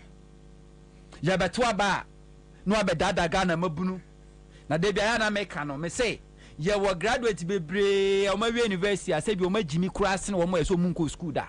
obi obeka cho say school yesua nyansa yensua school yensua nyansa wo school yenkyerenya yensua nyansa eyenimde de obi ni ya tro ene ese wo so bra na betua bi asa yenkyere nyansa e wo ho enti no bo hu obi a graduate or make or argue kra no hu any logic in any sense I will make it senke ni nyansa say yeto mamu na national security the report about say the rate of youth unemployment is alarming na a threat to our security and the only solution and remedy about the beba say let me use this opportunity to fraud Ghanaian youth and to also akofa napco edi aba some more university momra ye be mo adwuma be ya ye de mo kwa akoya attachment bosume so a ye betu am 700 Ghana cedis na ansana 700 kwa beba no obi ani kan tua 300 Ghana cedis 300 Ghana cedis ye de printed t-shirt na ye de high bus ya so mu nyina Africa Ghana ntwa so nyina be go Independence Square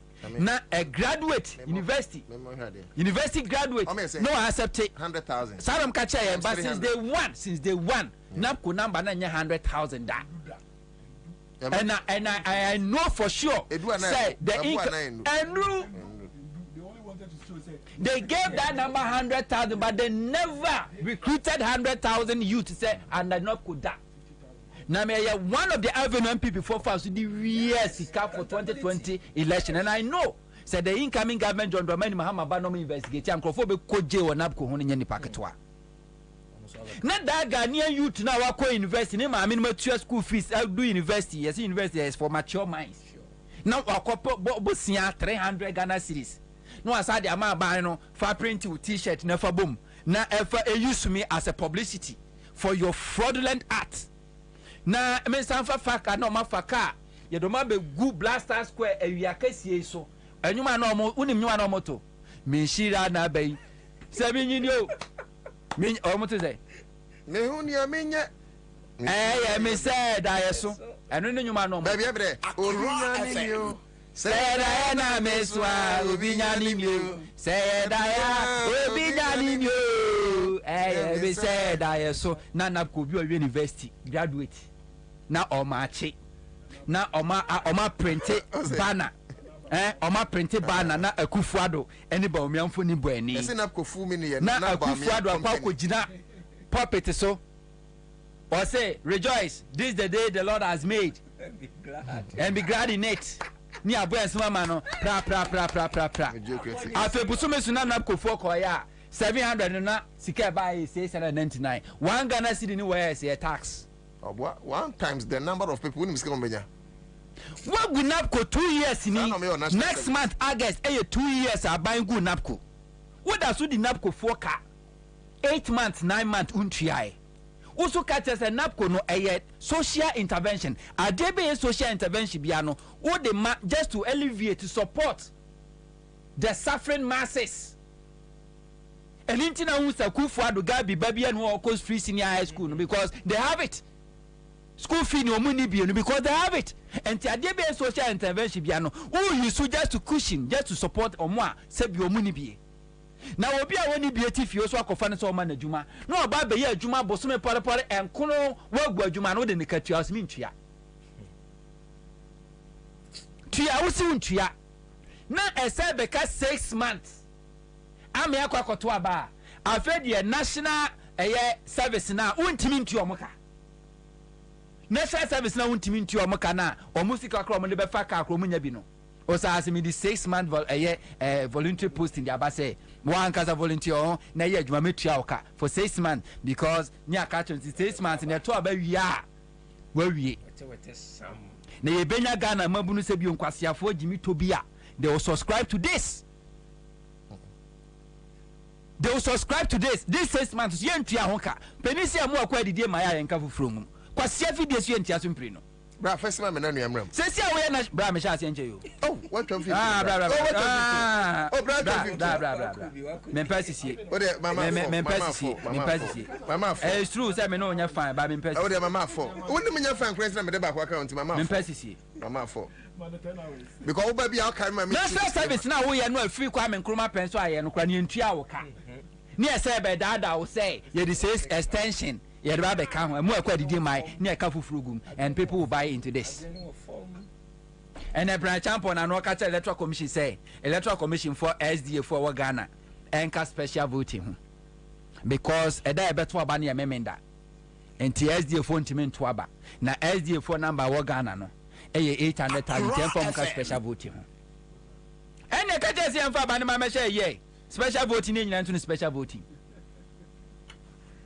Some you paid interviews in Tiana. Fabeka name to abane pepepe. Electoral Commission, Electoral Commission, yes, and co the year proposal see a parliament near the election date and a book and top person on the cocofa. Yadia. Yes, Yadia.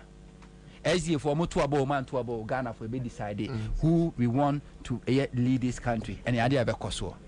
With 2 minutes outside their mamma no Dr. Papa Kwasindum. And ne me and one a minyan and tea said no beko or Mampenada John Dramanim Hammer Naso. Now or the official petition akotone naso no one make appeal when him say President Mahama is coming now oba on Sambua emenejumamra me for Dr. Pakwasindum as a person and I will never support this idea, but I will support this idea because Dr. Pakwasindum as at 2016 na nkrofo afọ majmu tuo makabusu be 3,400 now Dr. Pakwasindum ewo companies maku 66. Dr. Papa Kwasindum na TV no Assembly TV cars akwa no ba be Ansah wa Ghana na Dr. Papa Kwasindum ewo bibia bi and for the sake of those Ghanaian youths muluso omo job no me supported this initiative. Now I know say His Excellency John NDC government and collapse any genuine business. So even before that na Mahama Canada say when he comes he will resource NDC under Rollins under Mills under Mahama say Ghana ni ebie na juma genuinely awoye na juma maybe also no ebuguno NDC nye bida and NDC doesn't care say obe create wa ma be billionaire na wodi usika krasa financing the political opponents against they don't care because so long as you are creating just for the Ghanaian youth no e ade omo ye okay so minimum say President Mahama will do it we supported Boris but one thing I mean say kind Dr. Papa Kwasindum say about hu nsunsanso okay 2016, he didn't go to President Mahama's office. But now in our marketplaces and now campaigning, Ghanaians say we should vote against Mahama. Yes, say Okraman himself baby wasi and Kotoni don't pay. Sankan himself say na baba ankwanya sa campaign. Dr. Papa Kwasindum me no kre. Sa o kasi bibiri aba confiscate e fa say. But me so sa o Cadillac na wo dey campaign 2016 no e da so o sa o pinto up na e fe pa. What that's what I no. Please go back to the marketplaces after your engagement with Mahama. Thank you. Go back to the marketplaces. Now Okano printing a fabon poster kama. About was who so wow so in Dr. Papa Kwasindum family a example. Go back to the marketplaces. Tell them the kind of business are now year 20 a year 16. How are now with me boa market women Dr. Papa Kwasindum boa market women enya reketwa. Juma o create mam Ghana mabunu university I would see Akufo-Addo buying by just 2 years I bring good business down. Go back to the same people because Mahama now wo hwe nanim no Mahama still have to go back to the same people and tell them the government na ye dey Papa Kwasindum na ye say enwom eda eseni wura no I wish you could go on and on. I Mokta Kradi or say Dana, please allow Hunter to fire for the rest of the time. How I wish I could, but my friend Chain, apart from say a backup break, there's also paid interview. In senior, would you and cry affect your time? So the best your brother can do is 5 minutes. Oh. No, to that Komenda say. I can do even 7 minutes. Say, Minya Hunter and Mr. White. But what I didn't hear, my Minya Hunter. Mr. Bobie, but most no move channel star 413 hash net choose option 2 star 413 hash net choose option 2 yeah draw no star 412 net choose option 2 na scan also db it me patch yanko at least 7 minutes to be okay na yanko ton there mate I know to that kon say ye kasa initially no o can be about political parties. Political parties are organized group of people who comes together with the sole aim of capturing political power through election. And then political parties almost the almost same in now. 2016 election. So they could assembly Obia or person who how 2024 election in Bekono. On share the MPP 4 year. Also much me can be papa bia fa na po. The only thing I'm can say or your royal.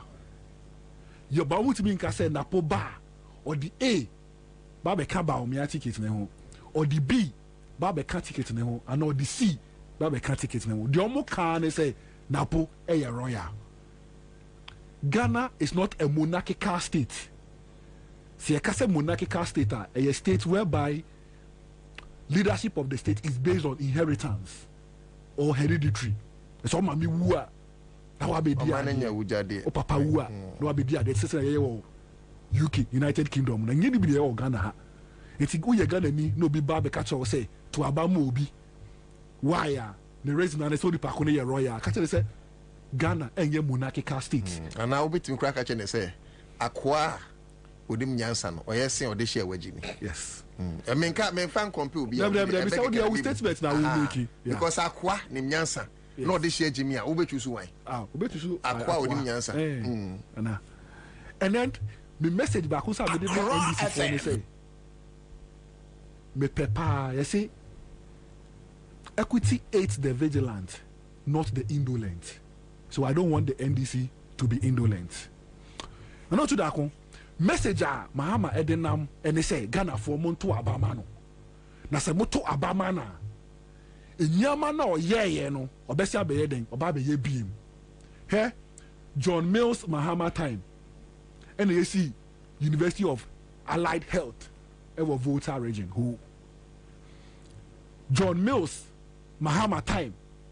And you see University of Energy ewo Bronga Hafu Mahama time and I see University of Environment and Sustainable Development ewo Sominya in the campus eko Donko Kurum ekufa do ba no or say main campus e be si wo Donko Kurum no ye fambra achim up to now adana ntawa so menya de ewo ho Mahama siwie ye e na me senior sister eye edwuma Mahama said to Abama no now to Abamana, the way NDC for introduce polytechnics. Polytechnics were introduced by the NDC. Sure.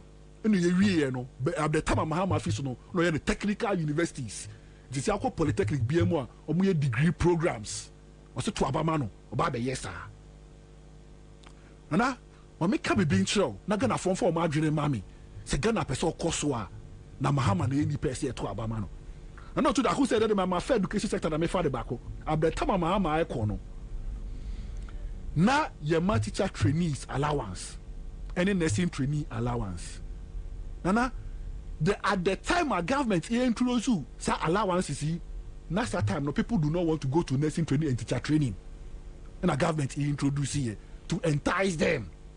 No matter then, no matter. And not to that and then many workers say, I'm not for to your bribe. As much as 10,000, 15,000, 20,000 to go to the teacher training, to go to the nursing training. No be what you have bribe 20,000, you know. Or say or buy man allowance. You are insulting Ghanaians. And it's the Mahama train. Hey, and not to that. Anytime I had allowance, the bebano, yeah, the quota system then eba.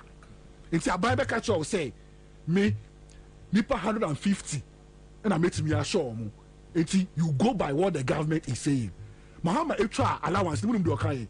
Or see so far as the person have passed. Hey, some 2,000 cry Jomo because government is not going to pay anything. So we are gonna now with Zemia. And then I will pay. Say I buy my allowance. Near for the 150 pay eco training college, one badge. And now per se yefa in kola 2,000 on my pass I will be able to me a then I will pay. MPP 4 travel say I'm a bar. My allowance, every payment there, the allowance have not been paid. It's the Obeba. I need for a training college, which is nursing or teacher training. Now, be a to me a pass ya konin. Now, the Obeba, because I remember allowance, no, but all my no, the quota system, aba. Only Nipa 120, Nipa 150, near one hour pay. I'm not to that here. There is another thing going on, people do not know. And a Mahama, you see, Mahama, the original need to slow. Need to support Baba, If you go to Canada today, if you go to Australia today, if you go to the US and the UK, there is high demand for nurses.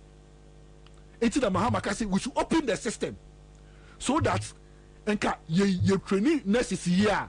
What do? We export them so that they will go and work for income. And not to that, one of the basic things Cuba for a year, some training doctors, then they export doctors. During the Brazil World Cup 2014, Cuba exported 3,000 doctors in Brazil for the World Cup. What are they going to gain? Foreign exchange. And so Obi Juni say, not the baby say a bar, back I say, me the allowance reba. She gonna for me enjoy free no namboa. Hey, and not to that another free. I MPP for the better Ghana for any COVID time before the election. Almost say, my day, free water, free electricity. That time I remember latte. Latte pipe create new one pipe emba. Yeah, but let's also put on record say largely free name but there are some people who are genuinely I will come there. They need it. I'll come there. So that somebody do not misconstrue. Yeah, social intervention. I will come there. Yes. No, to that. COVID tax are here to year. How many communities in Ghana in Ansah echo?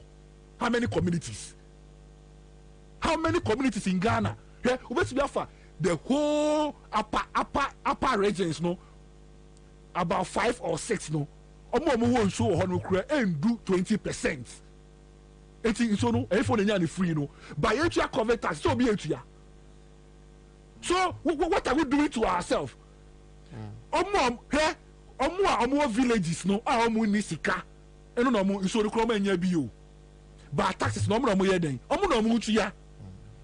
The urban areas no enjoy the water. If only say buyer, but me latte me nya bi. Then Mr. for 3 minutes wrap here. So the American say. So we should look at it very well. Say only politician kasa. Hwɛ deɛ ɔka kyerɛ wo no na wo so fa wadwene yɛ den ɛto ho na woto aba no a woato aba a daakye bɛyɛ dɛ ɛbɛboa wo abrabɔ ase aboa wo busuani aboa wo ba ase aboa wo nananom ɛna ɔto daako hwɛ another problem a MPP4 ɛde dada Ghanafoɔ ɛne sɛ ɔmo se yɛmɔ another chance na ɔmo time no COVID ɛne Ukraine war abɛha ɔmo adwene ɛna ɔto daako Aden COVID no ebi anko Cote d'Ivoire anko Togo anko Nigeria na abraba ye komu yi na no to da ko hwe unu say Ukraine war no e da so cause ba nyama boofo e wo Ukraine sin Ghana obi ono wo no ama makai mahama time ba me abeka say ba ne say na Ebola timi cross all these countries eba Ghana eba ha ya adwene and again pen na so far. So on the time they say COVID. Na COVID ne cross all these countries. And na be high agent. First of all. No, so community no. That be Ghana for say. The highest tongues ayenya okoko mu 2011. It was under President Mills and Mahama. So the American not here say. And that was 1 million tongues and over. And then we are struggling to get 500 tongues. And also Ukraine. Yako war no ewo takwa ana sefi ana oda ana COVID ati koko no ana mo do koko no ati omo ana ati fertilizer ti se usha bebia all aspect of the economy have crippled bebia nye ejuma he MPP fatla bemu 7 years endra omo the member out said they are coming to restructure Ghana cocoa board. After 7 years, no. I feel them before we say Ghana Cocoa Board needs to be what? Structured. Hey?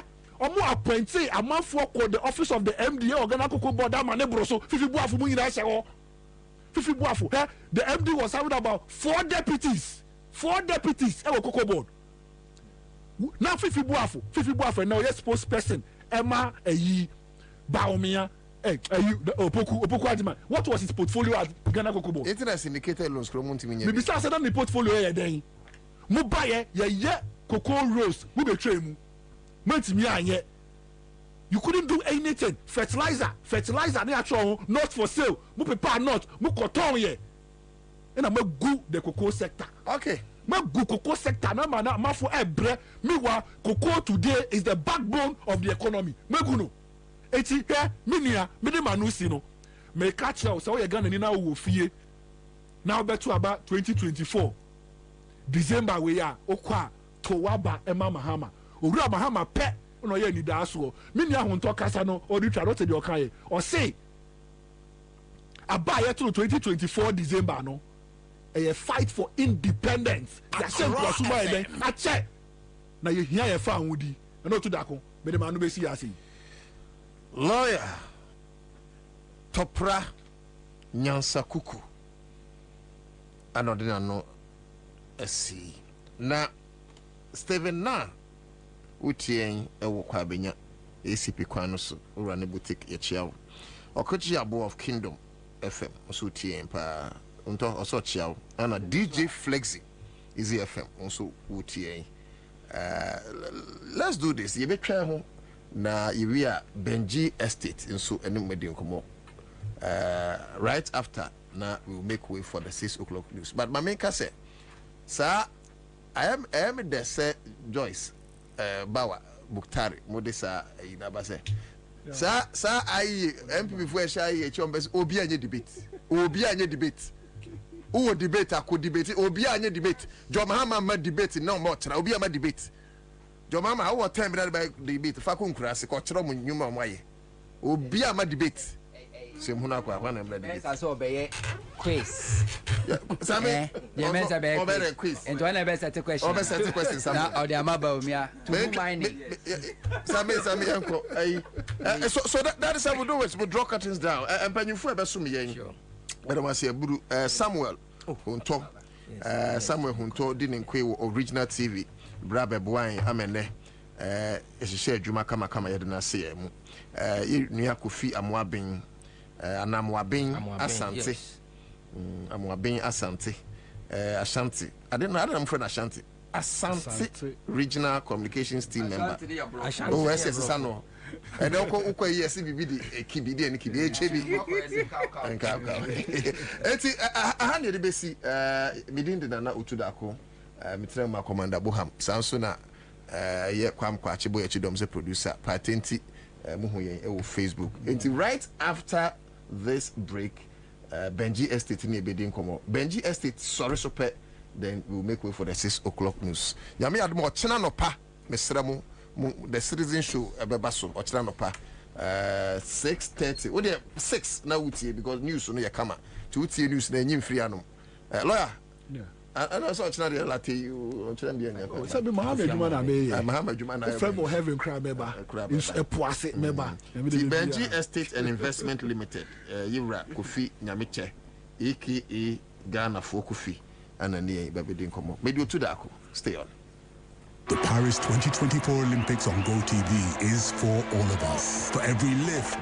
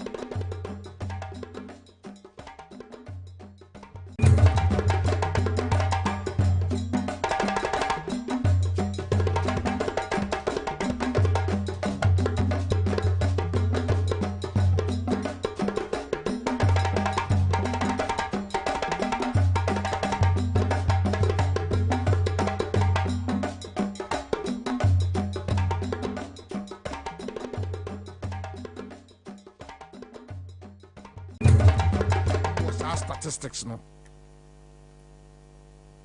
They have it.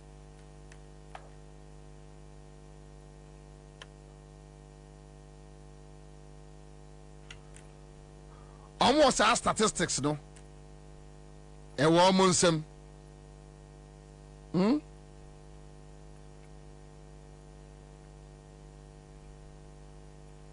Plastic manufacturers adwuma no egu. Still what the tax. Akufo-Addo Bawumia I impose 21 new taxes on Ghanaians.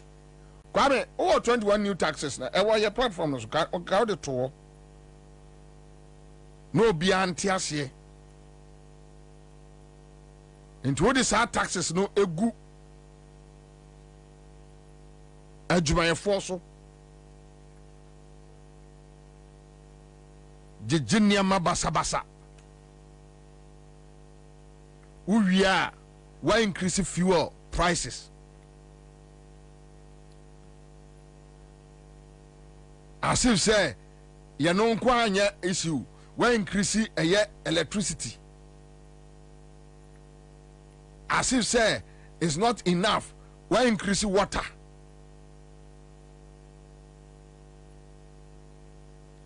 Ghana for one country cut down government expenditure. Uwie ya wo say ministers ya mewo masai appoint a bio e de aka ho ama number no kra no adoso more. Ote trot room wo taxes and a 80 years old guy e di nkwasi asem sa no. And I don't know why Bobie ko kan asem we ya ote trot room tax mu wo fia na obu ofu anasa wo officer na obu ofu. Adonie ya omo ye no Ghana ha ma yenya bi nom ensuo ne sa niema no bottle water ne niema omo ye no aban we e de tax wo ha mo nchemu aduo no e na to so in the said ye to eye ade ni bia no 20% calculation of sa price no o de ato so owie ya no wanjai omo ye sa plastic niema no insu bottles ne ade plastic packs ni ade aduane gugum na yeton no what the 5% tax ato omo so omo ye no Ghana ha no otie. Now what is it they say they are going to pass that tax at the amount or consumers omo koto in the beverages foreign koto. Already the beverages for no 20% tax at that almost 20% tax na at that almost no. Plastic manufacturers no babe pass 5% as I the pure almost 25 no on family yeah final consumers no and so these are the taxes. 3% VAT flat rate when you are Akufo-Addo ne Bawumia na de buy and you so beto ye 3% VAT flat rate, 5% increase in VAT, get funded NHIL levies and taxes, 25% increase in corporate tax, 2% special import levy. If we want to 1% COVID levy, plus 3% VAT, 1% COVID levy on 2.5% NHIL levy. 5% fiscal stabilization levy, 5% financial sector cleanup. Banks no begu no or GE tax or no begu banks. Every musika di bia manema SCC hotel ba omi awie sika ni bi e di akwa kogu dem da pa awie bi di akwa kogu mpaase omo GE tax 1% e-levy, 20 pesos levy on a liter of petrol, 10 pesos sanitation boiler levy.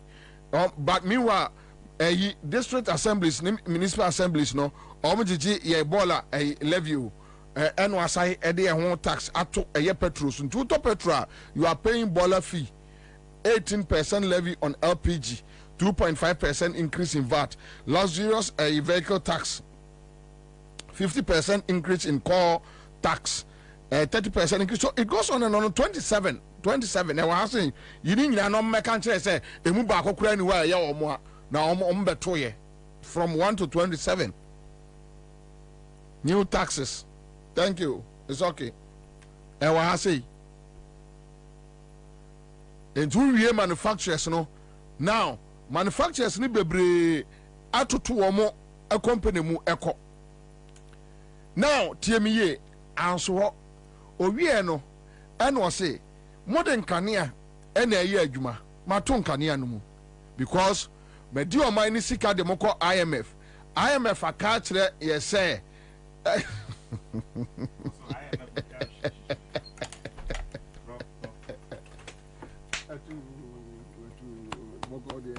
Good.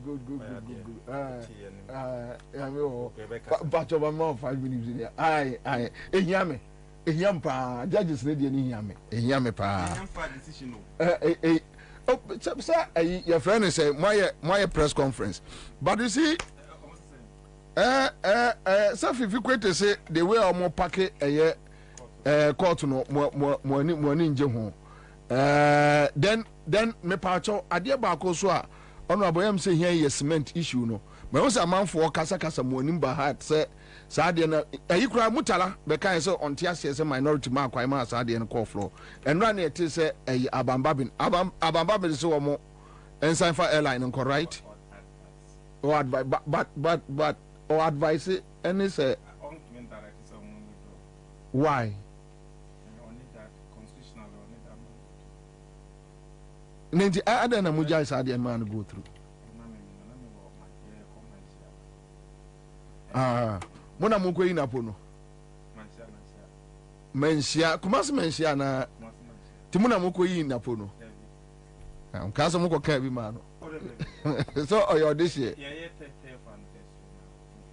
Oh, okay. Okay,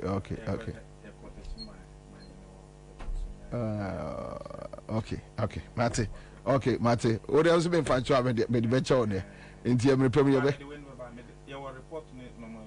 Mate. Bacho. Yes, over here in my.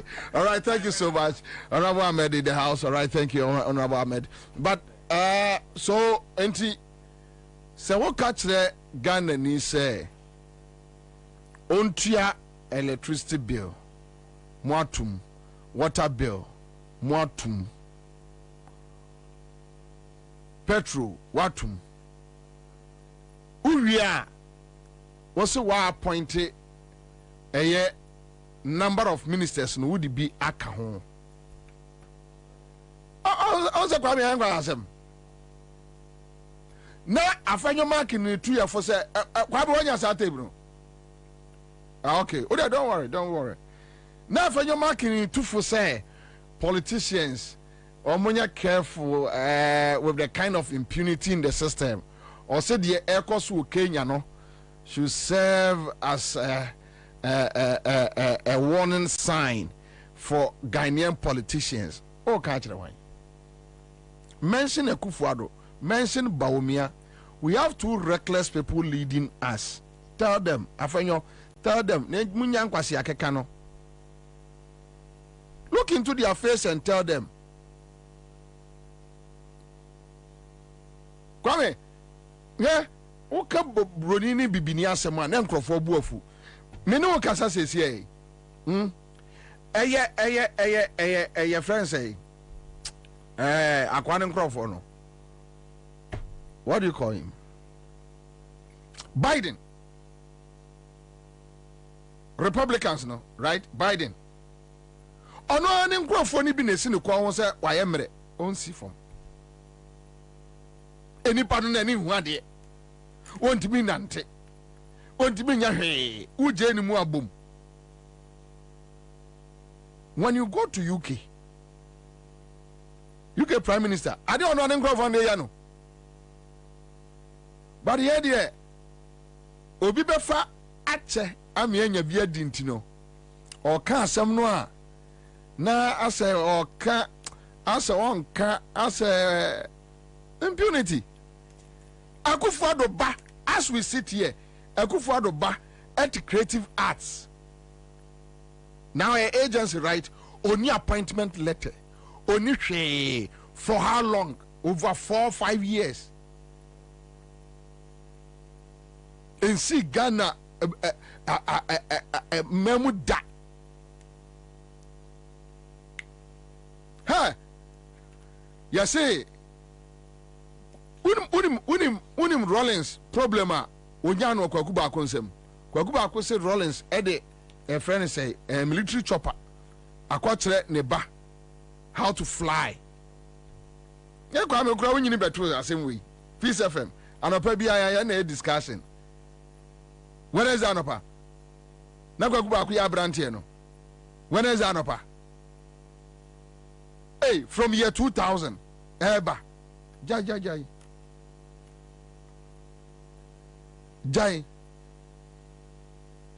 yano kra no let's assume Rollins a yuzu beye 3 months Eddie on my military chopper train about how to fly an aeroplane.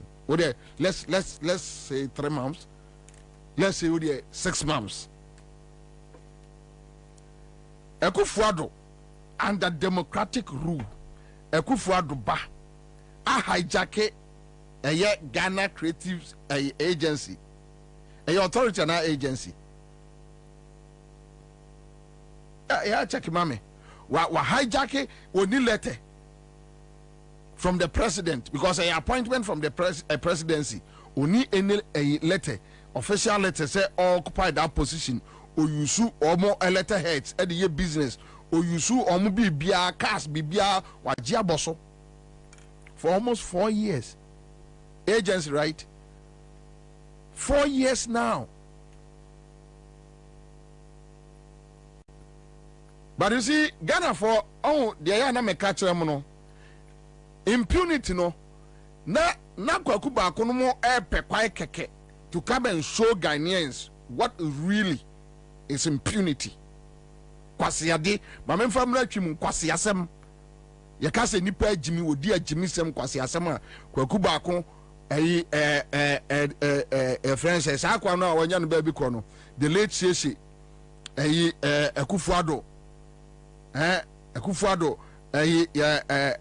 on say omo hu say enkwasiade na Akufuado di no e na omo twen wo mo no na omo ye group Kwasi Prat Nyahota Makro any all those guys bebrenu a atwe wo ene am say so far MSSA group na aka kwakuba ko na Akufuado nkwasi afo ahemfo mienu kwasi asemo nkwa.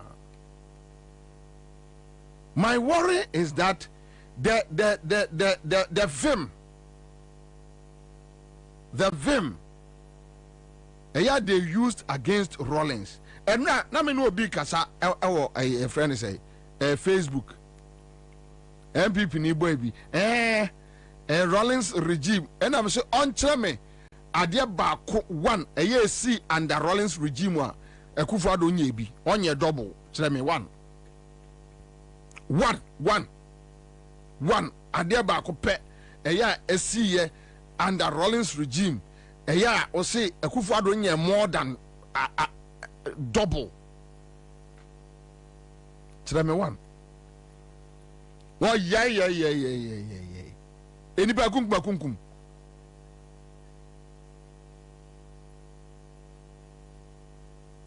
And as arbitral detention, unlawful arrest. Obi otiminante ko Bank of Ghana. Kwasikama minkodi, me nye bank approval, me nye parliament approval, me nye no chana. Kwasikama minkodi no akodi. Otimi ko disk ani bi no aka acha omo say mon writing a bad debt.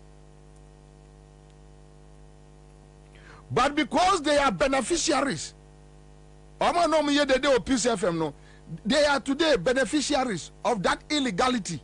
Sankwasiade no, they are beneficiaries, so they think it's okay. It's yeah. So far as it's coming to us, it's okay.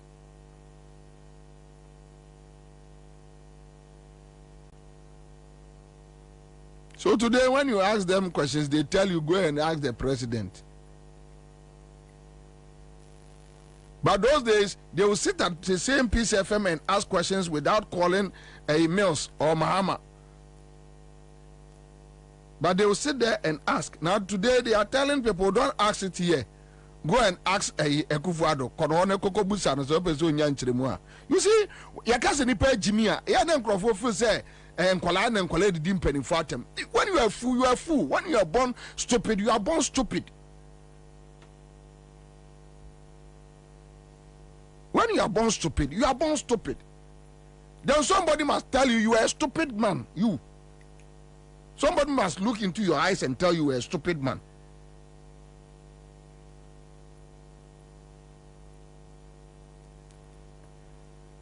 After your mark in the parliament, there can impunity. Ghana ni enam krom ohunu de onya ne ho 5 months tio me pacho what to trotro na officer tie 5 months you can't even pay national service for true or false.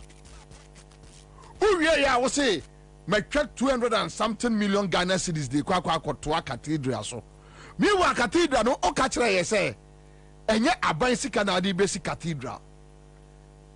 And at this point the likes of Duncan Williams, baby Duncan Williams will be an one city trust in shame. Should bow your head in shame.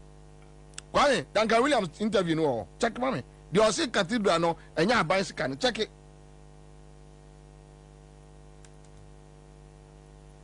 What say Adena say hani catcher say this is another conduit Ekufuado Dibe via or mine seeker. Don't allow it. That's as a man for any credit. And almost say, Duncan Williams, Natari no, sir, no, this is Kaya Tune Fusono. Having an annual now, whoever would try to steal the election, let them steal. Duncan, you're your team 8 years in the Mimbo be me made the Wolfie. What's already them or own one more Mamma Baby, Yenina Yatia, Yenina Dakro, Yene Bew, Yebeja Assassin. Keep your prayers to yourself. For umpire, having a divia avanum omunium, Baumianum, Meomunium, and Mamma 8 years. The what to say, you're Trogana, contract a mechi, any acrono. You're the paper and two mechini acro. Yenina Yatia, Obianco babia, meaning 8 years, mean 2 quanco babia, Yenina Yatia, me cry me home, me home, fine, chain MPP for Nibi. Mo ya de enkola ka kire mo se ade na mo di akire aye no eye kro no de mo so no enkola ni didi atem. When we started complaining about this cathedral, that look, Ekufuado is a thief, he's a criminal. Sani e wo no if you for they are criminals. Any opportunity to steal this country on a Baumia beye.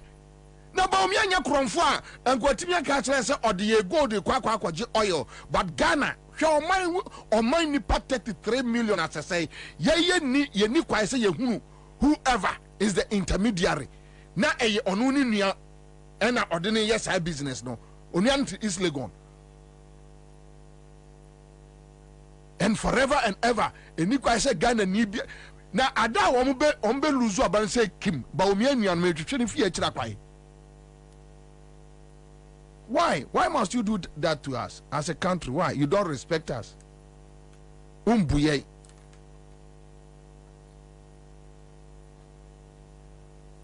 A good year, your media check on mine, Ghana, and Kromanuma Bako, and all transactions, and you open. You drew a collab with me away so. Now, Ubaba be 2 years ago, would you go to Quaco oil a bray? Now, what Timia Yamianim, I catch say, Ghana, a fruit tomb for Copum Nairi, Equa Gaman Toba Fede, Equapima Moetian wine so, Equapim wine so, Equapima wine so, Ubian who quite say, oh, who nipa. Or no, I had the intermediary between the gold and the oil transaction. Nipa okoto oyo na brema yehu ampa na on my way etwo Afenyo Markin, when you talk about impunity bay and a chance are we. Meba. Impunity bay na Afenyo Markin. Okay, say, and Afenyo Markin say the SC Kenya no Ghanaian politicians and friend to a more for a bibet me si. Afenyo, a binsi, obi anyamoshe. Ghana, we behave different from other countries. Afenyo, obi anyamo kwasi afọ te se mo wadaje emetin si kromo. Nobody will do it. But the time will come, afenyo mo be dwane. Mo be ka dem. Wo afenyo mark won't be pie because who pie kura be dia somebody will slap you on the street. Somebody. Also ye Satan na ye minority leader. Obi be hwe wasoma mo atrase. Okura de wo afenyo kura de wunni ani onyam bia o. Unlike those days kofonum time no and I say omo nkrofo no manyini kakra omo biebie and at least utimi say ni onyam kakra papa mpanimfo ntin wo hwe no a wontimi nya obi ti so asafmafo omo wi a wo hwe no a wontimi nya hwe dia na be no look at asafmafo o bodo ada be any day but afenyo o dey still you are young obi ba hwe wasum what a restaurant did no be a bowasum efrechire. So afenyo the impunity no Ghana ni akola bia nuwa or mo ho daje to hit the street. Nobody would come and bend the parliament for what? Ghanaians, nyame boy are unique. We have our own way of dealing with issues and dealing with people. Into obia and street nimu. Obia nya hwe Sankwasi adiwe eye ofe. Sankwasi adiwe impunity be na chen we say me metime mamu. Na maban. Eye aban no transactions bi obebia no. Oye no on behalf of eye Ghanaian citizens. Oye no on behalf of Ghanaian citizens. Na uwie ya what's with the gold kwa je eye oil o de koya wo si enipa no a oye no eni kwai se mimi hu no impunity be na chewe afenyo Markin, listen to me. Ghanaians ehunu worse from Akufo-Addo than the Kenya for ehunu. Ghana for ehunu worse. Sure, say COVID. Wo kwaje COVID sika. Tio, mpacho tiemi. See me. Wo kwaje COVID sika. Odi aba. Wo so the COVID no abo oman no ho bra. Enye sa. Mpacho enye sa. True or false? Enye sa. Okay, eya yi no mame. Eya sa de no. Enye se si a. Yeah, yate your friends say bipartisan committee our parliament say majority led by Afenyo Markin munyi momo side mra enya sa and this minority nyi omo side mra na mo audit COVID account no na ye hunu say mo de sika no say ena adwuma mo de say ena adwuma bepemene Afenyo Markin MPP say omunu obia ni nkuntabuo ewo COVID sika no enti sa committee no omate no omumma. Are you a free year and a chairman of the committee? Are you a free year omako sentence 19 times MPP anko da impunity be ubedi akoye sade o Kenya.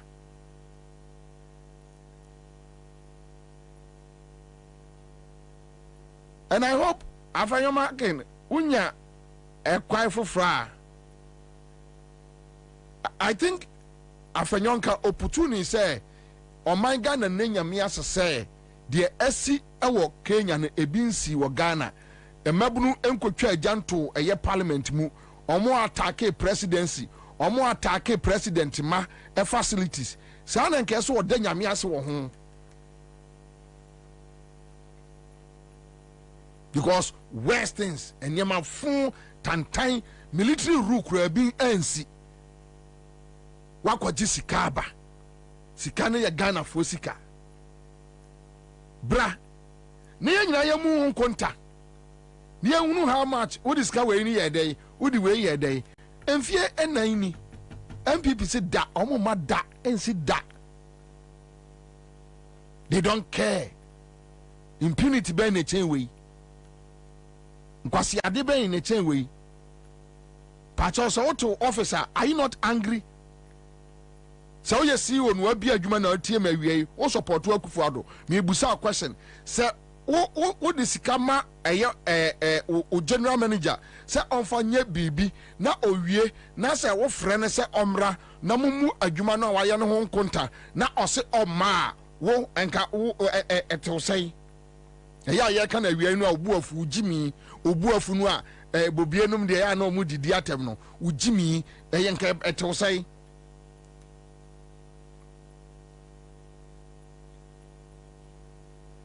what be a juma with the scam or general manager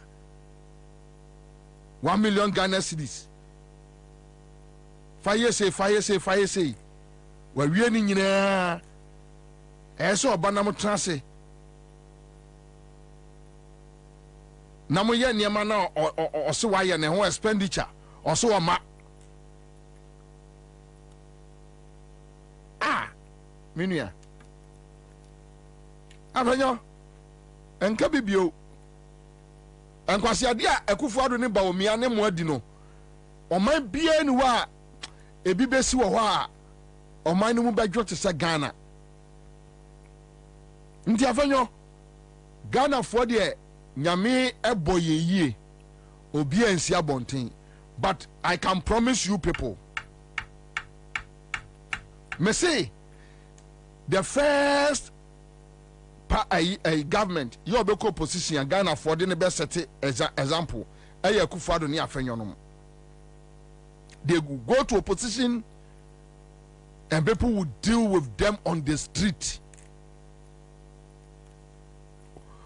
you see with Kufuor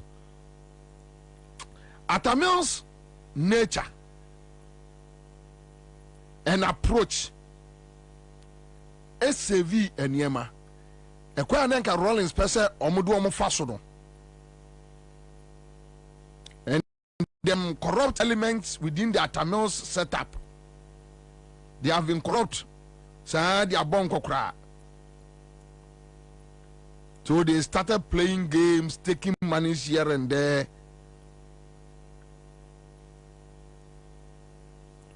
I can't remember 2008. For almost 1 month, not grassroots no, I have poised after the 2008 election or 2009 to attack the MPP. It took Mills and Mahama to intervene. After this time, munyano boko. Somebody should record this and give it to Afenyo. Munyano boko. Kwasi asemo amwadino ebin sida. And you see, look, let me tell you, Ghana for the ama Akufo-Addo ne nkrofo we de ne ye ne se Kufuor no time no. When you look at people like Kwabena, Jacob Echebe, Satan ne ka advertisers in Ghana. Not the late Jacob Echebe Lamte. He was one of the top advertisers in Ghana. Talk about SK Buafo, no a legal practitioner, or one Chambers. Talk about a friend say Dr. Kwabena Prekunum. All those guys, I mean, mention. They are not a cry. Okay, they are not Mobokra or Muno. A Wache Jakuma no TUS HP taxi. They know or so Mobokrano. Yeah, so with them you can see say at least. But when they more brebia, more brebia, just go and check. What they call check you more. from Fremont Parade down Kwasa Santibedi to Gabi or Savmafo no on the old horse or Sabi Wabane Brakakra also crowd the Macmillan Famu Chino Manchino but ye would they not 20 hour yeah Juma civil servant Kakra or Ghana so but Akufadu Nwemu Ohia Brubro a Kenoforiata data bank not just a Okofa party a property no the Akwakwa or the Akoye collateral Aji loan Abraba no we saw them we know them nebi ye mpreko na your friend say Saboy we nana bi nana ho basa bi kokumasi or stress aduane. We can show you pictures of their situation that time. Habronya hunkro we can show you pictures.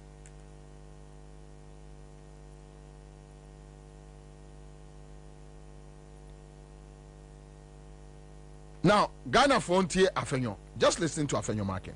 Just listen to Afenyo Marken. That's a national service for Enya Womo salary. Now first kasa de kwa akosi Cathedral. Impunity ben the chain and way. Yeah. Speaker, thank you for the opportunity. Speaker, thank you for the opportunity to make this statement on the topic rising impunity in Ghana, a threat to democracy, the role of the political class. Right Honorable Speaker, Ghana has long been celebrated as a beacon of democracy and stability in Africa, a testament to the resilience of our institutions and the activism of our political class. However, beneath this grace lies an emerging reality, the detrimental effect of our politics. The political class is increasingly consumed by a desire to outdo each other, leading to measures aimed more at undermining opponents than fostering national progress. While the political elite focuses on electoral battles and building political capital, a significant portion of the population, including the youth, is being left behind. Consequently, the demographic potential of our youth, often praised as a critical driver of development, remains largely untapped. Entrepreneurship and employment opportunities are scarce, and even those few opportunities face challenges. Our artisans, often criticized for their work attitudes, are losing jobs in the construction sector to artisans from neighboring countries, even for basic tasks we once took for granted. The potential for entrepreneurship is further diminished as people increasingly prefer to invest in the money market, deterred by the prevailing work attitude from setting up businesses. Mr. Speaker, the government has significantly addressed these challenges through social intervention programs. However, these initiatives alone, without the united support of the political class, may fall short of delivering the comprehensive result needed, resulting in the counterproductive outcomes to our reasonable gains over the years. The consequences may be dire for our stability. Throughout history, frustrations and disillusionment among the masses, including the youth, have led to significant social and political unrest. And I wish I could offend your bell limiting to or and Crawford. Why Danga Williams say, you know?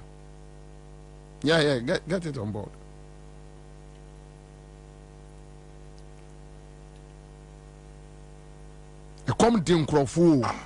And I don't see anything wrong in building a national cathedral for the gatherings of God people to come and gather and pray, meditate and receive from God. And I don't see anything wrong in building a national cathedral for the gatherings of God people to come and gather and pray, meditate and receive from God. And especially too when it's not tax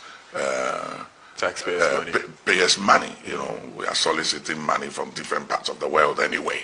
You know, and so if money is coming from elsewhere to do something like that, to glorify God and to edify, you know, Christians and the people of this country, I don't see why that should be an issue. And I don't see anything wrong in building a national cathedral for the gatherings of God people to come and gather and pray, meditate and receive from God. And especially too when it's not payers' money. You know, we are soliciting money from different parts of the world anyway. You know, and so if money is coming from elsewhere to do something like that, to glorify God and to edify, you know, Christians and the people of this country, I don't see why that should be an issue. And I don't see anything wrong in building a national cathedral for the gatherings of God people to come and gather and pray, meditate and receive from God. And especially too when it's not Papa, Ganga Williams, what do you my way bonny? What do you my way bonny? You guys have no idea. You have church members following you blindly, and so what digana bonny too much. What digana bonny too much. That time when Danka Williams and Niabre a campaigning ma a Kufado Cathedral, we're telling them that look, another way or the baby we are. Was it there be almost just carefree baby na diaba? Almost just carefree baby na diaba. Every him today, national service for 5 months, no salary. Meanwhile, ya yisika almost about say 230 something million Ghana cedis, right? Mumfanko dollars mumame, Mr. Mo.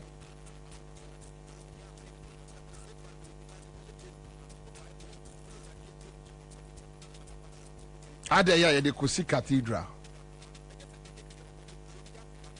Napko for ba omiati napko de wia oman no. We are almost creating ghost names. We are no. This kind of quiet campaign. I'm a net napko fire mobile and in them kruma come. Yan first can enter napko for neka. Just that a kufado nene irene mabenyas canavia, Bomian and irene mabenyas canavia, and a gabinumanias can be a bedia to no more savma for no a fremo parenum. Ombenyas can be a vientino, Yansan Yiska by force, Yadikosi Cathedral, and one Benyaska, Shesika Aqua Ajainsem, and go through Parliament. Nothing. A Ties Canamano, Fako, Kokodi. Because Ghana, dear, only purpose a yan papa, no near yan papa.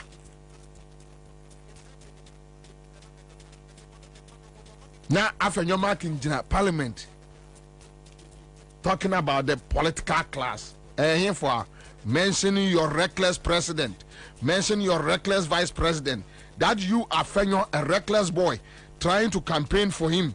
Mention Bubomudin say, Adia ye, and yet, Adia Tikromo, and yet.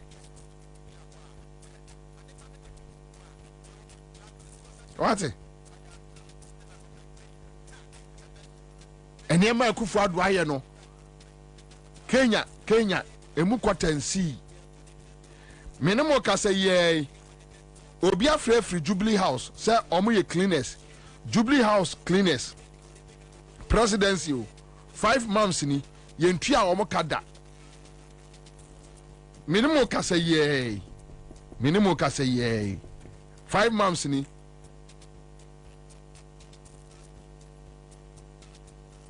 Yentua Omokada. 5 months ni Yentua Omokada. Police ni baby ya modern call Jubilee House. Oka tell say omodo omutu kwaya within Ghana an allowance 200 Ghana cedis. Maxwell said this crop of MPP leadership is exceptionally wicked, looting as if there is no tomorrow. Very pathetic. Yet discuss. Yeah. Obia obet na konya so na abani trim say yet discuss so come dey. Obe this cano. We couldn't read through the lines. Star 413 hash. And then Muska. Our friend is talking about impunity. Hey, Afayo. One in Guasiasamo, Missimi, me who abaya or dim Guasiasam to say Kufadu Niba, me abind that, me will be that. Say, yet you are maimu. Okay, so they were basic Kenya. Say Kenya airport, Woman International Airport. Na company be free Ghana ha. No omukwa yom do omu table no omu akonya akwakosi Kenya International Airport. No mo yi omu mfidi aguo. No ma ka kire Kenya for say ufre abontin be wura Kenya mu a ufre abrochire ba Kenya uduru wa ye jo $50 $100 COVID for COVID. Ya jo $50 or $100. The akoba ene say yebusa Kenya aban a wo se enye obi asem. Kenya for busa omo say eye den na Ghana kan yase company no free Ghana. Ni yase company no kra no ada wo start adwuma no sa ada no register na aban Kenya aban ka kire Kenya say enye mo asem. Yet Ghana ACE frontiers na frontiers etimi abetena eye kotoka no more jiska COVID ska ye wie ya say Ghana bind the wom sika almost $86 million no Ghana bind the wom $6 million per $80 million na aka no o masesako ubusa health minister osminim omo ubusa foreign minister osminim omo ubusa aviation osminim omo ubusa obia si onim omo onim baby a omo free minu yanto officer ade we na a champion cry yeso wan ko school da champion president a champion cry na yesi na omo nimu ngoma kra no nkwase ade akufo ado adi we obedisa and you see when we tell them that they are fools, don't be angry, they are really fools. Me won kwase afo ma occupy presidency to say akufo ado ni ba omi anom da. And you are standing in parliament telling us, talking about impunity. Afanyo, impunity. Sure, I was them. Kwabena ya friend of frontiers are omu no. Omu ye ya na presidency chief of staff no must issue a statement. Sir, obi bia ni wa eso ohwehwe the activities of frontiers mu Ghana ni bia ni kwa say ohwehwe the activities of frontiers.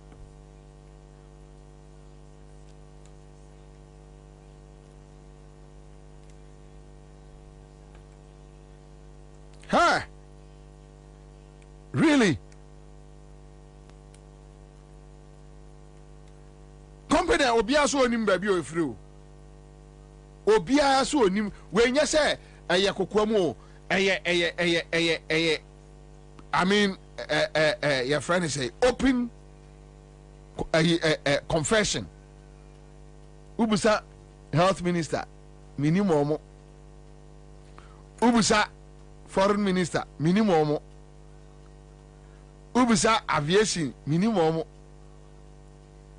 ubusa we ya minimum Ghana Health Service minimum and to omo free no omo ba terminal 3 ho by tran ho ye adwuma for almost 2-3 years SSS ka twitwidie be $86 million e free Ghana ekoye omo free ever no omo free. National security yeni mu omo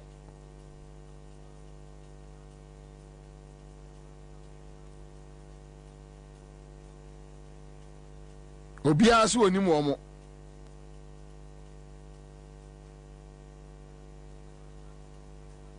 enti de ba asema obia so oni mu omo aka so dia de we ekọ Kenya amanfo moma esi o Ghana me se afenyo obia Ghana ha obia ntinsi street mu obia ense parliament obia ko attack police headquarters obia attack obia attack military obia military mu mo ejimi mo de am opon pepra eno ayo mo jimi Ghana military obuo bia anim because ade amado mo ye no na no mekote ya your friend is say akwa no this guy sa afuomu ni no also abe defense minister no nitiwu onu kotu military fofo se Ghana military omo nyina mfimfin mo nkwa mo maha mo allied to any political party omo hunu se military fo no buafu e ka bafie. But Ghanaians don't need Ghana military because Ghana military for so be any so Ghanaians don't need them to push you people out. You better pose, you better aba. Say omo na etufo and I know asamo aboaten. Ai mama asojafo enko polling station na enye asojafo adwuma no. Na asojafo duru kro won kunipa. Ghana has civilians ekuma asojafo on several occasions. A soldier for you immune to death. So when now your MPP ni now what Jimmy na me ekwa soldier atare. Now the TC polling station bia udi obehunu on the 7th December na ade be koso okroma. So what Jimmy now so me your MPP ni na me ekwa soldier atare do ma pempem go agudem no o me ekwa obi na so de be ba eye polling station ba be di nkwase ade a udi bedru udi dru wa na be say yes.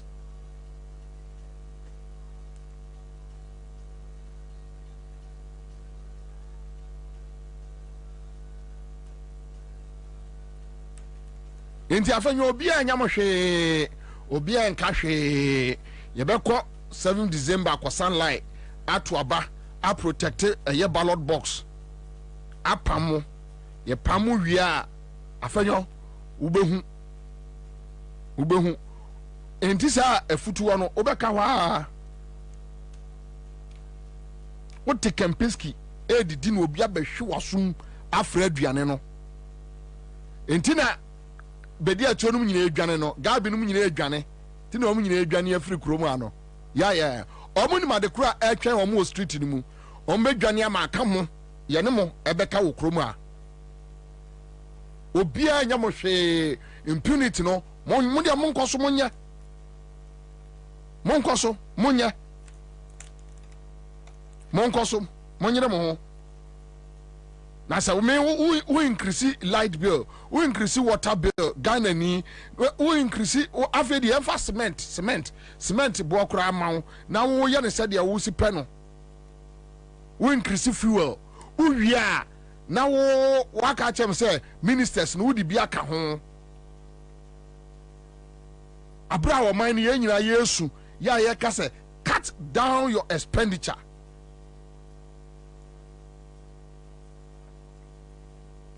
Wọ́n sẹ́ afẹ́ kura na ma sẹ́ bi di aka ho di mo pẹ bi a mo nyẹ.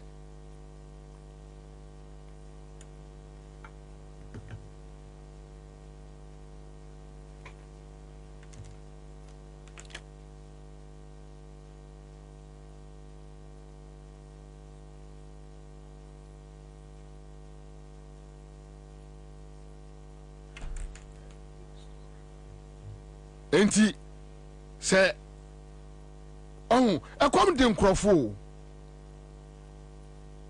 Ekwam de nkrofo. Ekwam.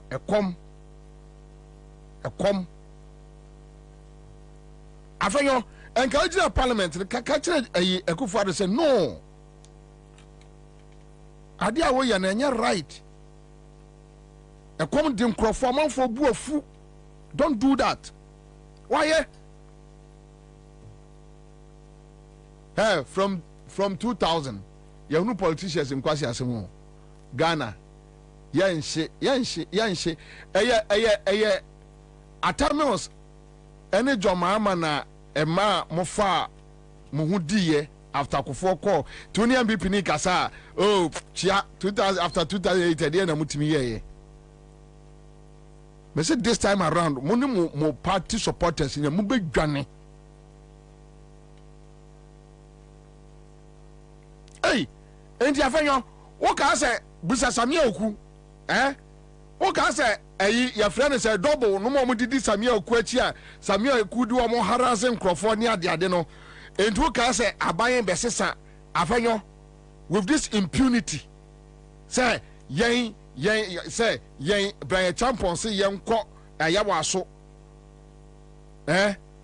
Yanko bo a young crofo election star yanko bon crofo ni ato abawie na MPP eluzu o ka senti double number tra krom ha o ka say boys beja o mo street mu ni am prepare na mbesie crofo hwa impunity afanyo you are talking about impunity really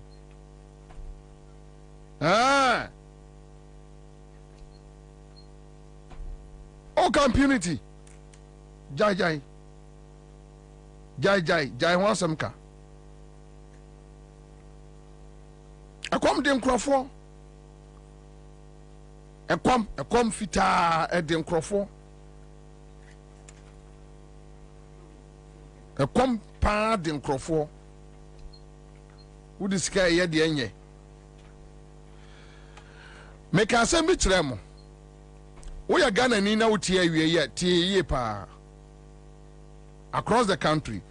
Foster dummy or ye cleaner ewo Jubilee House. Foster Akwaba. Yeah. Foster to say. Foster, you say 5 months ni Jubilee House cleaners yen Tuamokada. Bajani. Who you cleaner or Jubilee House? Bajani. Who you there or there now ye? Me cleaner office. Officers. Bajani.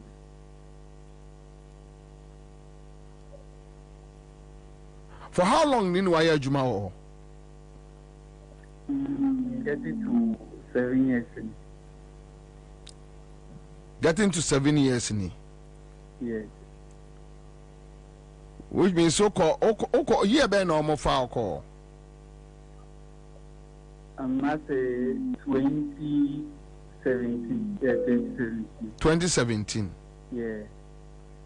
Says a buying society on a almost file call. Bajani. And 5 months no mun Tuamoka. Bajani. You're a man team 5 months. Foster, we are sure say Edin Foster na ewo Jubilee House Foster Dummy we cleaner or Bajani. O kana bonten ne waje adwuma no na abese akọ. Bajani sako. Obakọ ho. Bajani. O ka say radio so obakọ ho, obese akọ ho. Bajani. Ujidi. Bajani. Mo busa mo sa dent na 5 months no mun Tuamoka. Bajani abisa mo. E no mo say. It's a company this an employee. E no mo say. Company ni employee no ono say yintianika. Company no idea. But they didn't body no already.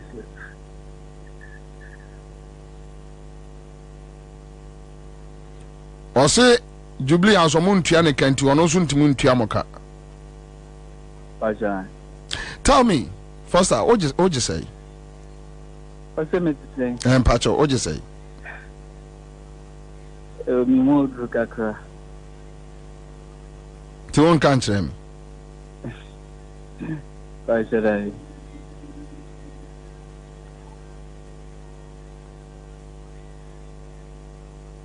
Say mo judgment na mo by day. Yeah, but any management na kasa almost this month in share by China Friday. So 5 months, how do you survive? How do you go there to clean?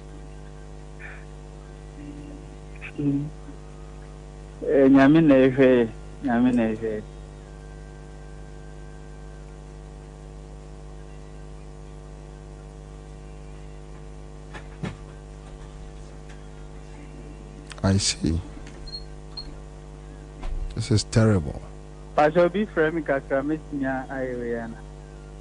Anyway, Martin. All right. Martin, my friend here didn't come be anymore. Martin. Okay. Anyway. Yeah. We are not wafesika. And that is where I have issues.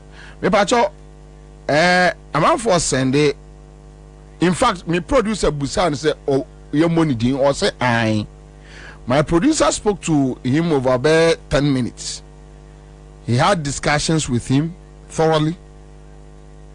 And my producer Busano, because we had wanted to hide the identity. Also, here hiding be a comedy. Simple. So that's it. Unisika Udi Tria your friend is a national service for Unisika Udi Tria cleaning companies are almost cleaning Jubilee House. Unisika but to be fesika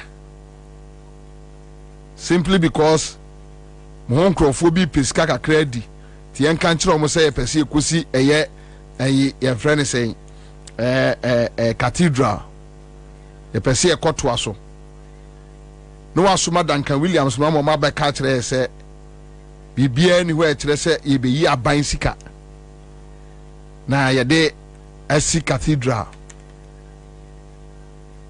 And at this point I'll call on Duncan Williams to come out and apologize. Yes. So Bishop Duncan Williams he no per se Ghana for nyini se oye clean.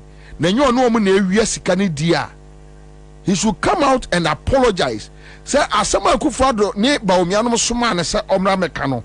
Wa anwene ho wa anya checks bia.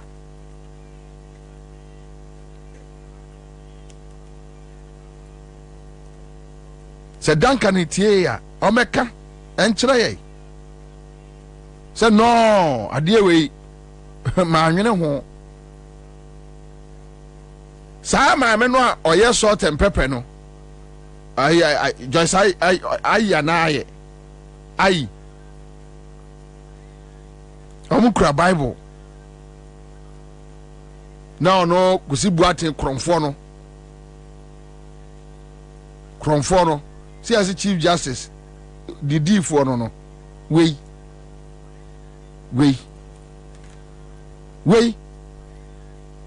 just a Ghana a crime scene no me say eniema e koso Ghana no emu kota enkoso Kenya se emu kota akoso e Kenya nka Kenya kro na hye we a tax just one tax component one tax component now after you be kasa vientia political class and impunity fete the SU Kenya no vivetimi esi wa say yatra afenyo mujimi no every presidency the model parliament no yatra sa mujimi no yatra Ghana man we have decided to tolerate fools, idiots. Yatra se Ghana for di mu achi pa enka de ya tra radio su ka kire mo kran kesua kejatom. But Ghanaians said the Nyamisi boy no Obia and Kamoshe. Monsieur Obia and Tinsikrum. Obia and Yahe. Now, when a woman want the idea of marching co parliament in Kwasi Ghana parliament, say for what? Kwasi afford to say when a woman want the But Ghanaians will go to the polls on 7th December. We will vote and get you people out. And one number one setna yanemo betra ewo street way mu. You will see. You guys will see. And obi an kwatete o. Amanfo be yama mo hu say we and I am say people will do it. Money guso. Obi an tete.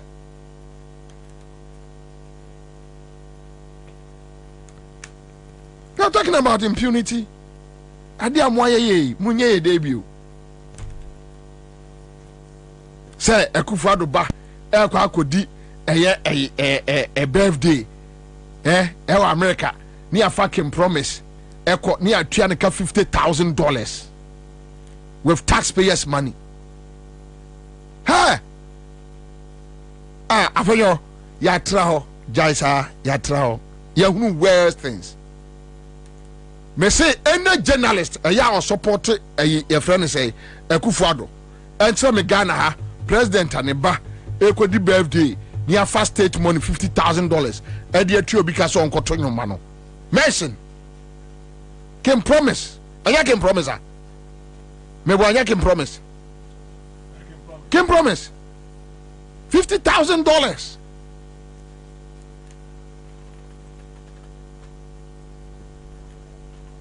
Really?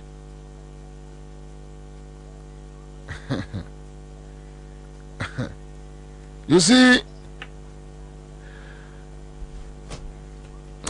let me just end it here.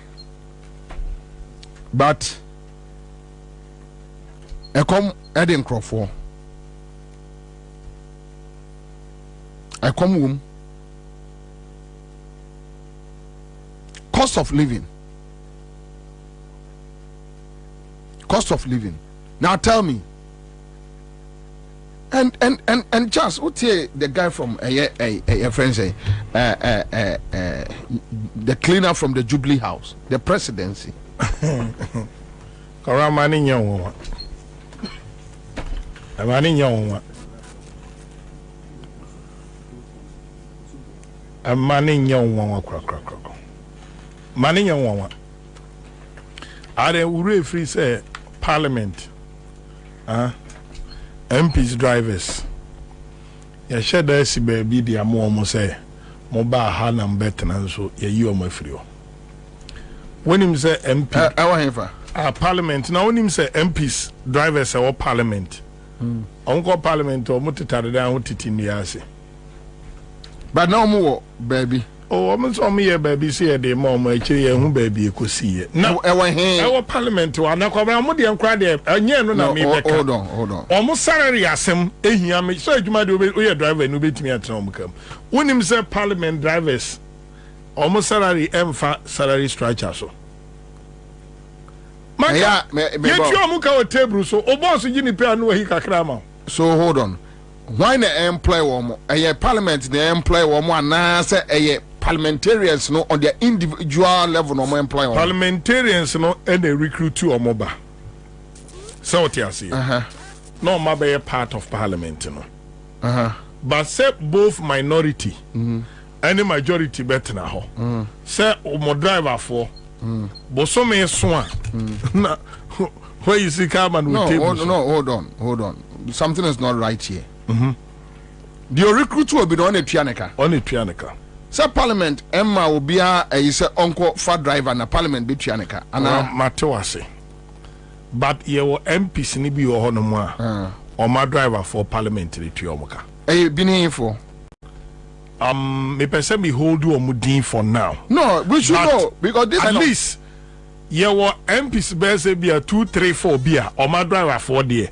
Omunim say ne sene boss no kura mpo ni hobi me nim ne boss ni hobi ma oh so nim say we obetwa anwa kwa ba me de bebra abet. Yes, but me nim parliament procedures no. But whether is it that a parliament as a body and a fat drivers emma MPs. Kwabena individuals. And a form of mobile. So but they should deal with their Kwabena me ba. Baby, I'm a problem nini.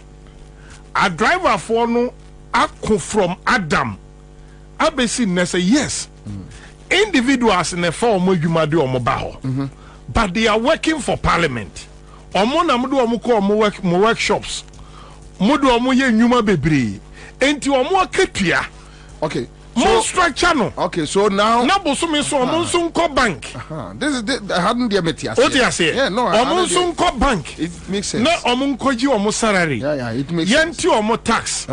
Yenti asnet nto. But for now no so no amu anya any plan for himself. So quicker not 20 years. Na we our parliament structure be anyone of. No, from this angle I agree. But come be this argument about a whole house of law. Yeah, I agree. I agree. Is it fair? No, when you come from that angle. Yes, that is the angle I'm coming from. So is it fair? It is not. See a Tuamuka near Kokamo bosses and Sano. For that one, it's not nice for going forward. So which means omuni any future guarantee. Anyway, so no papa no ankasa 500 Ghana kobo bra no. Whoa, no risk no me kwa chana paga bunkrubu yo. So which means your taxes a cathedral no could have been used to regularize. Oh, Kwabena. Okay, parliament. I wanna make you kingdom ne bano. Parliament. Yetimi ebia every 4 years be an drivers 275. Yeah, 275 young men be wo ho. They be up woman nam kwan so koba. Facilitated the work of the MPs that they need to be regularized. It's a automatic. Yeah. When him say we omako ho radio so nyina. Omunya kukodro ko radio so ko kan besi ne. Omuni da achi. Ti o boss no, ya me amana nsi ni ya na ese wo de. Ti o no o driver koye arna idrusu mo driver ye obo guarantee ti na me ka bezi say ni asi jubri house ni wan ne say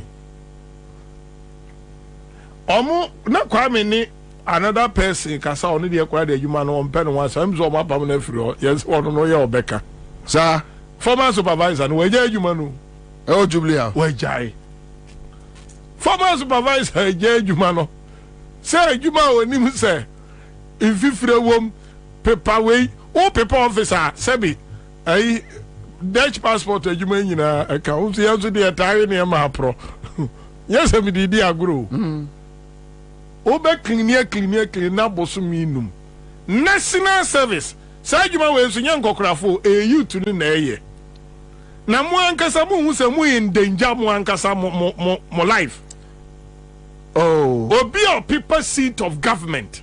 Now 5 months, Kwabena, untia baby esika, unim, says office of the president is sika die. Sika bia ankwa no die bedi kayako. What you say? Nese mu didi. Obi sending me message. I don't know how this story is true. My coordinator thoughts, Commander, can you imagine the National Peace Council is demanding $1 million for their election monitoring and conflict resolution? Kwabena, he yam one krum ha. Entinami ka besi so say impunity. Side we kwame check mame. National Peace Council, whether it's true they are demanding such money. And you Kwabena no mu bi so on Facebook na me monitor say abrantie no o je ne permission san o kasa wa abonte no o producers ne kasa na me gira na nchen. Also any problem. And answer na nipa be kan jiro say mini problem say I command me busu minum na afedie nso atap ubekumi na baby obisa me abisa na me den so so be ko bi o say me ko na say akwadi kukodro me kwa say me beda me ka na kobra me bezo o mte ase say akufo ado mo nya nipa nchen obia o wo mte say ya obia ya adwuma company na o ye cleaning contract no oni Ivory Coast o kroba udini sika manwa workers odo musika be mom sebi maami foyo om sori anopa kwitwa gas wo Jubilee House animu papa nkrofo agya na bia ne ade Kwabena they deserve better Edia na ba say aban to me release statement say national service ye tua mo April salary abra July mu ne yewo nti mo mo nsemaye ye tua boso me 9 salary o taxpayer na tua tax no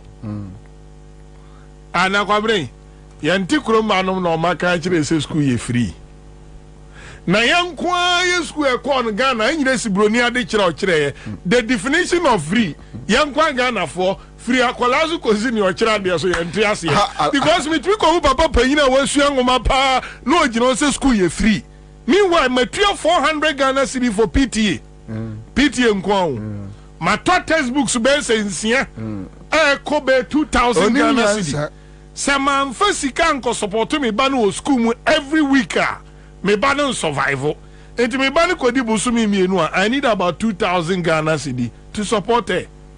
Other payment in my enti krona etim no me tise china wom say ade anyem oba bi okuruma no mo a anyem wo ho a ba na oteso no kwabra MP ko bo kro no wa parliament abra kamra si no so eyetema west ana ho yetema hin kalosa hinkra onko wi abalo papers akwayo okwi abalo box ewo Sini West 2020 election kwabra ye jeli no hold on mamenka semchiro enra asanne wa papa abambabin ye busa no wasem okumase a o say both sides NDC and MPP ntino mum prosecute ye no me ye ho oh yes and me can be so kwabra me kire say ye MPP or NDC o prosecutorial whatever you know odame Ansah.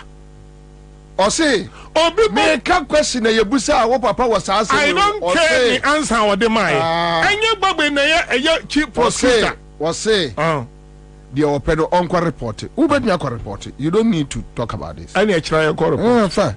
Near me can say, Parliament, member of Parliament, me can be see a fenyo impunity as a muzo.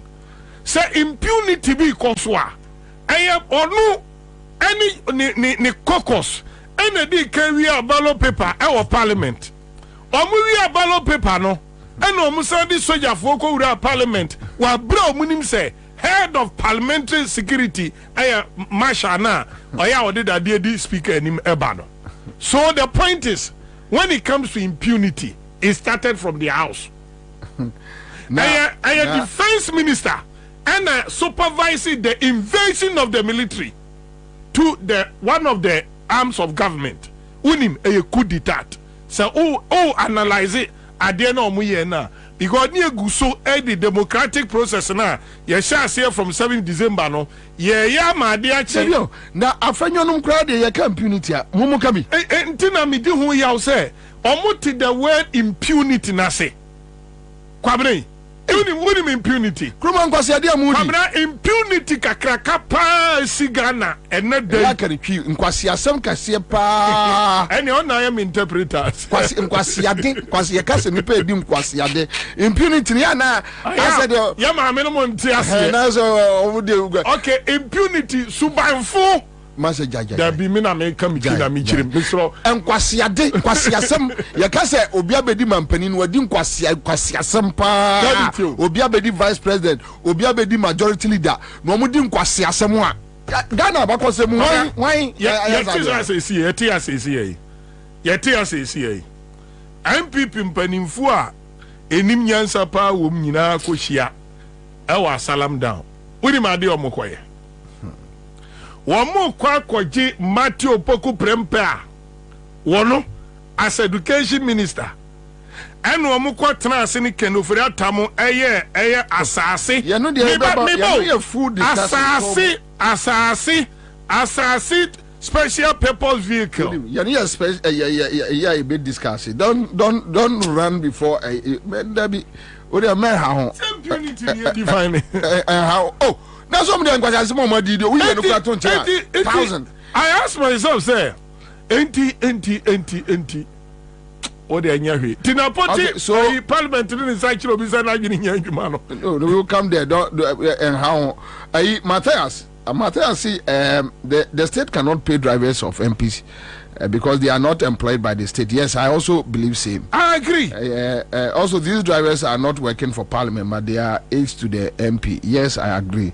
But you see, Matthias, the issue Charles the issue about Parliament, be normal regularize sa drivers. No say Parliament.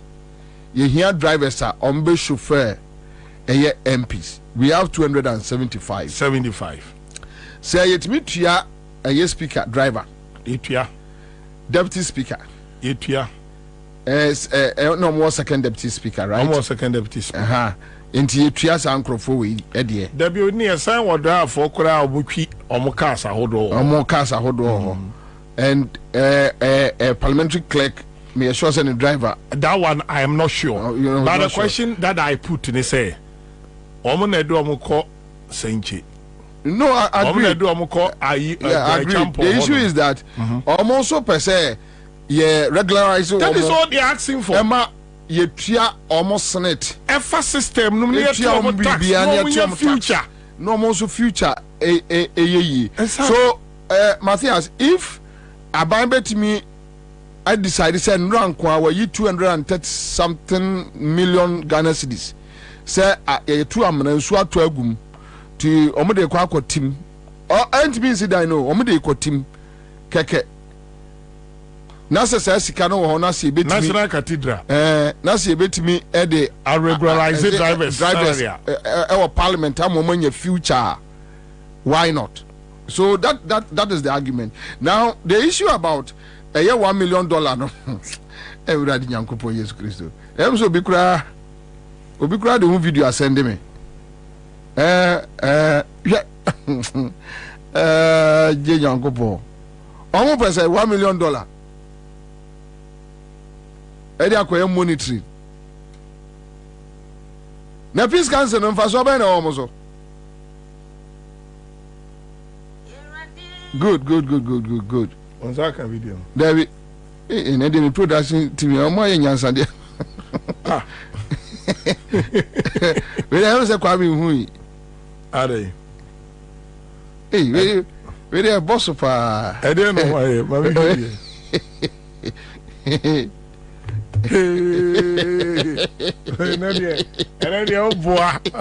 hey! Omase. Tire so to free nrai.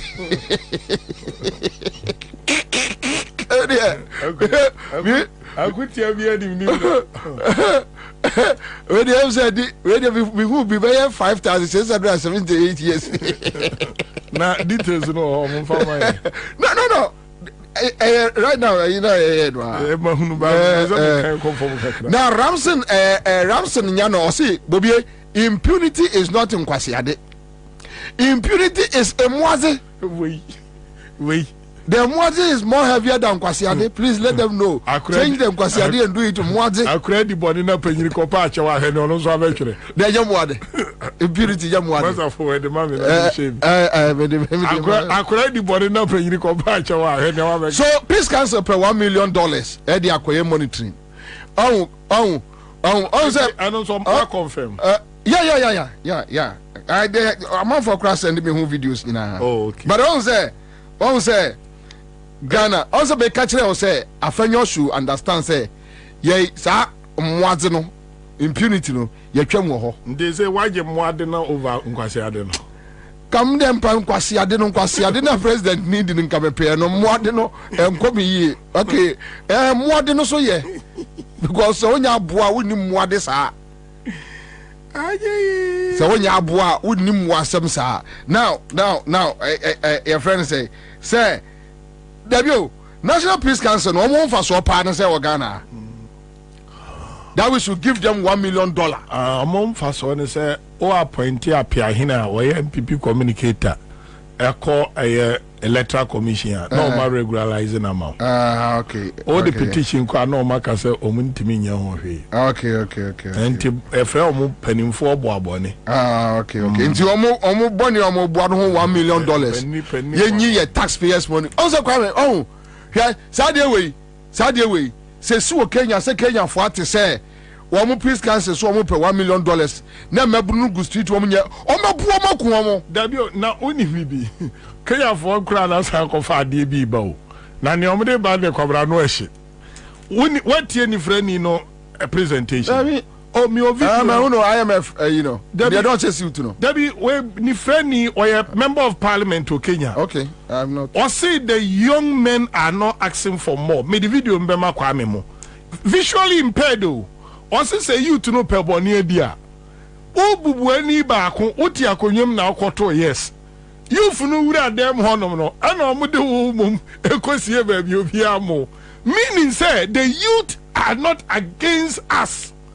But no me against all video they are inspiring. O hunu hio.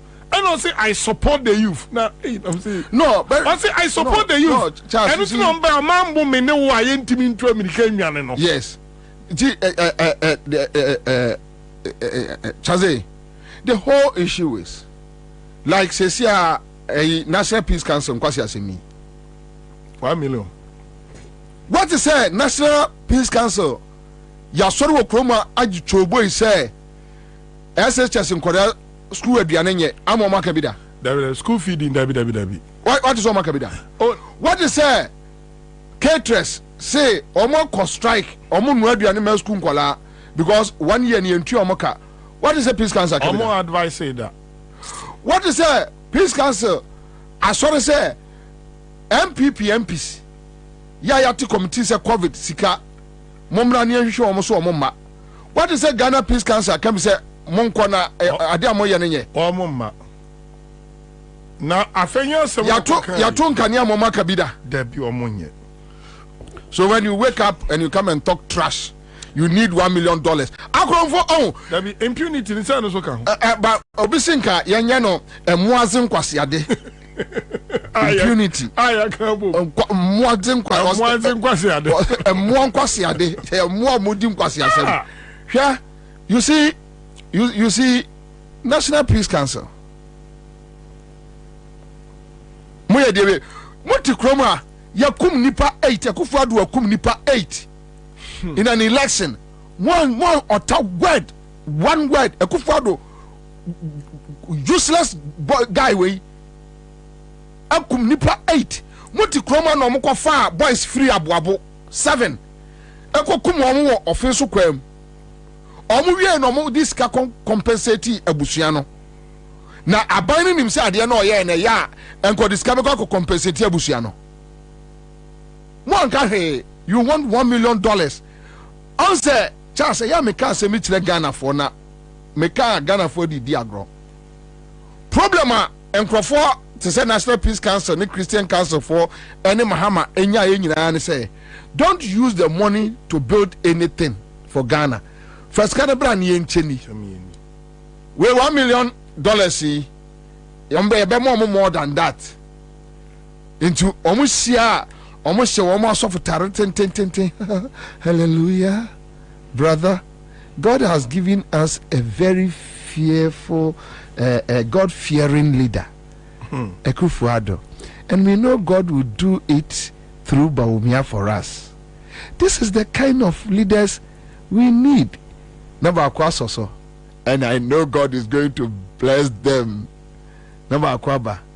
So you know I have some few illness I need to deal with. Can you make my money $150,000 so that I go for foreign checkup? I'll come back next 2 weeks. Nakwasiaba Kwaba. You see the Boko conflict. We need to talk about it. Leave them for them to kill themselves. After all, none of us has a family there. God will bless Ekufuado. Amen. Amen. Brother, may God see us tomorrow. Bye bye, brother. Bye bye, brother. Bye bye. Jomama wa yunu nyina no. Fasikane bra ni enkodi. Me mfa mama de besi cycle. Kofa Bank of Ghana sikane bra ni eni osidabi omu fancy Bank of Ghana Hospital. Aviation scan kofa bra ni eni oso omu fancy terminal 3. Omu se sa ɛne yɛn yɛbɛkɔ akɔka manfo ate sɛ wodwo maama ayɛ krɔmfoɔ yɛto aba wie a yɛbɛnante aba ofie aba bɛka kyerɛ sɛ gyitum woanyɛ ntom akyerɛ sɛ yɛyɛ bɛka asɛm akyerɛ wo na nkwasiafoɔ wɔ rolling star no ɔmo nyɛ saa na nkɔmu pie yɛn ne nkɔbi hwe baako aso ma ɔtɔɔ fam a useless people like this National Peace Council you knew almost one for so me try ya adwuma tua tax near you $1 million near the akoma wom no modi. They go out there, rent the best hotels, sleeping on your adwuma. We no nyina be albatross on our taxpayers' money. 6 years near say almost I think 5 or 6 years ni Abaya I introduce new curriculum at the basic schools, basic education, no textbooks. Peace Council. I almost say enipa me no twe seka nkwa na kire say on ade adwuma no kro mo ye no mo nte ase. 6 years now. No textbooks for basic education across the country. And formal Nankamosi moye nyame adwuma enkamo mo mfa musika ntofuele na mo fa nko monitoring area monitoring 2008 you went on monitoring and Akufo-Addo killed 8 people. Yekumbi wa Takwa, Yekumbi wa Dashman, Yekumbi wa Techiman South, right? Just south or north? Techiman. Techiman South. And Kwamo Kwain and Fasoben also. Fasobian so. Thank you. My main phone call a listener young question at the Coso Ewo. My memo videos nibi. Said the atmosphere in the city. You say Nena or more bebo aye. Napo intrumuntu edin. Yes. Napo and a kofa a friend say CES, right? Or CSE. Sensuality education. Napo and a kofa by say yenche enkwada akwada be ma ne akwada be ma hunu se be ma fe be ma no anye bone na akwada oba no oba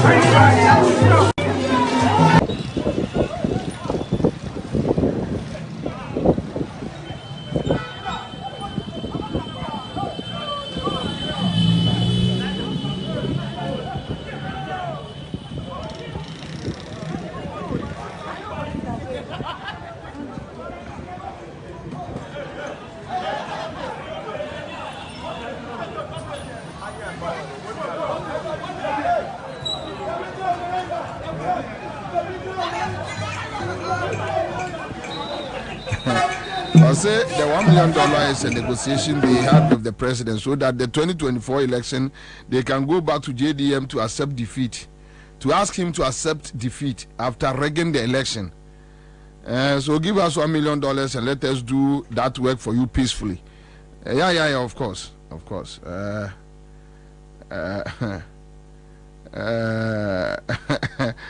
so Alhaji Tako said, do you think they are fools? They also want to chop their last. And you chop one last.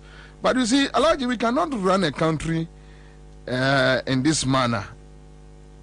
You know, yent me run it on my ewo. A quite say so say, ya run it on mine say the Ubia Pibiano on tam na uni. But impunity no ayekano. The main issue where Baumia to settle on Napo and the impact what Napo can do. Yakini Kadiri says, Kwabena, whenever I see Napo, no matter my heart says Ghana pa Napo vice president. Can you imagine? Yedu my Eje Kufuado Baumia Yenum Ponyo na Baumia Napo.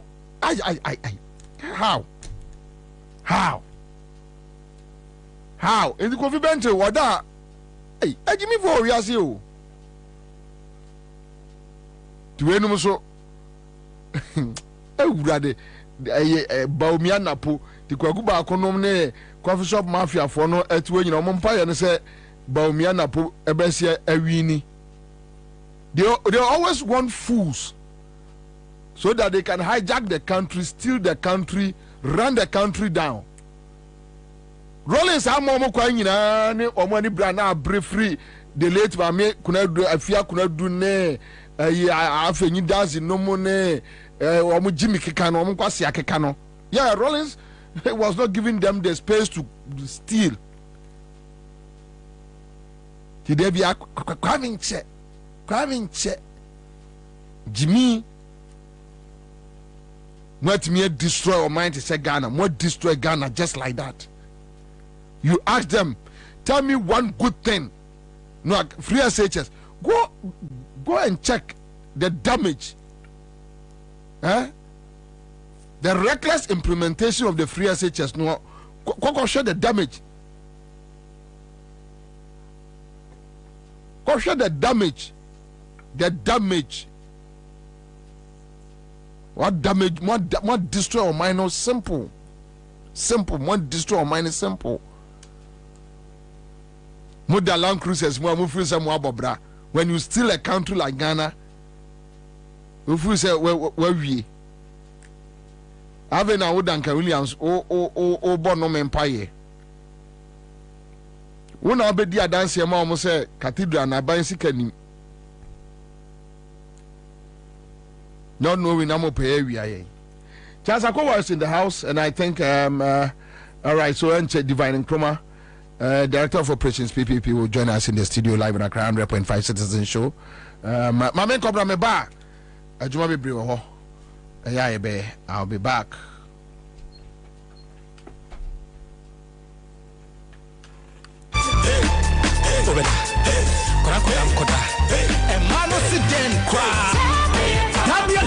Ready, a member you don't know, a million young one day, and I am member Joe, and you think a band may be here, and to four any out of four, and you'll be a penny to Tombia, and cook chemical shops, pharmaceuticals, and they have our shops beer. I will gonna have no beer, and I say frame 0243 686861 and 0245 749206. Sankatwe FDA Fajatu. Kaise Tabia Takumye. Bembe Bia Yetakum.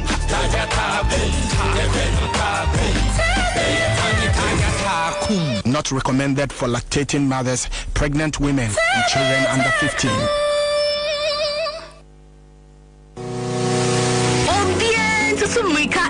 Bills was here. If you say, I soon go when you were in Bosnia Bonshire Hoodie, Educhum, Obi Biawe, and into Media Biara Woody. Bills will be Bimo. Won't hear Susu, won't hear our Nana here no national ID card. Ain't it to me? Can I frame was 0302 200 and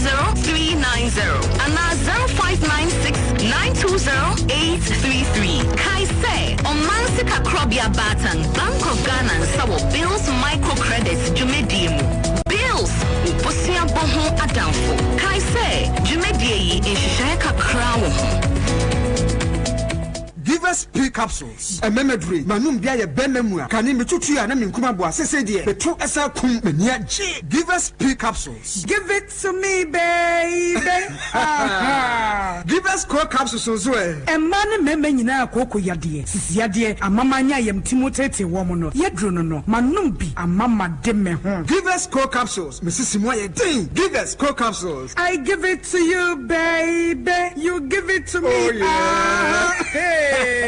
Give us no. A man need job bebusiemu papa. Na bema ka give us P capsules. And ni give us core capsules bomunum dia. Na eni jeni ahwodeno. Wabrudo. Give us P capsules. And men me wadi ifiedu watwede kronkwan na efa. Give us core capsules. A painful abata one more menufo ne nkwada woni ifiedu mienu nka ho. E wo drugstore bia motofonko Give us Herbal Center. Teshi Mobile. And na Teshi Adriami. Phone numbers 0543 222 470 and 050 68 FDA Aje Edwedi Nkratui Atum.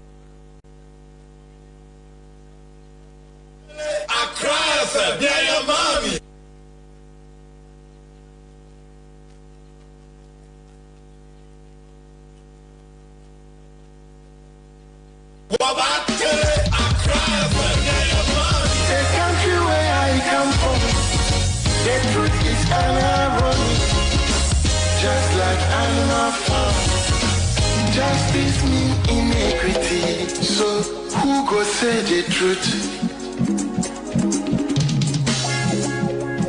Who go say the truth? Christian can say silence, Islamic leaders silence, things and things silence, traditional leaders silence. So who will say the truth? True, justice. We are the workers of Comfort. Now I am no better. We are the workers of Comfort. One does I am no better. Who will say the truth? True, justice. Who will say the truth? True,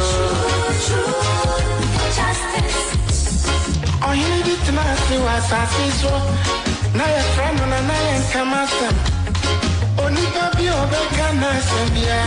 So I won't over to it. Everybody was set free. And until I learned to my cottage again, once my boy don't think one I like it. But who go tell the truth? All right, so live in Accra 100.5 Citizen Show. We are back here. My main call a young man so Namene Kwabena Edutreme, Honorary Secretary of the Divisional Council of the NIA and line so Kwabena Akwaba. Yeah, exactly. Boko there. Oba the other woman now so in the Bobie. Obika your team community Adomaranko. What aroma? We are some more fresh offer. Atefa me offer uncle ada there you in your opinion my main part yes na me chair what you for any public service secretary or more Accra material Prof, ɛyɛ wo nko a na wowɔ fa yɛ nyinaa yɛwɔ fa no no nti baabi adi no nso mpanyinfoɔ si bɛrima abɛyɛ adwuma abɛyɛ no nyinaa nti no baabi a wowɔ fa ɛne me ankasa no wɔ fa ɛsiane sɛ me maame ɛyɛ ataa ɛna me wɔ fa me sɛ nsaafo baabi a prof a dɛme na ne so ɛfa yɛ adwuma mu na wɔgye yɛ aba abɛdiri no baabi a wɔyɛ adwuma diri no when you see say you mu employees no ya come sika ni ya ni ma bi ko yi ntino nka the staff ne kan se bi nya nka aban no family si ho na obi fufu emeto aso de ba se ba breaking it down my why ya den fa yeti ne se akra from here ɛsɛ sɛ modwene yɛ ho nti no time a yɛkɔɔ strike no mudi akyi ɛboa yɛ ɛma mo kaa bi sɛ yɛmfa strike no mba awieɛ na mpanyinfoɔ se sɛ black stafffoɔ kɔbɔbɔɔ na coach no wɔntumi ande cap no mmaa na yɛde ntansa no ɛbɔ coach na BEC-foɔ ɛkɔyɛ nsɔhwɛ na ɔmo ntumi antwa ɛzansini yɛ na yɛde ntansa no si mu no ɛbɔ headmaster bi a nurse adwumayɛfoɔ no ɛka sɛ yɛdi nasɛm yɛ sika sɛ yɛakɔ ma sika sɛm ɛne yɛ scheme of service sɛm promotion ne nneɛma nkɔyɛ bi a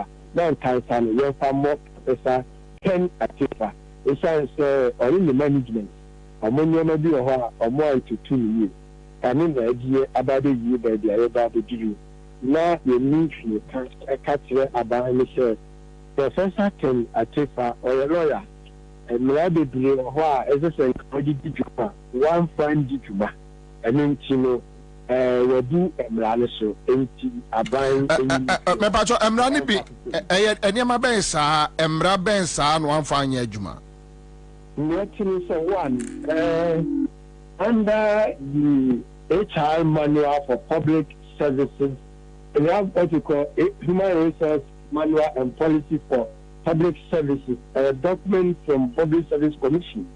Now, document to which say one, so Opa Obia Jumamuna City or ye and your Mohosem along the Bolivia, and so say within the fact committee. So now interdiction panel.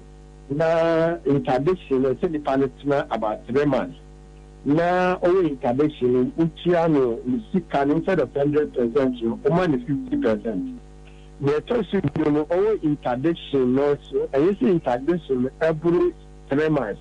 And so, and now you staff for meetings in Sebi, Adama under the expectation of a prof or say, or meetings in they were on interdiction beyond 3 months up to about 1 year. They are 50% now, and now can went to the toxic view and run it to say, only admirable every admirer. Now to see almost senator as a senator, Papa Kuchia, Emma auditors, Echo, Emma Moko Kopie, Atemi, Omuna Mokaya, Kuchiaga, Echo P, Public Service, Public Accounts Committee, Emma almost as Adi, NI, Sir, Professor Ken Atifa, and the Director of Finance. Omuntia 98,000 Ghana cedi, almost close to 100,000 for their failure to pay the estimate of their contract staff.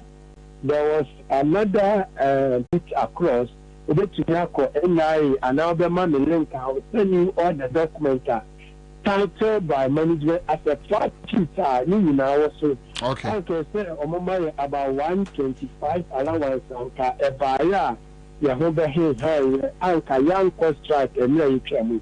That's what Tifa, everyone who may be aware to me. Emma, say wages, any enemy to look at one such scheme of service, Embra, Na Anka, Ominga, so Yamaya. Obviously, scheme of service now, Yayan, Papaya, and Tinia of Anko. And you and junior about Republic Services Workers Union, about what you call collective bargaining agreement.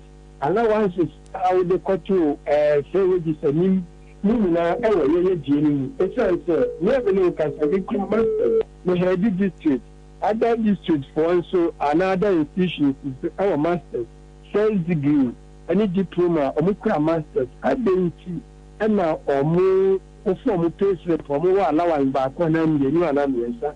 Let me have a masters meaning as a 2020 thereabout. Now, mean queer I allowing back when I'm na ene papa otisi na obeke dia ma ye wa kwa tena mo sister FM station so aka kire say ene die ye no ye se di asuko no ma ye mfata ye bi salo ye so ye member for kan say en ka ye papa ye prof en kan pay say en mandudo we en say kwai en ti sen ka wo hwehwe 125 allowance. The one to me now, my city, about the tumor. The Cathedral is saying, focus about Suba, about Suba, and Japan. Can you see a kind of validity? Now we'll take you and send position, sir. Yeah, now fact, I've been as a sequel. Members, no, but Kwabena, before that, no, when most said than any Enya Muslim Kunya, Munya internal discussions on these matters. Papa, me that was no yet say as any year me no weekend. You can say so 2 million to watch this year. The year this year, I said no this year. And semi equal Speaker of Parliament for Honorable Right Speaker Bobie. Your petition ever why you can't your science to wasn't. Equal Chief of Staff, Vice President, any on your prof, any the governing board. You are sending a whole issues about this matter. You know can let's come out 10 pages management report. Prof on your dear no catch say you don't know. Young children, baby, you know the quack of a about the child allowances you. After saying what could the whole Ghana, all the 16 regions, now I could catch your mind phone and I will do my phone say, oh, 125 allowances and more. Under the heading of market of 55%, rent allowance of 20%, among others, amounting to 125. Now, when you be a more I'm paying for your monochrome. What's been considered in country say, yeah, Sebi, we are no Casa, no man, or more material, for a more year or more than my baby, 9 years, and can just say Sebi, or more in 19. What they are calling for, they don't deserve it. And among members, let's say, a panel no kind, it's also on the members, now on key advice for no ACE, and then are buying and sharing only. These are some of the reasons. More the petition we require no more response because our public domain. But I mean, definitely the appointment authorities no almost aka more response. Then they cost. Remember was in India, and it is early days yet. And to said the appointment or the appointing authority will respond to the letter. To be honest with you, how the letter got to the public domain is not emanating from our outfit. And for therefore, we cannot communicate to what is in the public domain. We can only communicate to the fact that as and when we receive communication from the presidency or the appointing authority, we will give them our feedback. However, the Omutna can no more and Paiswatly will be in a class to be production, the production, so I will be the major. I don't know, that's what Bressonia Casa name.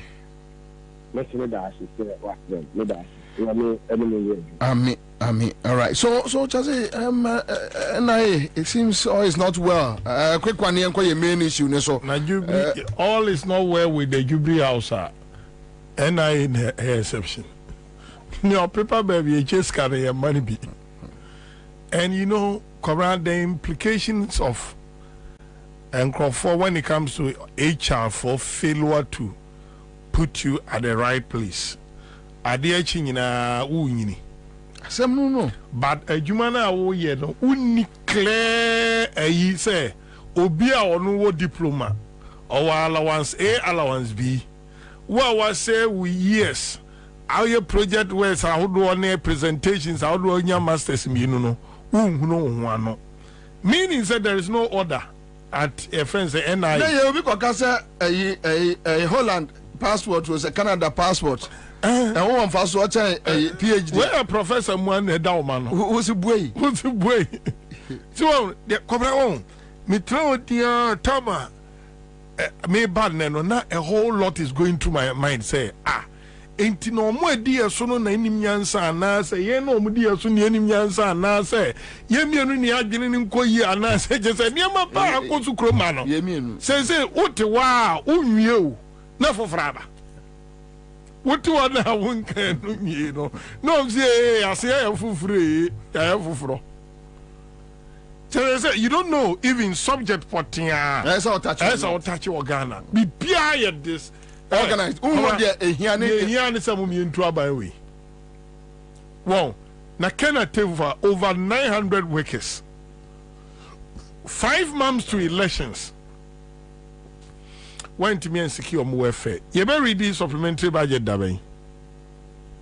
Some say next week. Not this month. Yeah, I'm saying next week. And they don't know their feet. Meaning, sir, bro. Near me answer also the Kwabena say near me the Kwabena will be and say Kwabena for Munye.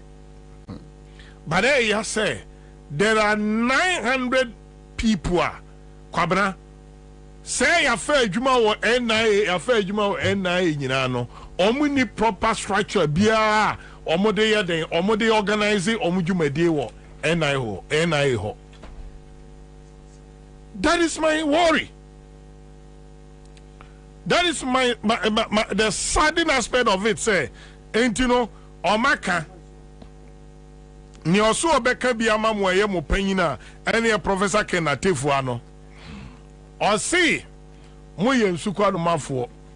Nsuko no ma kire se santini ka kire se wo nsuko no ma wei ena wo kire wa adwene wo sa ade we hu akwabra wo betumi asam no nka bio e kire se woni adwen kire wa asam na wo kanu eti kwabra. What was the essence of Professor Kenatefu traveling across the 16 regions to go and seek or to go and look for these challenges and go for from South according to them? No, a monitoring system sika no ojedi obeda hotel or call the girl beko ye tofu or the girl dey Ifrim. Why? Girl dey Ifrim. One man who kura girl. It is so be found. No, and I made sure say na say state money. Na ga so the one money I me found. Never tea. Sika no obeje. Na wanya a laptop girl adi na chi. Say bi omo ko north. North no. Anya adwuma na okoyo. I don't know adwene obi ho. Wa plan say think can no so there. Obi nchira what do wa bottom da air for atenka me enyama sem. Na na etua de ka. Was what the virgin here? Then I made sure was a woman who say it was Jessica nyina no oje. Then I made sure the enti oje. Who tell me expenditure? Yes. Well, you do all these trips. Kasi ade omudi no. Na Kwabena. What we say say ni odi kan no hia ni odi agire nante. Mampani na mu no. Tama ne amankoye no. No akọ high play. Now I need to obi a wadi photo. What the photo debt our high plane? So with the way, what quite a bank was sent to India. Bank in the for people, one nature when the corner will be answer, or quite heavy to be a new free man poor. And even German go to Gacope. As a bank, the people to internal mutual papa when you saw Omo Rantia, Adia Cosu in Aquabra. That is the only person can say, or more provoke you to Nanenka BBS. Yeah. Messer you to Omo Pacquet. Oh, yes. Omu provoke say ntira afenyo otwe omo adwene si so say we the Kenya de no won say da nya bi obi anya bi obi anti street so obi anya bi krowe ye nyina betram anenram baby ma me hu say kwamna program abane say mafa boat originally na me so mami to America enkohwe made bi wo your friends say parliament me wi amabamo ha ana me refi say me call parliamentary candidate Sunyane West o Millicent kwamna ni ya to me. And me cover boat driver be unim any nyina video me bo me phone so na boso kan na nsuo ayiri efi driver na no na se nsuo no kura anya he na se panyini ade na okasasa wani afi o se dabi se nsuo no fa onyina na ye niema na mpanimfo na ni bo mo so na mu se no abufu aba ade o se na bra ne ekoso okro ma ye ma o ehwa na mkama no tum fine because me say anga Kwabena ewo youth no mu do no mo do Ghana o eno o ma ye din nyesa abaya otimi transem over 300 financial institutions gu sabi asem kokko na ye adwuma wom asem kura na ye adwuma wom enti Kwabena unu nuanom NIA for mu nue se tag for nso e was strike anamboa yeah ana close tag so o mo do mo ho agim na ni nse hu na obi panyini bi ka ndra se o mama se no o ko register company ni ade a processes na store Sama say computer and me register the pedi wa bra ni pantachi. Think about the people. That is all we are asking for. Enough of the pain. And right ya mo the petrol may increase petrol price. May increase a diesel price. May increase be pia cost Kwabena electricity then be pia cost by abra bojina ni ejina. Kwabena ni pa ni salary endru $100.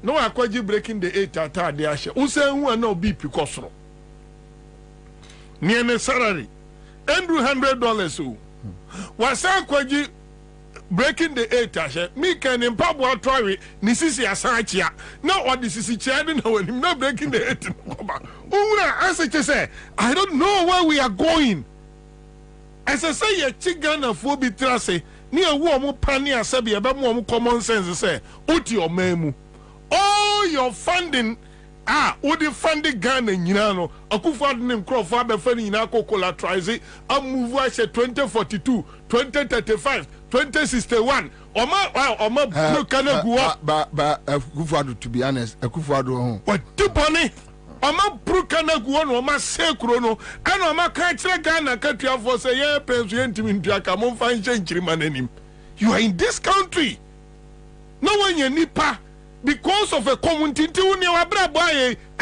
say you to amuo MPP mukura ma bra ba kweti say mpanifo yisha munsam de to aduane na mani timeje mo ankasa mo ne mo ho you can save 900 Ghanaians Kwabena say 900 yi woni bi so mo nkro for dan omo ebi wo yire o ebi no ma me no mo na titi mu omu bidi so you are not dealing with 900 people. Unze mi hu divine area kura be kwa fa yen de ba be fra sama mi kan.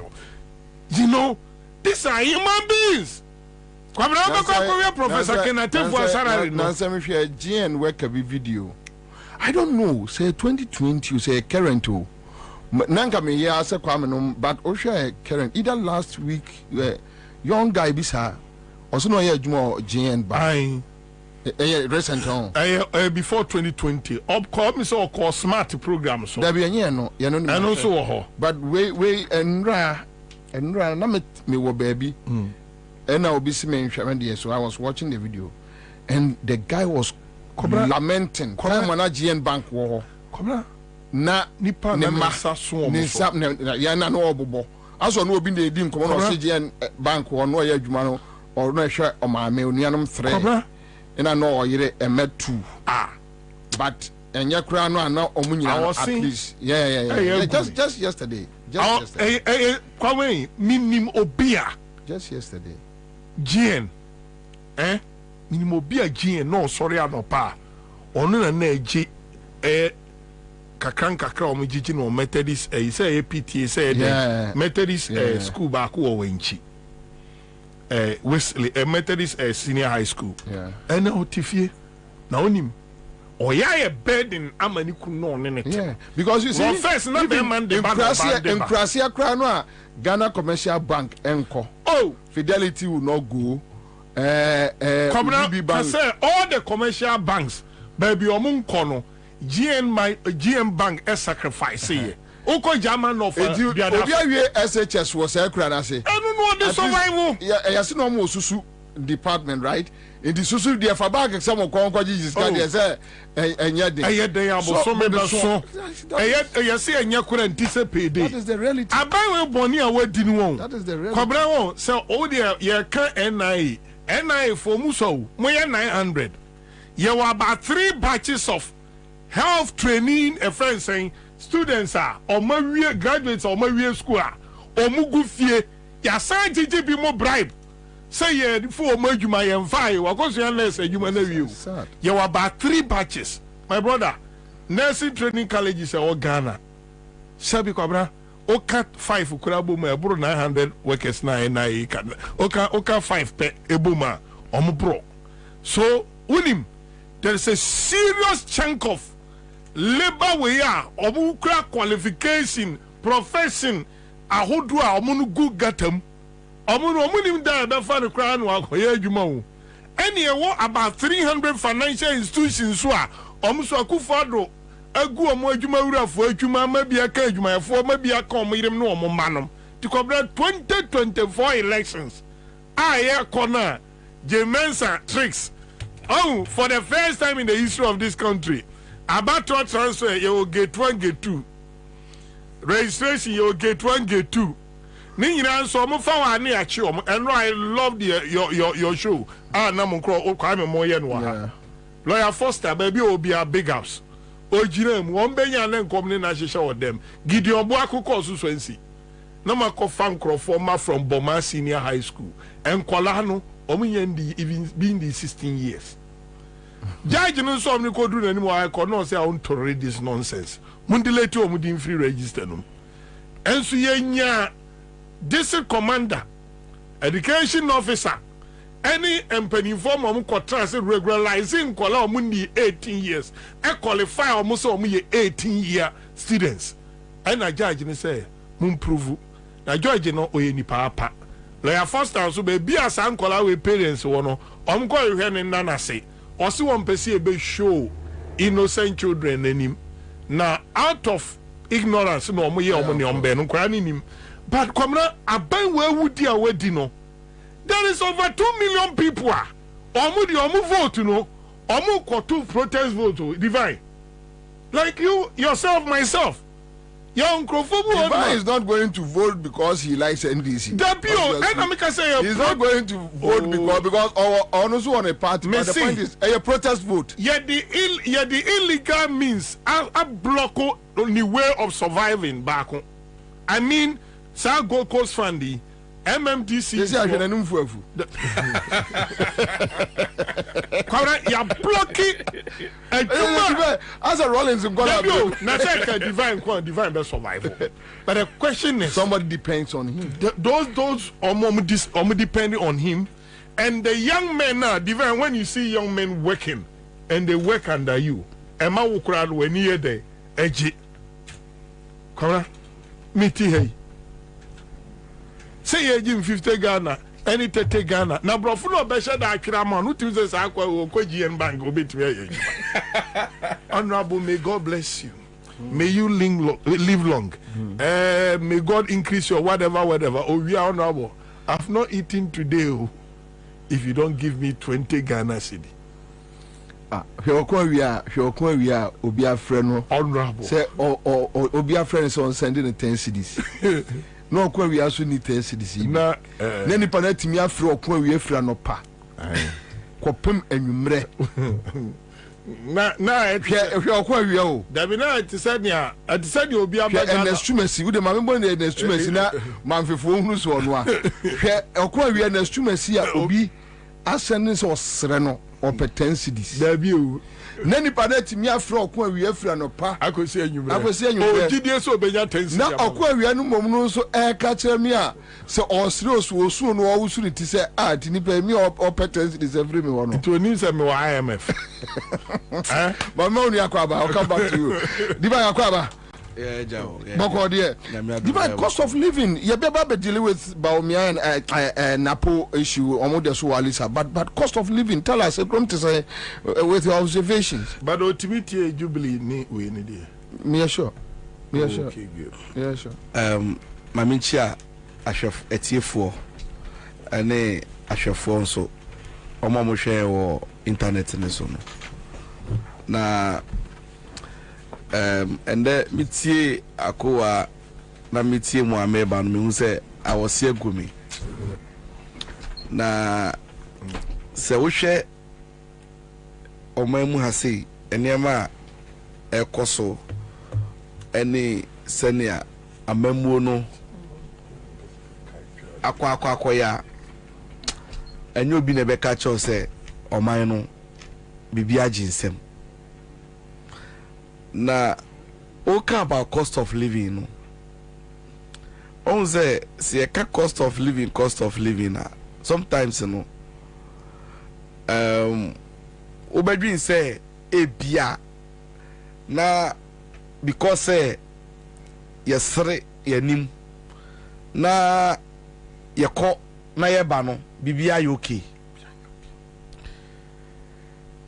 me de bia me de me yan fanton enro na me ne abranti bi di nkomo na me ka chen say me say me brea then it means that Ghana for a bre no mo 70% of your population because me nyo bia me yakwadworo me nyo bia be ka say me ye ni ha na say me indolent as o de bibi hye me nsa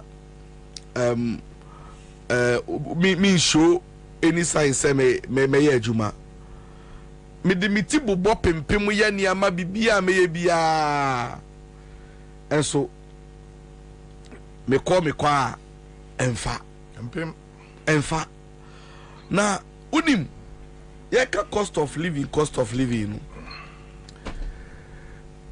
there is a segment of our population enunu ponu kra de crucial aye ntwa adwen kohwe hoye eho no eye maame no mmerwafo no amun ko mumba enna yenua no mumba ne ye mababa wa no mo fie no see omo beye vulnerable see owo nua ba owo baba chaweni hwe no yie me say enkrofo a yes sorry anopa because of the impoverishment, the suffering and the hardship omo chomani entwa na omo self-worth omo dignity omo wono they have to just reduce it simply because accommodate omo 2007 na me national service now there was one lady bia girl no hear me fair now nim de bia me kwakọ hia no office ho bia na me ka chenze ma me ho hear me feel me ni girl kaya girl fi me da and I made the matter my dream na me ti me baby no unim say 2 weeks ago girl me one man no WhatsApp me a was your check up on me and me bisa say o check up on me say unim say me wo ho e no ka che me say de me pe bia o de be ma me de me man o be member omra fie de me pe bia o be ya ma me like joke e na me ka che ne say on de omra unim say me wo fia na lady be landi cream you do on mo a unim say o se me man 50 cedis ade me pesa me fa ne body nye bia o de be ma me 50 Ghana cedis 50 Ghana cedis o see watena sia be say 2 weeks nie hwe nko hwe ma emu aye de ofro bi emfa but na need sabe because who me say me we Angel TV antino onim say bibi kakra o me ho onim say what the IMF bailout na nam onim say again ma areho kam otibi ne kra nyere see me wa danfo bi ni message me de be kire o Facebook o send me message o Facebook and rewia me to be bonity but na me no here printing on Newtown and was sending message but me na me say scammer because say no be to me send message hello bro yeah me ntwa no ma me read ya ibi nchiro to be honest with you enra Wednesday enyumre 6:53 good evening Mr. Bobie okay let me keep the name of Ebiano okay so Obiade Kwaku I'm Kwaku from Tema I'm unemployed graduate since morning I no chop till now I have 2 kids and please if you could help me with 5 Ghana cedis to buy kinky any oh nyeto na utwa ebi wa me hu na am say no process ni bia no 5 Ghana cedi me say unim masema mi ken oh me ntwa no 5 Ghana madam fu bi koyi 7 Ghana cedi wo momo enem se masa mami nyina chire me mpese ngu asese bui 7 Ghana na ni bra bre no wa na twe ho ko jira chire bi ti asusu etimi ho we sa jetin u koyi 7 Ghana cedi say na mi jira onu say madam fu aba be yi 7 Ghana cedi or the kwede chere or the kwaje hot one bi na you know this is where we have got into unim inti madam fu no efrem me no see o send message on Facebook but me no WhatsApp inti I thought say obi na scam me and I may reply and I may say what's up and I me friend the phone me friend no find no say bro be me send you the message o unim say o see Jeff I'm in here Juma me time over here Kenny West Jeff na chere me Juma o ma me Juma Jeff is call unim so since 2017 na brabo asesa ema onya Juma nye na onim say MPP baye contractor na printers for enya like omuye ma schools ni nyina omu dey ma girls 6 massa yes sir yes girls 6 minimum onim say ade no so mu produce po Ghana say ka kwajimpo omu di nyina fi China na eba iti enya bi nye China ni India faka on minimum China ni India publishing it onim say madam for no frame me no say ne yira wo 3 weeks ni intimi nkoma ose ni yira di gari ni gari ni sugar into ni so mo bo gari no so kings anopa no mo bo eni ngo awia no mo sa so abo no eba eni meko yes I'm telling you he's lying okay me see into him say still na me doubt it e no say me say any momo unim say me ose onya 50 cedis no no pondi na ne yire ne mba no see breast milk ne ba ne yere be nom wo mu no kura no se mba na ne ba no a ya wo no na ye malnourished otumi ko hospital very aka no se ne yere no o de ade achichire no hye dem o very post obepie I'm telling you madam for Jeff sorry unim say on fan chem you so te there but this is the reality adorning on Ansah unim say me tuka ekoshia no 37 station. When say all this while I wanted to be sure. I'm telling you, say, or see, shame back. This is just one of many examples made to me aside here. See, when him say that this government divorce rate now, I can say divorce. When you say many people are irresponsible. Famiko, young comrade na esikasem. Me, because of this financial sector cleanup exercise here, course we wouldn't say for lose some sikanibi. Meaning gentleman be and I no case on any ira because one, if you are no mutimuno, because of debts, a buam community about on fieno. Unim send a mask who to me Kobu, and on to me so shiny. Meanwhile, no worry in the so there was a certain lifestyle or introduce soon to yes, or say that not life. I had a life no.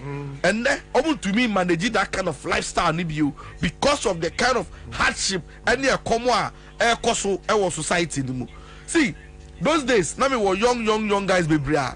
Minyomu Esaya, ebi wonu mu kwa osio Pipiro Boshemi and I divine Boshemi. Udim say last time guy be catch him say boss na send the own show. Crowd me say me so omo me be show no so. Omo nya me show. Omo platform na buagu. Omo me show. Omo me omo platform no. Buagu. Ti hima do go jira show. Kwabena me ti hey. Ewia me makwaje wedding ase ebanku abedi. Na me da yo show. Me ko fa no. Me maji wedding yuji me boa. Miampa mi kwa wedding man fa banku ama ni echiche mi so mi e chance ntino na me gina lunch ya nsi ala me yende ma beje be hemu eyi won ma yem hu ye kama wedding ase banku edru sa na sempanifo chance ye che banku na mpanifo chance ejibia hunu se ya yeden je che banku na mpanifo ejibia mpanifo ko sa lunch banku bi wo wedding ase a divine reality na me say me wakra man on mayaka Divide Jais, I don't know my brother. Returns the man. What is that? But what is a crime? With Mission Amiaka Sasami Mimo, by the end of the Mammas Medi. Come on, because at the end, me, suffers media, Ebika, no, and Yabiadi. The Siano, I can't have a free because it's everyone me bad. Let me show you get to know how to work. Or show me more of many. But the truth is that Miaka says to me, Namama Ubiadi. It's the Siano, maybe Chinese over who, or Kamayaka, on the Mayaka, on Kasami, whom you know many chair, my Miss Bilisha Mayer, Mimi Chaya, me wouldn't say it to be a gate and not to her. Sinabaya, on Pierre, no more baby, you. I wouldn't say also Chroma, who's a Chroma, or Koya Sanso baby. What's the higher? I'll manage it this time because I come to me, Teno. I am the pro. Jesus, because Yaka Saga said, come to me. All jokes aside, see. We are in a system where things are very difficult. Difficult times, bad times, terrible moments. Me show so tie me. Oshiam was salam down and Ansah and no catch me. Still wouldn't say the cars if you or send the parts, the car parts be a say, or yes you can't conquer. Still or see or defending another. Now catch him no confiding me said a new more thing. And so catch him said the alternative is bad. No alternative near bad, no. Time now, you see, sometimes they forget to use arithmetic, metrics, and statistics. So, upon the 3 more, I'll see the alternative. So, statistics, naturally say, the way we, like, I wouldn't say me, you can say, we are saying, me this time around, me telling me who be beer, bro. Me telling me what, bro. Me sing of Bobie on one. Yeah, now me will fear and answer me to be able to be a test me. Komenda, no, I'm a Juma. I don't know, answer to 12 rooms. I am a person, me, you bomb back on me here in the name. Yeah, me see, put him say, like Ube decided Kekeo, say, and now Kushibra, oh, Kobe Bia, baby, I'll one spot to Percy Abecono. Unim said, day. And many of Electoral be brave and live on transport between 200 to 300 cities daily a day. So be on back room 1/3 ya new on Toshi so take more or the back room or coffee kekeno 300 cities is gone. Would they multiply 300 cities by 3? That's 9,000 Ghana cities. 900.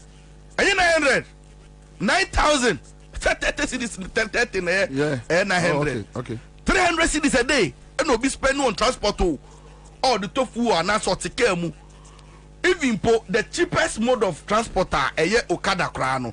To me for Okada. Me do Okada buy. Me see you no 40 cities. Wow. Imagine say we come back. You like that is the level Ghana for. The emphasis say the one come baby. You free na ba. Man come baby. You free a go straight. You no 80 cities Mindidi yo. Mediane na onim. Bobie ade ama me hu se kromo eden. Me vegetarian. Me winam. Oh, okay. Me winam me koto aduane na say me spend 20 cities. Ama manum ya modai dey. La just your royal shoe. I don't sit down aduane because me soakings near aduane me pepper. Yeah. Gary Gary 5 cities. Sugar 1 cedi. Me can average Yeah. Obeto unido kakra tumwa 3 cedi and I say 4 cedi. Unim so be we 18 cedis for soakings. Me say no ade aboa me pa ne say me pe kitchen she. I like cooking. Yene na aboa me nti se me dru kroma nya bibi ye be ye emergency bin mesi kroma de day gidi then I need to buy something e wo kwan ho adia. Unim say e free say si Kempinski e free 2010 be mingra order. O ka Kempinski. Mingra order. Minim say the all compound no city. And it's and yes bia mint mingra but yes one I me hwe me ho. Then 2 eyana me peduane no more because masa so free restaurants even also or dead aduane na no me free bi na me say noodles metiane again no.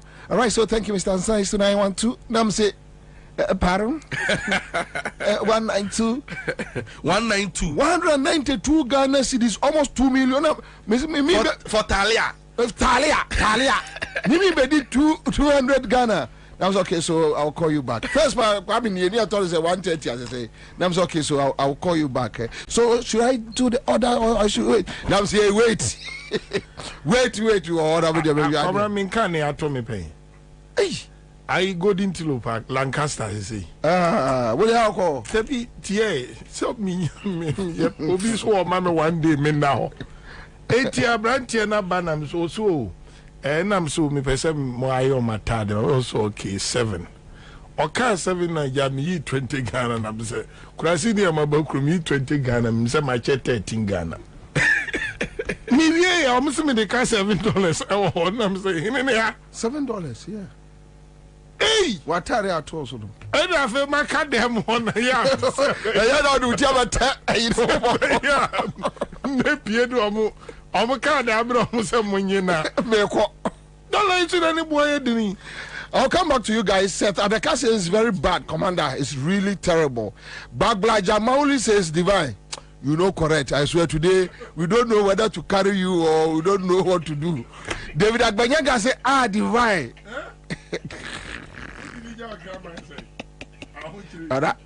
Oh my child divine. I'm for some person dog no issue no. Omusim kogani eka. Esi oni ne ntam. Kwa bia oni aboare na so bia. What him say? You say obi wa uncle rest in peace. I'm telling you say obo humu so around this time you may never rest in peace. Hwe he say be fa ofun. What him say go for free efun mochire fee. Omu free sisi. Yeah. It can be possible. No, me because I operate business in the field of sa unity no. I know what is happening. Me see me who be that only say me honor. Me ni be friend me say nkophobia nya yi no ma ba be chia deposits for hers. Na ona no ka ona no ye me deposit I find so be ma 1,000 cedis. Inti no na ni da so say ye no be ba so the following week na waje balance of hers ni sika no. Owo honum a in the driver na friend say microphone say yie no o ma sanso etu a sheda bi nto musika no kura sanso ho deposit be kwa o mo sanso form ade mo furu no ka dem mo odi say madam for the friend me say asamo ato no no ade onu so adi iti no meaning microphone nkasa na me find out say bi o manya ka fofra na aza odi say me koya o mo sisa na o mo twen o mo nua bi e ma ne contribution na bansa na yie na ya date say ayo chinachi no nipa no so ese ni sika no mbelande yenti no se ma ye dia busuafo no se yi a ya share print poster ye be na de chie no o matu a share da bi funu ho akire no wo be si da receipt please fu grant me receipt please o ma so transfer the back e da akoshe honum fridge mu bi o se sika ya ho bo anso ye wonu so bla kosi September 50 February papa no ya yes e be yo shemu e de ne ko September no kwa still so subject to nipa na o sika of family ni mu a no so twense ne sika bi be ba ansa de etu yes it's a sad situation. Shukura Sani Akime is here. Seth Abeka says very funny guys but sad reality. Opoku Adusi says where is the Edma right lawyer? Afriwa of Radio Gold should take Divine on. I'm watching from Berlin and Divine, you go pay for it. I will invite the Peace Council to settle the problem between Divine and his dog, Ali Abdul Wahab. Jata Jatabi, we are watching with eagle eye. We are quiet but very valiant. We are not afraid of war. We are just being patient. All right, so this is coming from a citizen. And Top Choco, me pacho choco chocolate spread. Yeah, the fabrodum uni bida. And yeah, one messia dear pa uni bida messia dear.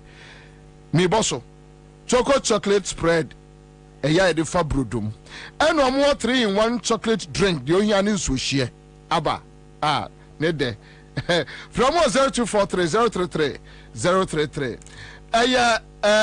Seahorse 50/50 engine coolant. Seahorse engine coolant 50/50 engine coolant. Or say we engine no bon ho buying a free overheating ho. TME pa. Okay. Now the attention say was say o radiator tank no e mana nwe na achen na ne sika ni ho. Engine no lifespan.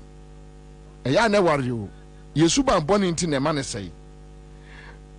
reduce fuel consumption. Engineer mreno na enum fuel.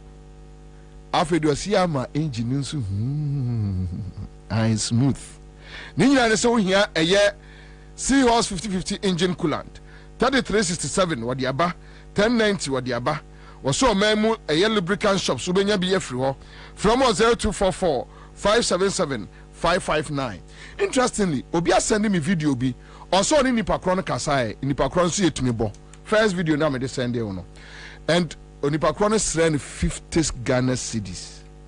And what is sending no.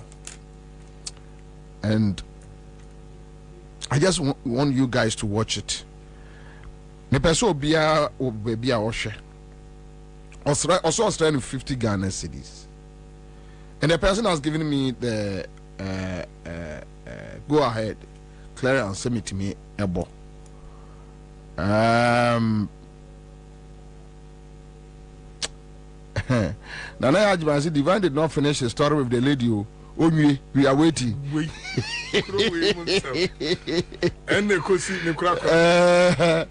Anyway, Pacho, a competent running mate. Oh, President, so this is my first time. Mami is stranded pa na mintiasie. Token dia menye bida. Because number na registered momo number ntimeni so de beto me momo account mo amami. Enti token no me vendors agents ni be 3 kula ho around Osu Laboni ha ya ma ya. Nti se me back na me be pay me ID card. And almost me nko Tigo office, main office wo Osu. Nti Osu kula na me call Osu na Tigo office no mo say number no mo hu enti me nko MTN office. Nti sisi ya na mako Osu MTN office Naija. Mako ye amuji me card e bisa me quest me call mo say me nko ha sana. Nyame ado me nsanka. Na ne nyina mu no me da sipa why? Nyame nhyiraw. Bo hye bia nyame ahye o na asem mu afọ ma ho bia no endi wachi why?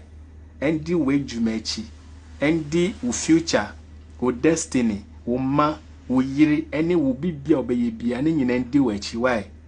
Psalm 41 verse 1 to 4 ne nyina endi wachi why? Ne nyina endi wachi. Proverbs chapter 19 verse 17 endi wachi why? Acts chapter 20 verse 35 endi wachi why? Nyame hira opa midawase wonte ama hwe na makoto nsio wonte na mato nsio anya drink bi amenum wonte o na me prepared class anti na me to 20 Ghana na mabeso sisi ya Master Jerry nyame hira why? Nyame hira opa nyame hira unti ase na waya mami edos mami na mpenifu a minimum wendi simu pa eja minai mi wo plate wo mi nai mo sisi ya na mi wo pins so mi hip mu e wo mo na aka mi ato e wo mo na ya mi ya mitimi na tisi aka mi start bibia ye na wo friend crofo eja nsem mo ka kire wo no eja se nipa no mma wo hwi kura wa easy. This is it. This is the reality. It's not his reality alone. Once in the account, I had to say, as if say I can't cross him, by Yanka Sans Yasem. Yeah. Like, yes, your reality. And the reality of many people say, in Crawford pray. Yeah. And Unim say, the Siano, like people are just, Omunim de Bessi or China. People are just living today. For today, like what can come should come. Imagine say, like rent aso, and lady B, Bobie, me say message we me the betrayals is here. We are not my castor and person won't country ashefo. What message I made the children was this year? What they say? But what kind of Ajakru, the order down. Nipan message. Good evening. I want to know if you will be available on Sunday so that I can bring my things. You throw the fee in fee. Untumi ntua rent. Oba ye tuno inti sisi ano ne niama no ope baby. E de agu. Ope baby e de atoki. Na isi an bisa ni se ti obesi den as or say or ye juma da na like nyama bai walusu na juma na juma bank wa try wow ema akosua pedicure ni manicure ye no bia no so emfa no e banker ema ne shop bi o e walk road akwa no so ababe tu o me say oni hwe o ye nti no imagine no o send me message so pe baby ni nyama guna me biza ne say because me tumi ne ntena unim say see a lady na fa bag ba ko a ode be ba pranki from door to door yes unim say ko hu ne landlord say ono de so ko betumi a ka onje ne rent no po 400 cedis so 400 cedis a month or think an landlord no nje 6 months impo o so to me unim say o hu de onye ne ho se na busuafo ni na so dan no enene nansa another lady tam see atwa ni ko hwe ma no another lady so amene ni di nkomo unim no mpese meti asem no ote shop bi anim na metwam ono ne obi di nkomo hu se medu ono ayedin ba meti so ka che nipa ne se onye den o esisi ye oda kola o ena onyem ena ohu kwa obefa so wa nti che se eduro no ohwehwe ade asolve ni nyim problem no ni nyinse no na obo ho amane a kire obi ena me se no let me get to know and intervene unu se me ko na not to know you no girl ni nipa ko ne nyim me bisa ne se da asem na ba ya o se o kai se last month mu ho no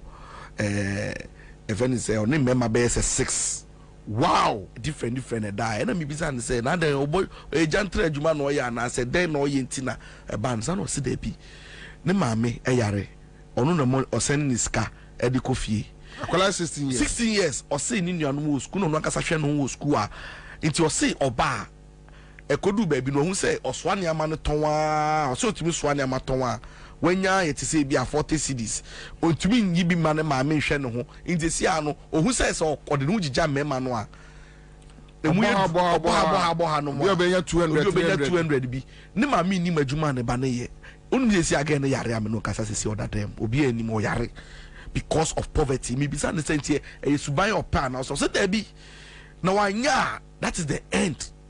Shani Paul sending message so baby di nyamagu yo dignified or like nyonyam ni bao. But I'm telling you say because of the condition she finds herself no. I don't know what will happen tomorrow. Or Fremi and Dra Osusa nipo kita degree or Nisano Nyuma or bia enfa bakasi aboni dia emboni dia. Under this government, people are living like they are cursed, but we are not cursed. Andrew Kotoko says, Bobie, in Hawaii, the same thing is happening here. Almost every day, people go around begging for food, common food. They move from house to house, begging for food, not money. Yakini says, then I'm blessed with my nice 2-bedroom. I don't have any problem with landlord. I'm so blessed. Okay, so you are lucky. Truly, there is hardship in the system, said Tabeka. All right, so thank you. Live on Accra 100.5. And the young your friend is a Alisa, and normal a doctor Opoku Prempe dentist, and then ye dentist actually. Now, maybe secretary they are ready. JFK, do you know? Okay, so you got JFK, MPP, National General Secretary, or announce dentist. Said dentist na economist running mate. The dentist economist and me and economy. Dentist baba ye economy no. Inti yem pharmacy proye.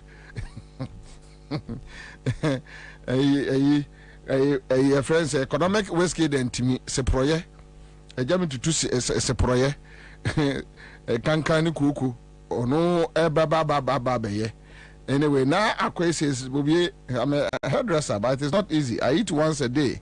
I eat tough. And look, if we decide to talk about cost of living, you bet him the bear 1 week a car you free of the new Patriotic Party, which is the second highest decision-making body of the party, met today, July 4, 2024, to consider nomination of Honorable Dr. Matthew Opoku Prempe by His Excellency Dr. Muhammad Bawumia, the party's presidential candidate, as his running mate for the 2024 general election. The meeting, which ended a few minutes fact, consider the said nomination, which forms part of the constitutionally mandated processes for selecting the party's running mate as per Article 13(3) of the new Patriotic Party Constitution. For the avoidance of doubt, Article 13(3)(1) reads as follows. The party's presidential candidate shall, in consultation with the National Council, nominate the vice presidential candidate. Ladies and gentlemen of the press, I'm happy to report that after the necessary consideration, the National Council of the party unanimously endorsed the presidential candidate's nomination of Honorable Dr. Matthew Opoku Prempeh, Member of Parliament for Menchia South and Energy Minister, as the vice presidential candidate of the new Patriotic Party pursuant to our Constitution, Article 13(3). This significant milestone marks the completion of the party's presidential ticket for the 2024 general election and therefore sets the stage for the party to fully engage the Ghanaian electorates comprehensively with our message of transformation. The National Council of the new Patriotic Party, which is the second highest decision-making body. All right, so that's it. Live on Accra 100.5 and Matthew Opoku Prempeh, the dentist. Yeah, it's a obe manage Ghana economy. Emma Bawumia, but Bawumia acceptance speech. Bawumia acceptance speech.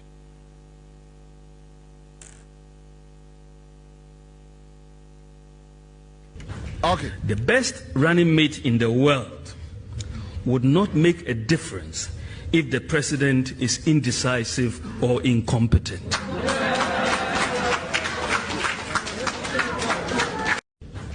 The best running mate in the world would not make a difference if the president is indecisive or incompetent.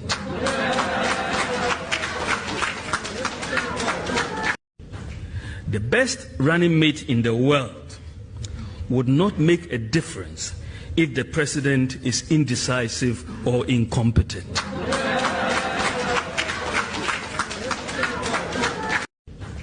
The best running mate in the world would not make a difference if the president. My more first, young Kwabena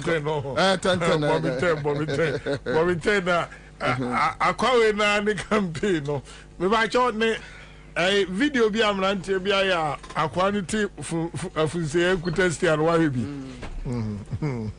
so wawu abo ani nka wa mnam koma yes MPP anya running mate na minim ni obe campaign manager also more campaign manager 58 member campaign manager no obi a obeyi 50 ministers and the campaign team bro 58 there e kire so kan kire so onye honest person na Alhaji Bawumia ni behavior ane kwan a ni suba ne ne yete anana na mi hwe video bi na mi hu se wa unua okatachi afrifa na ono so na so na po campaign coordinator Okochire ni Facebook say confirm na poor running mate.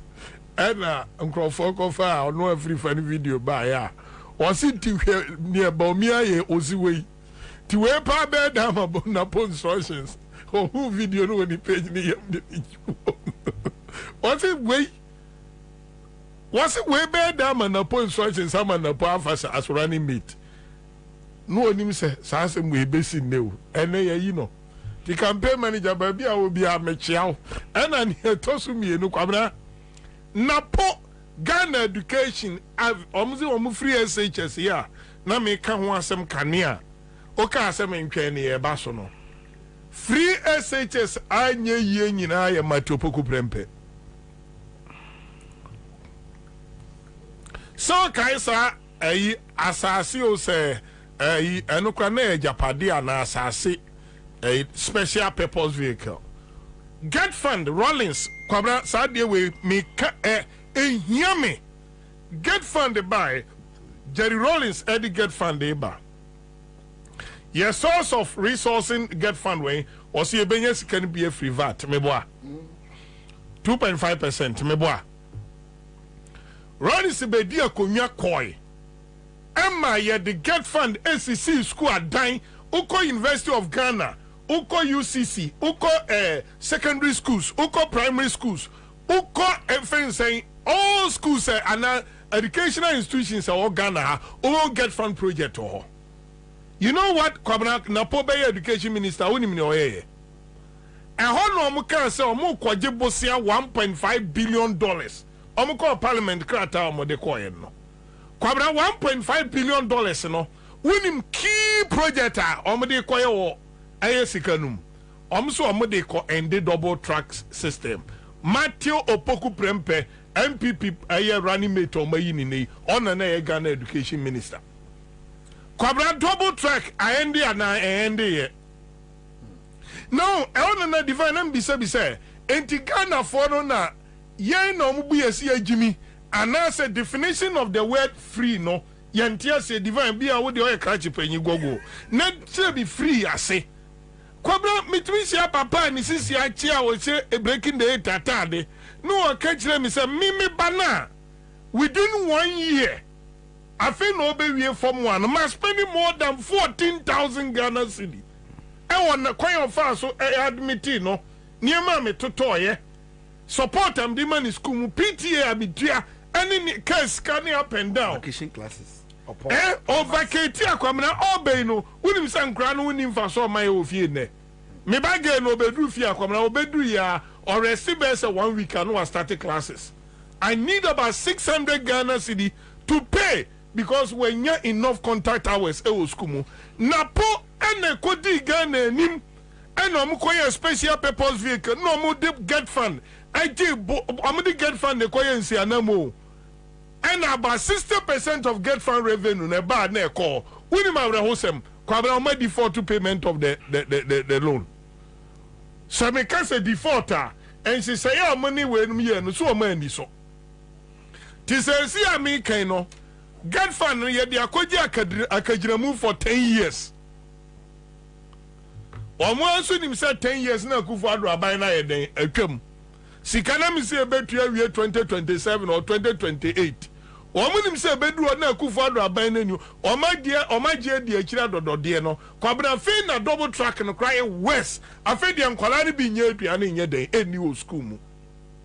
Kwabena beside that no omo ban kura sign kachire say omo locate oil sikana bia omo dey fund a free education me bisaya yesi na do buy oil revenue no ni odi akọ free education mean do 5% ti Kwabena 95% na omo dey here den enti sa kwa we so onu na energy minister onu na energy minister enu bi no mkoye special purpose vehicle energy sector savings levy and also till 2035 de akoye collateral enti sika kotom sa special purpose vehicle no so o we sa vehicle ni wurafo a unhunu omo obehwe na ye wonche ni association ya enti na podie is welcome me Matis and Crawford and then Crawford di akoto Facebook say arrogance stroke comedy and then me I am not interested in napo arrogance and I say whatever baby I'm interested want to say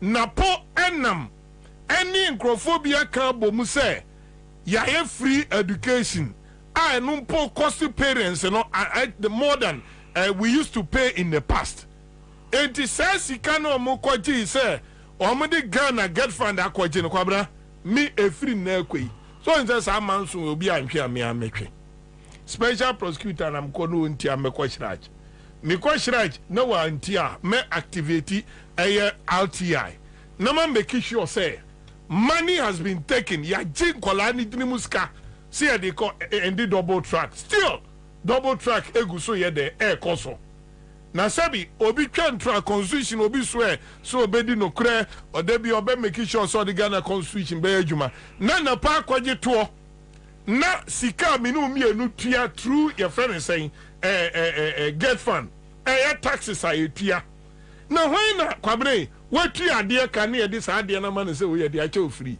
enya Ghana fo a we tua tax ami ate akoto Ghana education trust fund mu Kwabena constitution esem say a time will come Ghana say making sure say education progressively free for Ghanaians.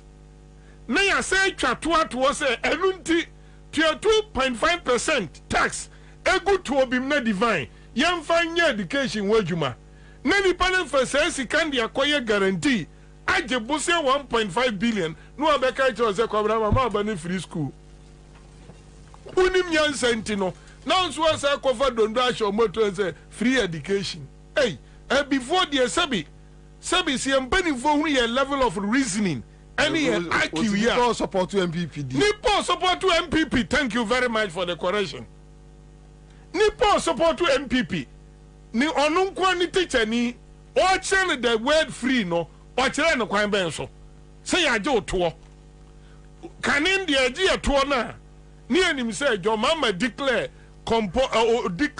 compulsory free education no ono na year budget Akufo-Addo best spend in 3 months that was November 2017 and free education kola na omko face ye ni nyina no Kwabena oma locations your mama make sure say Ghana government no 2017 be factor hey they can go hell nano unu apanyina ne ponkusi na pampam ase ayi chiniye safna pania weka tro krampa ye ka jeze papa panyini failed and disappointed nyumtuni now who sabi obi aka credibility asema obi awakobu nipa 20 ami ache 155 million krono ho ye ko kanse nkrofo agijoma mani a una Akufo-Addo ne na po you spokesperson say ko kaseti ajomama sabi Kwabena ye obi wa wi asichire ami ache na ko to prison si yakobo ewo match e mani dago yes we asichire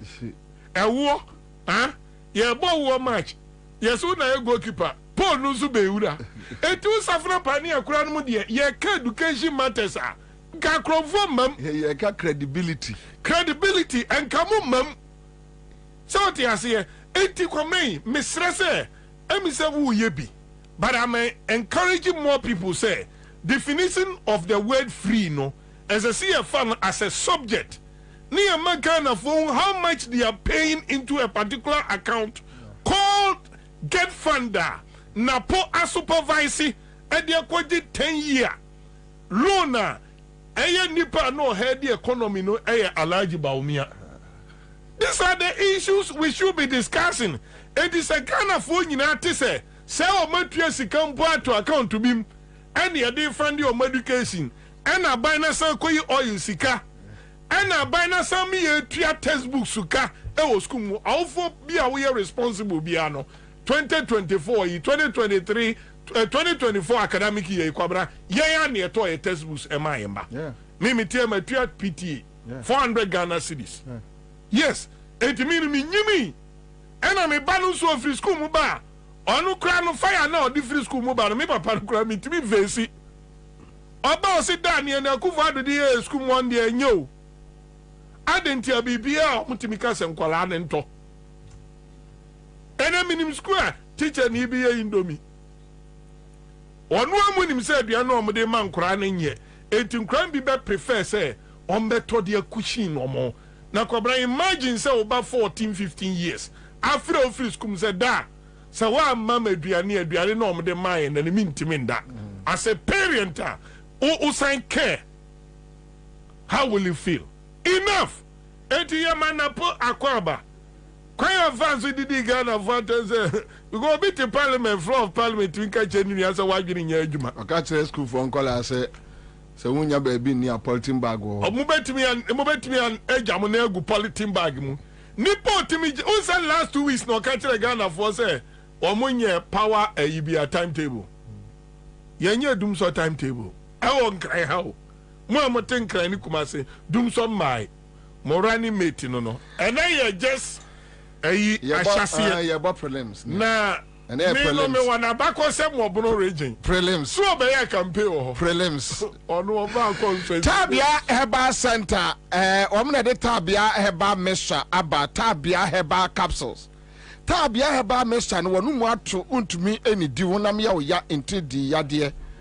wase eyanom Tabia Herbal Mixture Tabia Herbal Capsules awade aba constipation ya mu atim usisim twa yere de ya oya numbi Tabia takum wase boost immune system wade ewo 100% honey flavor organic na omodi afra ano so no de unya mfirisi adu watwe anumbi abatan awofo onyema emfansa nkoka fra eye omamu pharmacy shops and eba shops ko kan si drug lane ubenya bi fra 0243 686861 on sabeka mo bills micro credit say na ye from quick credit omo ana omo abaye bills micro credit efie dunum esum ya omde asom eye oman Ghana na Royal Chapter Property Limited teacher maintains as de mesraw abrochirefo mu titru Kwabena me ka asema no mu atie me teacher maintains as nyina de ben sa wem no se opedi asomdwe wo ho a to free Royal Chapter Property Group Limited in chain wo matwitwa ensuo nkania akwai wase ubetumi atua be abosumi nsia de aka no na otuatua nkakra Ghana for ye Royal Property Group Limited nie mon from 02565155862 on sa betumi aka mo divine. So you heard a friend say Dr. Mahmoud Maubia and what say we are running mate if you are a competent running mate no matter how competent you are say o president you're indecisive incompetent forget it you can't do anything and I don't know who he is referring to. Bobie question now will be something me sha say if you no more unim it's part of the trick. It's part of the whole scheme script now matrona or moma Ghana for NTRCSR no unim de di kan ma me congratulate Dr.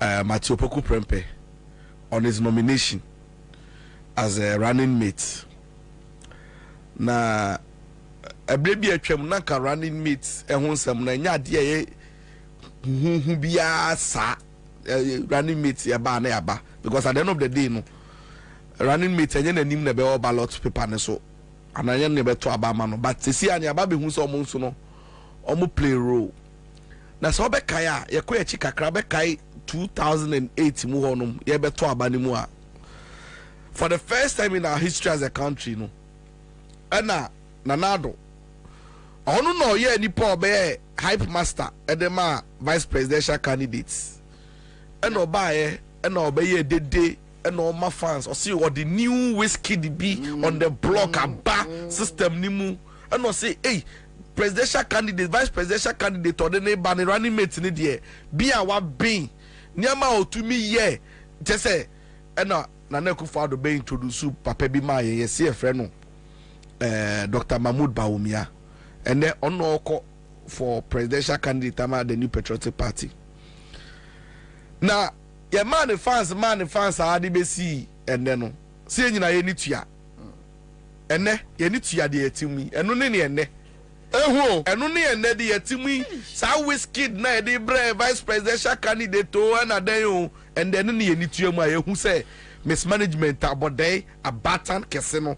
Eno ne ye nyina ye ni tua. Abatan. Yes. Kese kese utimu se amemu ni koyie na oni made ba ko Allah yo uni Napoleon the Great eka sembi or say never interrupt your enemy when he's making a mistake.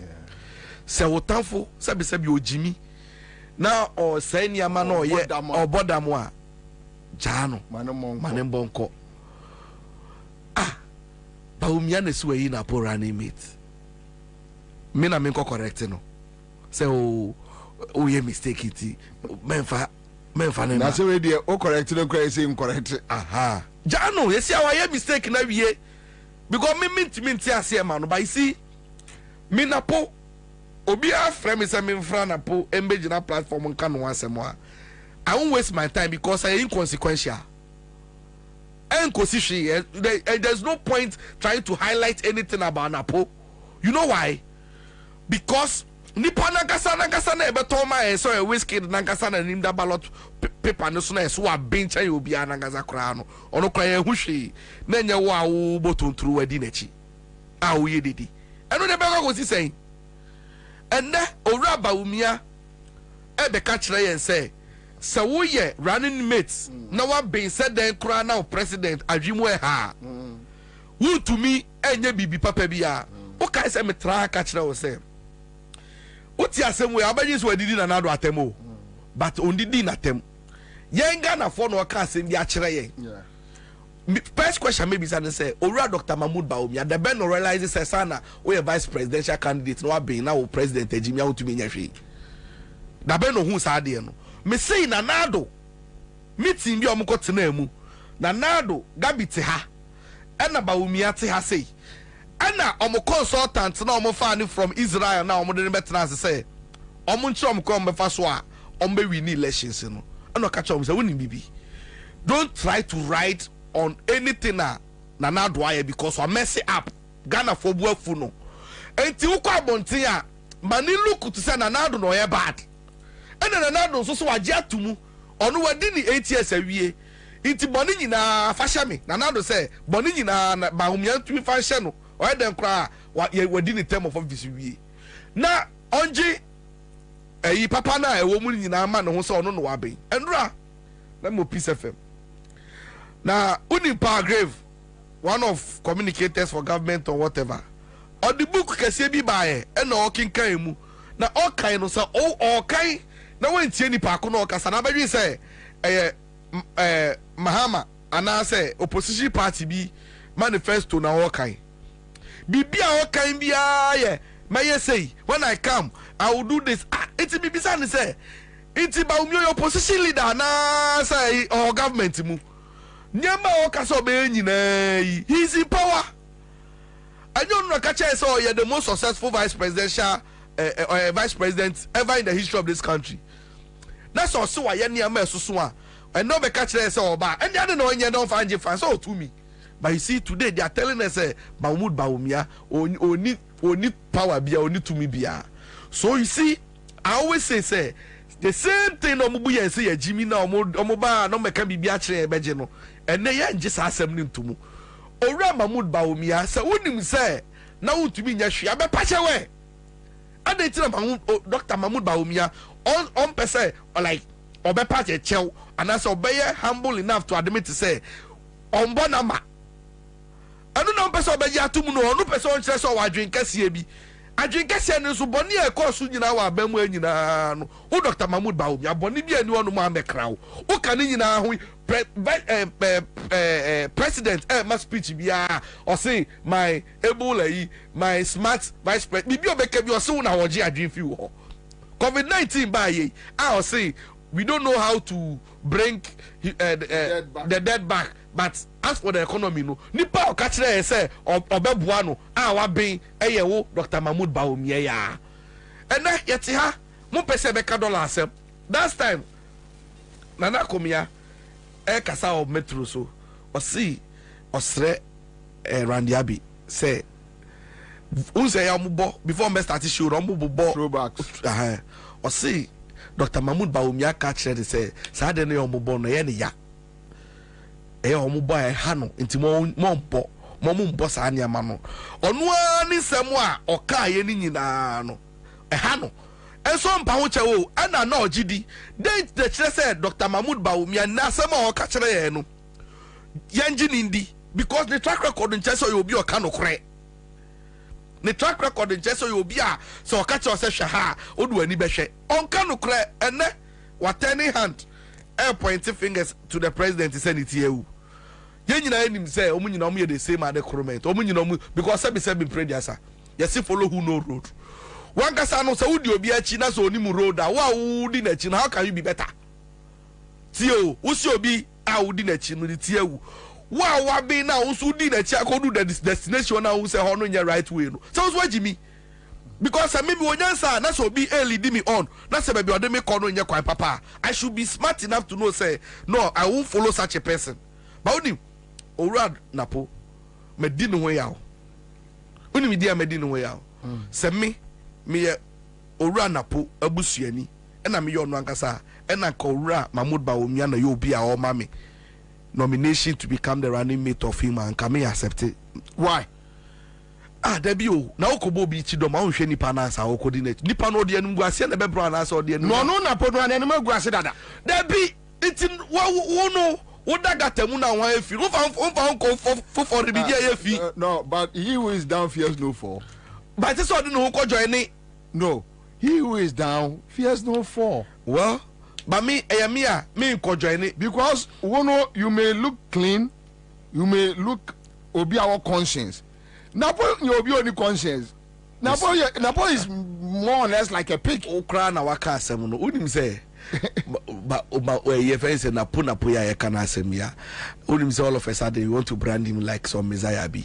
And you no beton Masset my 65 CDs. Masset 10 CD no. And you no beton my Ghana for. He's a thief. And you no buy ya within 1 month to buy your Ghana school for uniform nyina anya papa. Ah the contract in the command in your Bema say on me supply the whole Ghana uniforms and you no. And you no the same person no catch Ghana for say amamboy for the fact say ye bisa say ye fa dum so timetable bra. Unim no credit. I na pona enka o introduce you cry we comprehensive sexual education. Hey, unim say waka me. Hey, napo. Unim say sadia no ba ye na parents draw attention no. Unim so did your matem say mo nya forward looking. We are seeing economy. Napo. Hey, erade nyame. Well, me dey very useless boy like that. Unim say afia sa agro dia sha ase. We dey ho fiafia ho no nsam ne dey bebre ono mo a ye be on cover aka ho asem ba me dey Napo ene owura Bawumia nyina no honestly so do mto nsane ani a minim kwa be fa so obe ni otwe ni adwa mi hu dey obeka so obona ma chen obi o say in the case of now wo ya so ye economic whiskey no want me am one nipa na ma na anya economy na dentist na ebe bo am wo watwe aye ni ye unim say in the case of Nanado and Bawumia no ni ese Bawumia be nchen Nanado enti no like ono be complimenting no why adwuma but in the case of these two no mo nyina tiewu it why na be supporting nyonko why na be ka asema kire nyonko na we yatie na nim ade a me de be ka che no you talk matter who's in the case of Nanado no sheda kofa Bawumia say wono di one PhD holder or economic way. Even if he was not, at least mindset and words, you know. But wait, the mindset power then because we need to with Bawumia. And Bawumia no so any minute to see and on the street, Napo Jimmy Che Bawumia. Nobody will Jimmy. So imagine say, Omni Petuno, Osha, them pa, one the be two, one the be catch the way. Now, Adeba Kwa, me realizing, say, handless of event say Napo. Unim your handle now. Me new. Nana B. Unim mafuto amede mano. Me say owura Napo ebe mount platform biara so be kasa. Ese send his speech be almost script man omo trauma no. Because owura Napo we se mu jano a onye obi o ye emotionally intelligent enough to know say asemi wo no ma yenka wa ha. Ono beto bomb. Na me nim owura Napo pa na ese de tai owura Bawumia echi because owura Bawumia no me hwe no a unim say onu sa me okukuru suro no osro bia na me say yet kromo a Bobie maki asema mi ken say ya hwe yi omu campaign yo mu ye ya ubehu se bedu baabi no ubehu dwin say Napo mu na presidential candidate ena Bawumia mu the running mate. I believe you. Because he will never koto and come down to the level of Baumia for him to look so important to be ama. A game and no more neighbor. Na me the game no. Omo be born said den kra me sisa o tan for Jimmy a me ntu ne fo. Janisa on van go shim. Inti de be hwe saa because me decision no my no ma fa na pon me ni je ho because me say. And in any case, you don't have much to analyze on Napo. You don't have much. What are you talking about? Obekadai. And I could say no to say no. No one may see to pa na say Napo achievement e Ghana ne say. No, we dey na beka. Say okay, we dey am for the private life no to say. And say no well what? We are same way.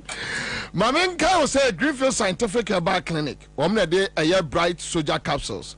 Ena omode a bright garlic plus capsules. Abba Amagana Funyina Ajiatum.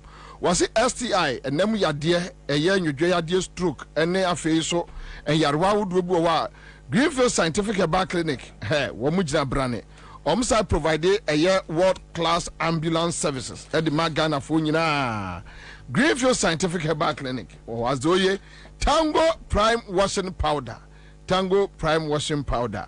Na wase a year sunia me. Na ampe gari ye. A year mumiari na munsi near mo yoi. Tango Prime Washing Powder. A year Delta Paper Mill. A diaba. Was from 0243 033 033. Na poku we there. A visiting a associate lecturer. But your friend is saying, Kwabena, with the Mammy Chetty for the Tsunami Chairman and my big and also the I said the mission. Correct. Kwabena, and then no me call Nashibi Jam, Kakra. Na the entire me call Nashibi Jam, no, Namin say, Neno, or more edesa, or more fake. Your friend is saying, police report, committee report now on Dampare, no, about the P bedroom. Our plenary. Nenkwa sorry Now no. In fact, Ura Tachia has made my day today. Okay. We're good members of the committee in anymore as ne. Wouldn't Kwabena on the tape. Who's the tape? No, yeah. On the tape, no, Nyama Omokaya doors bebre.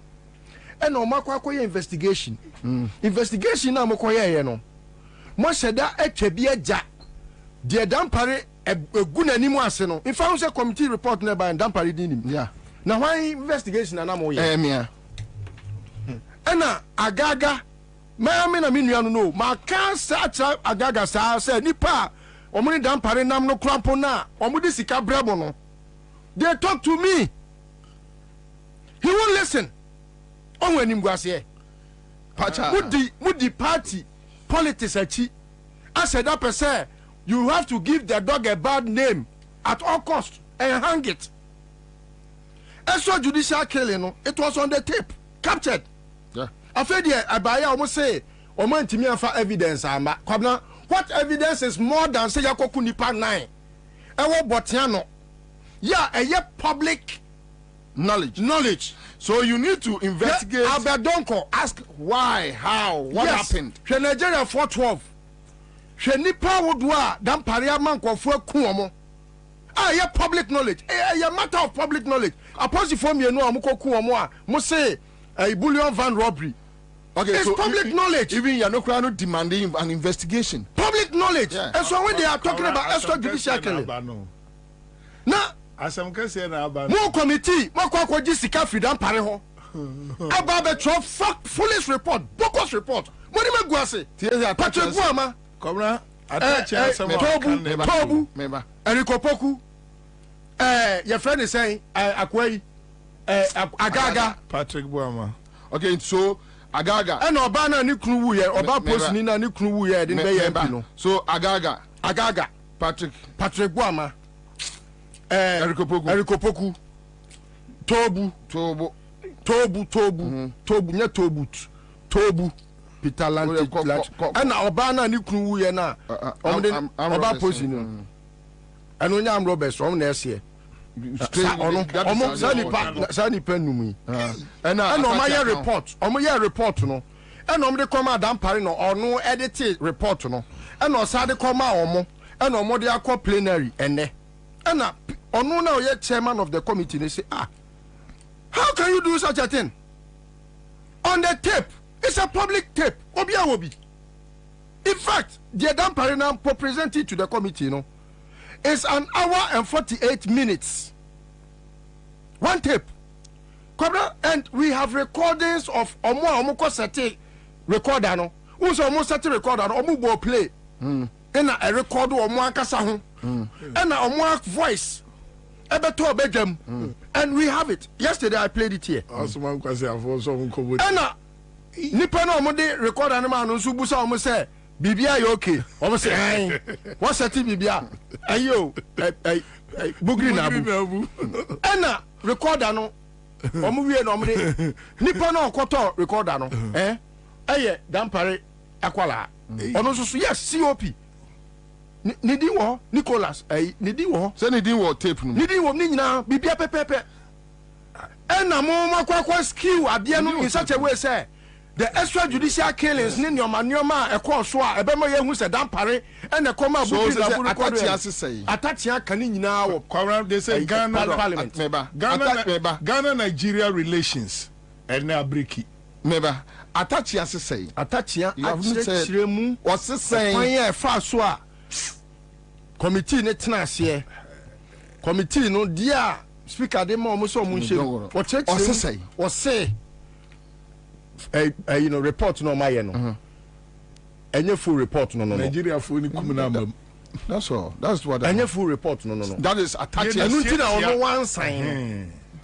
Edi Kwabena oni baby you say my speaker kwa kan. Okay. Country relations asem no. Say whole committee chairman. I didn't hear video parliament live on Facebook. No Timmy kan say ye kum ye neighboring country in Krofwa. Yes. Yakataso. Nigeria for no. Maybe. So this was captured on video. The attaching issue, the speaker issue was captured. Yes. Now, in IPA 5 normal reports, no be answering and country. There was no objection. No, there have been objections. Maybe. There have been objections. From who? Agaga, sorry, Kasai. What's he saying? Agaga, person said the NTA. Because almost say almost got as a committee, almost investigate tape, and who the authenticity and no matter what tape, almost to about chairman say majority of them said no, where they investigated. Then why were you there? Okay, so tomorrow we have a duty, a charge to play the full tapes from Parliament. Yes. Right? Case closed. Thank you so much for joining us live on Accra 100.5 Citizen Show. Thank you. The well so sweet. The well so sweet. I like that. I like that. I like that. But speak as a woman make obebo. What's the MPs need to BM and Moso? Onu say you can say last time obeko efie no. Na me suspect say dan paria command this guy. Okay. Me be kan wa ha. Yeah. And na onu na now the osima MP BM ka bi. Na sanu ehu do.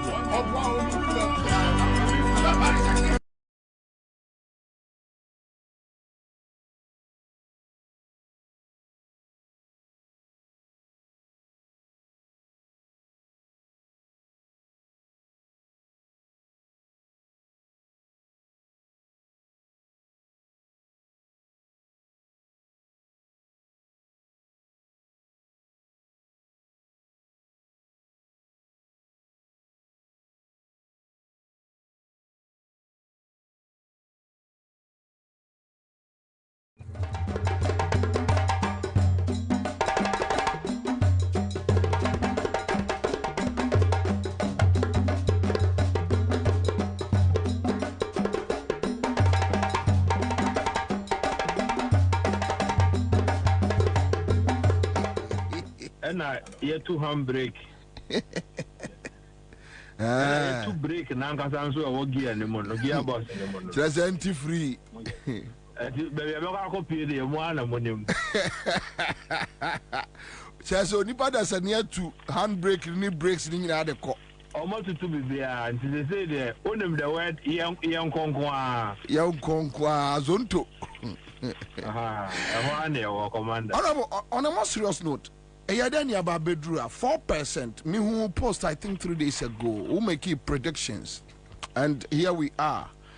And it seems like I had ding. Pacho Eyadani Adruhai. Komenda. Maka na mesa esi so bio. Oda sorry na o ti se seed no. E bo loto numbers a. Na wo hu se ye be bia no. The won chalo to crowd obetwa bi. Obeda be sorry 12.5. Na ade be chen na ya bo 12.8 na ya bo 13 na ya bo boko. So what to see about Bobo numbers and more. Oye nyamisum ni ya bia o de also loto untwe but de be bia petrol into betra. There's a certain unspoken rule about 1 liter $1 in this country. Inti empredo do no so obesha se sidi no 12.5 petrol stations do na ton petrol no around 12 cedis. Yeah. Okay, as a channel no. Oh, that's sorry. Na akota etina. Ebi that day no petrol ni nko. Obetwa the Bank of Ghana antimi anya ho hwe. Na ekukuru kojina 13 ho no mo a. O mani 2 weeks petrol no so be kota 13 no. Na me no okazai. O dole anope e say mo stations mabobo bia mo go so bobo loto numbers no. Men na da no say kwabasa. Aha, nti e go so bobo no. And a pound no grade matese bobo 20 oh. Oh yeah. Aha. Nti se si de no nyina ya there commander. There's every danger. Say even if international market is stable na si de nyina ya ma mention sunsan so a obe ebenya wo yeso se na bosumi mienu entamunie mekoto ebia petrol ebia $10 million consignment cargo at the bar na exchange na nam 13.5 the na me here e de tria 13.5 no would have been 135 million Ghana cedis anameboa. Okay.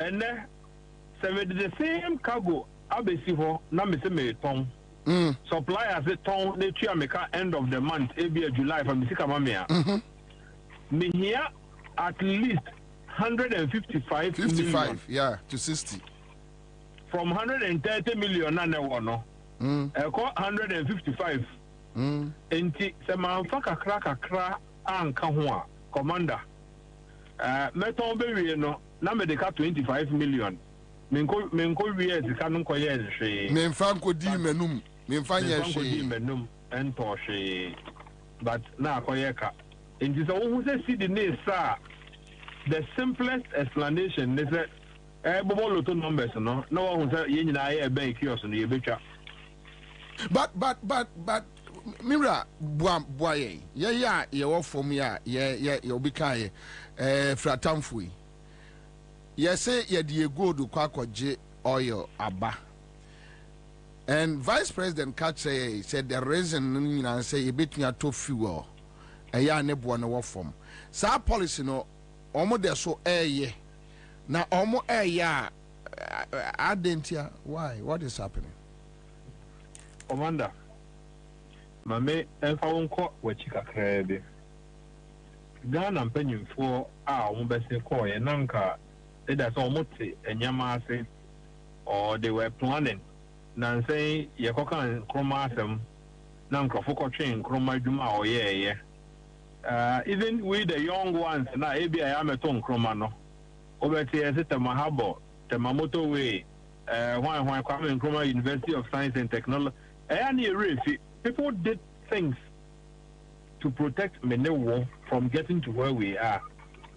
And yes, our generation we know. Ebi ana yenim de no was rododo ana yejimi enso na was rododo de yes no. Commander, Nkrumah in this time, na Ghana nyanya petrol in commercial quantity. But no mark of water basin no I exploration who say oil no ebi wa ha. one on the Italians, no, a course I need agreement, Omomesi refinery, Emma Ghana. And see, Brani and Yapetro Nibia. Nanka ye chinchimia, the Munenhunko here. Say, ye call Holland, ye call UK, ye call Qatar, ye call Saudi, ye call product, and the Abeton Ghana, because Neo refinery Nibiwaha. Komenda, ye 32 petrol in commercial quantities. The oil refinery, no, a year Jumakakra near Dumuno, a year near Dumuno. For the past 3-4 years, the crowd, the enemy is a point crowd. Yes, I'm an near Jumabio. Now, the actually match them. Every month, we have 400 million at the imported petroleum products at the Bagana. $1 and yes, city. The refinery near Juma. Komenda onim de etre sikana wo de koto finished product na ne bo wo soro no se wo koto crude no ofom kakra you will spend bare half of that money bare 200 e de koto crude e de bread refinery no chinchim mo enti enye hwe kra na on your forex pressure no enka obe save bare $200 million every month se wo to crude e de ama eyeto e na nansen sentu nso abeka ho and I would crude Emma or more. You will not pay as much as we pay for finished product. Command out to me as a and yet do refinery no a home science war. And one other gold for oil 1993 on penny for a walk away Mukotanase. Say, look, yempe a cushioning safety net Emma Ghana for. Yengo si tanks akesiye na yentu ni din se bulk oil storage and transportation boss. Komenda tiedino bulk oil storage ni ekosto de insu ho dabi ye koto fango akosto na emre ni du na yese petrol bo no wosoro dodo wa mansan dwabo so a ni ye pi nanka boss entimi anya hwekra no ko betimi a serve Ghana for 2 months going to 3 months anameboa enti nanka hu be hia say benya strategic reserve margin kakra e dey atop petrol dibe be boso me mienu ntamunie international market prices were coming down from 900 and the buyer be drew 700 petrol credit they could do 600 680 when him say petroleum no so e won the pricing curve or season be a honor is from season be a honor na cost because of demand and supply. Into Boston, no, a junior attire chidanke because I say Boston, no, is to give me no yeah mobile for no a safety net. Senka ye beto BDSA, and I'm a Komenda. Yeah. And Anka top po ye Juma and no process here. The top beton, the Becan and Anke, the Akusi. Or China, I best sorry, not international market. I was through baby, and I see the new post someone near. Boss, they say, look, you told me this year, you're only 600, and then I'm 900. You're only 900, you're only 650 power. We'll be able to recover costs and make some profit. Komenda, that was a junior net that you could see, boss. And then they are done the trading hub. And you see a quota, you beton. Na ye kota beton was say yentimi nkoto emfa dollar nkoto because you need dollar and any gold no ye better gold no be the copper oil trader we know the oil number if we are near the Standard Bank of Ghana near the Asama gold for normal Komenda look and some basa meanwhile open solution now go back to the cardinal reasons why who set our institutions win. Refinery the bed the copies is it a man there be ya certain say the be and away per juma way in per juma and away CPP way MPP way CPP way NDC I don't know say the be yesterday say the refinery need be cheap petrol mama Ghana for any be atom there would have been some benefits into Komenda also rena ye pay lip service and na phone oh yeah the top be na phone be adwuma ne aka ne tra ne akoda just know that we are all being exposed now to external pressure. We cannot internalize anything.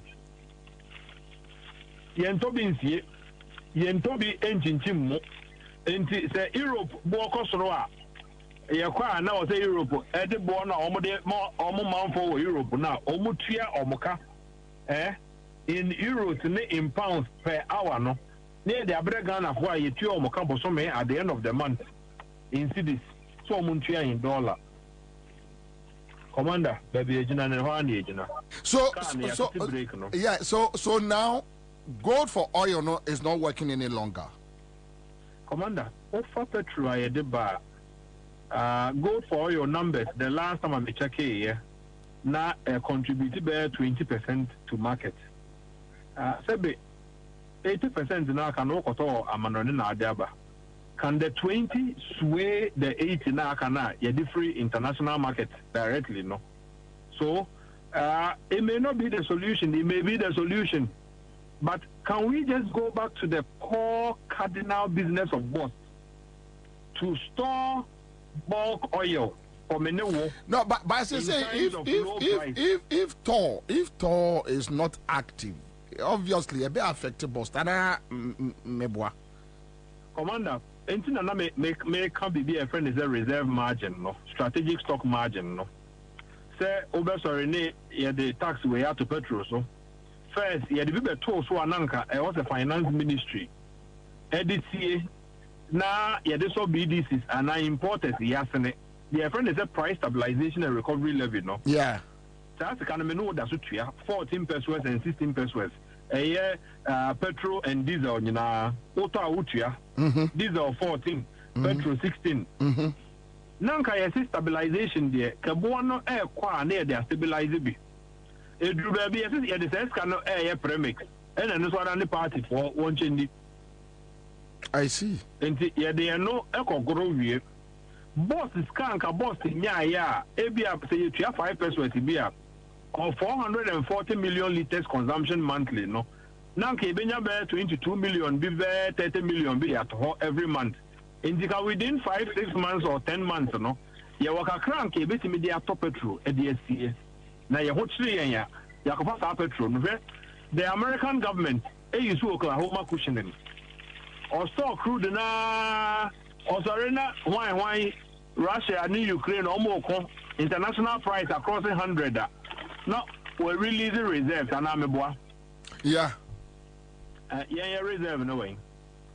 And it's Mammy Musa, you, sir, I Esla, I live in Mahama, yes, a big cuisine, a war oil industry. What has happened to that levy? Really? I almost started the Bob is the Esla PLC. Now, what the cut? Ghana for air contributing when they pay almost petrol, to diesel, to electricity. To pay off the debt. You may aside the Bessiana, a Canada on Ghana for Tiano. That inflows no Esla inflows no. Aside the Nusa Bessia, I could 20 years, 15 years, say in Tia. Commander, baby, yeah, near boy of Wabro, I'm even see her. That's it. In cash review. Na we I say no kwa na be kwa nanim Commander car ni free no break be any as e be poso yo from anybody at the be ko there be ko akopie be na akopie e be ko yo any nyare jojo pacho ye da so hai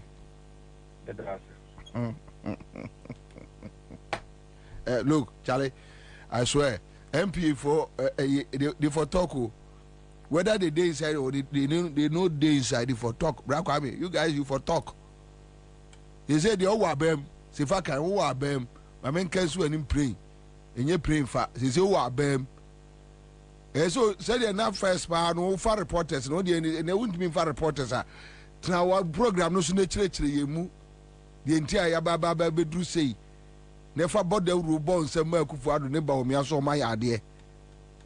We didn't got MP now in Jayas taxes and a moko your friend is a board meeting at the Tiamoka. Maybe a gun and ye tax. Me tax nibi. Minimo be our MP inquiry, Quamsifaka minimo. Chrim One chiri brother, any Kwabena price to no ase on beto no any obenya ato.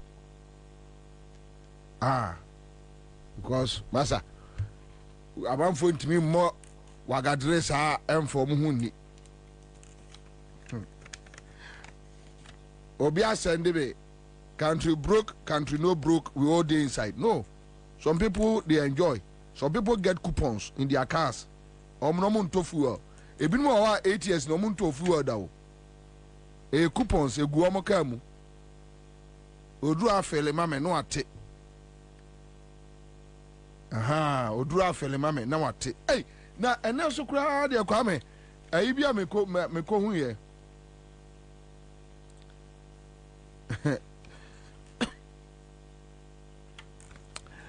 And you have 35-year-old having 200 million to purchase state assets. So yeah, that's their own problem. Anyway, so my main has been your commercial drivers unions now. Now, yenkotie almost so. Yaguto. And Yaguto we no any omo private oil refinery. Ya no almost say Kufuado ya de chain Kwame Nkrumah no. Adakra nyame be kan akuma men ka hwe no okai Kufuado no ne na pom Jimmy a then you want to go ballistic.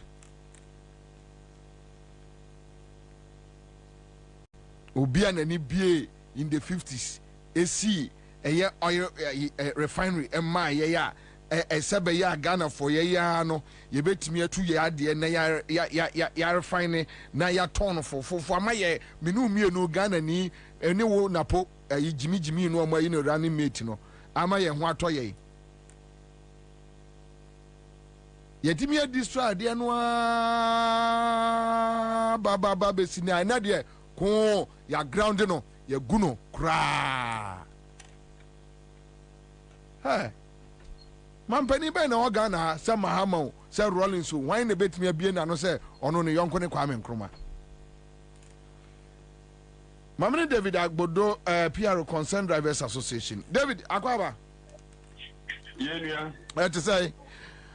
Cherry and Pandaruma, and Kwani, and Hondiwa, Akadia, Nanado, David says 4% I bet Tosso. I almost say no 1 liter, Echo 15 cities. Is that right?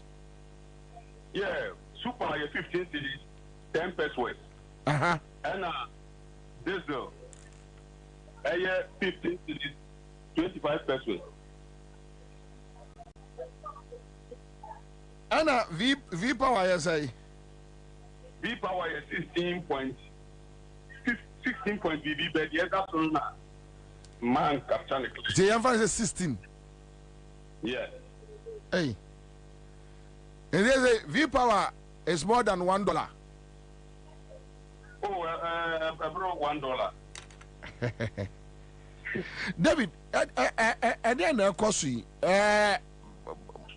most say more just say more can say. Menuya medasi. It's a say yeah, unim the no. Your name ministry here in Komenda. The area what now Congress if you actually call it. Omodi abetu just say close now omo bylaw no say this omodi minister ko dia no. They say omodi GPLTU for say Omo Emra a guide GPLTU no. What say every year Omo Congress? Yeah. Na Emra every 4 years be Omo Congress. Emra Omo say ekuja Omo nkanko no. No mo ayemu nsakrai. Nti di Omo say ekuja Omo sa article 2K no. Iti omo yi sa article 2K ne flo. Ama se say here. Yen commercial transport operators here na be shim. Na ye determine the price.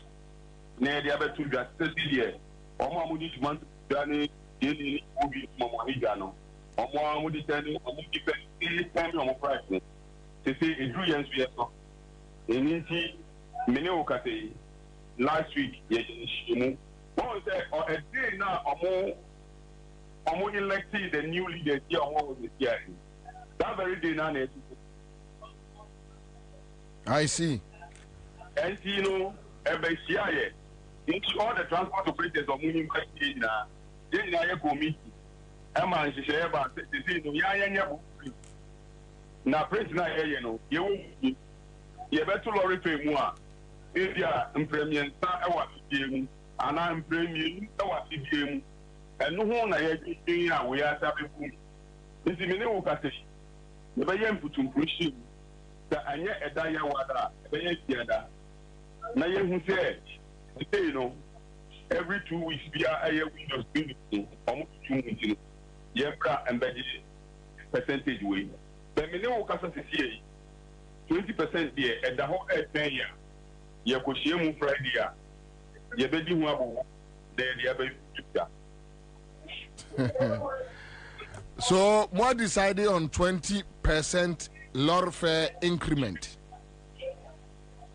Meanwhile, you be so air can 20%. Maybe I 20%, you know. Where a fool the other time I get to lorry pay me. Yes, to lorry pay me. We can wire to for consider this time. Bako a 2.1%. Bako 1.1%. Bako 3%. And at the current one we after 4%. Who can in here? 10% now now. Ever order than it's grass here. It's the other. You know, last year. Maminjao, after Yawada, then we will take it from there. Mesumeda say, yeah, Baba, Petroleum, yeah, Baba, Petroleum. Hey, my name is Abbas Ibrahim Moro, Industrial Relations Officer, JPRTU. Onia Akwaba. Boko. Bibia Boko there. Boko Masha. 4% increment on fuel products, diesel, super, V-Power. Angabas, they say, yes, what is happening? Oh, yeah, baby, I wanna. One say, most of the time, the upward adjustment bar. Now, passengers may be cancer, maybe I got to Pango Mona to lower fair. So, yes, we are about thing by cancer, and this are, and yet, maybe, where one of the justifications will be normally, you want 10% threshold. Fuel. Monfan Chemi, Atiko, Monfan Chemi. Yeah, Baba, Petroleum. Yeah, Baba, Petroleum. And yeah, Motivator, and yeah, Petroleum. Yeah, David, Motivator, Petroleum. Yeah, Baba, Hotavagana. Yeah, Baba, Hotavagana. As Yakikan Kona, fucking things. Hey, I'm as Casima and Casabio, or him, I'm as Cacafra. Would you watch your papa and you know go when you was?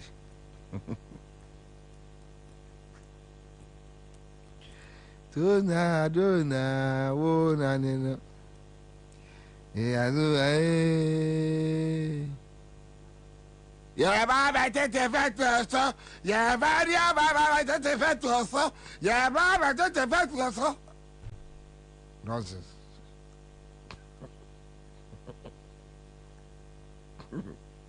Besides, in the Chakakramba. Mupia me kosa bankese mu na me do also amen damage mamuda me be shebo mo pia me ko sha ba kese mu na me do also amen da me chi mamoda me be shabo amen to me so me ko mo pia me ko sha ba kese mu me do a me ba be ti petrol so o do also ana petrol bo ana e ko so me ba be ti the Bible tell me my son, if some Bama Yafo, there's one brass of grand and Yafo in there one. And then only cake once in the eye. Cake once in the eye. The Bia Boya day. I mean Yafo to me to be. One of my answers here says she said, power in the battle, so called better than she said, and discovered by a good to go. Me free Chebby. Chebby on a who's Gabia. Nabalese animal who's Gabia. I'm a piano Kosaba can say me. Number two also I mean damage in Mamoda. Remember Shabo I mean to mean this all. They call piano Kosaba can say Mudua, the Baba Petrol so who do also an petrol boy and a cost. The Bible tell me I'm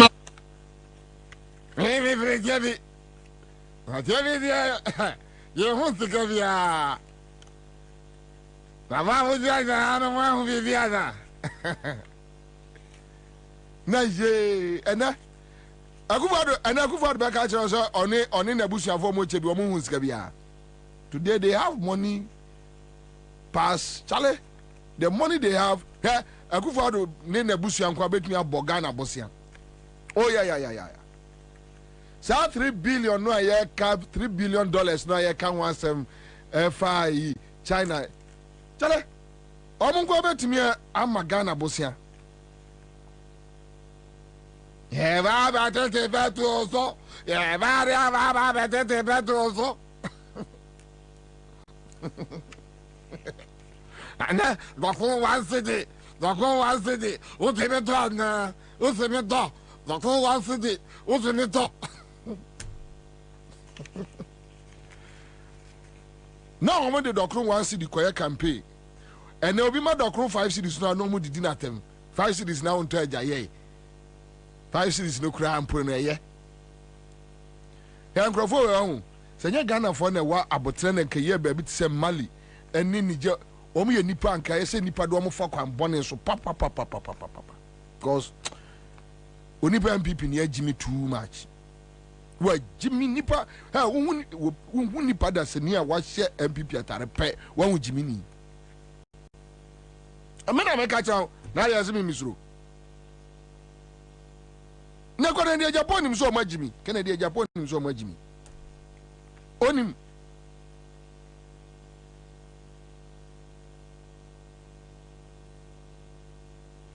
Baba betete petrol to. Ya betete petrol to. Kwame. But also you ask say, I mean sign baby ma. Say na so pe. Ka sante na men sign baby ma. Also pe say.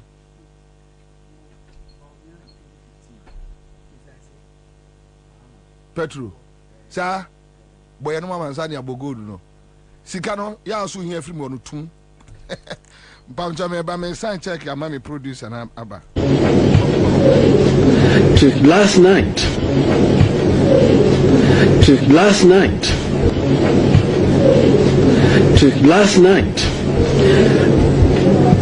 I received the news, as all of you have received, that upon all the troubles we are going through and trying to survive, last night,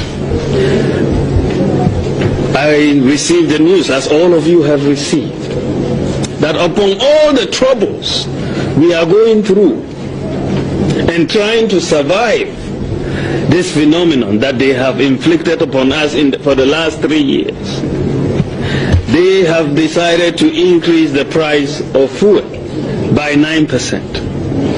How uncaring can you be? This is the government that said, I care for you. Where is the care? Don't you have any empathy for the suffering of our people? You have to increase in this period where people are trying to buy diesel, to run generators, businesses and individuals.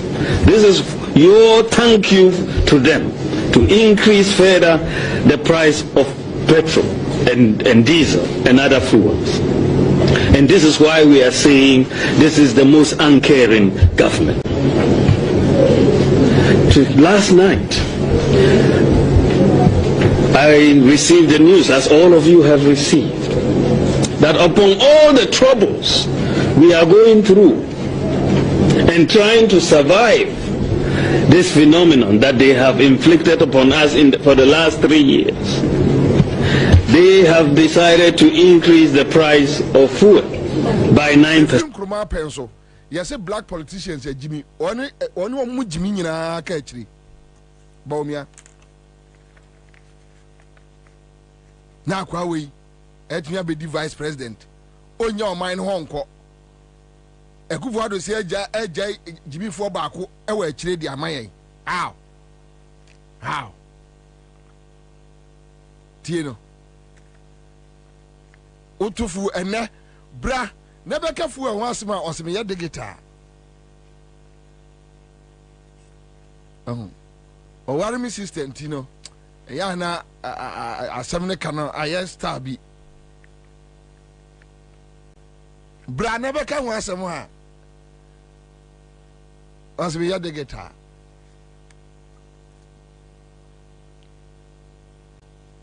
Or see, what's a year coming in near that sorry, ya. John Mahama sia tufu amu ena de okokasa akufo ado ba omian ma tufu amu a omsene ya ne yekofa fu ne ba John Mahama na odwonso fu a gonja hene na odwonso fu a ena chebi hene amoati a odwonso fu a wale hene odwonso fu a kwasi akekase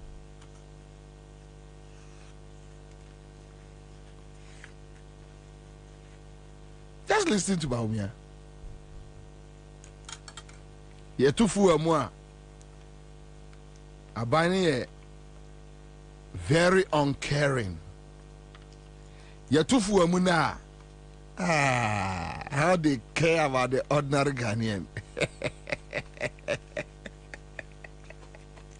Yeah, Baba Tete Petroso, yeah, Badia Baba, Baba Tete Petroso, and then Doctor one city. What did it talk now?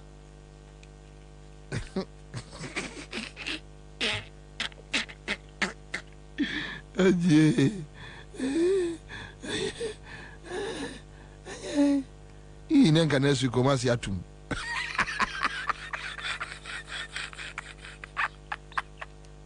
Kare de yom. Ke kome o. Kare. Ke yom de. Yeah.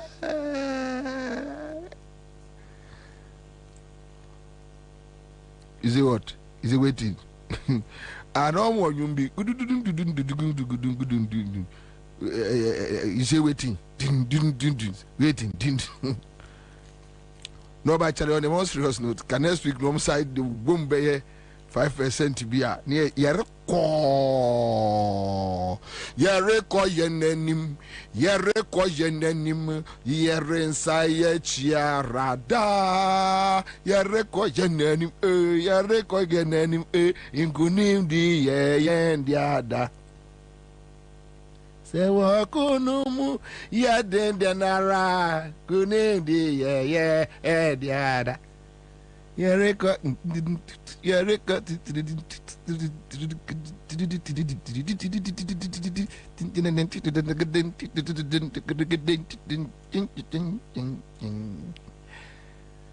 therefore increase on 5% in addition maybe say next week no therefore increase more. They do August, then they do another 5 increment in August, no. In October, no, they do 5 in addition, no. That's the only way we go feed. We go feed do Ghana where we go sabi Ugo sabi. Nyere Jojo. Oje. Oje ko jamingbe bu. Jamingbe bu. Ngeboya.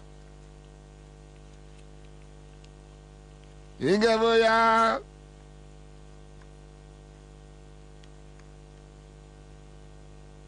Misi oje po.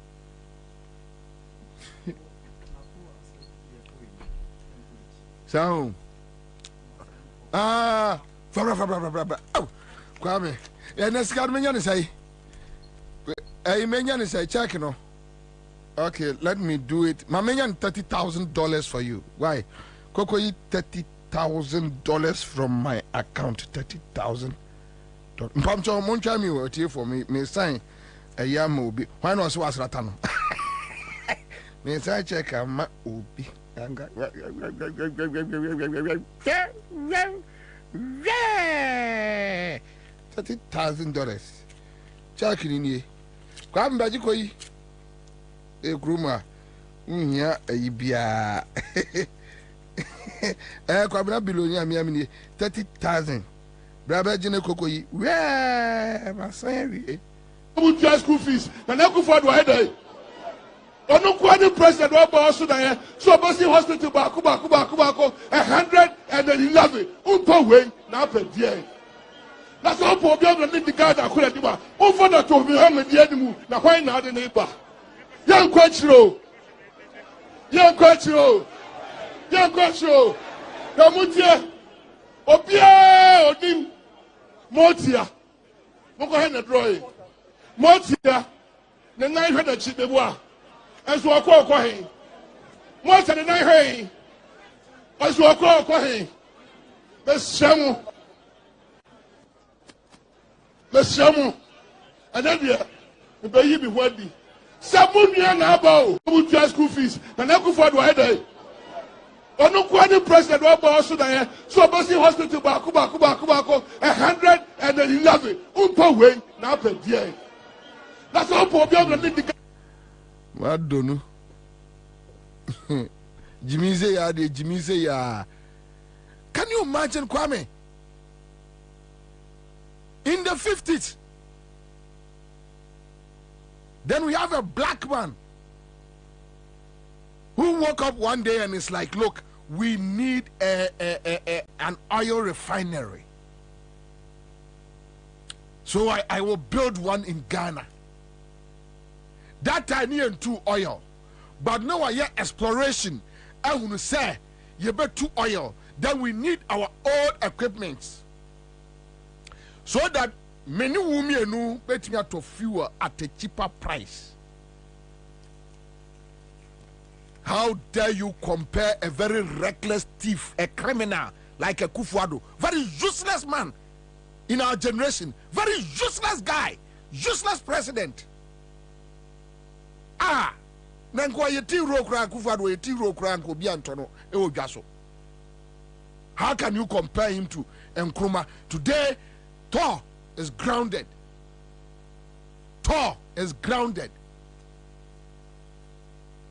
Unyame amwa on mind to say Ghana after Nkrumah no nkwasi afo na enye omo saa bepemene. Eno omo killer. Omo last killer. Me say nobody should dare, not even John Mahama onukura waka say nya na fene Nkrumah. Why Kofo? Why? Then you have this stupid boy in Apo. Kikam kwasi asem. Ave no so konkro for akopọ macho. You are a fool. That we take you just running mate the same day you started your campaign with a friend. I beg. You are a fool.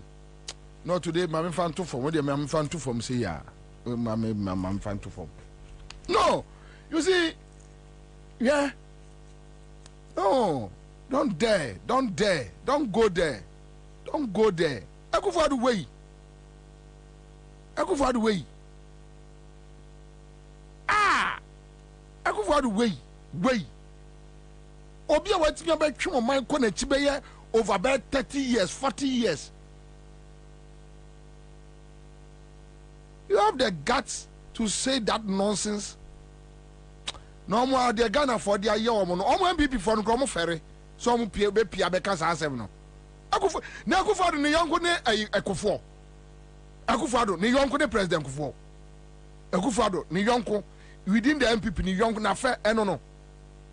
E o de bem.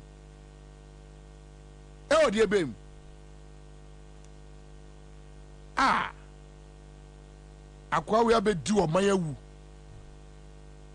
Abe disturb o man, abe twi o man puntu okọ akire over be 30-40 years.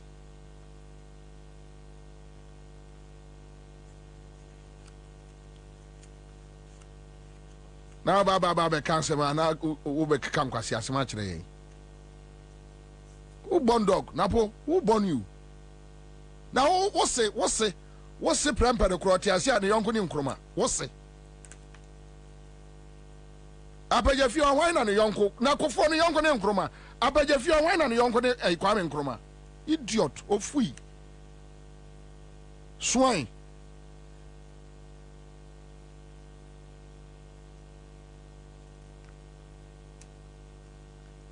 Apajafio nipa papa be no ho se ne yonko ne Kwame Nkrumah. Check. Muntwa nkomo mu wo Kumase. Wo yonko ne Kwame Nkrumah. Ha.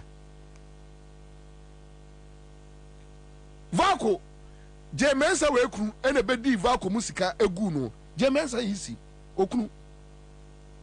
Criminals like you.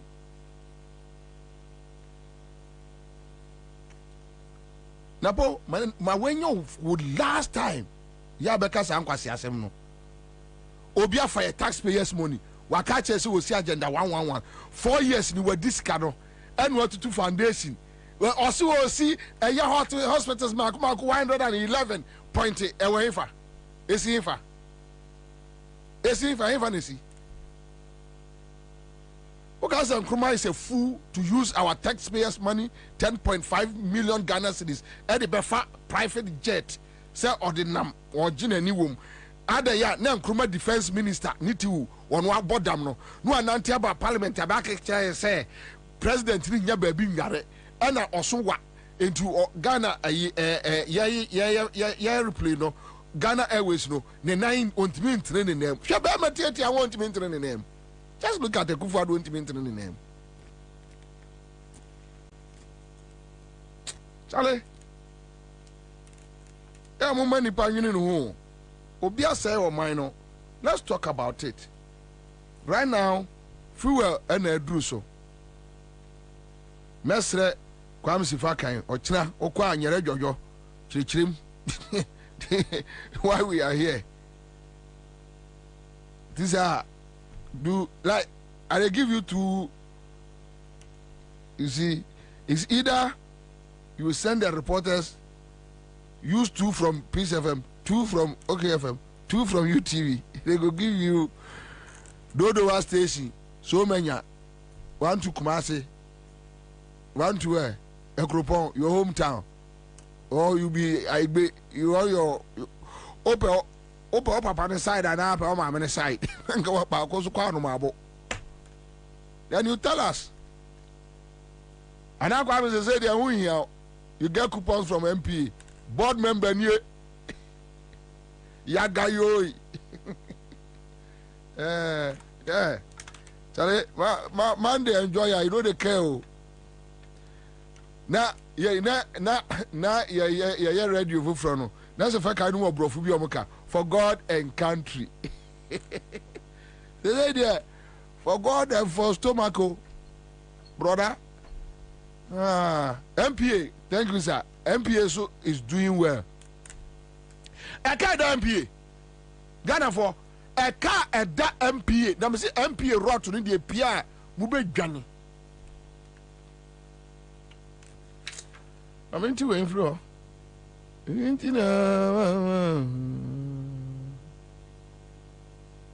Jimabi yes, But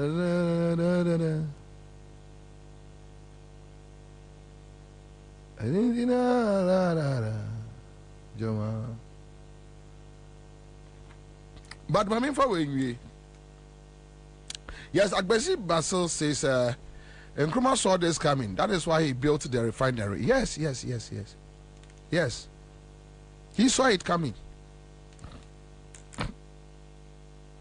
Unfortunately, when you have nation records insulted, look, so a bit to say Rollins Krati Asenenka or Didi Nkrumah Temwa and maybe I'm a fanasa.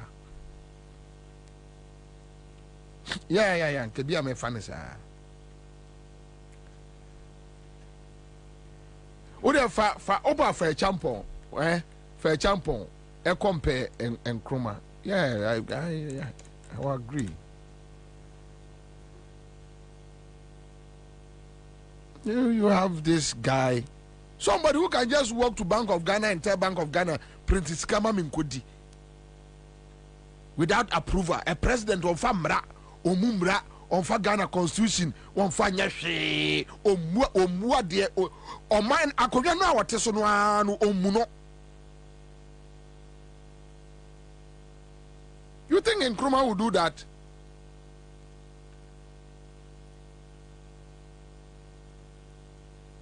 Okay, Nkrumah do my sika ebe fly nyum to need na ba so metwa nyum ewo a state house a Flagstaff house. Okay, Nkrumah be this nkwasi ade no. Hey, Jesus Christ Savior. Do you know the efforts Nkrumah edishemu in building a Kosombo dam, building Valco, Black Star Line, our aviation sector, our education system? Do you know the efforts? Huh? Napo, senye radio super anka mkacho so nya so.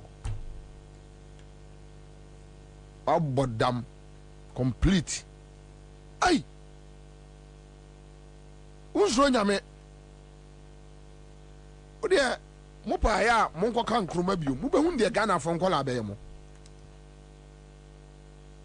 Ombe di mo mpamro. Mo hwe ade amo apiri ho. Mo be ka mo hia mo headquarters so wo yi asalam down. Na mo aka no inside ho no a na mo de kire yesi akufu ado so. Aha, e ho no obia me ya mo hwe obia no mu ni asem. Obia nka hwe. Ba se mo di pie esi abonten dia. Mo be hu kwaya manfo de mo be fa so. Mo di o man awu destroy o man say.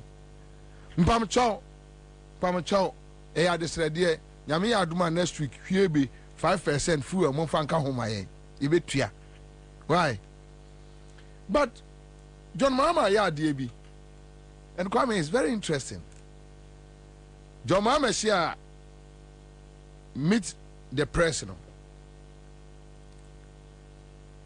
When we say bepemene, none of the issues John Mahama Arezia MPP HBA contested. None. Not one. Not one. Not one. From corruption or fighting here under his tenure. No to challenge ma womo. Say, if they have any dent on him, Bepe me say me no ka say. Omuntimi. Yentie John Mahama na me round it up. *413#. And you could hear John Mahama on a social interventions. I've heard this thing said so many times, and I wonder the basis why they say so. The NDC has no social intervention programs. It's the funniest thing I heard. Who brought the District Assembly's Common Fund concept? It was the NDC. We put it in the 1992 Constitution and said 5 to 8% of total government revenue should go directly to the districts for their development. So if you go to your district and the district assembly has built a school, a KVIP, a nursery, a sports recreation, a community center, it is a social intervention of NDC that has produced that. Who introduced the GET Fund? It's Rawlings, NDC. We passed the GET Fund law. But for the GET Fund, where would our education be? Most of the educational infrastructure in this whole country is being provided through the GET Fund. And so, how can you say we haven't introduced social intervention policies? But in any case, what is social intervention policy? Is an action or policy that provides social services or social benefits to the people. And so, it's not only GET Fund and other things. We have provided more access to water than any other government in the history of this country. When Professor Mills came into government, access to clean drinking water was 58%. By the time we left office, access to clean drinking water was 76%. For Accra alone, we added 40 million more gallons of water. In 8 years, not 1 gallon has been added. And I hear the Ghana Water Company say, oh, Accra is overgrowing a supply of water. It's overgrowing a supply because in 8 years, you have not added a single gallon to it. You must plan and know what your population growth rate is. And you must continue to put in the capacity to bring in more water. And that's why I'm saying that we took water and brought it in from the northern direction of this country. And so Adenta and other places that had never gotten water for almost 15 years saw their taps flowing for the first time. Today, I'm sure your taps flow twice a week or something. If you don't store water, you will run short.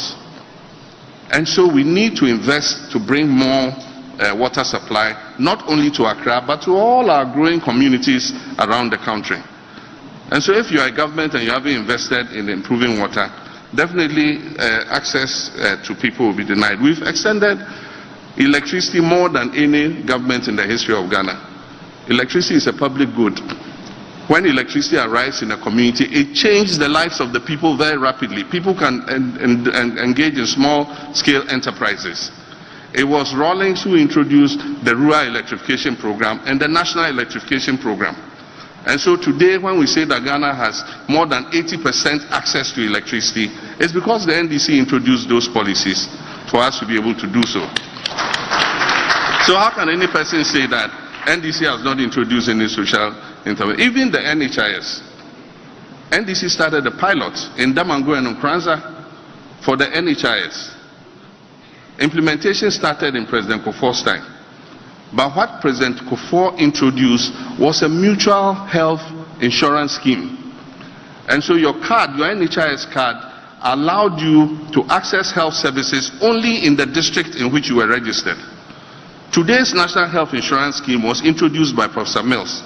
He changed it from a mutual district insurance scheme to a national health insurance scheme so that your card could access health care anywhere in Ghana you go.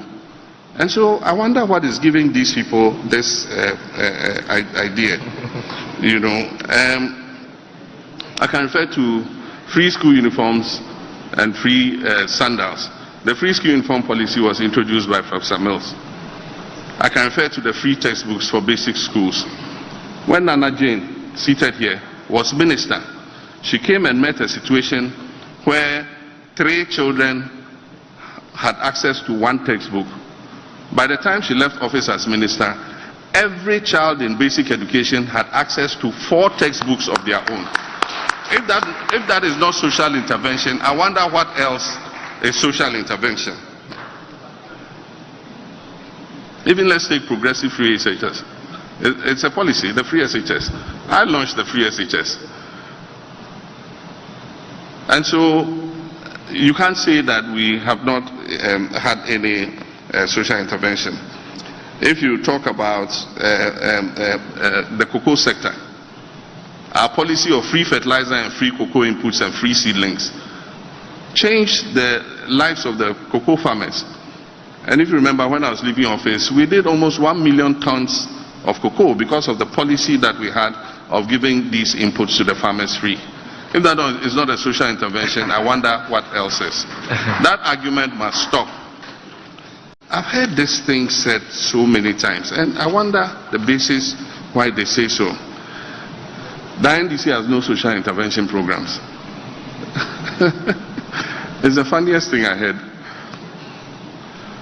Who brought the District Assembly's Common Fund concept? It was the NDC. We put it in the 1992 Constitution. And destroy no. We are Ghana near baby Obiano. Just take 2 minutes to listen to this, JM. And the point even is, these people have done more harm to social intervention. And the point even is, these people have done more harm to social interventions than any other government in history. They capped the NHIS, and apart from that, they starved it of funds. And so most people with an NHIS card today cannot access health services. You go, you get a consultation, there are no drugs, not even analgesics. You go to hospitals and they say they won't accept the NHIS card because the NHIS is not refunding their claims. And it's not refunding their claims because this government has starved the NHIS of money. They've starved the District Assembly's Common Fund of money. The Constitution said 5% to 8%. We were giving district assemblies 7.5% of national revenue. When this government came, they reduced it to 5%. And the rest they are putting into the consolidated fund to spend at the center. And even the 5% does not come.